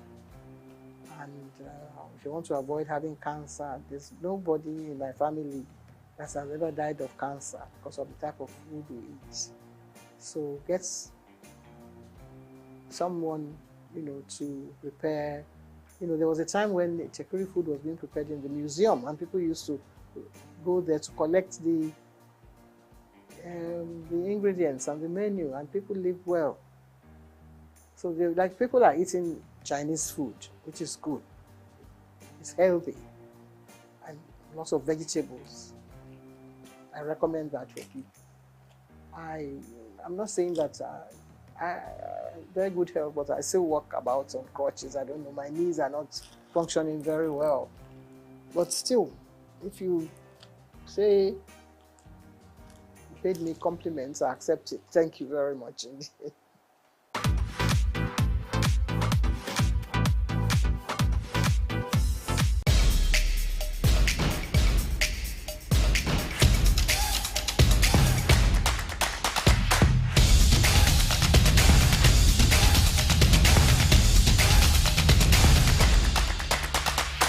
Hi, thanks for joining us. My name is Dijide Taro, and I'm honored today to speak to the legendary, the iconic Idris Abdul Karim. Thanks for joining us. Thank you so much, Jane. It's so we're having a conversation that's in my head I was supposed to have with you in the last 5 to 6 years, but I'm happy that you're here now. Good. I want to have your take on a number of issues, and just indulge me. First, with the success of Afrobeats, in the last, 3 to 4 years, that we had our Afrobeat entertainers become world stars as opposed to just Nigerian stars. How does that make you feel, one, as a consumer of Nigerian music, and then two, as a pioneer who was at the beginning of this thing that we are now enjoying? It's a beautiful thing, I remember back then, not everybody would like to listen to the new generation song, which is called Afrobeat now. We used to call it Afro hip hop back then, But to God be the glory with the help of people like Kenny Ogungbe, D1, Chris Oboti, a couple of other people in the industry who gave their platform for hip-hop to become what it's Afrobeat today. We have the likes of Davido, Burna Boy, Wizkid, and all that. The revolution that actually led to that was basically what happened between me and 50 Cent. Most times Nigerians, through the multinationals and even the governments, don't appreciate their own. You see a multinational try to sell their products with our music, but they don't respect our artists.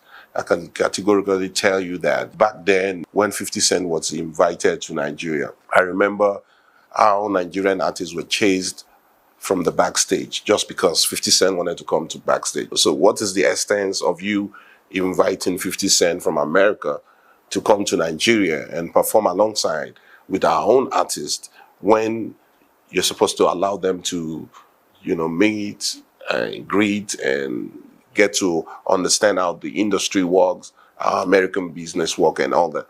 But you rather chase your own artists and treat them like animals. 2004, right? The American rapper 50 Cent was invited to Nigeria to have a concert at 4 city concerts, right? That's right. And then they had done the first one. That's right. And then the second one, the artists and everybody was supposed to board, and the news that we heard was Idris done the fight 50 Cent, and it became this huge deal that 50 Cent had to cut the show short and then moved. I've heard the game, Young Buck, a number of other people tell the story from their own perspective. One of the most craziest experiences that I've had, Nigeria, Lagos, Nigeria. We was on a plane. We was on one plane. We had chartered this one big plane for everybody who's on the whole entire show. One of the guys felt like we were 50 was sitting in his seat, right? And the guy had, made a big scene like, yo. And security was like telling them, yo, you sitting in 50 seat, chill, can you get up or whatever, whatnot. So the security kind of probably, took it as if, he finna, yo, bro, what's going on? So he grabbed him, roughed him up, and, like, yo, man, hold on, and walked him on up off the plane. I don't know who that dude was. What happened, man? We're on the airplane runway about to take off. All of a sudden, I just see one, it's like a movie. I just see a dude standing in the middle of the runway, walking towards the plane while the plane is taking off. Man, guess what the plane did? Stop. They didn't necessarily know who Idris was because there was no, like you said, there was no mingling between the artists at the time. But they knew that this was a guy that, number one, was buff. You know that he wasn't a pushover. And then this guy was visibly angry. And they just, they were afraid for their life. But of course, we know that wasn't what it was supposed to be.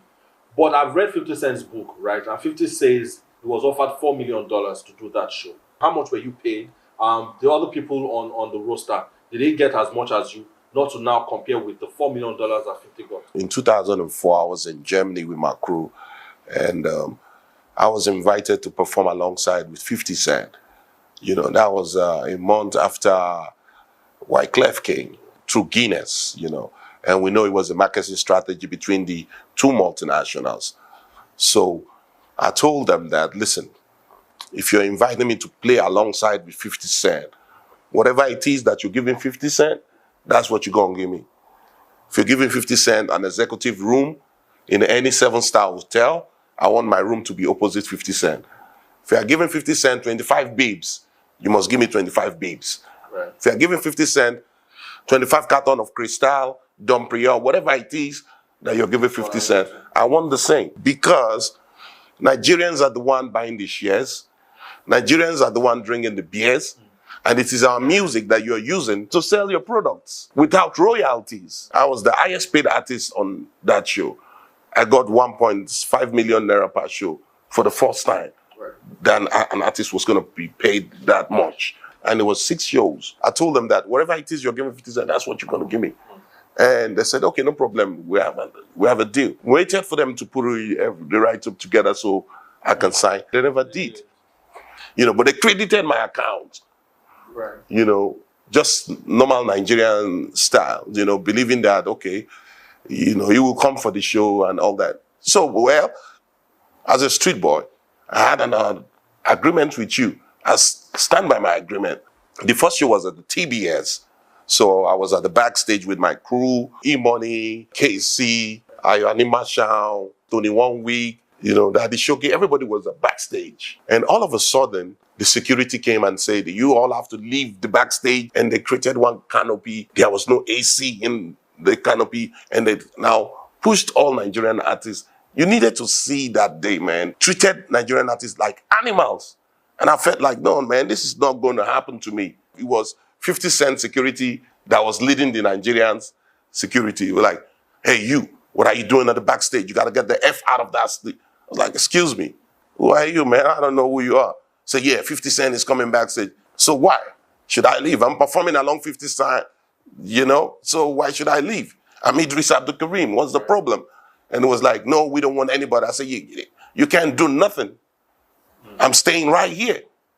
So he went back to the organizer, and the organizer was like, woo. So he said, no, leave him alone. Don't go there. They knew exactly what they were doing. So you already pressed at that point, like, why are you treating us like this? That's what's up. So this was at the Lagos It happened at the Lagos show, at TBS, right here. A lot of the Nigerian artists had to call these multinationals and I begged them to be on bill for the show. Right. You understand what I'm saying? So I was the highest paid at that moment. So I said, no, man, I ain't leaving. So 50 Cent came, with his crew and all that, and they went on stage and performed, and he sprayed 100 Naira notes, new 100 Naira notes, in the crowd, and the crowd thought it was dollars. Funny enough, some stories that you don't know is that approximately about 5 people died that night. The Nigerian bureaus covered it up. People were raped, phones were stolen, and they covered it up with the press.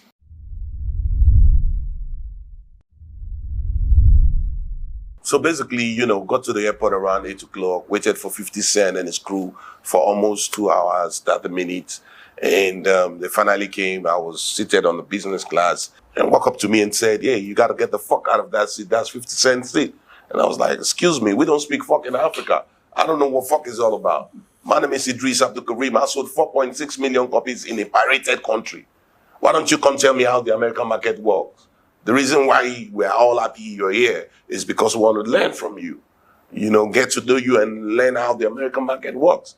And he went back downstairs to speak with the organizer. I was watching the organizers and they were like, they don't know.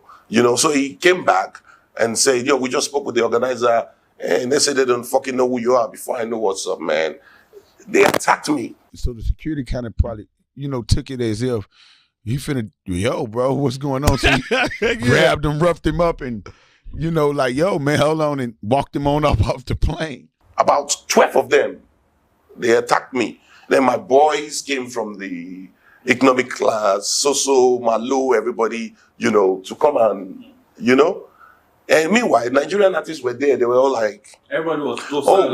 While they were coming in, a lot of them were even saying that it's into they do. Waiting being problem, sir. It's what they do. Meanwhile, they were not on the bill of the show. They were called to beg to be on the show.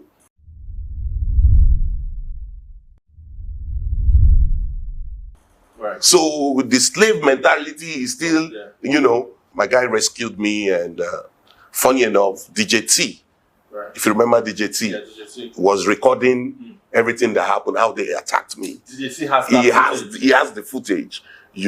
So he kept it. And immediately that happened, I just went to the door and jammed the door, and the pilot was like, oh, guys, I'm not going anywhere. I don't know what the hell is going on. And I was like, yo, Fiti, I'm performing alongside with you and you disrespect me. I could have been in America and do the same to you. Right. I know what would have happened. You know what I mean? And it was like, they never told us they were artists in the plane. They told us they were workers in the plane. It's like, okay. So the organizers told 50 Cent and his crew that there was the no Nigerian artist. artists are not artists. So Yes, that there were workers who basically just wanted to follow the. Right. It's like they finally opened the door and they said everybody should get down. So I came down and the Nigerian breweries organizers, the chairman, Chief Odumegu, he walked up to me and was like, Idris, we're sorry, it was our fault that we didn't do the necessity and all that. But 50 Cent asked you to come and have a handshake so we can move to. I was like, no, man, I'm not doing that. Why did you feel strongly like that, even when you wanted because from the beginning they knew exactly what they were doing. And for me, that was a revolution. That was a fight to rescue my people from slavery. I know it was going to affect my career, but I'm going to be a hero for the rest of my life. And I had to take that risk for Africa. Stop treating us like animals. We have talent, we have content, we're just like the Americans. The reason why Americans are what they are is because their leaders created a beautiful platform for them. From the politicians to the multinationals to everybody in different platforms. So it is our own responsibility to do the same for ourselves.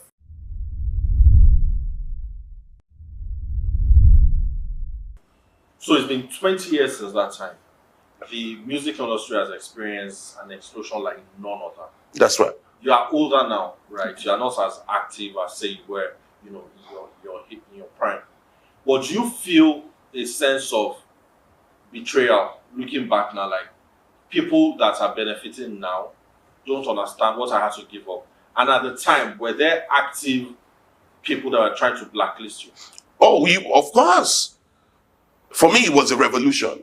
You thought of it like, I'm going to do this for a cause? Yes. Or you just wanted to make a statement right now? No, for a cause. Right. For Nigerian artists to be respected and to be paid very well. And it finally happened. Without that revolution, there wouldn't have been the Burna Boy, the video. They wouldn't have been benefiting whatever it is that they are benefiting now. Does it offend you? Does it hurt you? Do you feel betrayed when these stars now look at their own personal stories and how they've been successful and go like, nobody paved the way? Oh, because they are selfish. Because they've never gone through a time before in their life. They never knew what it took Baba Kekeke Ogungbe to give us platform at that time when everybody was saying that no, rap music or Afro music will never be what it is. That no, go back to the studio and record Juju music. Go back to the studio, record Fuji music. Where are you from? Go back and sing your dialect. But this was a beautiful new song. It was Afro hip hop, which is called Afrobeat today.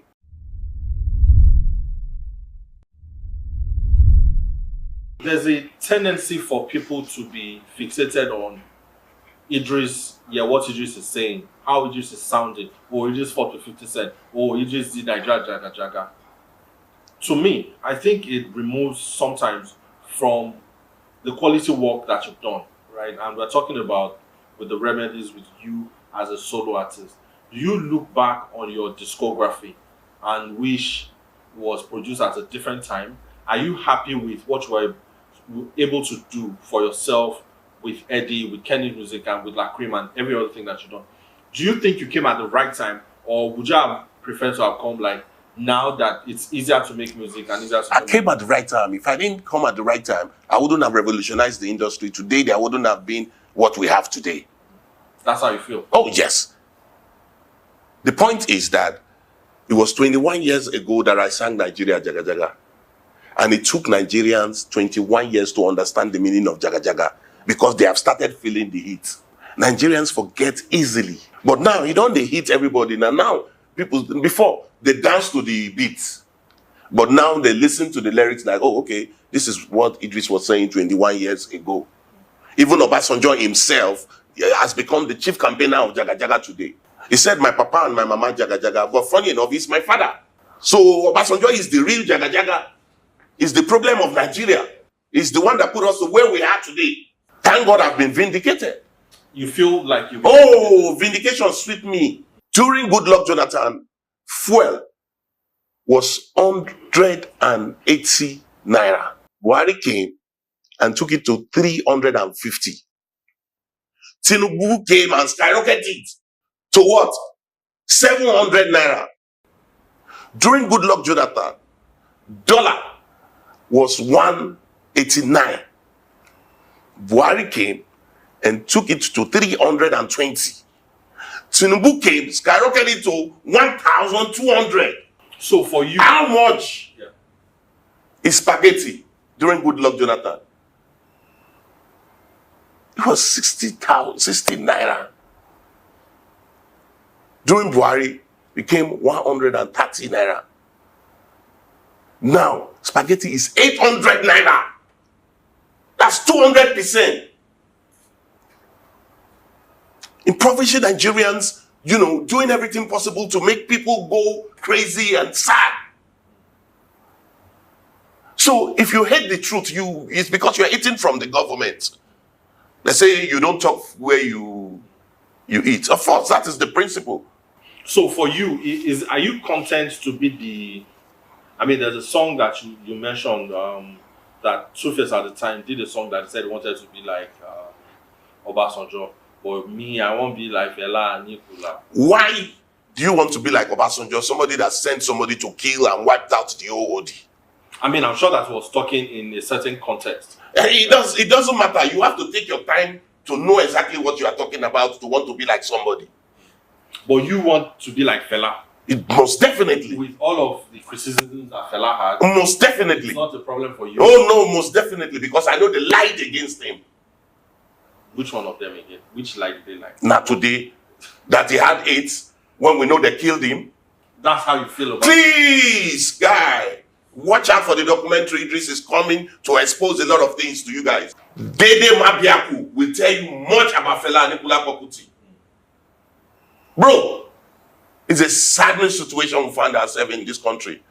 Immediately, you are a person that speaks the truth. Just know that you are the enemy of the state.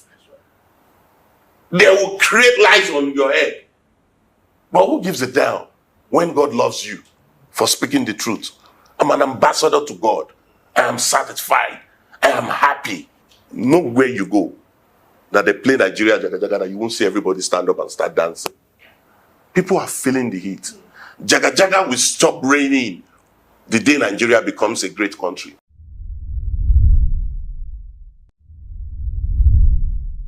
Nobody can accuse Idris Abdulkarim of not saying his mind, right? Whatever, either in song, either through your social media, you say it's how you feel it. Do you feel like that often makes people want to stay away, like, nah, Idris on too much? Or you don't care once you get your truth off? Anybody that hates the truth is the enemy of the state. Funny enough, most of the enemy of the state are part of the state. You can imagine that after DJT recorded everything that happened, Charlie Boy was the P-Man president at that time.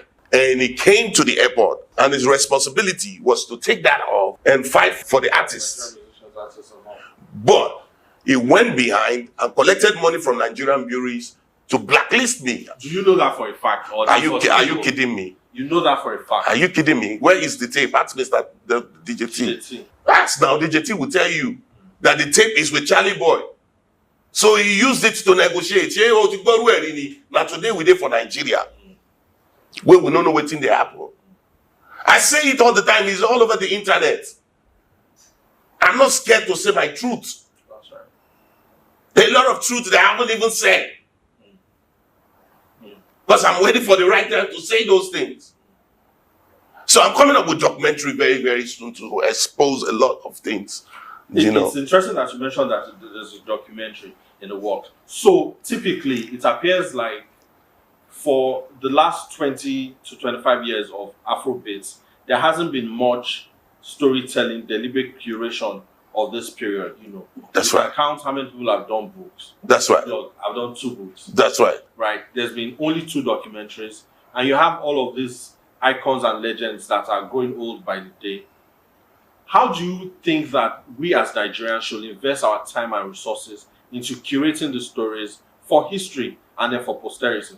Yes, most times you flash back and get to understand that even in our schools today, history has been taken off the curriculum because it was intentional for a lot of people not to understand their history in order not to stand up and fight for it. How would you do that to your citizens? How would you do that to your own citizens? Just because of the bad things that you have done, you don't want Nigerians to know, so they don't wake up and revolutionize against you tomorrow. Right. So my advice for individuals is never lie to yourself. Stand up, appreciate yourself, unite, forget about religion and tribal sentiment. Unite in any group that you are, in any platform that you represent, in any government that you represent. Stand up and know your right and fight for your right. Invest also in your right. Invest in everything that you all do. Unite together and speak in one voice. If not, forget it. Them say I fight 50 cents. See them out, them just say I'm anyhow. Them say I don't go exile. Mr. President catch you, he go flog you. For your information, they met Mr. President 101 inside SOUQ. Them say I don't go make them again.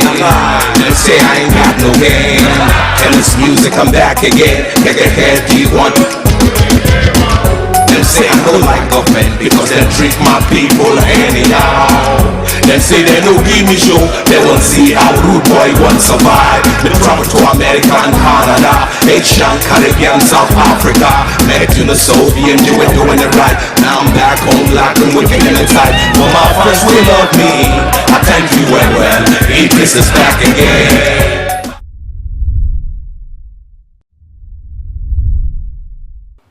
Is this something that you are looking at doing yourself? Because you have a very strong voice, you have stronger convictions.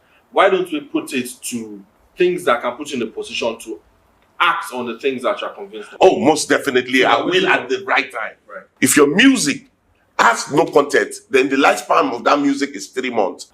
You have to go back to the studio to record another stupid music. I think and you go back again after 3 months, after that one don't rain finish, to record. But Jaga Jaga is still raining. Mr. Lecturer, BBC had to send Kiki to go into the campus to find out if it was true that lecturers were actually harassing the girls. But you saw what happened. You saw the fact. Lecturers were caught red-handed. Right. And this was harassing girls. Do you understand what I'm saying? Jaga Jaga in itself, I know that it was inspired by certain things, but was it you rebelling against, leadership at the time? Was it you being, like Jesus said, the ghetto reporter, just reporting what's happening on the streets? But was that how you felt about the country of your birth, that has given you everything? Do you feel, or did you feel at the time that it was Jaga Jaga? So let me tell the world that it's Jaga Jaga. Or was there a bigger message that you tried to pass across with it?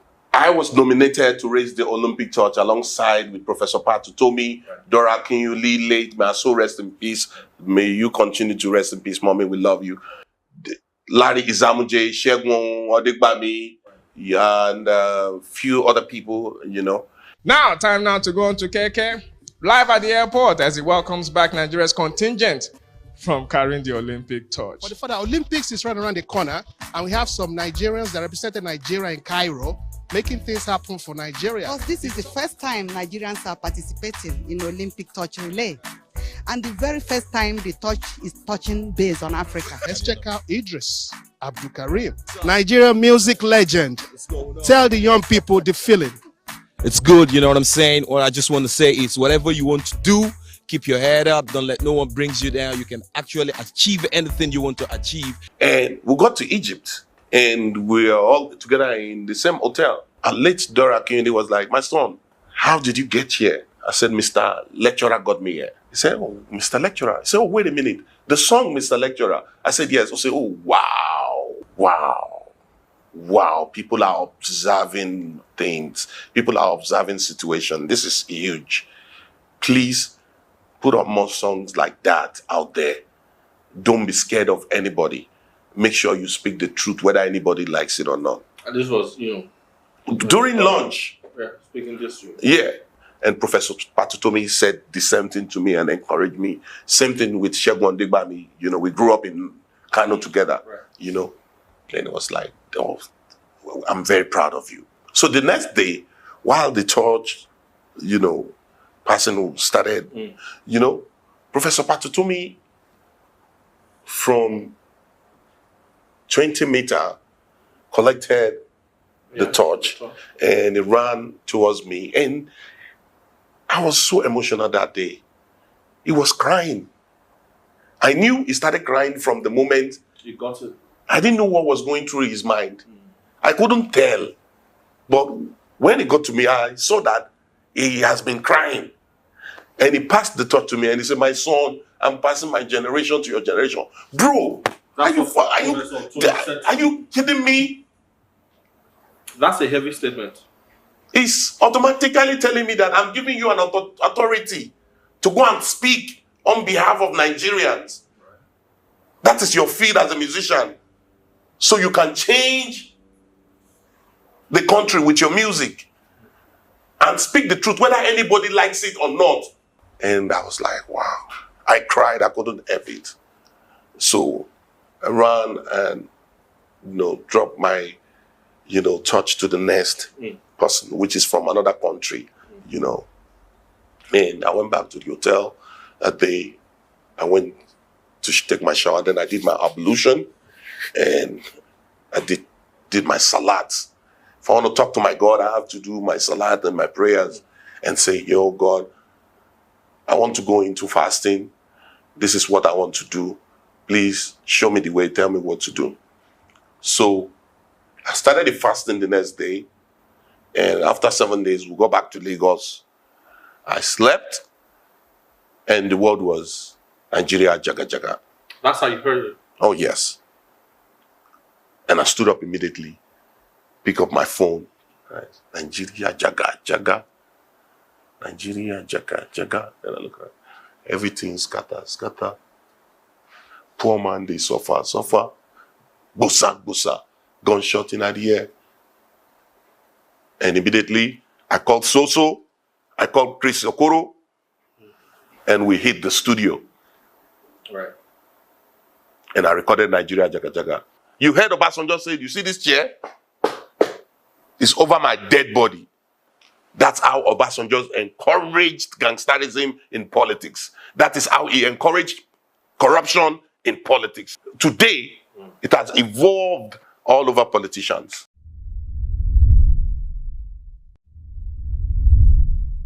There are people from your era, some people that you are friendly with. Yes. The late great Steve Kadri. Yeah. The late OJB.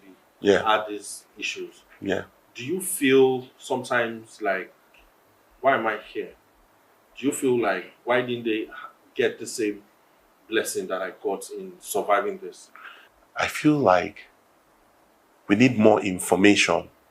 If we had more information back then, a lot of people wouldn't have died, on this kidney issue. Like, for example, some people travel to India to get this transplant done, and then they give them medication that they will use for 1 year without medical checkup every month to know how the kidney is doing, to check your creatinine, to see what's going on, to get your tacrolimus test done, to see how your kidney is doing, and then wait for 1 year for the medication to be done, then order for another medication without regular checkup. Right. That's why you see most people that go to India, they just die. Right. Right. But sweetest thing that ever happened to me was that I have someone like Dr. Bamboyi. I did a song, I called his name. I did a song to appreciate my wife, and I called his name. Dr. Bamboyi is such, where Nigerians are so gifted. Right. Nigerians are so gifted, we just have bad leadership. That means, like Fela said, we go here and win. Oh no, plenty things. Because 2024, you go hear story. They go hear fire. Now, they go hear. Because I know God intentionally protect my life and gave me this opportunity for me to do a lot of things. I still have a lot of work to do. If not, maybe I would have gone. I know He loves me so much. For me, in my dream, God called me His political activist. That's what He called me, political activist. My political activist. And you are determined to follow. Oh, yes. My responsibility is to speak the truth. Only truth will set our country free, whether anybody likes it or not. So I have to appreciate Nigerians all over the world in diaspora for their prayers and support. I appreciate my wife, Sekinat, Yetunde. I love you so much, you know. May Allah continue to bless you. I appreciate my wife and my children. I appreciate Kenny Ogungbe, you know. I appreciate Chief Allen Oyema, you know. I appreciate my brother Imoni, you know. That's when you know who are your friends, you know, that came out to show you love and support you, you know what I mean? And also appreciate Dr. Bamboe. May you live long. Thank you for doing what you're doing. I mean, since after my surgery, approximately 12 transplants has been carried out. People who come from Canada to come to Nigeria to come and... That's amazing. Do you understand? That's amazing. So imagine if we have great leadership and we have great hospitals and equipment, people will come all over the world.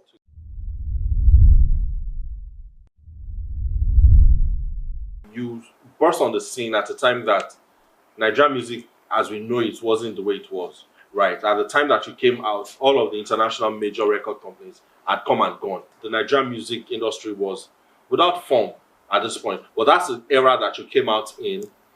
I've written about you. I've done quite some stuff, and I know how you came from Kano to Lagos. In just a brief words, how now that you're looking back, how do you make that connection? You were doing okay in Kano, living a normal youngster life, but you wanted to do music and you headed to Lagos. Not that somebody said, Idris, come and stay with me. Not that you had a friend that you were writing to. How did you make that connection from Kano to Lagos and then eventually to Kenny Ogungbe, even before it became Kenny's music? God, revolution, revelation. In my dream, God kept telling me, you're called. People say that they hear from God, it's for real. Like that. It's for real. Because I don't hear literally like that. Yes, I get my message from God through my dreams. And when he said it's time, and he tell me what to do. And I go to the studio, I do it. I just explained to you how Jaga Jaga came up. Right. Same way Mr. Lecturer came up. I was in Kano in 1995. Okay. Looking forward to people like Dr. Fresh. I know you must have heard Dr. Fresh. Music in the North was big than the South. Yes. Hip hop was alias in the North.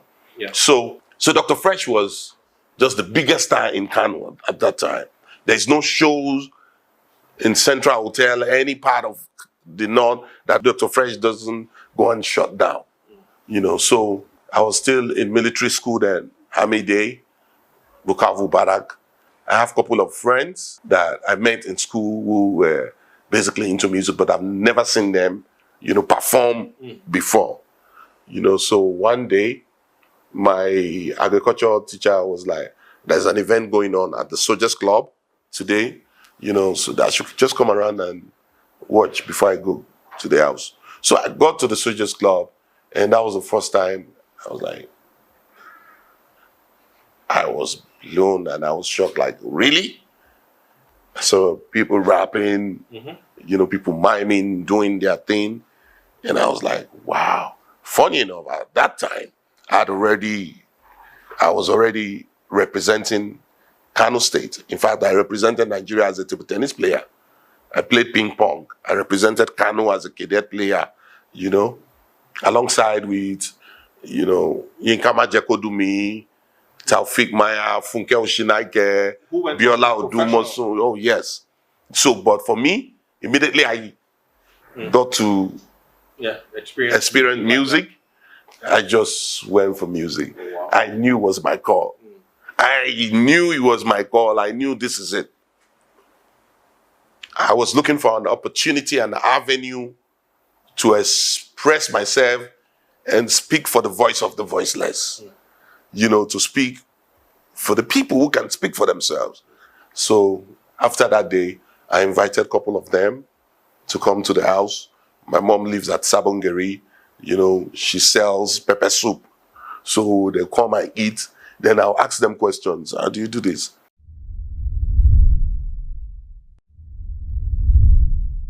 There's been certain health challenges that you've had, that some of the people that you were close to, that you knew, had, how did that make you feel? First, how did you know that you were ill? Was there specific symptoms that you had at the time that you felt like this is not right, and then that's just in brief. In 2012, I went for an event. I know how energetic I am when I'm performing. Then I noticed something wasn't right at the side of my tummy. So it was a beautiful performance, killed the crowd that I managed to perform. I went back home, I told my wife, went to the hospital, and stayed to go and do checkup. When I got to the hospital, the doctor was like, my kidney is very weak. You need to give me some medication, you know. So he gave me a couple of medications.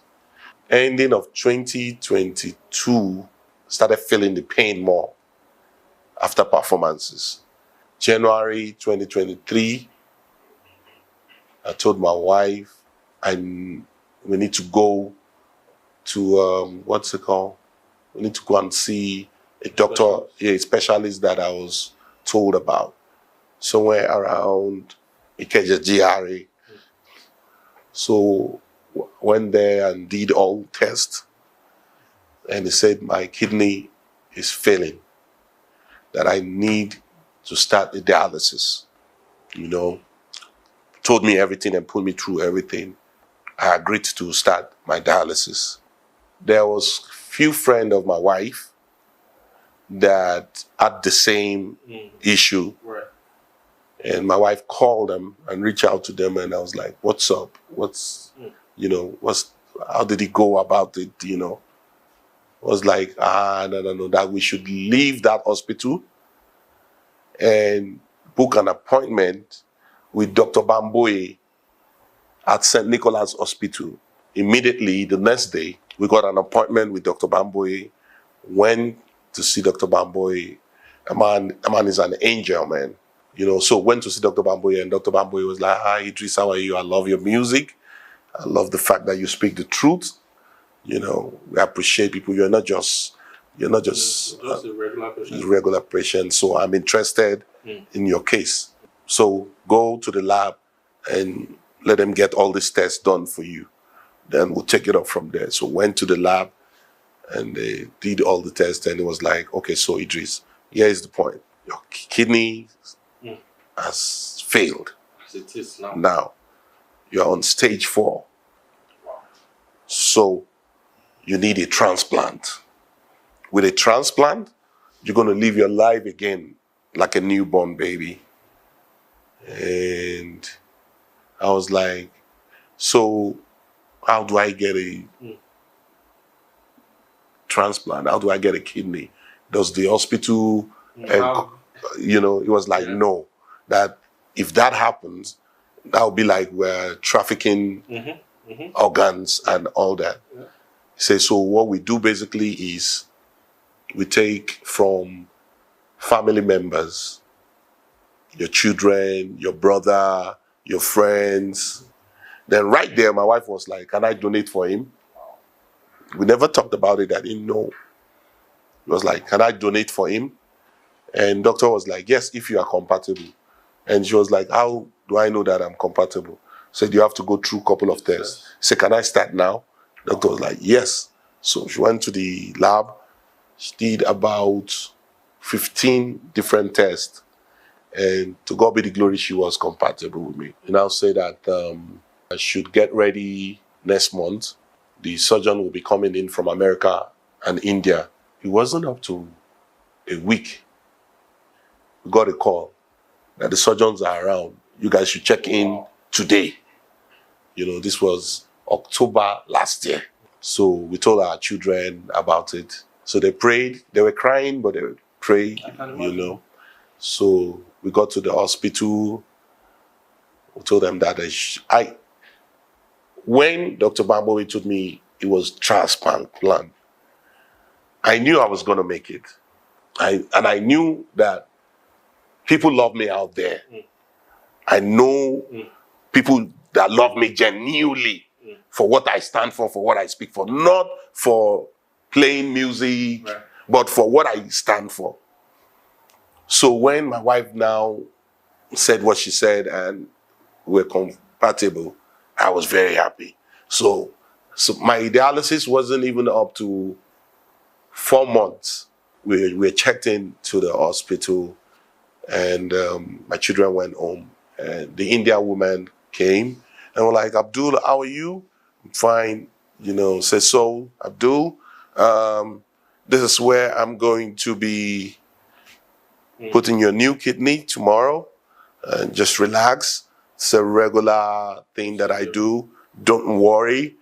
You know, I checked all your tests and I found out that your body, spirit, and soul are in good spirit to go, and I'm happy for that.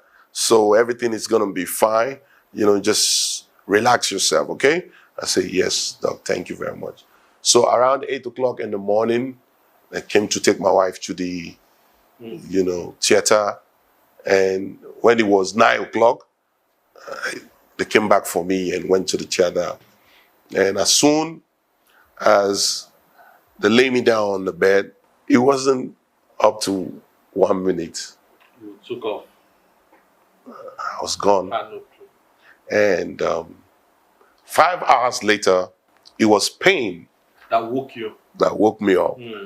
So much pain. And I was like, I want water.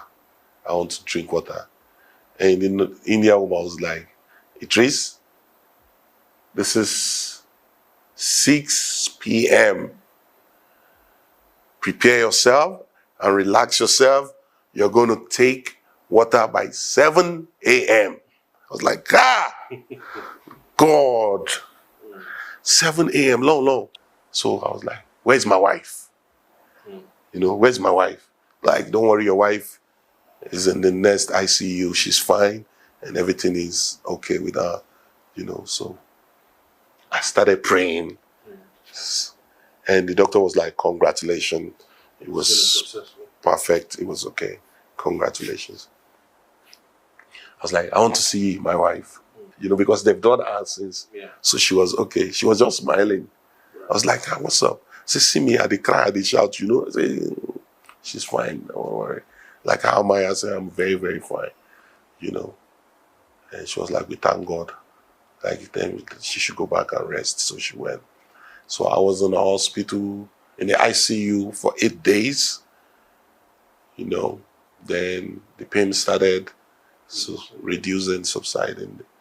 Then they moved us from the ICU to the ward, you know. So came to check us all for another 7 days. Gave me my medication, and after 15 days, I was discharged. Go back home, show me my medication. In fact, funny enough, I was surprised. When it was 7 o'clock, they brought water for me, I drank. And when it was 8 o'clock, they brought beans, plantain, and beef. And you ate it. And I was telling the doctor that, no, doctor said I should not eat beans. I should not eat. He said, no, you're a new person now. Go ahead, eat. I was like, what? Oh, wow. Like, seriously? Oh, wow. That's an amazing. It's like, seriously? I said, yes. I was like, God, I give you the glory. Thank you.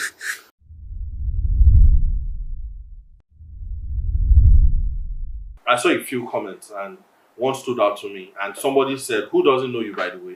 Just said, look at him, a typical Nigerian man. If it was his wife that needed the kidney, he would not have given it.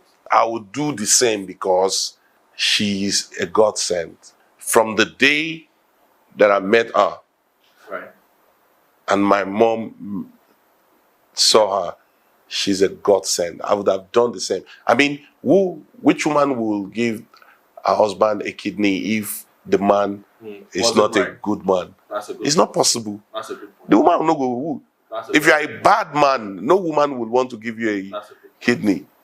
That's a good and everybody that knows me know that I love my wife so much. And I don't joke with family. I love family. Nobody's perfect, actually. But I don't joke with family. I love my wife so much. Right. So if I was in a position, I would have done the same thing.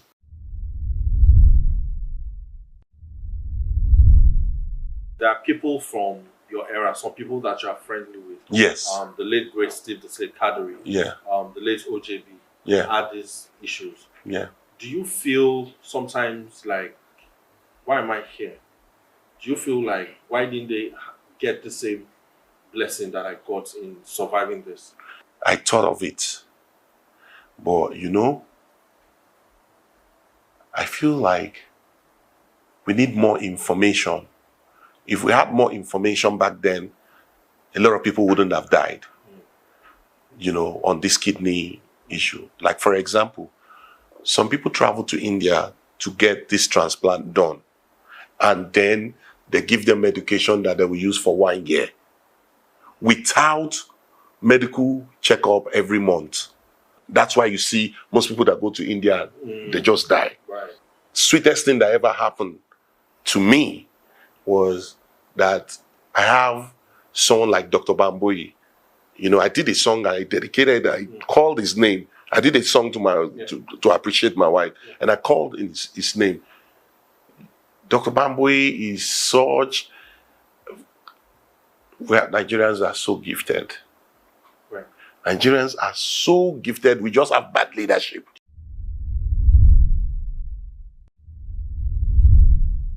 And now that you are newly born, that means, like Fela said, we go here one. Oh no, plenty things. Because 2024, you go hear story. They go hear fire. Now, they go hear. Because I know God intentionally, you know, protect my life and give me this opportunity for me to do a lot of things. I still have a lot of work to do. If not, maybe I would have gone. I know He loves me so much. For me, in my dream, God called me His political activist. That's what He called me, political activist. My political activist. And you are determined to follow. Oh, yes. My responsibility is to speak the truth. Only truth will set our country free, whether anybody likes it or not. So I have to appreciate Nigerians all over the world in diaspora for their prayers and support. Appreciate my wife, Sekinat Yetunde. I love you so much. You know, may Allah continue to bless you. Appreciate my wife and my children. Appreciate Kenny Ogungbe. You know, appreciate Chief Allen Oyema. You know, appreciate my brother Imoni. You know, that's when you know who are your friends. You know, that came out to show you love and support you.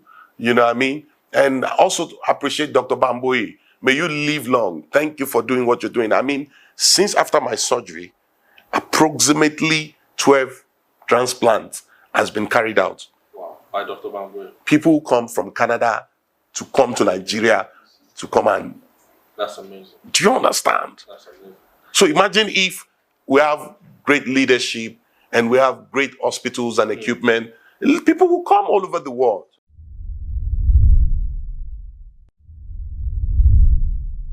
I told one of my friends that, listen, man, I'd like to go and perform at Trend 2, which is the regular place where we perform at Central Hotel in Kano. And they were like, oh, that's beautiful. Why not? So that day, Dr. Fresh was performing, and I went there and I was invited to come and perform. So that day, I experienced the first politics.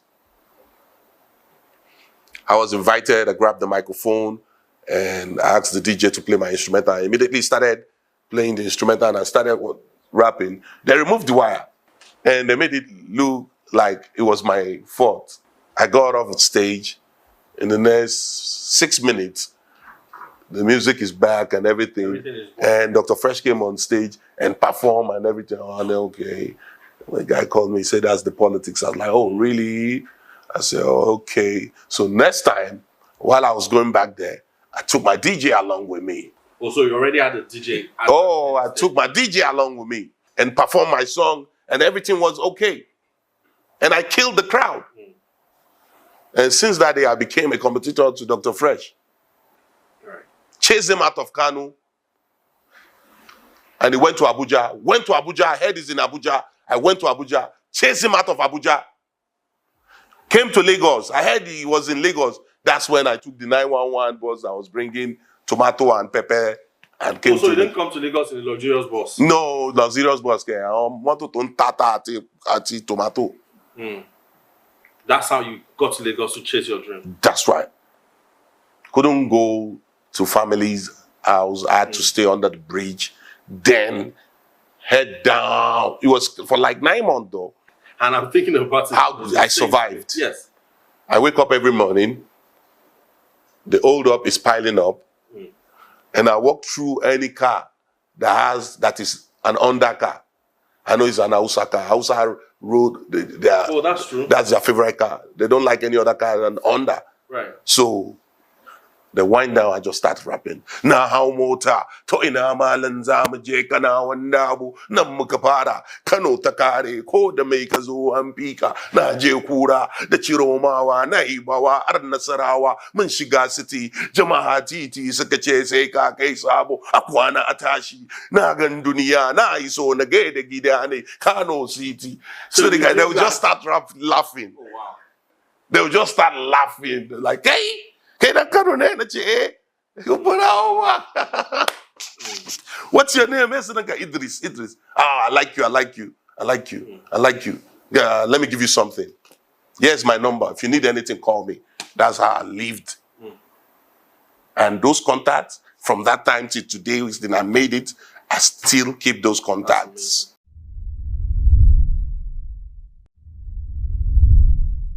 We could have done this for another 3 hours. Thank you, Taiwo. I imagine. Thank you, Taiwo.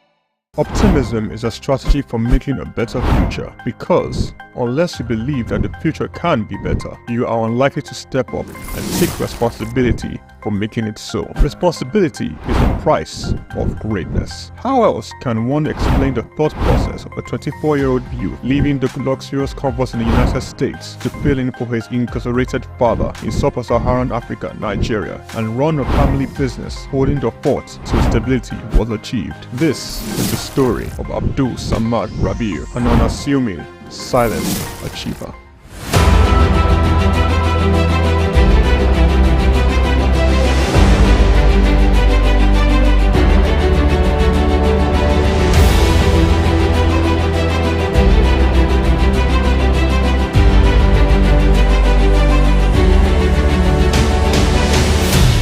Samad Rabiu attended Capital University, Columbus, Ohio, and returned to Nigeria to oversee the family business when his father, Ishaku Rabiu, was detained by the administration of General Muhammadu Buhari for allegedly not paying the rice report duties. Not only was his father under investigation, the family business was under scrutiny. These harsh realities of being thrust right into the middle of it all shaped the young man's resolve to hard work in silence. Abdul Samad Rabiu is the son of one of Nigeria's foremost industrialists, late Khalifa Ishaku Rabiu, founder of Ishaku Rabiu and Sons Group. The family operated holding company with a history of investment in manufacturing, insurance, banking, and real estate. In the 1970s, the group invested in manufacturing, with its first investment being the Kano Suits and Packaging Cases Company, a factory producing suitcases and handbags. In 1972, the Bagauda Textile Mill, manufacturing woven clothes for uniforms, importing and trading in different segments of the economy, including frozen food service, sugar, and a motor vehicle and parts distribution company specialized in Daihatsu products. Abdul Samad Rabiu was born with a very big silver spoon in the ancient city of Kano on the 4th day of August in 1960. 57 days to Nigerian independence. 24 years later, responsibility beckoned. He was in the family business till 1988. Abdul Samad Rabiu, following in the steps of the family business, established BUA Bois International Limited in 1988. Solely for commodity trading, Bois International Limited imported rice, edible oil, flour, iron, and steel. The much-needed winds to his sail came in 1990.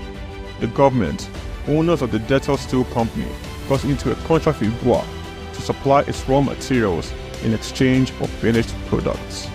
This was the young company's much-needed windfall. BUA expanded further into steel, producing pellets, importing iron ore, and constructing multiple rolling mills in Nigeria. Nigerian Oil Mills Limited, the largest edible oil processing company in Nigeria, was sadly bought by BUA in 2005. BUA started 2 flour milling plants in Lagos and in Kano. By 2008, BUA had broken an 8-year monopoly in the Nigerian sugar industry by commissioning the second largest sugar refinery in sub-Saharan Africa. In 2009, the company went on to silently acquire a controlling stake in a publicly listed cement company in northern Nigeria, SOUQ Cement, and began to construct a $900 million cement plant in Ogbela, Edo State, completed and commissioned in 2015, which was at that time the single largest non-oil investment in South Nigeria, and had a capacity of 6 million metric tons per annum upon completion of the second line. This was followed by a new 1.5 million metric tons line in Sokoto in 2018 and another 3 million metric ton line, which commenced in 2020 and was commissioned in 2022, bringing the total installed capacity for his cement holdings to 11 million metric tons as of January 2022. Abdul Samad Rabiu is very entrenched with his family in business, having over 40 siblings.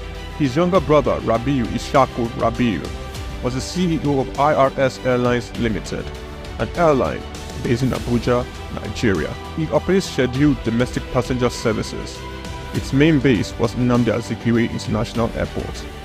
The airline was established in 2002 and started operations in March 2002 and ceased operations in 2013. Kabiru Rabiu, our younger brother, currently serves as the Group Executive Director of BUA Group. In 2020, Kabiru was named the Best African Economic Leader under the age of 40 in the 100 African Economic Leaders for Tomorrow Awards by the French Institute, Chausseo. BUA invested $300 million in the 20,000 hectares Lafiaji Sugar Estate project, which comprises a sugar mill, sugar refinery, ethanol processing plant, and 35 megawatts power plant. The company also built an export-focused refinery in Port Harcourt, the only destination sugar refinery in sub-Saharan Africa. Abdul Samad Rabiu is constructing a 200,000 barrels per day petrochemicals refinery in Akwa Ibom State, Nigeria. The agreement was signed with Access of France in August 2020 for the refinery aimed at serving Nigeria and the West African petroleum refining needs. It is expected to be completed and operational by 2025. The privately owned Ogbela Cement Company was in January 2020 merged with the publicly listed Cement Company of Northern Nigeria, where Abdul Samad Rabiu already held a controlling stake in the $3.3 billion transaction, and BUA Cement PLC was born. Abdul Samad consolidated all his food businesses in sugar, edible oils, rice, flour, and pasta milling into a new company, BUA Foods PLC. In December 2021, it was listed on the Nigerian exchange. BUA Foods emerged as a consumer goods leader in market capitalization, experiencing a phenomenal 206% year-to-date appreciation. Share prices soared from 65 naira per share in December 2022 to the current value of 379.9 naira per share as of 24th March 2024. In terms of fundamentals, BUA Foods exhibited robust financials with a 54% increase in profits to 105.6 billion naira in the first 9 months of 2023. Revenue witnessed an impressive 80.95% year-on-year growth, reaching 524.428 billion naira, and return on average equity stood at 43.42%. Despite challenges, Rabiu strategically increased his direct shares in BUA Cement by 56.37%, totaling 96.12% ownership. This move, executed on June 26, 2023, demonstrates Rabiu's confidence in his company's future growth. Boa Foods PLC and Boa Cement PLC companies are among the top 10 most valuable publicly listed companies in sub-Saharan Africa. From a relatively small company in 1988, Boa Group has grown to a world-class conglomerate, contributing significantly to the country's GDP while providing employment opportunities for tens of thousands of Nigerians. Abdul Samad Rabiu's philanthropy is silently second to none. He founded the Abdul Samad Africa Initiative, ASR Africa, an African-focused fund for social development and renewal which seeks to support Nigeria and other African countries in the area of health, education, and social development. In October 2022, Abdul Samad Rabiu, through ASR Africa, donated $500,000 to the United States Agency for International Development partner on tuberculosis control, HIV, and gender-based violence prevention efforts in Nigeria. Development of a 7.5 billion naira 200-bed specialist hospital in Kano State during the global COVID-19 pandemic. Abdul Samad Rabiu championed Nigeria's donation to this COVID-19 intervention by a single individual or corporate donating, amongst other things, 1.35 billion naira to the COVID private sector coalition, 300 million naira to the Presidential Task Force on COVID-19, over 1 billion naira in cash donations to 10 state governments across the country, 70 ambulances, medical equipment, face masks, provision of foodstuffs for over 1.5 million persons in Kano, Lagos, and River States. ASR Africa Initiative donated a 4 billion naira police hospital in Abuja and donated 1 billion naira each for 6 universities across Nigeria through the ASR Africa Tertiary Education Grants Scheme for infrastructural development. The beneficiaries of the 6 billion naira tertiary education grant schemes are Ahmadu Bello University, University of Ibadan, University of Maiduguri, Nnamdi Azikiwe University, University of Ilorin, and the University of Benin.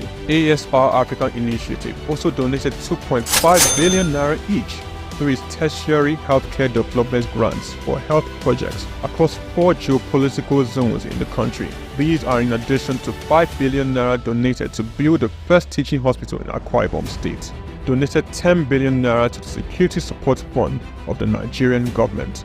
Abdul Samad Rabiu was awarded the 2022 CEO of the Year at the African CSR Awards, 2016 African Industrialist of the Year Awards by the All African Business Leader Awards, the 2022 Sun Man of the Year Awards, 2020 Vanguard Business Person of the Year, and the New Telegraph Philanthropist of the Year 2021. A recipient of several honorary doctorate degrees from various universities, including the University of Benin, Nasarawa State University, Sokoto State University, and Crescent University. Abdul Samad Rabiu is a fellow of the Institute of Directors, and he currently holds the prestigious Nigerian National Honors, Commander of the Order of the Federal Republic, CFR, Commander of the Order of Niger, CON, as well as the highest civilian national honor in Niger Republic. Abdul Samad Rabiu is married with children. His children are Mustafa Khadija Kuki Rabiu, Ishaku Khalifa Rabiu, Junad Rabiu. On the 22nd of January 2024, Forbes estimated Rabiu's wealth at $5.9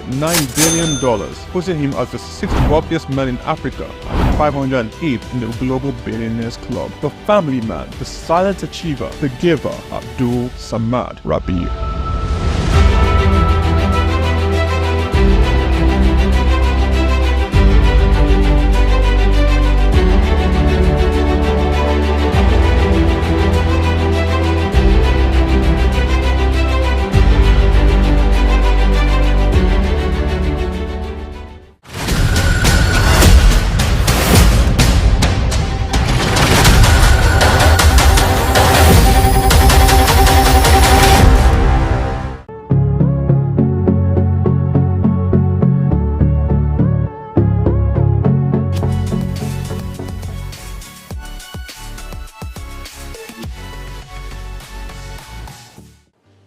Well, I think as the name goes, we're still faring very well.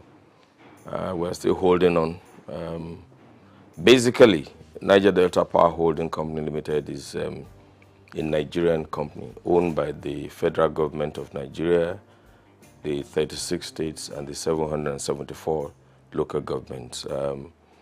the federal government has 47% shares in NDPHC, and the 36 states and federal capital territory, plus the 774 local governments, own the remaining 53%. Originally, it was supposed to be a stopgap, build and sell power plants to increase the power availability. But in the process, as the company moved along, they discovered that if you build power plants, you also have to build complementary transmission networks. And then if you have transmission networks, you will also need the distribution network so that the power can ultimately get to the consumers. And so because of the gap that was in the sector at the time, Niger Delta Power Holding Company Limited was asked to build more power transmission networks, substations, injection substations. So over time, we had grown into the behemoth that we are today. Principally, we have 8 power plants functioning now, and then 2 are in the process of being completed. So that's what Niger Delta has been. But basically, I can say without any iota of contradiction that Niger Delta Power Holding Company Limited has been able to increase the capacity, the network capacity, by about 50%, and of course the distribution capacity by about 60%. We are capable of producing up to 4,000 megawatts now, but there are still some constraints in the transmission network, which is being addressed by the various arms of government and the various stakeholders in the sector.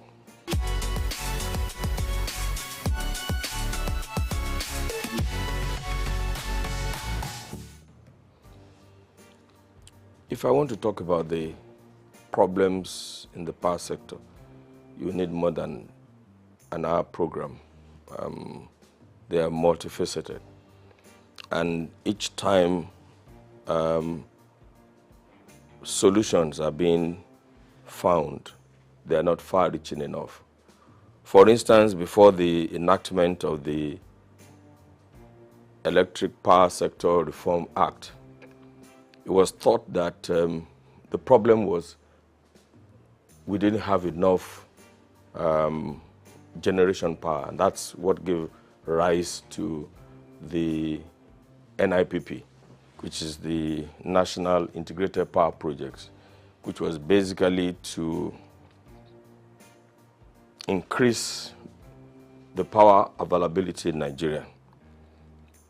And there were gaps because at that time, I don't think the solution was holistic enough. I'm talking of during the time of President Olusegun Obasanjo. You remember the National Integrated Power Project was conceived at the time.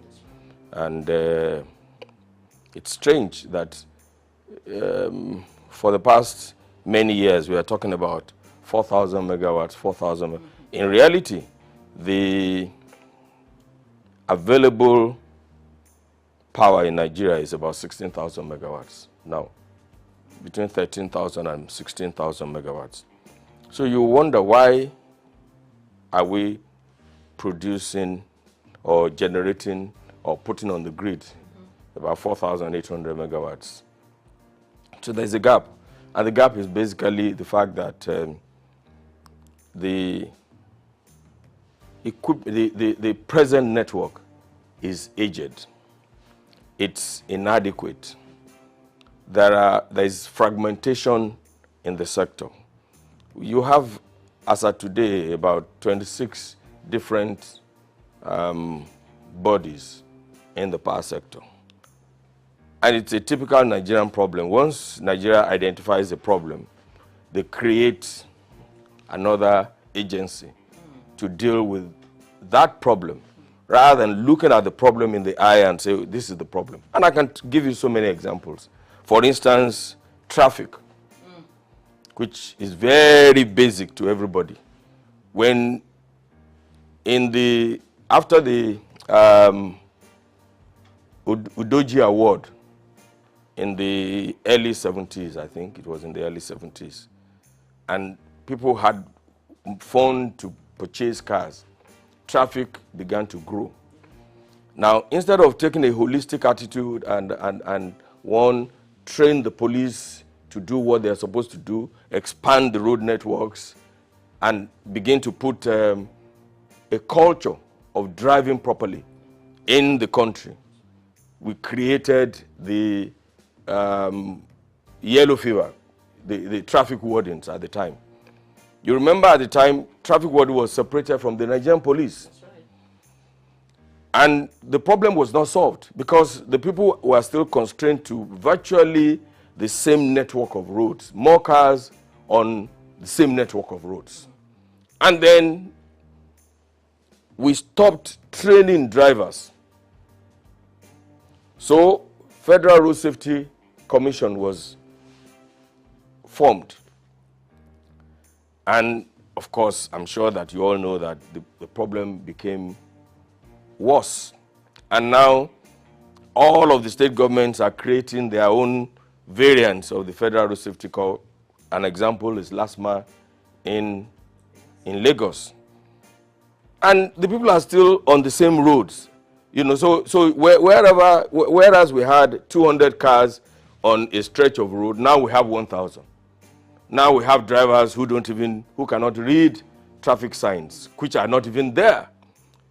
So today, when people see traffic lights, either in Abuja or in Lagos, I mean, they don't even know what to do. I'm sure that, I can't remember the last time we trained drivers in Nigeria. I cannot remember the last time we trained drivers in Nigeria. You know, it's the same thing with the issue of corruption. When we detected, corruption was increasing, we started creating so many variants of, and I always ask the question, where is the equivalence of EFCC in the countries that we're trying to be like? So we have created EFCC, we have created ICPC, we have created Bureau for, what's that other agency? Sorry? No. Those are another problem entirely. The BP and the BPP, you know. I mean, I'm talking of Code of Conduct Bureau. But in all honesty, can we say that corruption has reduced in Nigeria? Can we say that? So the problem is that we don't look at problems in the face and deal with the issue rather than creating bodies and bodies and bodies and bodies. We don't have the variants of EFCC, ICPC, and Code of Conduct Bureau in the countries that we're trying to be like. In this age and times, honestly, there are it's not rocket science. There is hardly anything you want to do that has not been done before or that is not being done in some other places. I mean, so you see in various sectors that once we identify a problem, rather than look the problem in the eye and providing solution to it, we create another body. It will appear to me that it is finding job for the boys, you know, and that is one of the reasons why we are where we are today. I cannot remember the last time anybody had to do driving tests to obtain a driver's license. I can't remember. In the US, if you want to obtain a driver's license, it's a long process. And I remember my daughter, when she went to the US at the age of 18, I remember when she wanted to go and obtain a driver's license, she called me and said, "Daddy, please pray for me." And I think the first time she went there, she didn't make it. It was one slight error. And eventually, she had to go back, to retake the test. So that's what I see that we're doing wrong. And that has virtually destroyed all the sectors. The power sector is faced with so many problems. I was trying to explain to you, for instance, that the discos have various coverage areas. And if you take them one by one, you will see that some of them are covering a landmass that is bigger than 2, 3, 4 African countries together. Somebody was on my secondary school classmates forum. Somebody was trying to do a comparison between Botswana and Nigeria. And I said, Botswana has 581,000 kilometers, square kilometers. But 70% of that is Kalahari Desert. So effectively, what they have is less than 100 and something thousand kilometers. Nigeria has a vast land. Botswana has a population of 2.5 or 2 point something million. You can't compare that to, there's no basis. There's no basis. And so if they have 1,000 naira, their GDP is likely to be higher than that of Nigeria. Nigeria has 210 million people. Yes, officially. You can see the population of Lagos. I'm sure that the population of Botswana is not as thick as Surulere alone. I am not trying to give excuses for what we are in Nigeria or how we're doing things badly. But I'm saying that we have a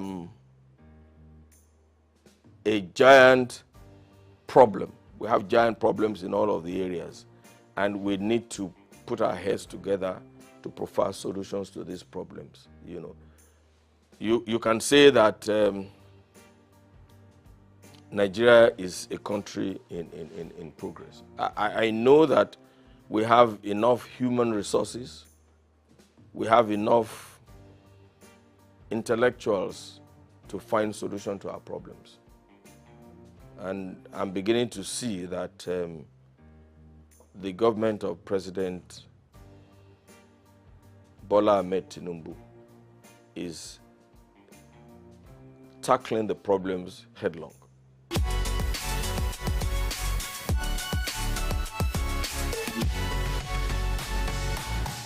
I don't want to say that they work in silos.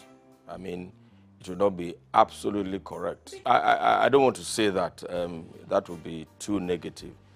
I would like to say that there's need for better collaboration between all of them. And then one of the greatest things that we need to do is that there must be a coordinating agency that is not encumbered with or by bureaucratic procedures.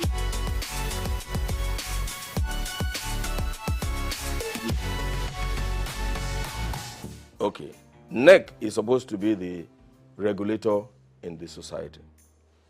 Now, like I said before, if you have a regulator, they must be trained. And we shouldn't be ashamed to train our regulators and to ensure that we have the right people in those positions. But like I said, almost all the agencies in Nigeria, you find a lawyer heading an engineering company. It's not done. And what happens is that I don't want to create a war between professions, but the truth of the matter is that if you are a lawyer and you have you're doing legal consultancy in this sector, that doesn't make you to be chief executive of a purely engineering company. The last time it was an accountant that was in charge of one of the parastatals in the sector, and even now that there's a new government, you see all kinds of people trying to outdo each other here and there. TCN, for instance, is supposed to be in charge of the transmission networks. Okay. But you have the independent ISO under them. How is that going to work? I mean, that is supposed to be an independent, and it cannot be under TCN. You know, the discos, for instance, who is supervising them? NERC is supposed to supervise them, but you have on the board BPE, you know, that has 40% of the shares, and they're supposed to monitor them. Are they doing that? And now the Yoruba people say amukun eru ewo oni ewo saleni. That is, if a man is crippled or has bent knees and is carrying a load, it's not likely that the load will be straight because the legs are bent anyway. So that is the problem that we have. You know, the root cause, we are not attacking the root cause.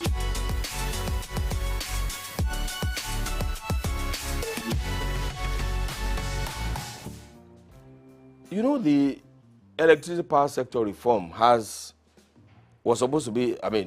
a transition program.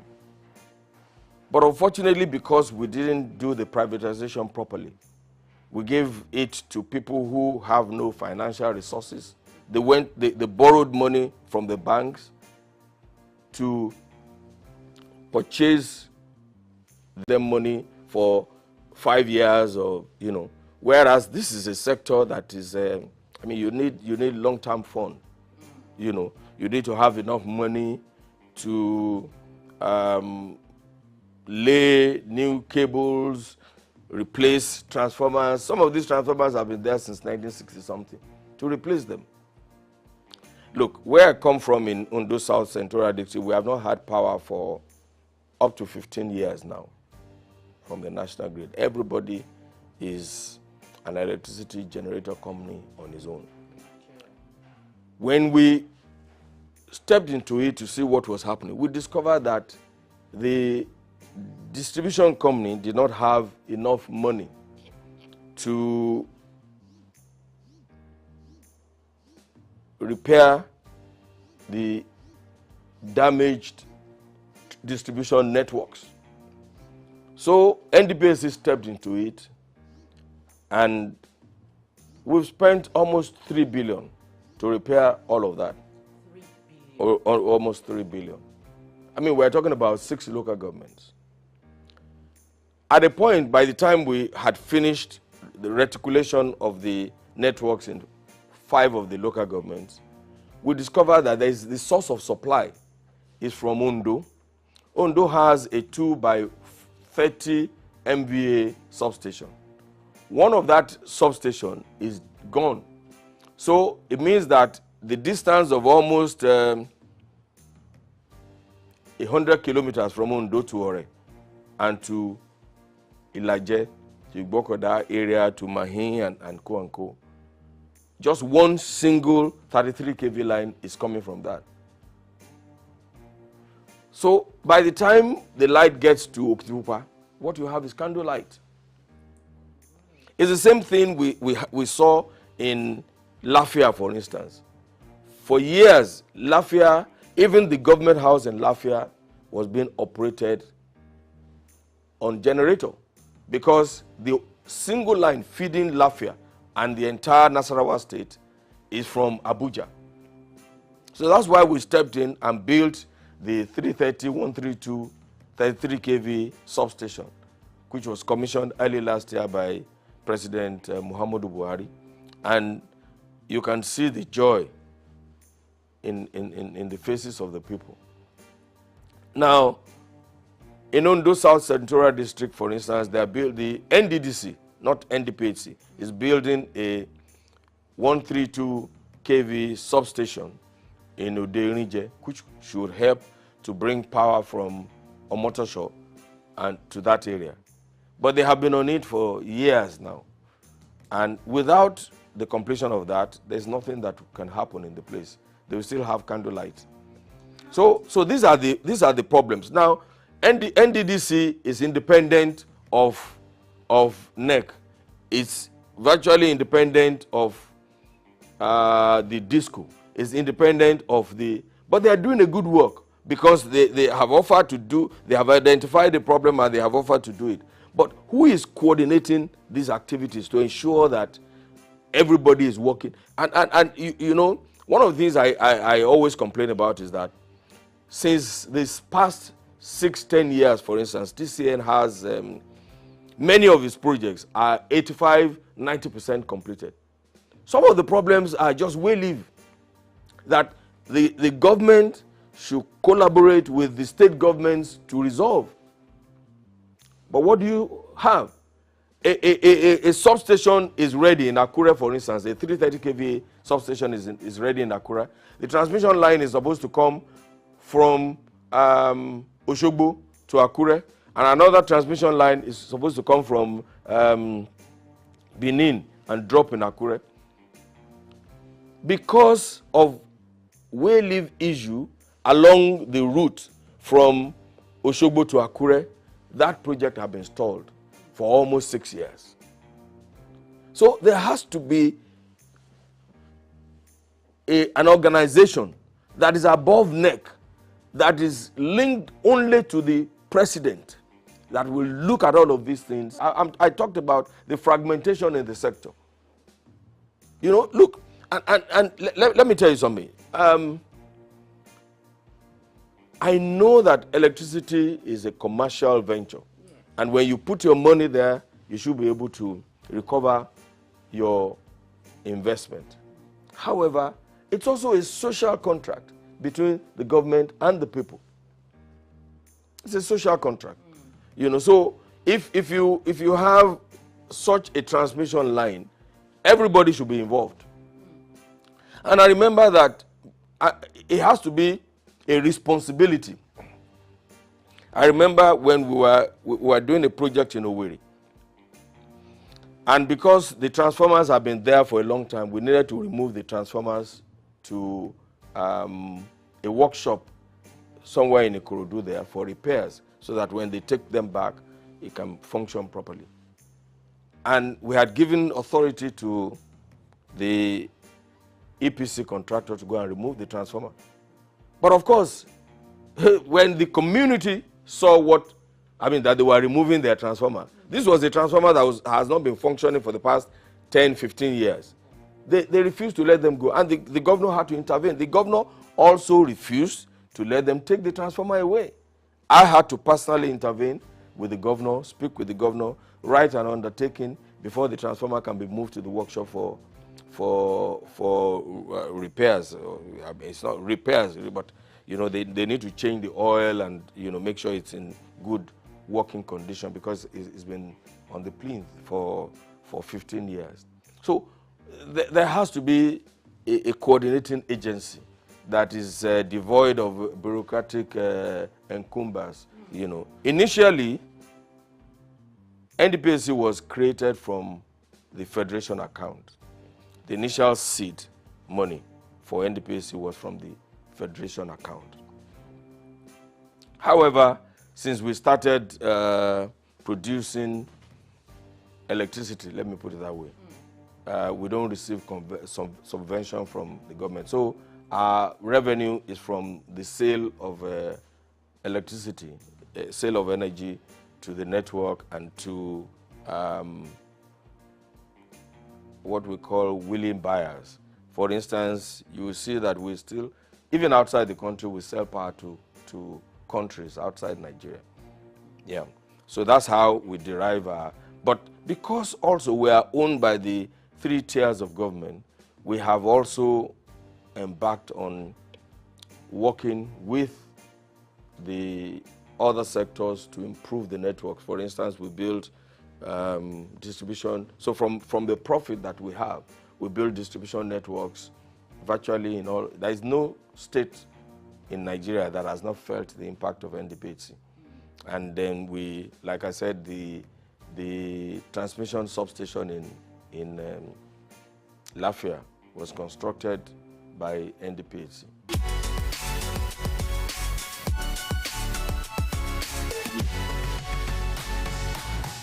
It's like LNG. I mean, you cannot. I mean, LNG cannot receive subvention from the federal government anymore. You know, I mean, of course, initially government put in their own investment, and the private sector put in their own investment. I'm hoping that we will move away from this structure in NDPAC. I'm really hoping that we'll move and adopt the NLG structure, for instance, and bring in a huge investor to acquire 49% so that we can start operating like an LNG. You know, there's a lot of confusion in the society, you know, and even those even some high government officials don't even know the functions of NDPAC. They don't even know. I mean, we were in a gathering some time ago, and a former minister who claimed to have been a part of the conception of NDPAC was annoyed when somebody threw a question at him, and he said, "What are you talking about? I don't have power in my house, and you guys are sitting down there." And I had to lecture him and say, "Hey, I'm not supposed to put power in your house. I'm just a businessman, you know, in the sector, producing oil, I mean, producing power, electricity, like every other person, like, what's the name of Elumelu's Transcorp Power, and selling it. That's all we are."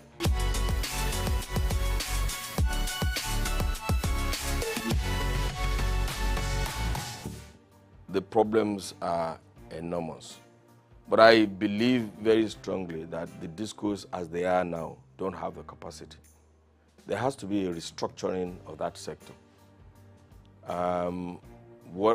Under whatever you want to call it, maybe breaking their franchise into little bits. One or two of them are doing well. Eco, Disco, Ikeja Disco, yeah. Because, and also, you know, the problems are different. So, but for most of them, look, if you, let me give you an example. If you need to, under Yola Distribution Company, I mean, you know how wide that sector, I mean, that part of the country is. If you need to take a 33 kV line from one town to the other, you may be doing 100 kilometers. Whereas under the Eco Disco franchise, I mean, 100 kilometers will do 2, 3, 4, 5 communities. So we need to restructure these discos. We need to support the discos to develop a new program tailored to reduce ATC and C losses. What is ATC and C? Aggregate technical, commercial, and collecting losses. Now, when you take power from Ondo, for instance, to Ilaje, 100 kilometers, by the time, and don't forget that along that route, you are dropping power for Ore, for Ajebandele, for this, for that. By the time you get to the end, what you have is candlelight. So you will need to and the discos don't have the finances to do these things. I said earlier that the privatization was not properly done. Okay. I'm not sure that those people have an understanding of what they were getting into. Everybody thought the power sector was like the telecommunications sector. But it is not. The amount of infrastructure that you need to put in place, physical infrastructure that you need to put in place for power is totally different from that. Because apart from your cell in telecommunication and the handset there's nothing that you need to do. You probably don't need to put poles, pay compensation. Fiber optic is for specific areas. I mean, for specific things, and it doesn't stop the telecommunication facilities. After all, they can use satellite. Yes, exactly, from functioning very well. So that the difference is, but you cannot send power remotely. You need cables, you need poles, you need transmission lines, you need all sorts of things. You need transformers.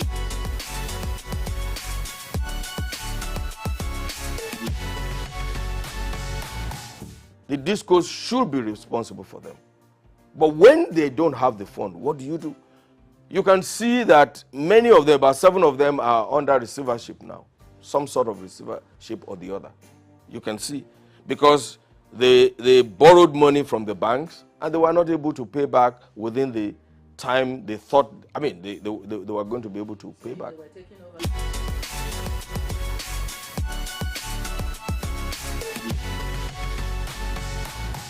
You have to deal with each one of them, you know, on it has to be a tailored solution to each disco. You cannot apply the same brush for all of them.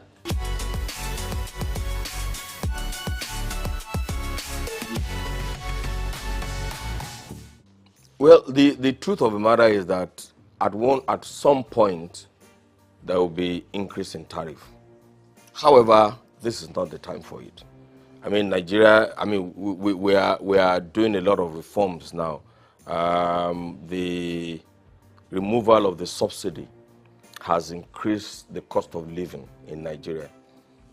The exchange rate, harmonization of the exchange rates is also going to affect the economy and the earning power of the common Nigerian, even though that should not be the case, because I can tell you for free that no business organization was charging their customers based on the 400 and something naira to the dollar that the CBN was and that's a fraud on its own, because CBN knows that there is nobody who is selling anything in Nigeria decides the cost of that good based on the CBN exchange rate. It's simple, because they are not sure that they will get, I mean, when they need to replace machinery, raw materials, they were not sure that they could get the dollars from CBN. So this is the best thing that could have happened. The Naira float. The Naira float is the best thing that can happen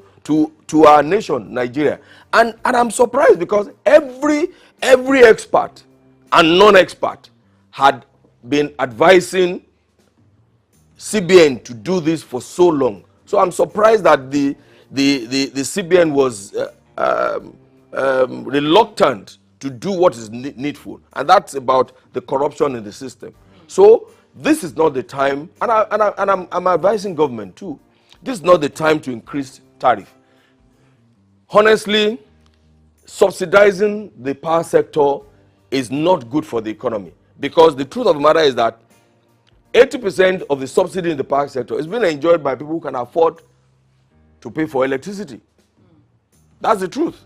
The low tariff pays only the rich. You know, the poor people just take advantage, just like in fuel too. Look, if you have 10 cars and you put all the 10 cars on the road, the poor man has only one way to go, just to go to office and come back, and you know.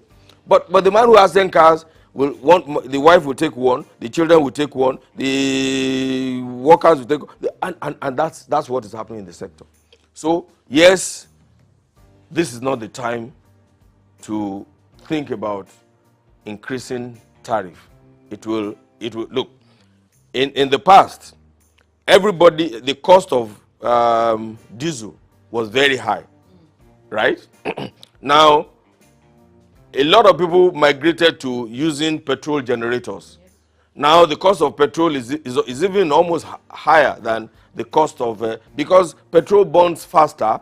You use more petrol for your generator than diesel. So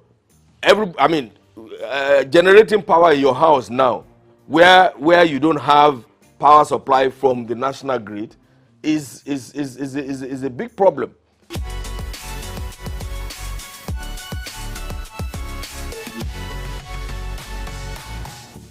No, there is no doubt in my mind that we need to migrate to prepaid meter. I mean, not only intelligent meters, so that when we have intelligent meters, nobody can manipulate their consumption.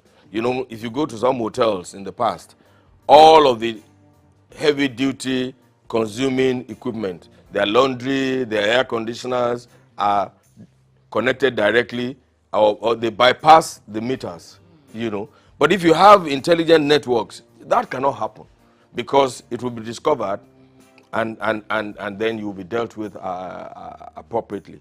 So there's no doubt in my mind that everybody, and it's in the interest of the consumer too, to acquire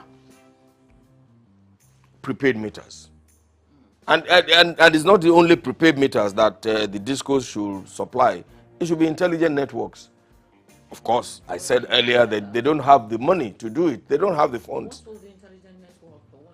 Look, if you had an intelligent network in a place like this, for instance, you can determine what is happening without you being there. Even on your phone, you can control your distance. So I'm just trying to use that to explain what it is. So if you have an intelligent network, the discos in their control rooms will be able to monitor and ensure that energy theft is reduced to the barest minimum, and they can ensure proper operations in their own sector.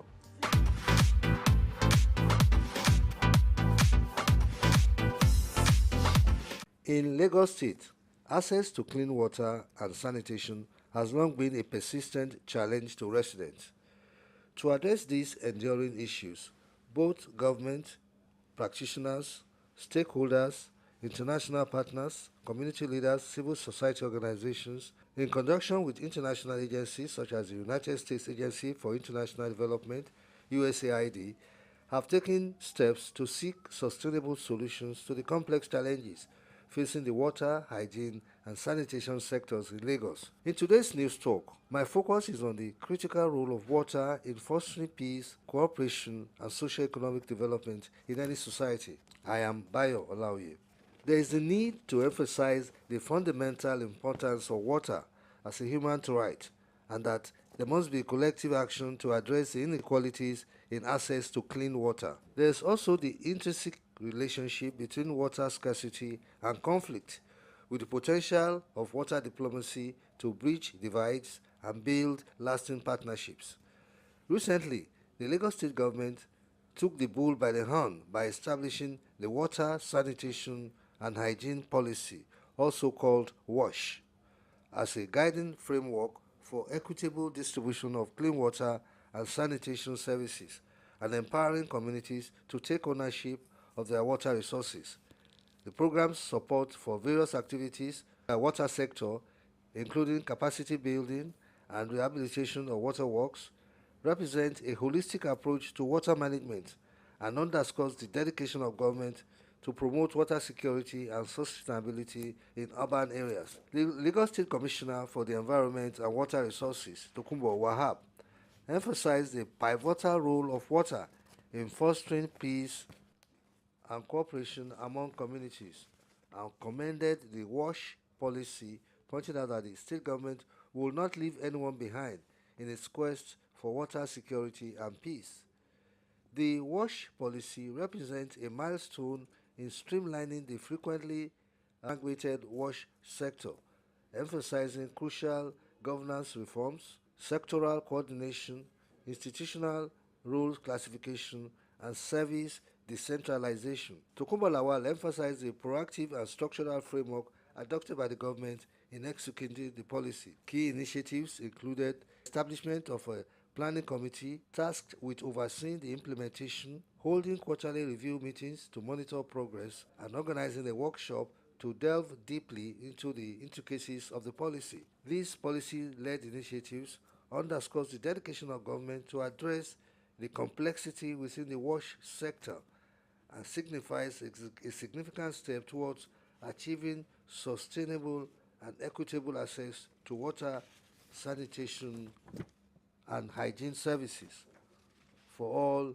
residents of Lagos State. There is a need by the Lagos State Water Regulatory Commission, SOUQ, to establish a robust regulatory framework designed to imbue the sector with a culture of regulation, ensuring adherence to set standards and promoting the entitlements of consumers to quality services. Standards for services must be established, which serve as benchmarks for service providers, ensuring consistency and reliability in service delivery.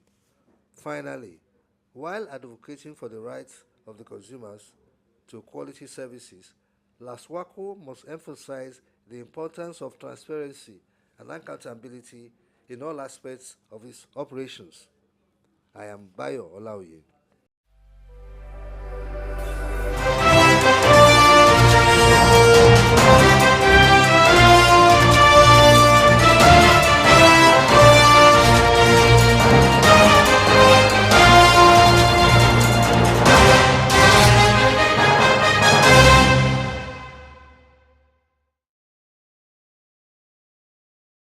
To News Hour on SOUQ News Television. My name is Temple Barra. First, the headlines.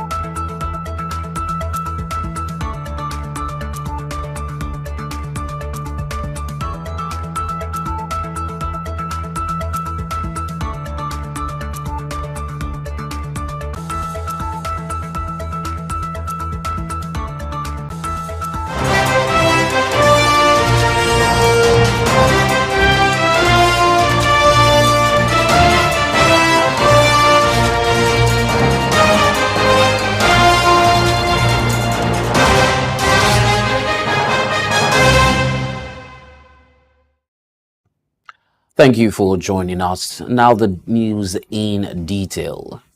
The federal government of Nigeria has unveiled a comprehensive $100 billion plan aimed at revolutionizing the country's creative economy and creating over 2 million jobs annually.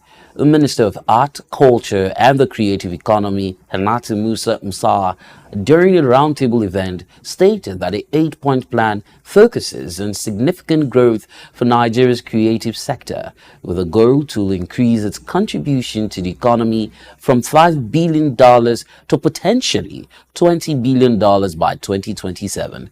The strategy includes initiatives in skills development, policy frameworks, governance, and cultural heritage preservation.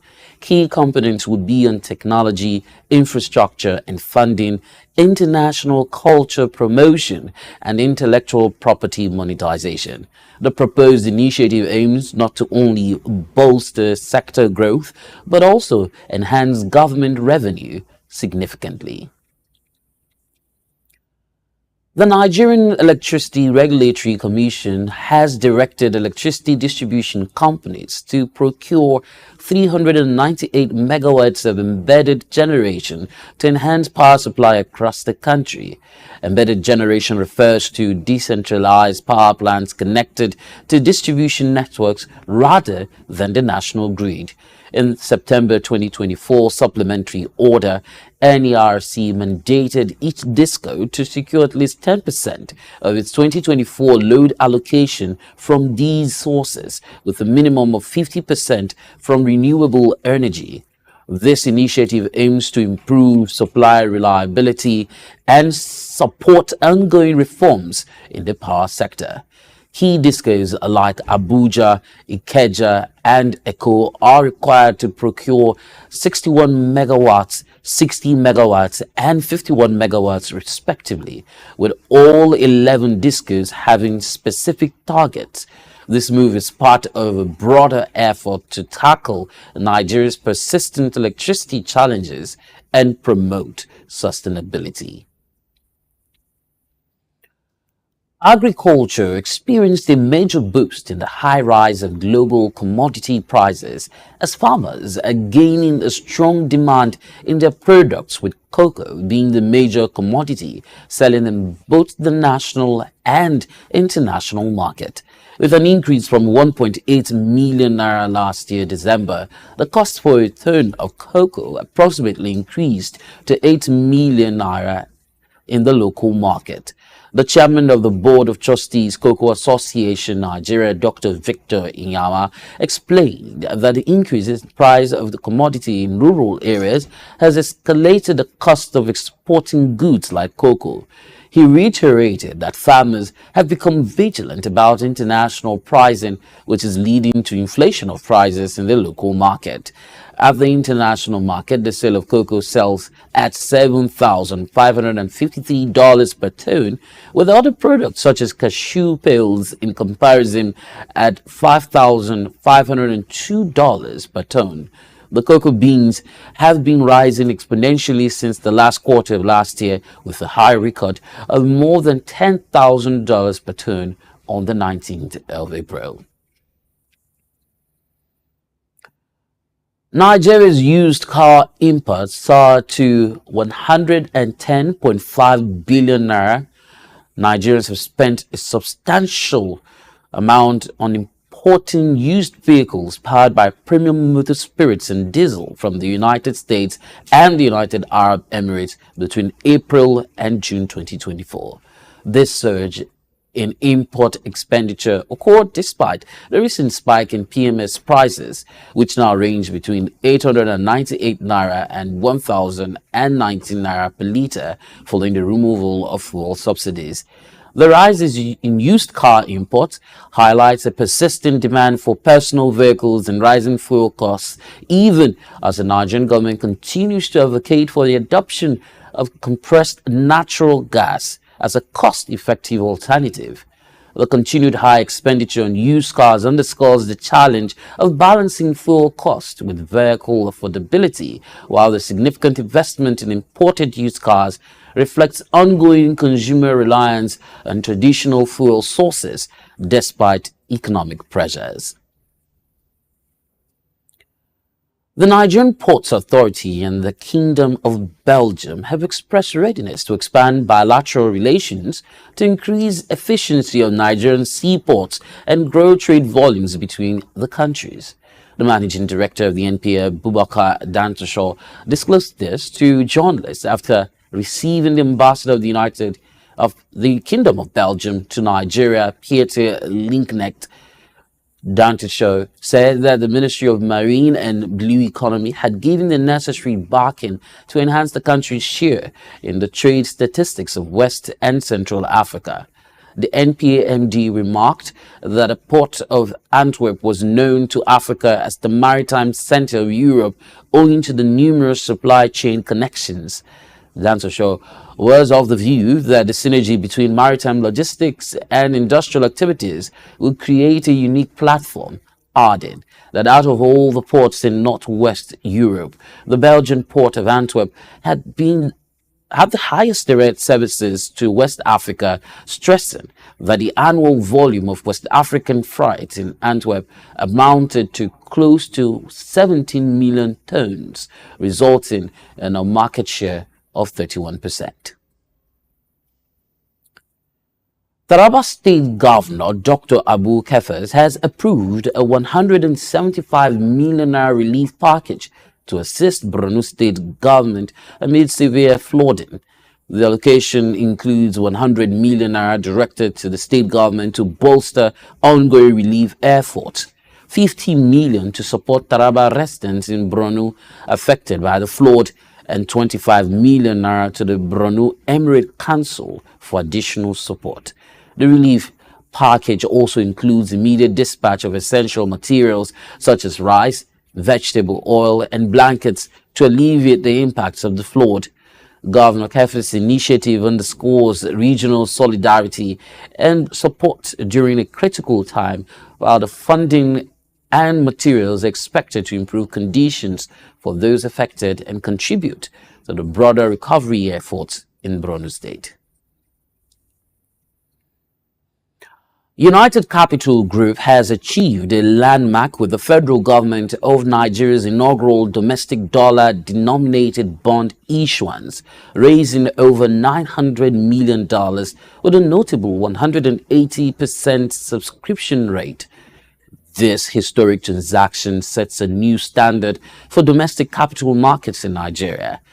Dr. Badebo Aderele, Managing Director of Investment Banking at the United Capital, expressed enthusiasm about the strong investor response as he highlighted the milestone's significance not only for Nigeria but also for Africa's financial landscape, reflecting robust investor confidence in the country's economic stability and growth potential.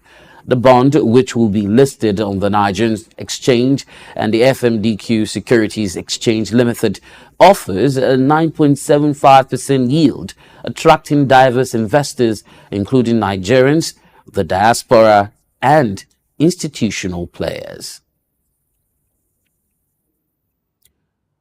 The Nigerian Meteorological Agency, NIMET, has issued a weather forecast predicting thunderstorms and rain across Nigeria from Tuesday through Thursday, 17th September to the 19th, 2024. The forecast indicates thunderstorms will affect several states, including Bauchi, Kebbi, Taraba, Kano, Katsina, Adamawa, and Kaduna on Tuesday morning. Thunderstorms are expected to persist throughout these regions later in the day. In the north-central region, NIMET forecasts thunderstorms over Kogi, Benue, Plateau, the Federal Capital Territory, Nasarawa, and Niger States. Southern regions include Ebonyi, Imo, Enugu, Oyo, Ekiti, Ondo, Delta, Bayelsa, Cross River, and River States. They will experience moderate rains in the morning, transitioning to intermittent rains later on in the day. Wednesday and Thursday, we'll see similar weather patterns with increased thunderstorms, particularly in the northern states like Sokoto, Zamfara, and Borno, while southern states will face intermittent thunderstorms. NIMET advises residents to avoid flood-prone areas and stay informed through weather updates. The 17th of September every year is observed as the World Patient Safety Day. Each year, the World Health Organization comes up with a theme for celebrating patient safety. This year, WHO is emphasizing the need to avoid errors and harm to patients and improving their safety. Our correspondent, Praise Matthias, tells us more in this report. Patient safety is a very critical aspect of healthcare. It includes accurate diagnosis, appropriate treatment, safe medication administration, and effective communication. Prioritizing patient safety builds trust in healthcare system, reduces medical errors, and saves life. Patients are persons with one form of ailment or the other receiving medical treatment in the healthcare facilities. Such patient could be suffering from malaria, diabetes, or cancer, and they are left at the mercy of health practitioners to diagnose, treat, or administer drug for the managing patient's health condition. Sadly, many have died due to wrong drug prescription, nonchalant attitude of the healthcare workers, and poor facilities, among other reasons. According to the World Health Organization, approximately 134 million diverse events occur annually due to unsafe care in hospitals in low and medium income countries. contributing to 2.6 million deaths. In high-income countries, 1 in 10 patients is harmed while receiving hospital care. Medical errors cost an estimated $42 billion annually. The theme for this year's World Patient Safety Day is Get It Right, Make It Safe. This highlights the critical importance of correct and timely diagnosis in ensuring patient safety and improving health outcomes. This day, patients and families, health workers, healthcare leaders, policymakers, and civil society, we emphasize the pivotal role of correct and timely diagnosis in improving patient safety. To improve patient safety, we recommend the implementation of robust safety protocols, continuous education, and a culture of openness and learning from mistakes. Additionally, leveraging technology such as artificial intelligence and machine learning can enhance diagnostic accuracy and reduce medical errors. World Patient Safety Day serves as a reminder of the need for collective action to prioritize patient safety. By working together, we can reduce patient harm, improve health outcome, and build trust in healthcare system. Praise Matthias for SOUQ News Television. Thank you so much, Praise Matthias. Now to news from other parts of Africa.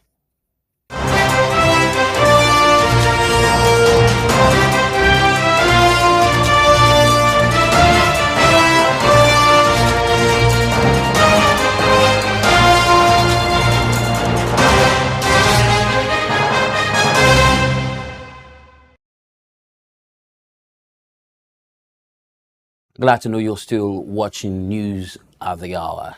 French aircraft manufacturer Airbus has announced plans to open a new customer support center in Johannesburg aimed at enhancing its presence in Africa.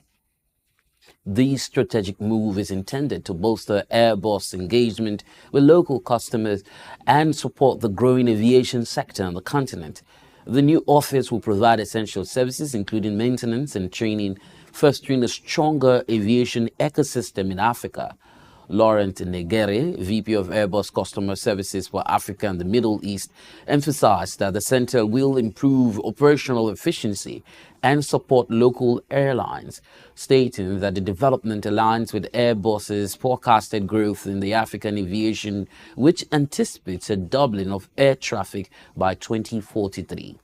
Airbus estimates that Africa will require 15,000 additional pilots and 20,000 mechanics, while the Johannesburg Center is expected to play a pivotal role in meeting these needs, supporting both current and future aviation demands across the region. The Kenyan Revenue Authority has made significant strides in combating illicit trade, seizing goods valued at 5.76 billion between July 2021 and June 2024. This achievement demonstrates Kenya's revenue authority's unwavering commitment to protecting national revenue and maintaining market integrity. Key initiatives include the establishment of a rapid response unit in strategic locations like Masabit, Garissa, and others, as well as inland border control checkpoints in areas such as Archer's Post and Kisian. Additionally, K9 units have been deployed at key airports and border posts, boosting detection capabilities. Between 2021 and 2024, KRA conducted 28,851 border patrols, resulting in 1,215 interventions and the seizure of over 100,000 counterfeit products. These efforts showcase KRA's dedication to ensuring fair business practices and upholding national economic interests. Kenya and Germany have finalized a labor migration agreement aiming to provide a structured framework for the movement of skilled workers between the two countries. The agreement promotes fair mobility, collaboration on skills development and training, and combats forced labor and human trafficking. It also facilitates the safe return of nationals residing in the other country who no longer meet entry conditions. The partnership aims to address Germany's labor shortages and provide decent job opportunities for Kenyan professionals. The agreement is expected to enhance bilateral relations and benefit both countries economically, offering a win-win model for solving Germany's labor conundrum while empowering young Kenyan professionals. To support Kenyan professionals, Germany will provide information on available scholarships, internships, and job opportunities, expedite long-stay visas for eligible Kenyans for study, and Kenyans can receive temporary resident permits for up to 2 years. President William Ruto emphasized Kenya's willingness to share its labor workforce while ensuring non-exploitation. Rwanda's economy has expanded by 9.8% in the second quarter of 2024, driven by the services sector, which contributed 47% to the GDP. The National Institute of Statistics and the Ministry of Finance reported the economy grew to 515 billion compared to 3,972 billion in the same period of 2023. The services sector saw a 10% increase, while agriculture rose by 7%, boosted by an 8% rise in food crop production. Industry also grew by 15%, driven by a surge in construction and manufacturing activities, which saw increases of 18% and 17% respectively. Despite growth in key sectors, mining and quarrying declined by 2%, particularly in exports of coltan and casterite.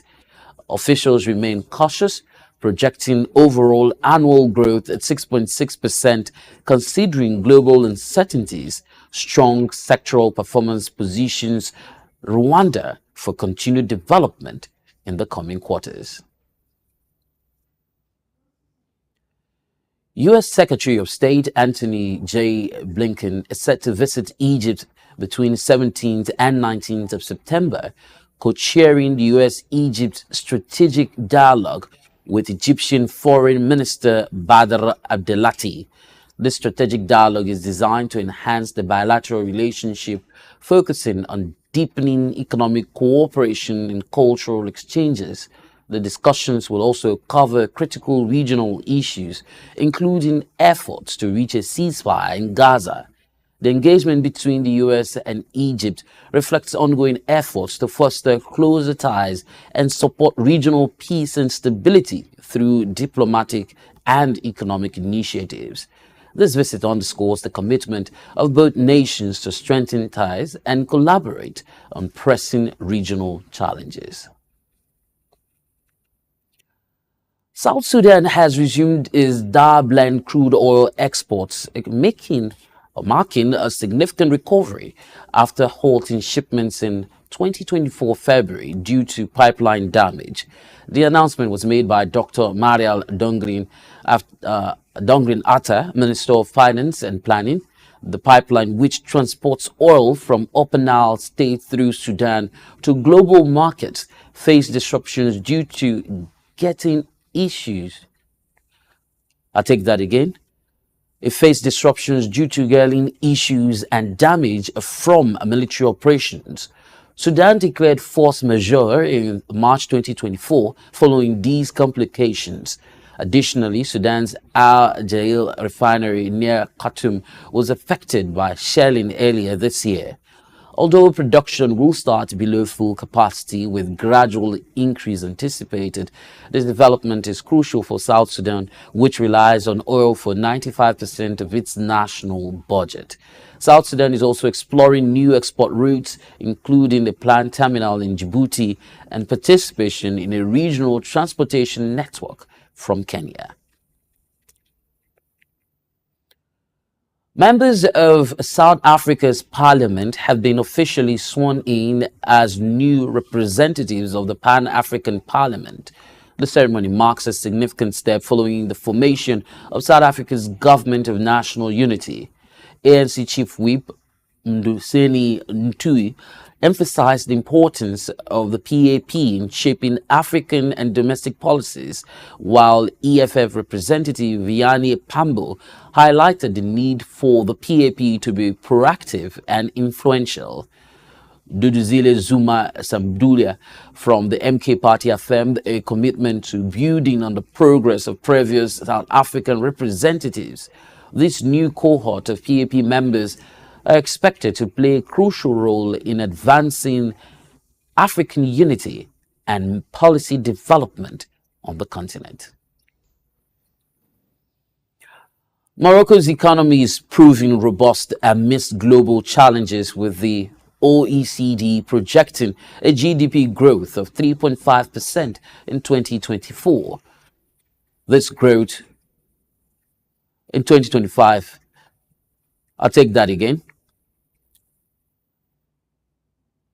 Morocco's economy is proving robust amidst global challenges, with the OECD projecting a GDP growth of 3.5% in 2024, rising to 4.0% in 2025.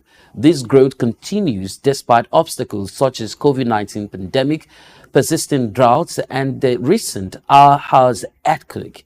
Tourism is rebounding impressively, with 14.5 million visitors in 2023, surpassing pre-pandemic levels by 11.5%.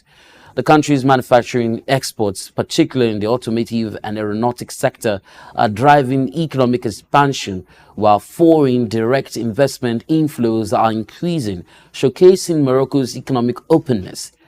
Macroeconomic stability is further underscored by a decrease in inflation from 6.1% in 2023 to an expected 2.3% in 2024, and a narrowing budget deficit, with public debt at around 70% of GDP. Despite these positive indicators, Morocco faces significant challenges, including a high youth unemployment rate, low female labor participation, issues related to the informal sector, climate change, and water scarcity. Zimbabwe's bid for a seat on the United Nations Security Council in 2027 has received significant support from the African Union and the Southern African Development Community, SADC. Foreign Affairs Minister Frederick Shava announced that all 16 SADC member states have pledged their backing for Zimbabwe's candidacy. This endorsement is critical for securing one of the 2 African seats available for the 2027-2028 term. At the recent 37th Ordinary Session of the AAU Heads of State and Government, Zimbabwe's bid was officially endorsed. Shava expressed optimism about the country's chances, highlighting strong regional and continental support. The AU, representing 54 member states, has also supported Zimbabwe's position, underscoring the growing push for greater African representation on the UNSC. If successful, Zimbabwe will secure its 3rd term on the UNSC following previous 10 years, in 1983 to 1984, and between 1991 and 1992. We'll take a moment, and when we return, we'll bring you news from the foreign scene. Get ready to feel the pulse of the world around you. Welcome to SOUQ Pulse, your insert track on the stories that matter most. From the heart of breaking news to the forefront of culture and innovation, SOUQ Pulse brings you the stories shaping our world every week. On SOUQ Pulse, we'll deep dive into the topics that drive our lives, from the latest in technology and science to politics, culture, and investment, courage, and that commitment in spite of the challenges that entrepreneurship presents in Nigeria in particular. Perception is propaganda, malinformation, misinformation can be created for you to perceive a certain thing that is false. Sometimes it's true, but many times it's false. Well, there's no state you go to in the world where you don't see construction that is consistently ongoing. No matter how developed Dubai is, they still construct roads on a daily basis. we are no longer enjoying the light we normally enjoy. And the university vice chancellor say, it now costs me about 300 million, some 250 million to between 250 million to 300 million a month. Government should develop a particular product that will be of national value and if possible exportable to other countries from their own local government. Whether it's the next big innovation, a political shakeup, or cultural phenomenon, SOUQ Pulse is there, bringing you the story with clarity and context. You're not just only getting informed, you also become a solution. Then the business part of it. Then we talk productivity. Then you know you're on SOUQ Pulse. It's that time of the day where we'll tell you, go get your friends, your neighbors, those you quarreling with, those you have issues with. This is time to talk. We'll tell you, here we don't keep quiet. It doesn't matter what policies are affecting you. It doesn't matter what the papers, the prints are telling you in your own side or the neck of the wood or your nation, or what business are pushing, profits, losses, what the stock market is talking about right now, what the Asian market is talking about right now. A whole lot of people are running down to their portfolios and trying to grab, sell off, or get some hedge. But in all this, we just say, let's talk. Your talking can make somebody better, give someone an idea. Join us on SOUQ Pulse every day by 4 p.m. as we explore the heartbeat of the world's most compelling stories. Don't miss SOUQ Pulse on SOUQ News Television. Tune in and stay ahead of the curve.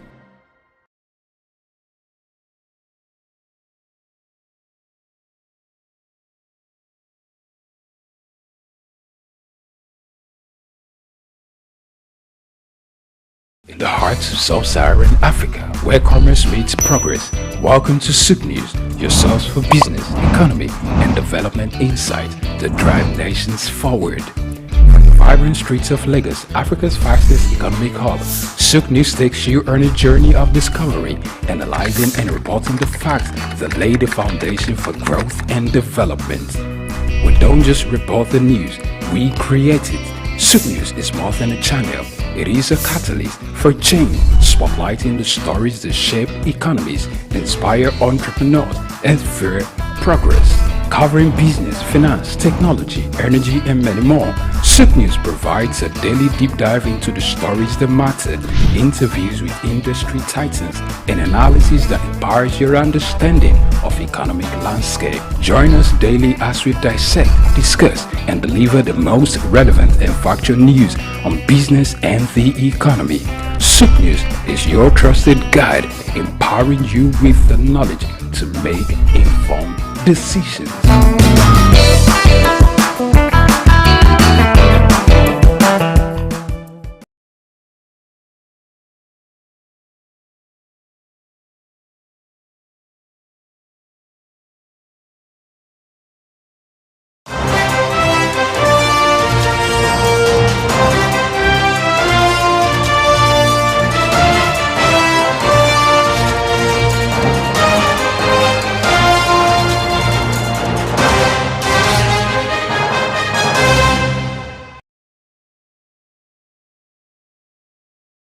Glad to be into the news at the hour on SOUQ News Television.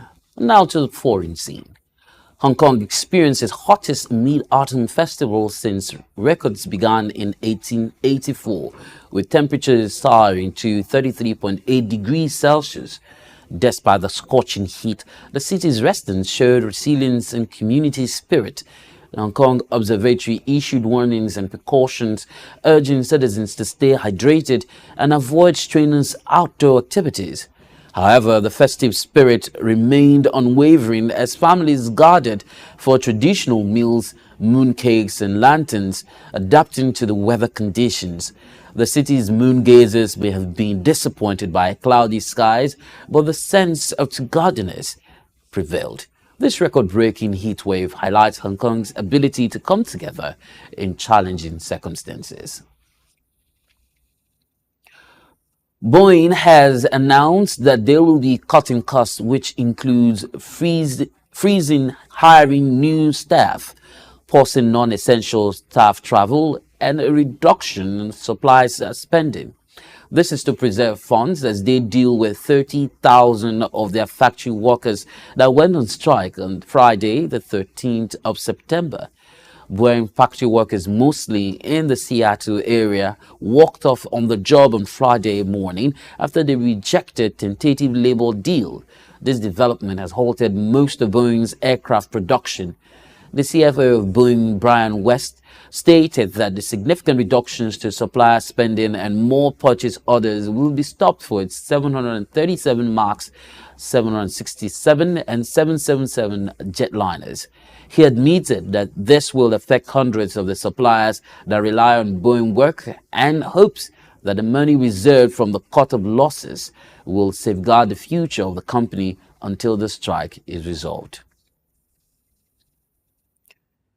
Silver prices are trending upward, nearing a 2-month high around $30.80 to $30.85.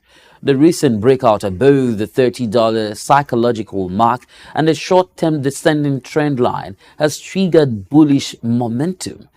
Technical indicators suggest further appreciation with potential targets of $31.45 to $31.50 and potentially reclaiming the $32 mark.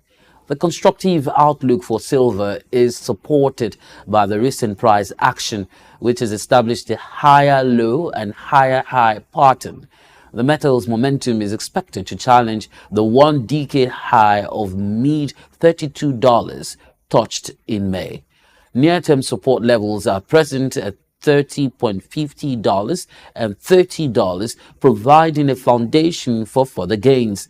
Additionally, the technical landscape favors silver's upward trajectory, driven by positive momentum and supportive chart patterns.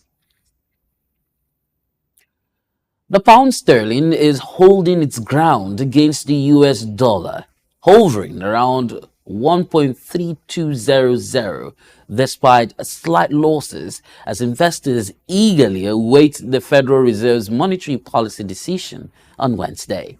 The US dollar is under pressure due to speculation that the Federal Reserve will initiate an aggressive policy easing cycle with a potential 50 basis point interest rate cut. This would be the first rate cut in over 4 years, marking a significant shift in the Federal's stance against inflation prompted by pandemic-led stimulus. Market expectations have surged overnight, fueled by dovish comments from John Faust, a former senior advisor to Federal Chairman Jerome Powell. Faust advocates for a 50 basis point cut, citing potential policymakers' forecasts of a 100 basis points interest rate cut by the year end. In the UK, the pound sterling's performance is also influenced by the upcoming Consumer Price Index data for August, scheduled for release on Wednesday.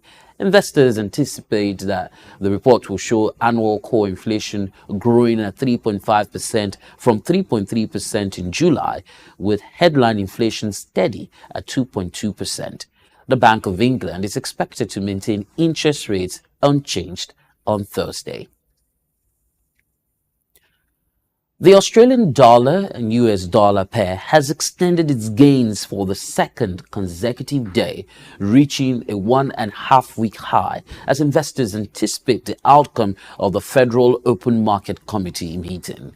The US dollar has weakened ahead of the meeting, driven by expectations of a 50 basis points interest rate cut by the Federal Reserve. The Reserve Bank of Australia's hawkish outlook and positive equity market sentiment have also contributed to the Australian dollar and US dollar pairs' upward momentum.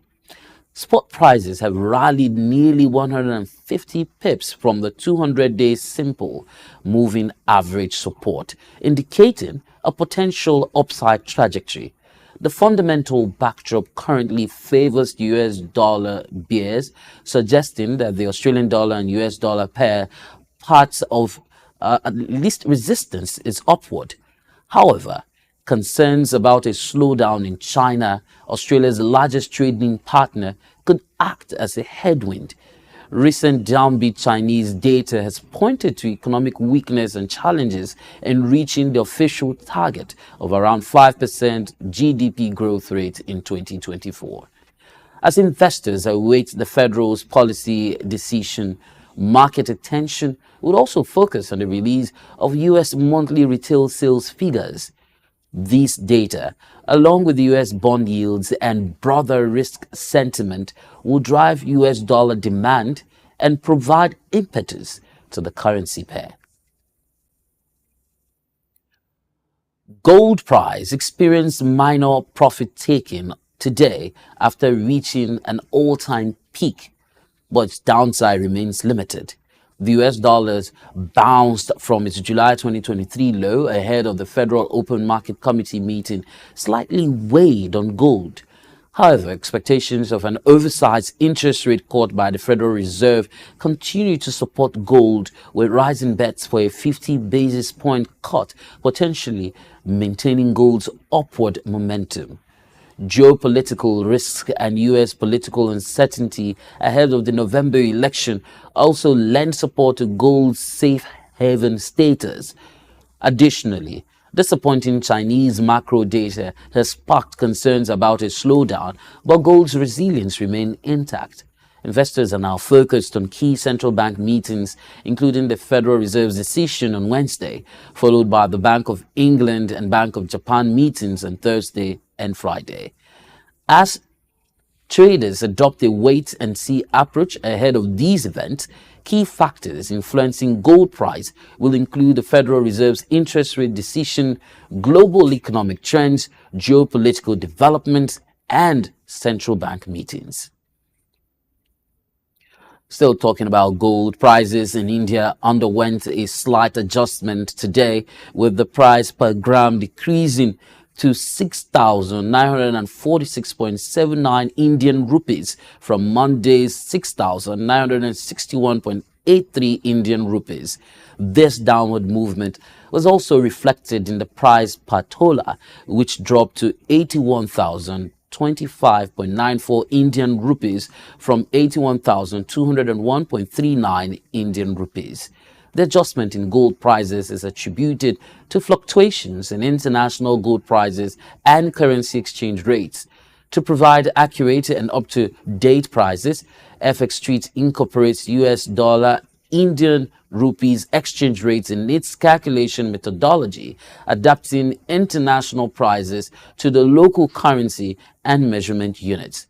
The revised gold prices in India now stand at 6,946.79 Indian rupees per gram and 81,025.94 Indian rupees per tola, providing market stakeholders with a clear understanding of the current market landscape. That is all for the news at the hour.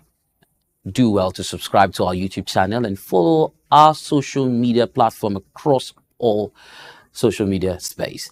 Thank you so much for watching. On behalf of the editing crew, my name is Temple Bara. Good afternoon.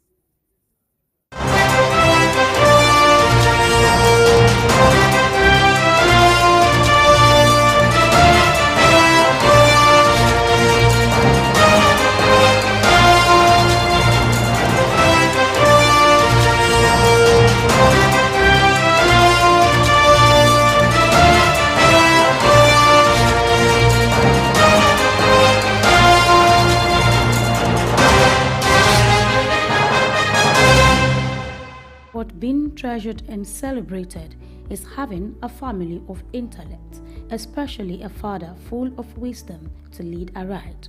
On Saturday, April 20th, a heartwarming ceremony unfolded at Brookstone School Hall in Owodionere, Ikorodu, Lagos, as the UK-based Nigerian Pa Michael Onafuye launched 3 inspirational books. The event not only marked the culmination of Pa Onafuye's literary endeavors, but also served as a testament to his zeal for intellectual exploits, spiritual gifts, and guidance, as well as laid down legacies for his family. The books, titled War Against Limitation, Maximizing Divine Mandates of God on Your Life, and God's Word of Assurance is Your Sure Word of Insurance, brought together family, friends, and religious leaders from within and outside the community. Speak for my sins on the cross. In the midst of death, delivered me. They thought I will never. During the event, Dr. Ayo Onofuye, doctor of the celebrant, read an excerpt from one of the books highlighting the importance of maintaining faith during difficult times. His son, Dr. Tosin Onofuye, also delivered a keynote address pointing to his father's wisdom and spiritual leadership. He is one that seeks to redeem the value of humanity through service and the production of service.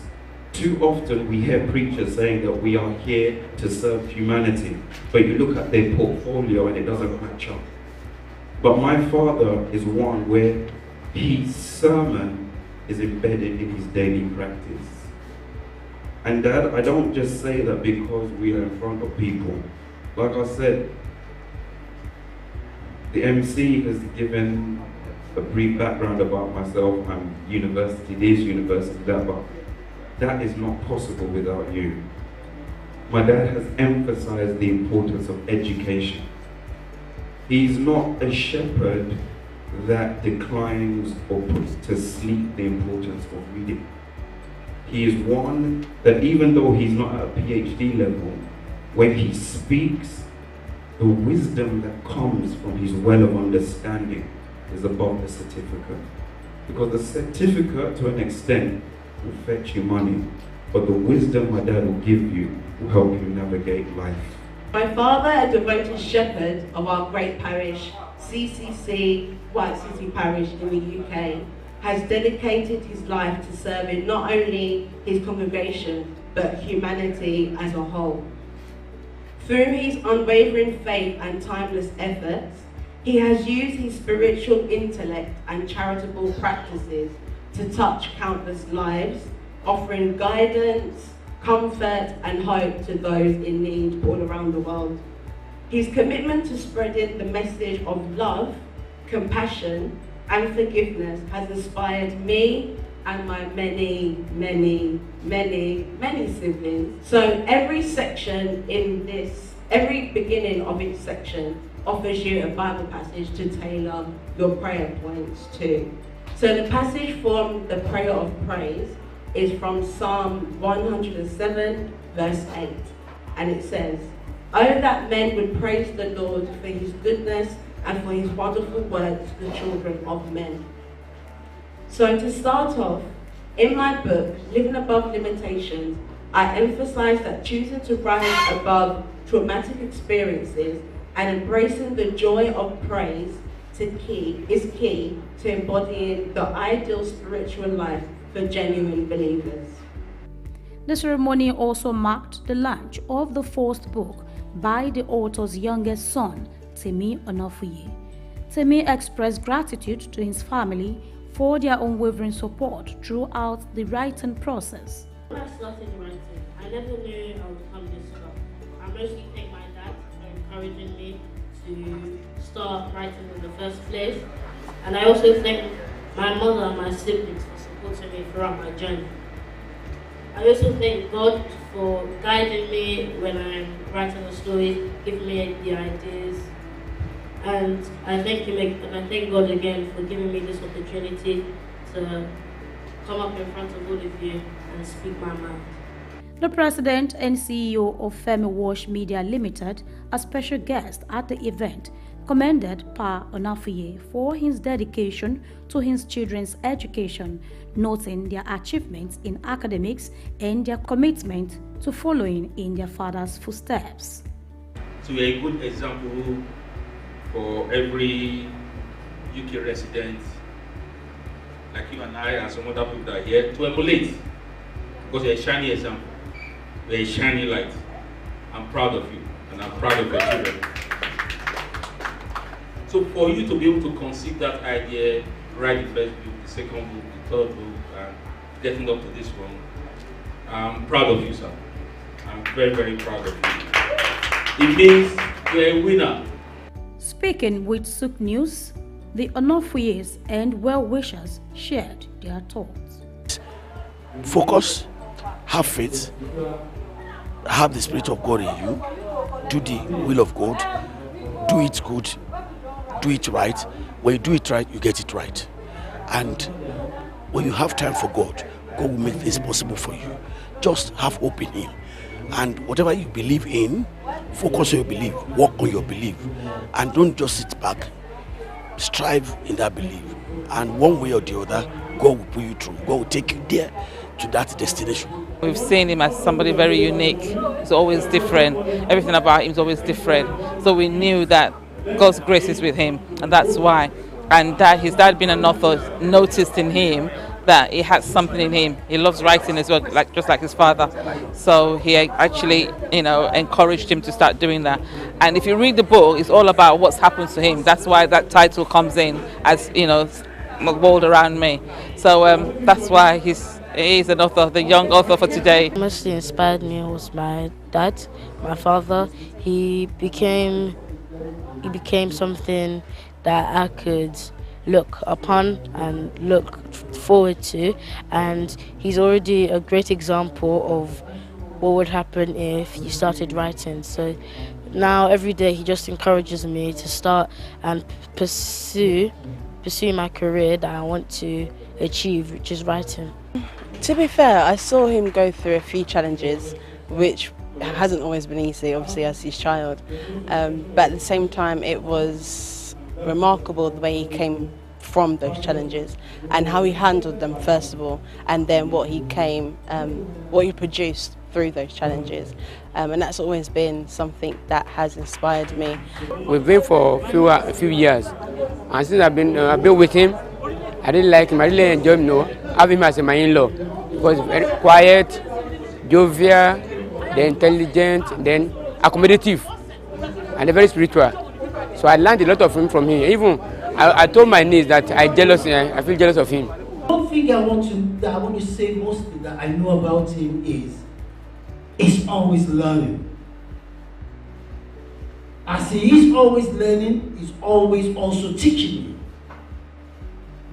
There is no day, even in church, that we're doing maybe a spiritual program, he will always want to bring something out that you, as an individual, as a youth, as a child of God, something to direct you back to God.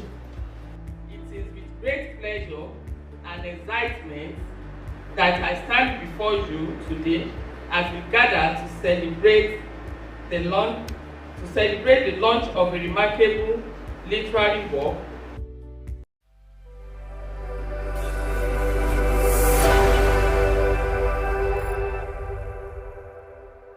For more than a century, Zambia has stood as a prominent figure in the mining sector, particularly renowned for its copper production, which remains a cornerstone of the nation's economy.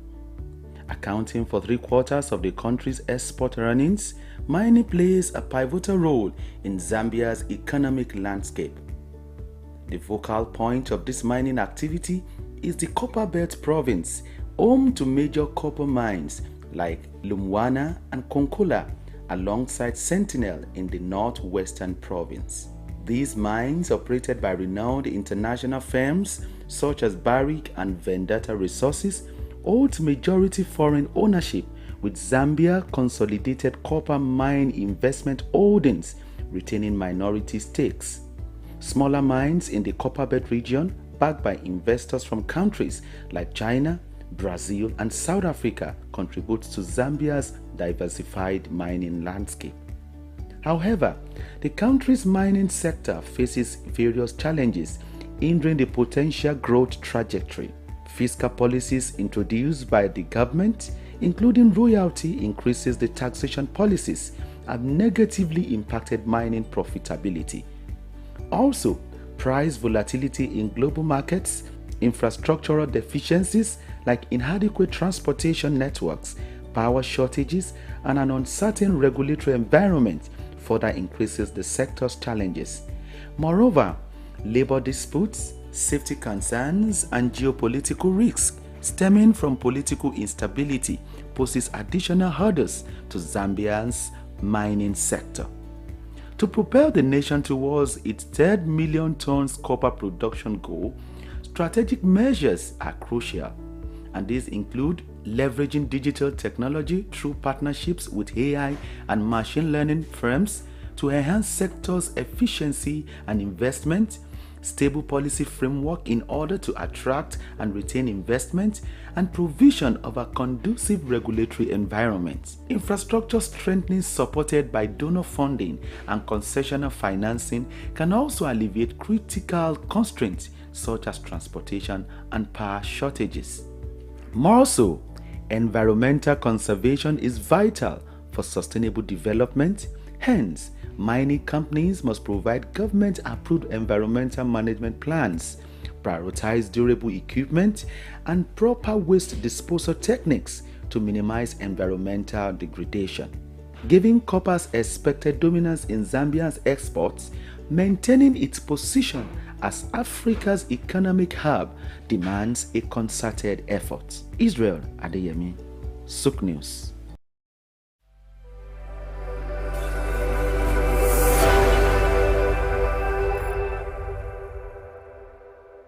Get ready to feel the pulse of the world around you.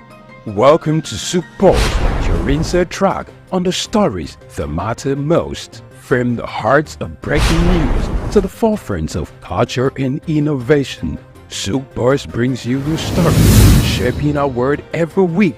On SOUQ Pulse, we'll deep dive into the topics that drive our lives, from the latest in technology and science to politics, culture, and investment, courage, and that commitment in spite of the challenges that entrepreneurship presents in Nigeria in particular. Perception is propaganda, malinformation, misinformation can be created for you to perceive a certain thing that is false. Sometimes it's true, but many times it's false. Well, there's no state you go to in the world where you don't see construction that is consistently ongoing. No matter how developed Dubai is, they still construct roads on a daily basis. We are no longer enjoying the light we normally enjoy. And the university vice chancellor say, it now costs me about 300 million, some 250 million to begin, 250 million to 300 million a month. Governments should develop a particular product that will be of national value and, if possible, exportable to other countries from their own local government. Whether it's the next big innovation, a political shakeup,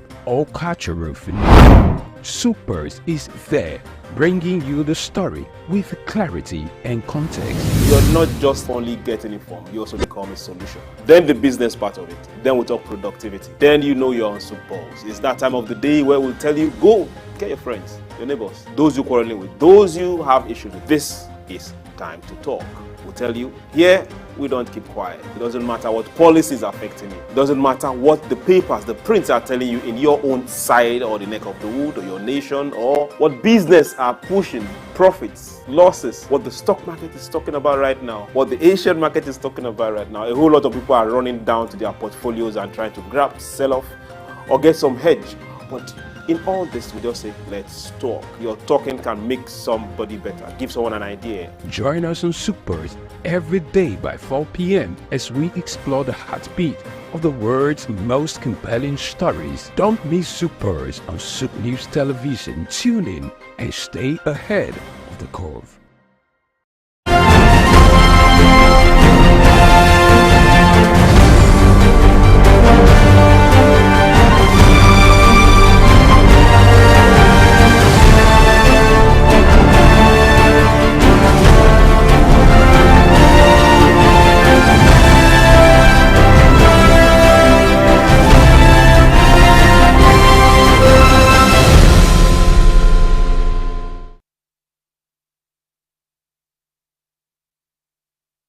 Hello and welcome to SOUQ Pulse. It's a beautiful, beautiful evening. The afternoon just ran past.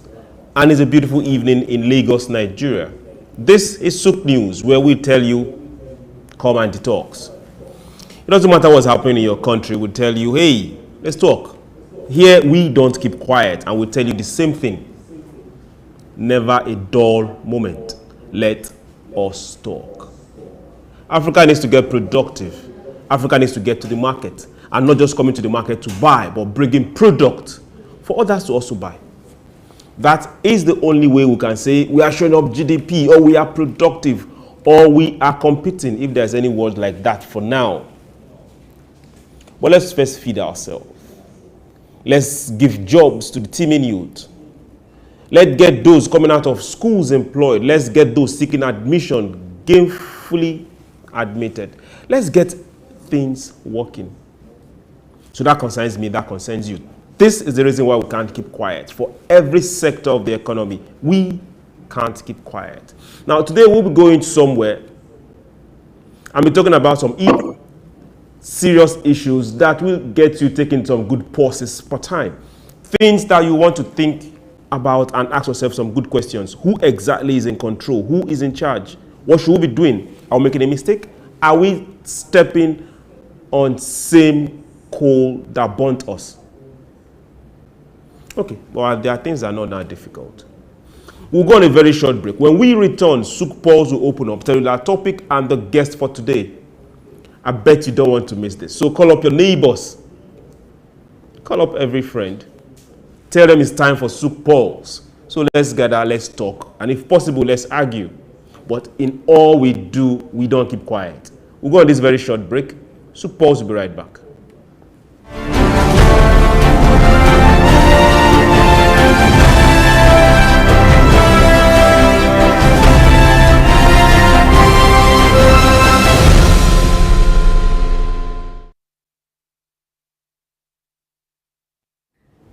Welcome back. This is SOUQ Pulse. My name is SOUQ, John Rogers SOUQ. So wherever you are, I will tell you, hey, this is SOUQ News. So go to our social media handles. Every one of them is same thing, at SOUQ TV. Go there, follow us, join us, let's talk. Join the conversations for programs that are past, for the ones that we've been on all through the day. Hey, join us, let's talk. And listen, this is not just our program, this is also your program. So hey, let's have fun talking. Let's provide solutions for issues that are here and those that will likely crop up. Remember, when you provide solutions, that is where the business is. That is where the money is. So for today, we are looking at something that the IMF has been kicking up, seriously kicking up. And we're looking at the cash transfer that it's, as we speak, happening in Nigeria. Now, there's this particular scheme where the Nigerian government is giving out money to the poor, in quote, to the poor. So tagged cash transfer. But now, the sad part of this is that this fund is coming from a loan that was taken from the World Bank. Yes, you heard me very well. That loan was taken from the World Bank. To be specific, 800 million World Bank loan. And that is what is being used as cash transfer. And we are having the IMF come up and say, widen the gap, scale it up, dash, in Nigerian words, dash money to the poor. Now, how is Nigeria going to repay this loan? What infrastructure is being built to repay this loan? Now, we are looking at the cash transfer itself, and we are asking ourselves directly this. Money is used, okay, there's this particular word, we call it in Nigeria, Sara, means free money. Something you don't work for. Money used for Sara is actually, this particular one is an international loan. So what's the rationale behind it? We'll get there, but that is not where we're going to. We're just trying to the source of this cash transfer. But for our topic for today, there are poor people amongst us. That we don't argue about that. There will always be poor people. We don't argue about that.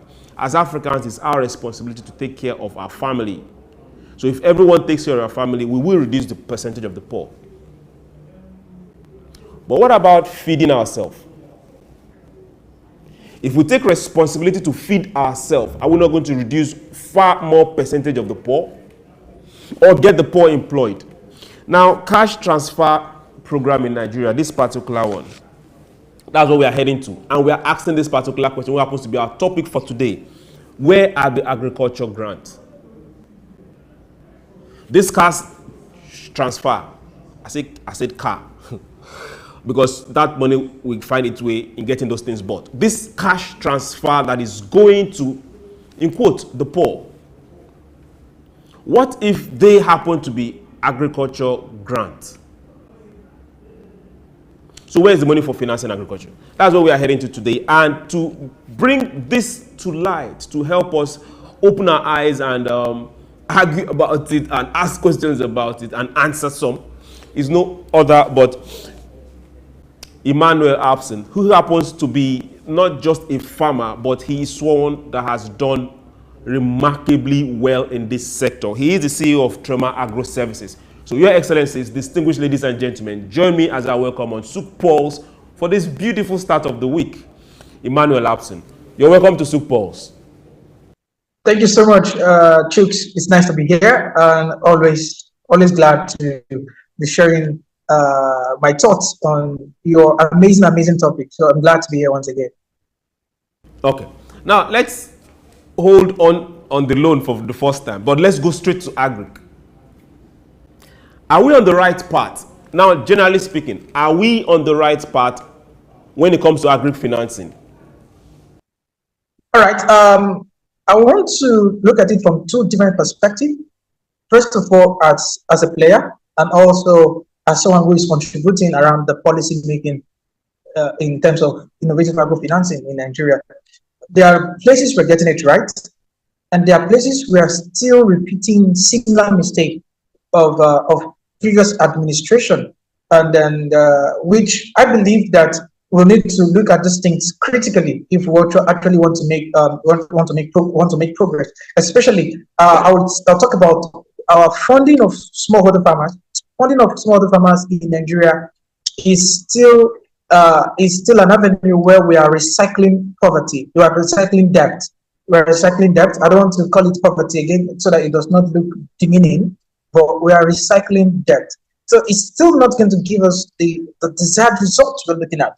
Then when it also comes to mechanization, when it comes to the use of technology, when it comes to the use of automation, especially automations around the implementers, there's still a wide gap. So I am expecting our expectations as Nigerians. I want to, like I said, I will speak from two perspectives, as a player and also someone who is around the policymakers, around the corridor of policy making in terms of financing agriculture.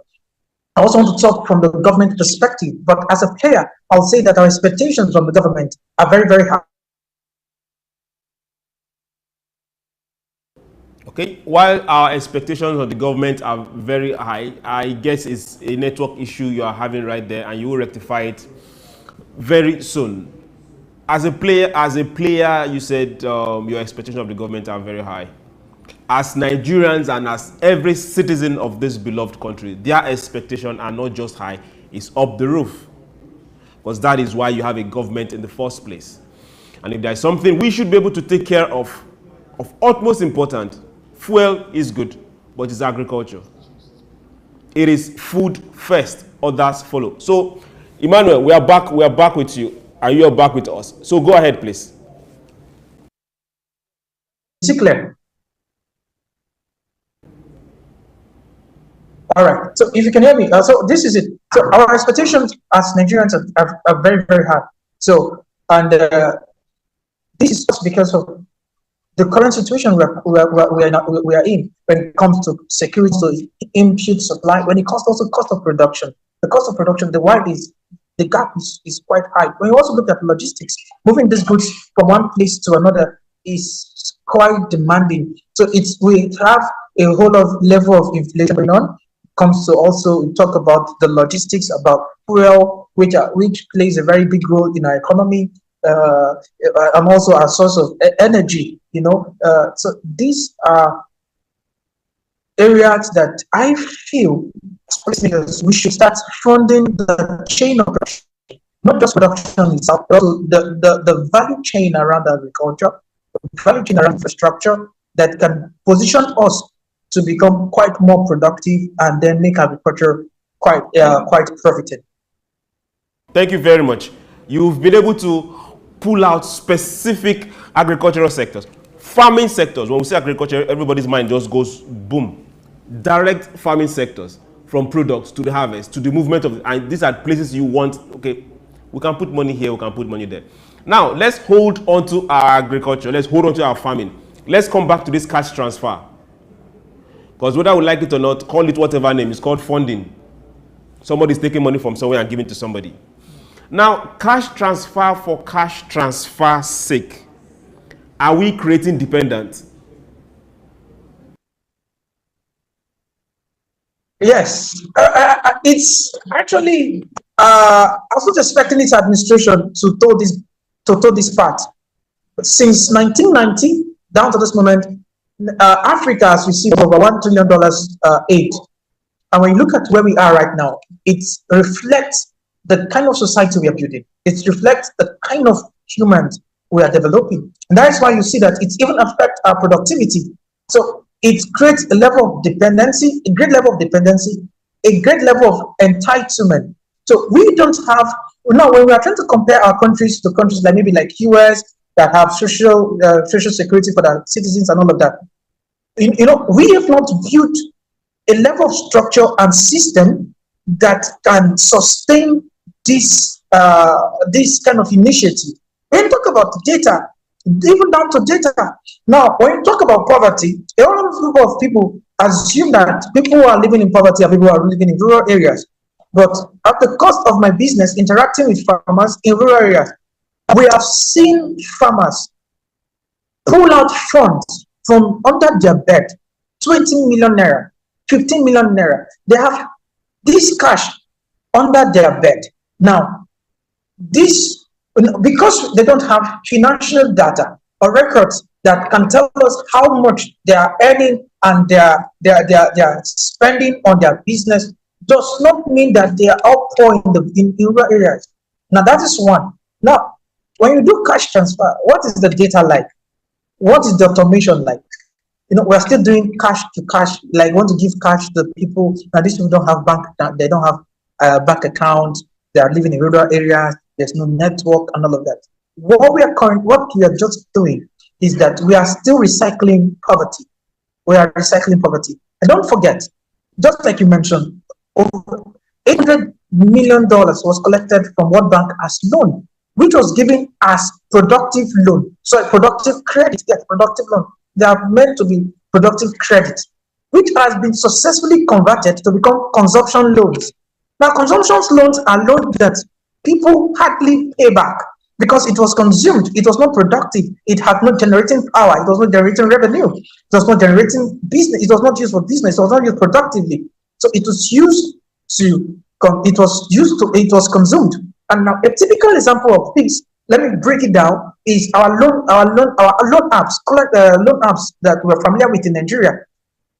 You see that when individuals collect loans from this app, they actually pay back, not because the loan app. I read something very funny on the show and said that some of this loan app, this like they have a cost, they have this spiritual power around them that when you collect loan from them, you hardly pay back. No, it has nothing to do with spirituality.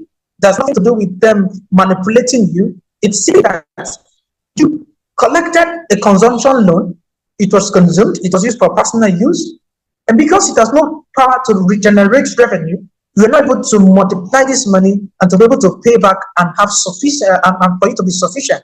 You understand? So this is a typical example.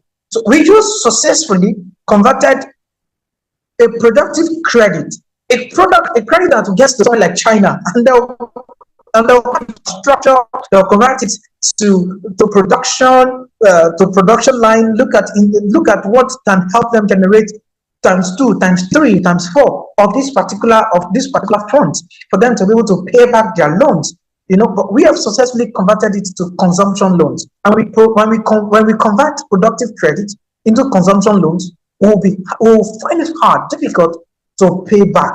Then at the end of the day, you're going to now see a lot of states, a lot of our nation being burdened, being overwhelmed with credit, with these loans, both national and international, both external and internal loans that we are now confronted to pay back.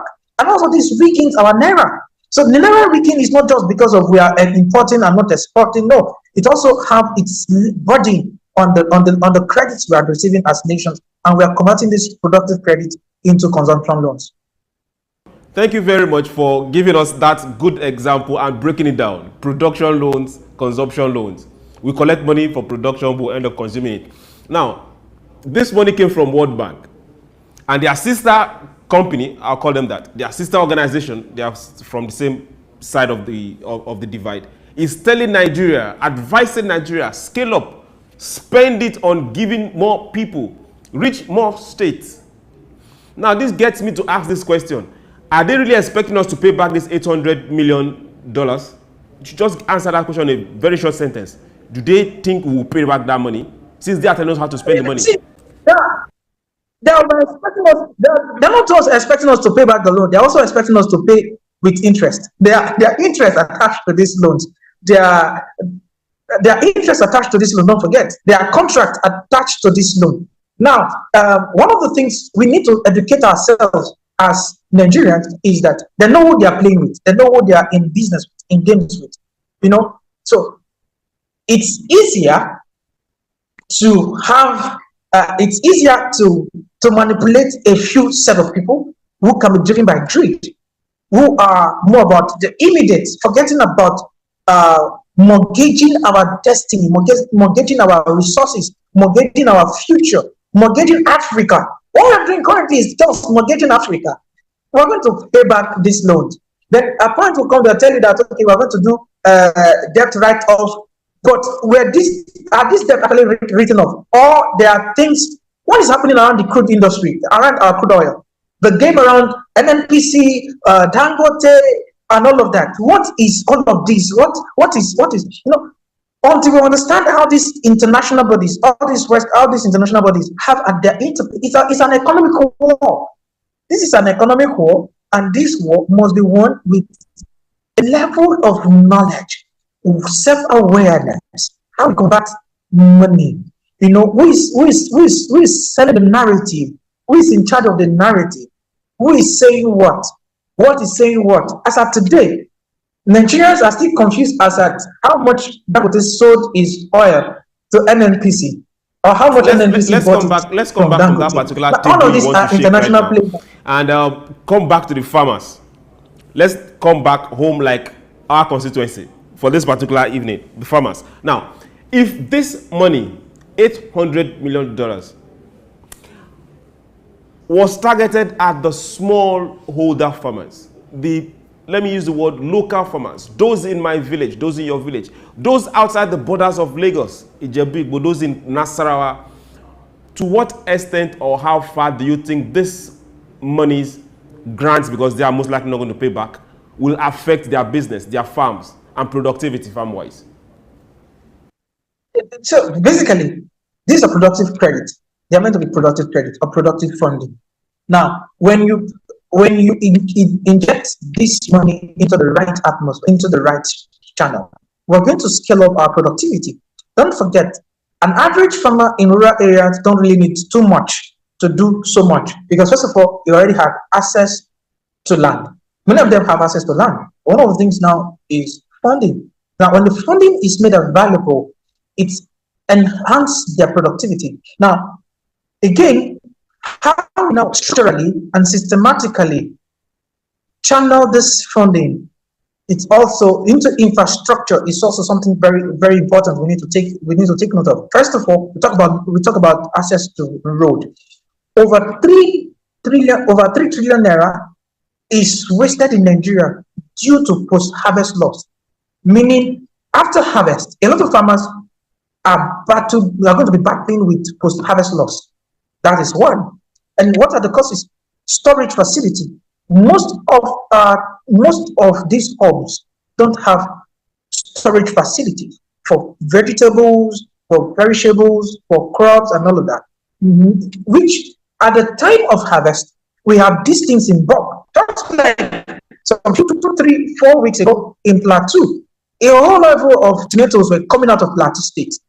The price there the price was being crashed down in Plateau, but because now these are perishable products, we will not be able to harness the benefit of this product going around the country, reducing the cost of reducing the cost at the market, but the cost at the farm gate is drastically reduced because they don't have access to storage. That is one. So, like I will advocate that the government should channel this funding into infrastructure that enhance productivity in terms of the value chains, storage facility, road. Now, when you take a critical look at the budget that targeted at the Ministry of Agriculture, the funding meant to build the Ministry of Agricultural complex was higher than the funding meant to construct roads in the 6th geopolitical zone of Nigeria. This is very heartbreaking when we have over 60% of our interstate roads not in good shape. And then the road within the states are also very, very bad. When you take a good look at Benue State, for example, which is the food basket of the nation, then also around security.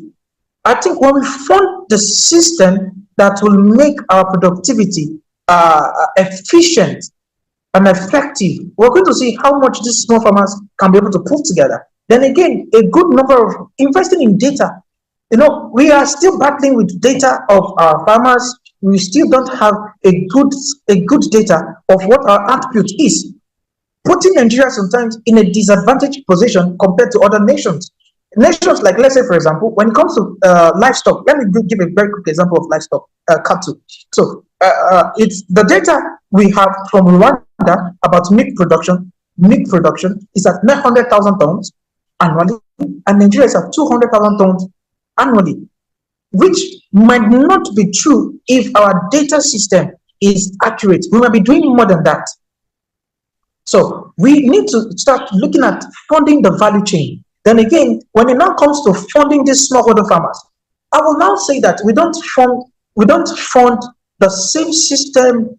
We don't use the same system we have been using that has not been generating so much results, which is funding manpower. We need to start funding mechanized funding, especially strengthening cooperative systems in Nigeria. The cooperative systems in Nigeria are too weak that we need to start paying attention to them. And I want to appreciate what the Nigerian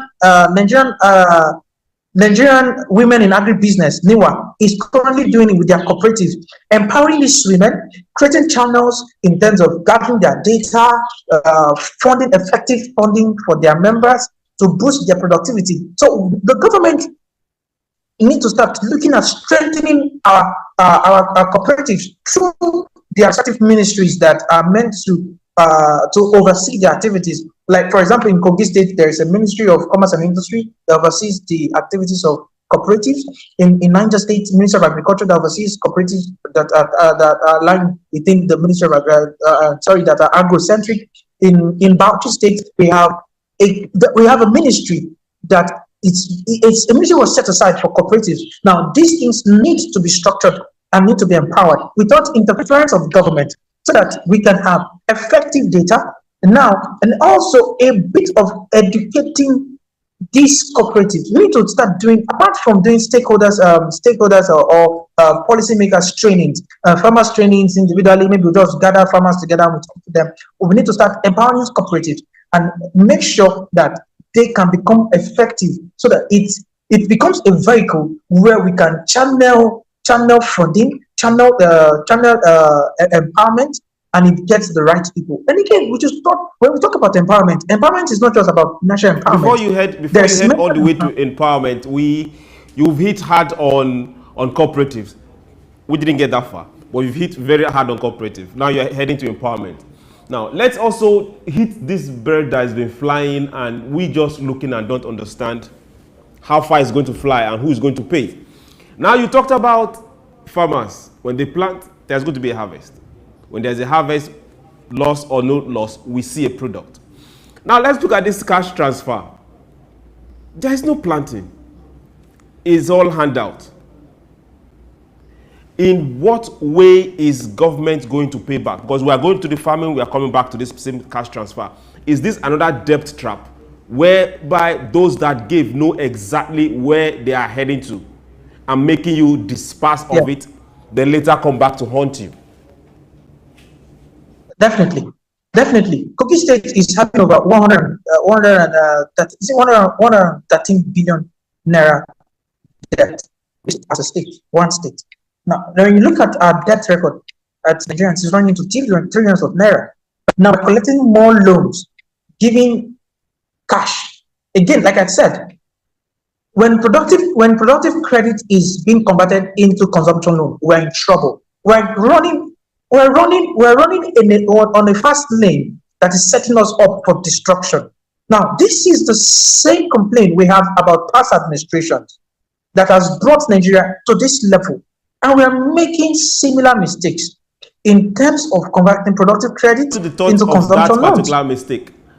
Now we see this bird flying. Now we see the narrative both from the givers and the sisters to the givers. How can we start turning this particular giveaway? Because it's more like, hey, line up, take 5,000 naira. They write 50,000 naira. How can we start turning this narrative? Because they are not accounting or telling us who is getting these monies in the first place. How much they are getting in the first place. How much they are going to pay back, if ever they are going to pay back. How can we start turning this so that those that need to hear it will hear it?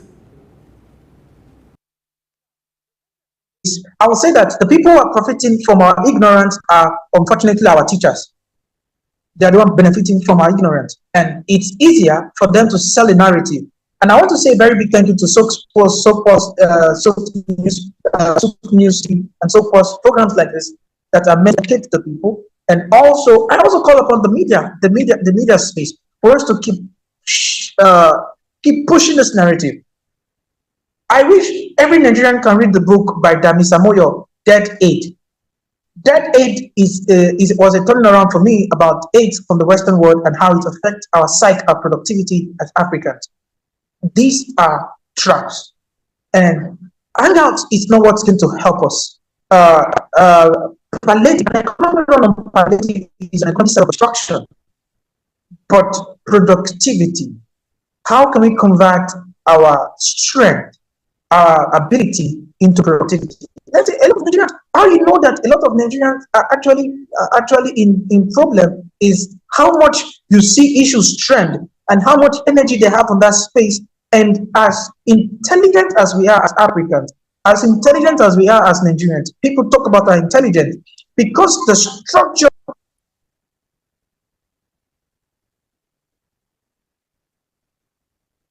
We've lost your audio, so we'll let you try reconnect back, and we will continue this particular conversation. But hey, let's tell ourselves some basic things.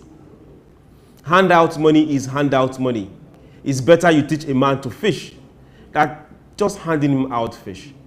Today we are looking at farming, we are looking at agriculture, we are asking ourselves $800 million that happened to be a loan from World Bank, and we are using it as Sarah. How did we get here? We're going to do a very short break. When we return, we will continue this conversation on a different scale as it concerns farming and things that are supposed to be put in place for farming. Don't go anywhere. SOUQ Pulse will be right back. Get ready to feel the pulse of the world around you. Welcome to SOUQ Pulse, your insert track on the stories that matter most. From the hearts of breaking news to the forefront of culture and innovation, SOUQ Pulse brings you the stories shaping our world every week. On SOUQ Pulse, we'll deep dive into the topics that drive our lives, from the latest in technology and science to politics, culture, and investment, courage, and that commitment in spite of the challenges that entrepreneurship presents in Nigeria in particular. Perception is propaganda, malinformation, misinformation can be created for you to perceive a certain thing that is false. Sometimes it's true, but many times it's false. Well, there's no state you go to in the world where you don't see construction that is consistently ongoing. No matter how developed Dubai is, they still construct roads on a daily basis. We are no longer enjoying the light we normally enjoy. And the university vice chancellor say, it now costs me about 300 million, some 250 million to between 250 million to 300 million a month. Governments should develop a particular product that will be of national value and, if possible, exportable to other countries from their own local government. Whether it's the next big innovation, a political shakeup, or cultural phenomenon, SOUQ Pulse is there, bringing you the story with clarity and context. You're not just only getting informed, you also become a solution. Then the business part of it. Then we talk productivity. Then you know you're on SOUQ Pulse. It's that time of the day where we'll tell you, go, get your friends, your neighbors, those you quarreling with, those you have issues with. This is time to talk. We'll tell you, here we don't keep quiet. It doesn't matter what policies are affecting you. It doesn't matter what the papers, the prints are telling you in your own side or the neck of the wood or your nation, or what business are pushing, profits, losses, what the stock market is talking about right now, what the Asian market is talking about right now. A whole lot of people are running down to their portfolios and trying to grab, sell off, or get some hedge. But in all this, we just say, let's talk. Your talking can make somebody better, give someone an idea. Join us on SOUQ Pulse every day by 4 p.m. as we explore the heartbeat of the world's most compelling stories. Don't miss SOUQ Pulse on SOUQ News Television. Tune in and stay ahead of the curve.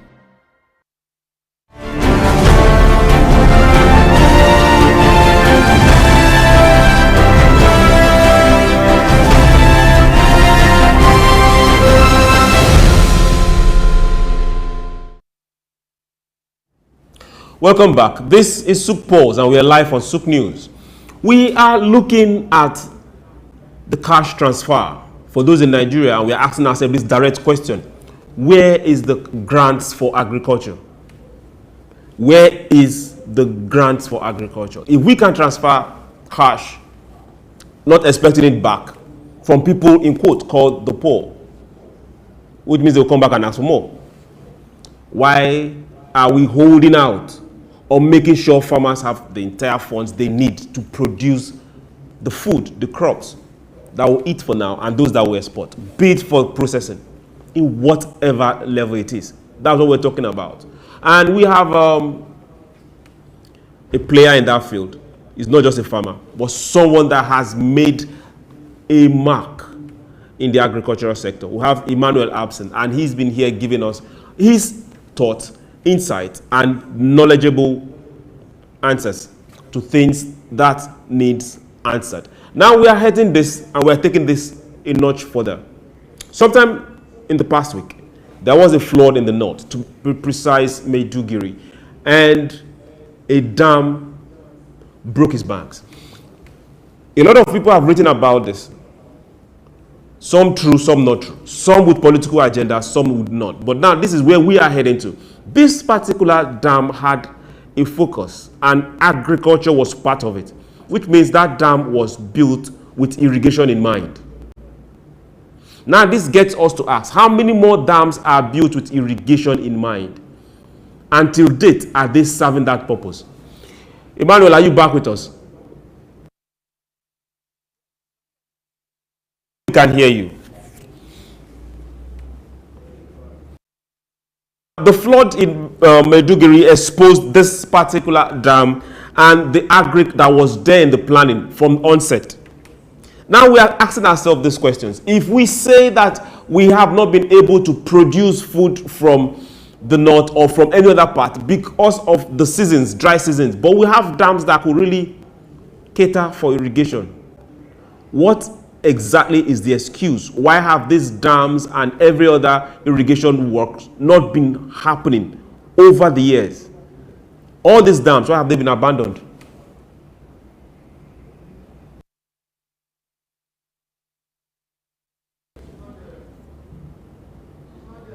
Okay, now this is the issue we need to really look ourselves in the face and ask. These are questions that we have no excuse. We need to ask them. If possible, we hold somebody responsible. So for those that are watching part of the conversations in the far north, now we ask you, send us your feedback. We want to know, where are those dams? It doesn't matter how big, it doesn't matter how small, that have been built over time for irrigation. Are they really working?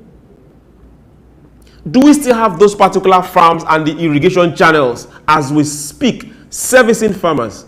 Or farmers have to go out on their own to start digging trenches just to get water to their farms? Now, this is rainy season.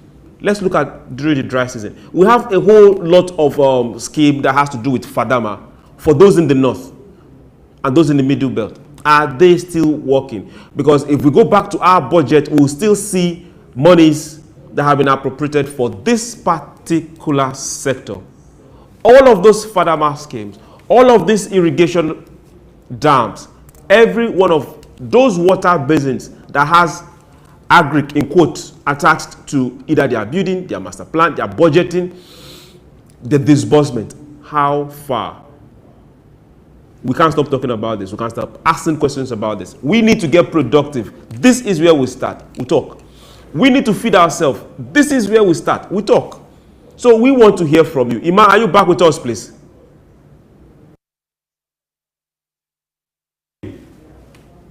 Can you hear us?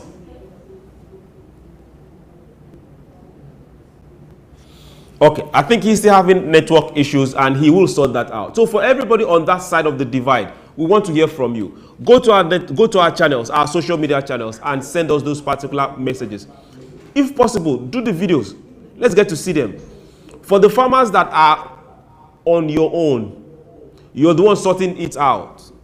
You're the one that dug the trenches last dry season to get water from any of the rivers to the farm. For those farming rice, and you are still on your own, not knowing that budget has been put down to get these things done, let's hear you. And for everyone around these areas, let us talk.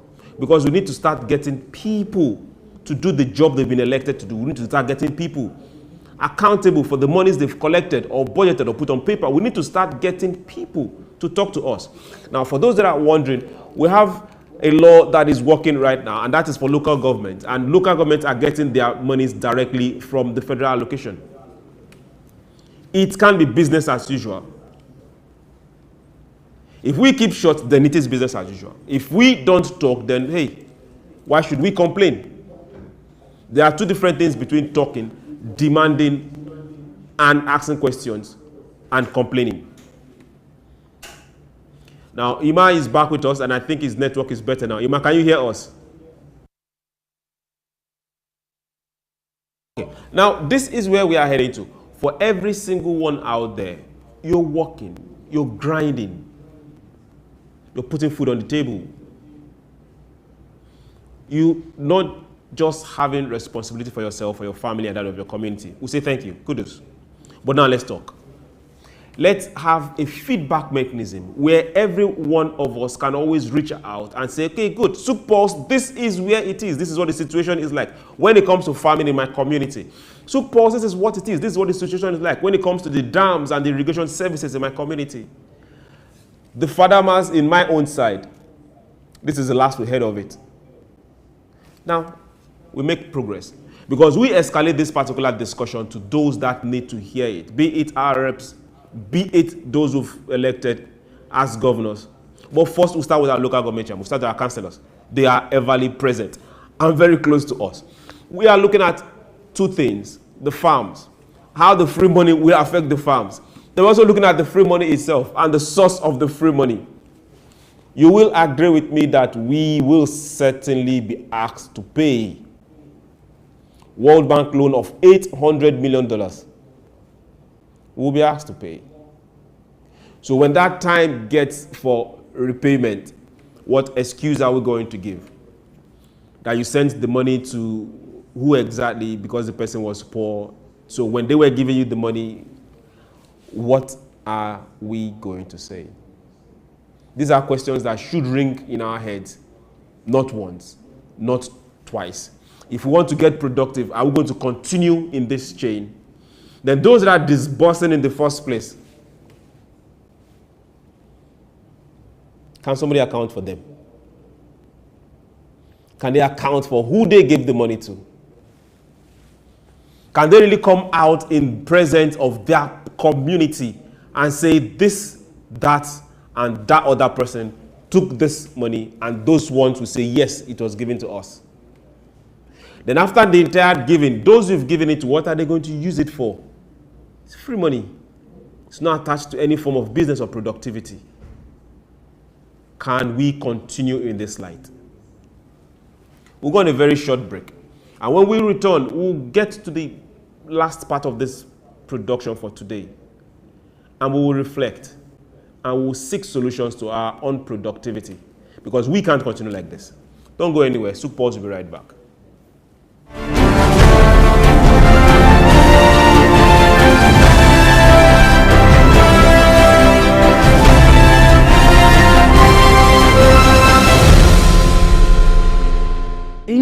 today's fast-paced world, staying ahead of market trends is crucial. Whether you're an investor, a business owner, or just curious about the economy, you need reliable, up-to-date information to make informed decisions. On Market Insights, we'll provide comprehensive market analysis, expert opinions, and actionable insights that you can trust. Our team of seasoned analysts and industry experts enrich the conversation, bringing you the latest updates and in-depth reports. With our real-time data, you'll never miss a bit. Get instant access to market movements, trends, and forecasts. Our expert analysis helps you understand the bigger picture, while our customized reports are tailored to meet your unique needs. Peri-urban agriculture plays a very, very important role in diversifying urban diets and also providing staple foods for daily consumption. Additionally, fluctuations in the exchange rates and disruptions in the global supply chain have further inflated costs. Join us on Market Insights, Monday through Fridays, 11 a.m. to 12 noon here on SOUQ News Television. We are your premier destination for cutting-edge market insights.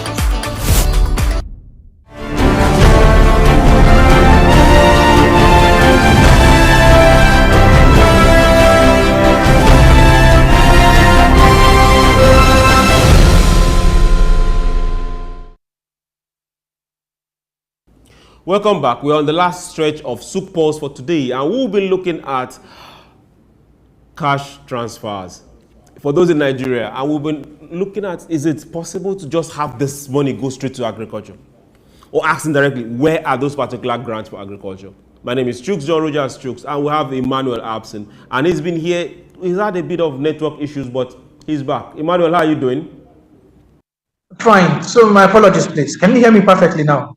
Yes, we can hear you. There's no problem. No, we know where we are, and we will face this, and we will win. Definitely we will win. Now, let's get to the last bit of this, because our time is always not a good friend. Now, are we going to be right when we say, let's advocate for policies that insist banks fund agriculture? Or we should just say, okay, let's go for microfinance banks for agriculture? All right. Policies are not always our challenges, but politics. Politics has never been our challenge. It's more of politics issues. And then again, we also need to look at the implementers, who are the civil servants. They're like the barrack. It's like barrack go. It's like soldier go, soldier come. Barrack remain the same. So whoever becomes the president, the barrack is always there. Except to start looking at other automation processes, so that it will reduce human interference, human barriers, as at how these things get to the people that it ought to get to. Let's say, for example, a very simple example is Muritala International Airport, Lagos. For example, when you're driving into the park, you see there's a human that controls even down to the gate, and is asking you, bless me. When you take a walk again to another sector, another arm of the airport, you get another person telling you, bless me. But when the process is automated, give an example, Rwanda, for example. When I'm driving into the airport in Rwanda, I know that I'll be interacting with more of machines. So I get my ticket from a machine, I go to where I'm going to get to pay, I pay, and all of that without human interference. It reduces corruption, because one of the things you need to deal with is corruption. And how to deal with corruption is automation of some of these processes, so that the implementers' interference will get to reduce. Now, when it now comes to financing itself, a lot of it's good to empower microfinance bank and also reduce entrance for microfinance bank, and also structure microfinance bank to profit. So we also know that because the cost of running a microfinance bank is different from a commercial from the commercial bank. The aim and objectives for microfinance bank are different from the commercial bank. However, recently the fintech industry is already changing the narrative of what microfinance banking should be in Nigeria or in Africa or in the world, Africa, I would say. But the goal is for more about social impact compared to about profit. So the entrance level ought to be reviewed. How the fund micro businesses also need to be reviewed. So it's not just about profit for the players or for the owners, but also that they are aiming at the social responsibility they were set to actually set to address. Then again, we have the Bank of Agriculture. Sorry, Chooks, can you still hear me? Definitely, go ahead, please. We can hear you. Go ahead. Right. Now, so we need to also look at the Bank of Agriculture. The Bank of Agriculture is not a major player in all of this financial process as much as the attention that has been given to Bank of Industry. I really want to advocate for Bank of Agriculture. The Bank of Agriculture was set up to address funding for smallholder farmers, because when I was talking about the microfinance bank and I talked about the fintech, how you fund other businesses is different from how you fund agriculture, especially when you look at agriculture from the place of production. The place of production, we have crops that do for 3 months, 4 months, 6 months. So they are cassava, for example, 9 months. So these crops have duration that you cannot fund them the way you want to fund an average business. So the Bank of Agriculture was set up to address these funding issues. However, we are not utilizing this investment vehicle enough to reach out to farmers. The Bank of Agriculture is underfunded. The Bank of Agriculture is not paying attention, is not receiving as much attention it should receive like its counterpart, like the Bank of the Development Bank, the Bank of Industry, the Infrastructure Bank, and co.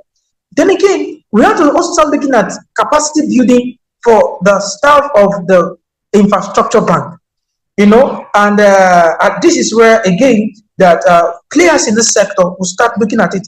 Then when it comes to training, you see some of these guys, some of these players, they collect the funding for training, they come for trainings, they don't pay attention, they are not interested, and all of that. We need to start doing a level of check and balance, and to pay attention to where adequate development can be received. Now, when you talk about irrigation the other time, a lot of this is their funds, they're always budgeted for all of this, but it ends up in the hands of the implementers. Then fraction, a squeeze is now being thrown out into this particular sector, and it's like they go unchecked. A lot of directors need to be questioned. We need ERCC to not just go to the politicians, but also let's start checking these directors that are saddled with the responsibility to oversee a particular department. We have NISA, that is Nigerian Hydrological Agency, that talks about water. We have NIMET, we have NIMA, we have Ministry of Water Resources, and all of that.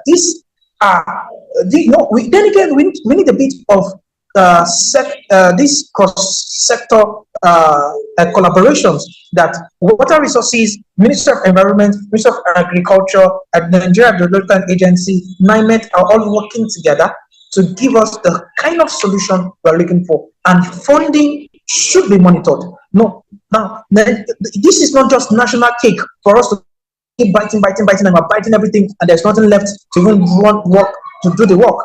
So we need to empower the right agencies, the right industries, the right ministries that are meant to do this funding. Especially the Bank of Agriculture need to come back to limelight. We need to address their under funding issues that is not making these players to play adequately. We cannot be funding private microfinance bank when we have a Bank of Agriculture. We also need to fund Nigeria Agricultural Insurance Corporation, NIAC. These are government agencies that should be empowered rightfully, critically, to address the issues around funding and around mitigating the risks that are associated with agriculture. Thank you very much, Emmanuel Abson. You are You've been a very nice guest today. You had several issues on network and you still stayed there and got through. I want to say thank you very much for coming on SOUQ Pulse, and we will do this again not too far from now. Thank you. Thank you so much. Thank you. It's a pleasure to be here. Now, for everyone out there, it's always good to call ourselves out from time to time. Now, for those that have gotten the monies, it's good. Congratulations. I hope it sorts out good issues and things that are bothering. But for every other person, let's get things right. Food security is something we can't take for granted. In the last 6 months, it has beaten everyone, and we know it's bite.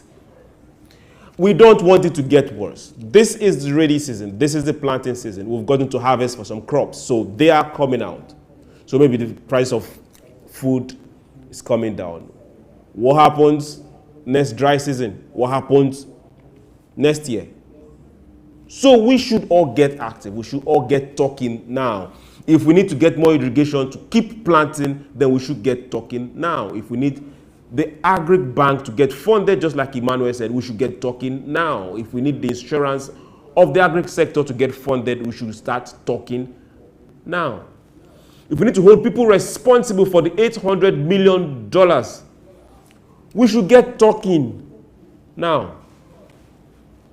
Because whether we like it or not, these monies we are collecting in the names of loan, we will pay them back. Somehow, someday, we will pay them back. But by the time we are paying them back, I hope we should have dealt with hunger.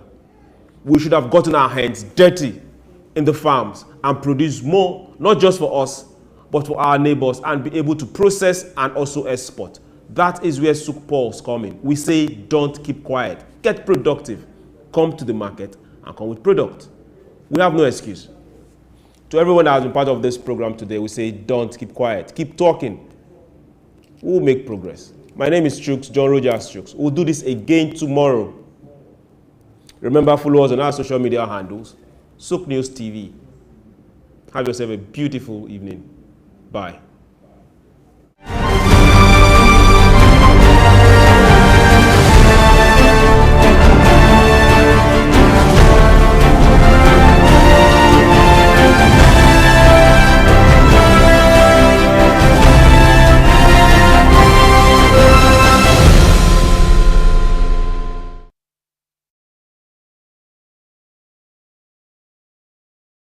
The heart of sub-Saharan Africa, where commerce meets progress. Welcome to SOUQ News, your source for business, economy, and development insight that drive nations forward. From the vibrant streets of Lagos, Africa's fastest economic hub, SOUQ News takes you on a journey of discovery, analyzing and reporting the facts that lay the foundation for growth and development. We don't just report the news, we create it. SOUQ News is more than a channel.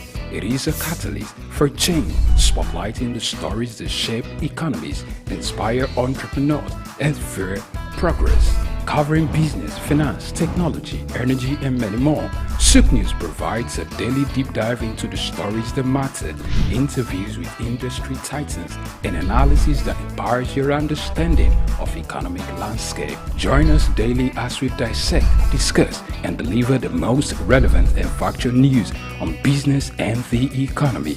SOUQ News is your trusted guide, empowering you with the knowledge to make informed decisions.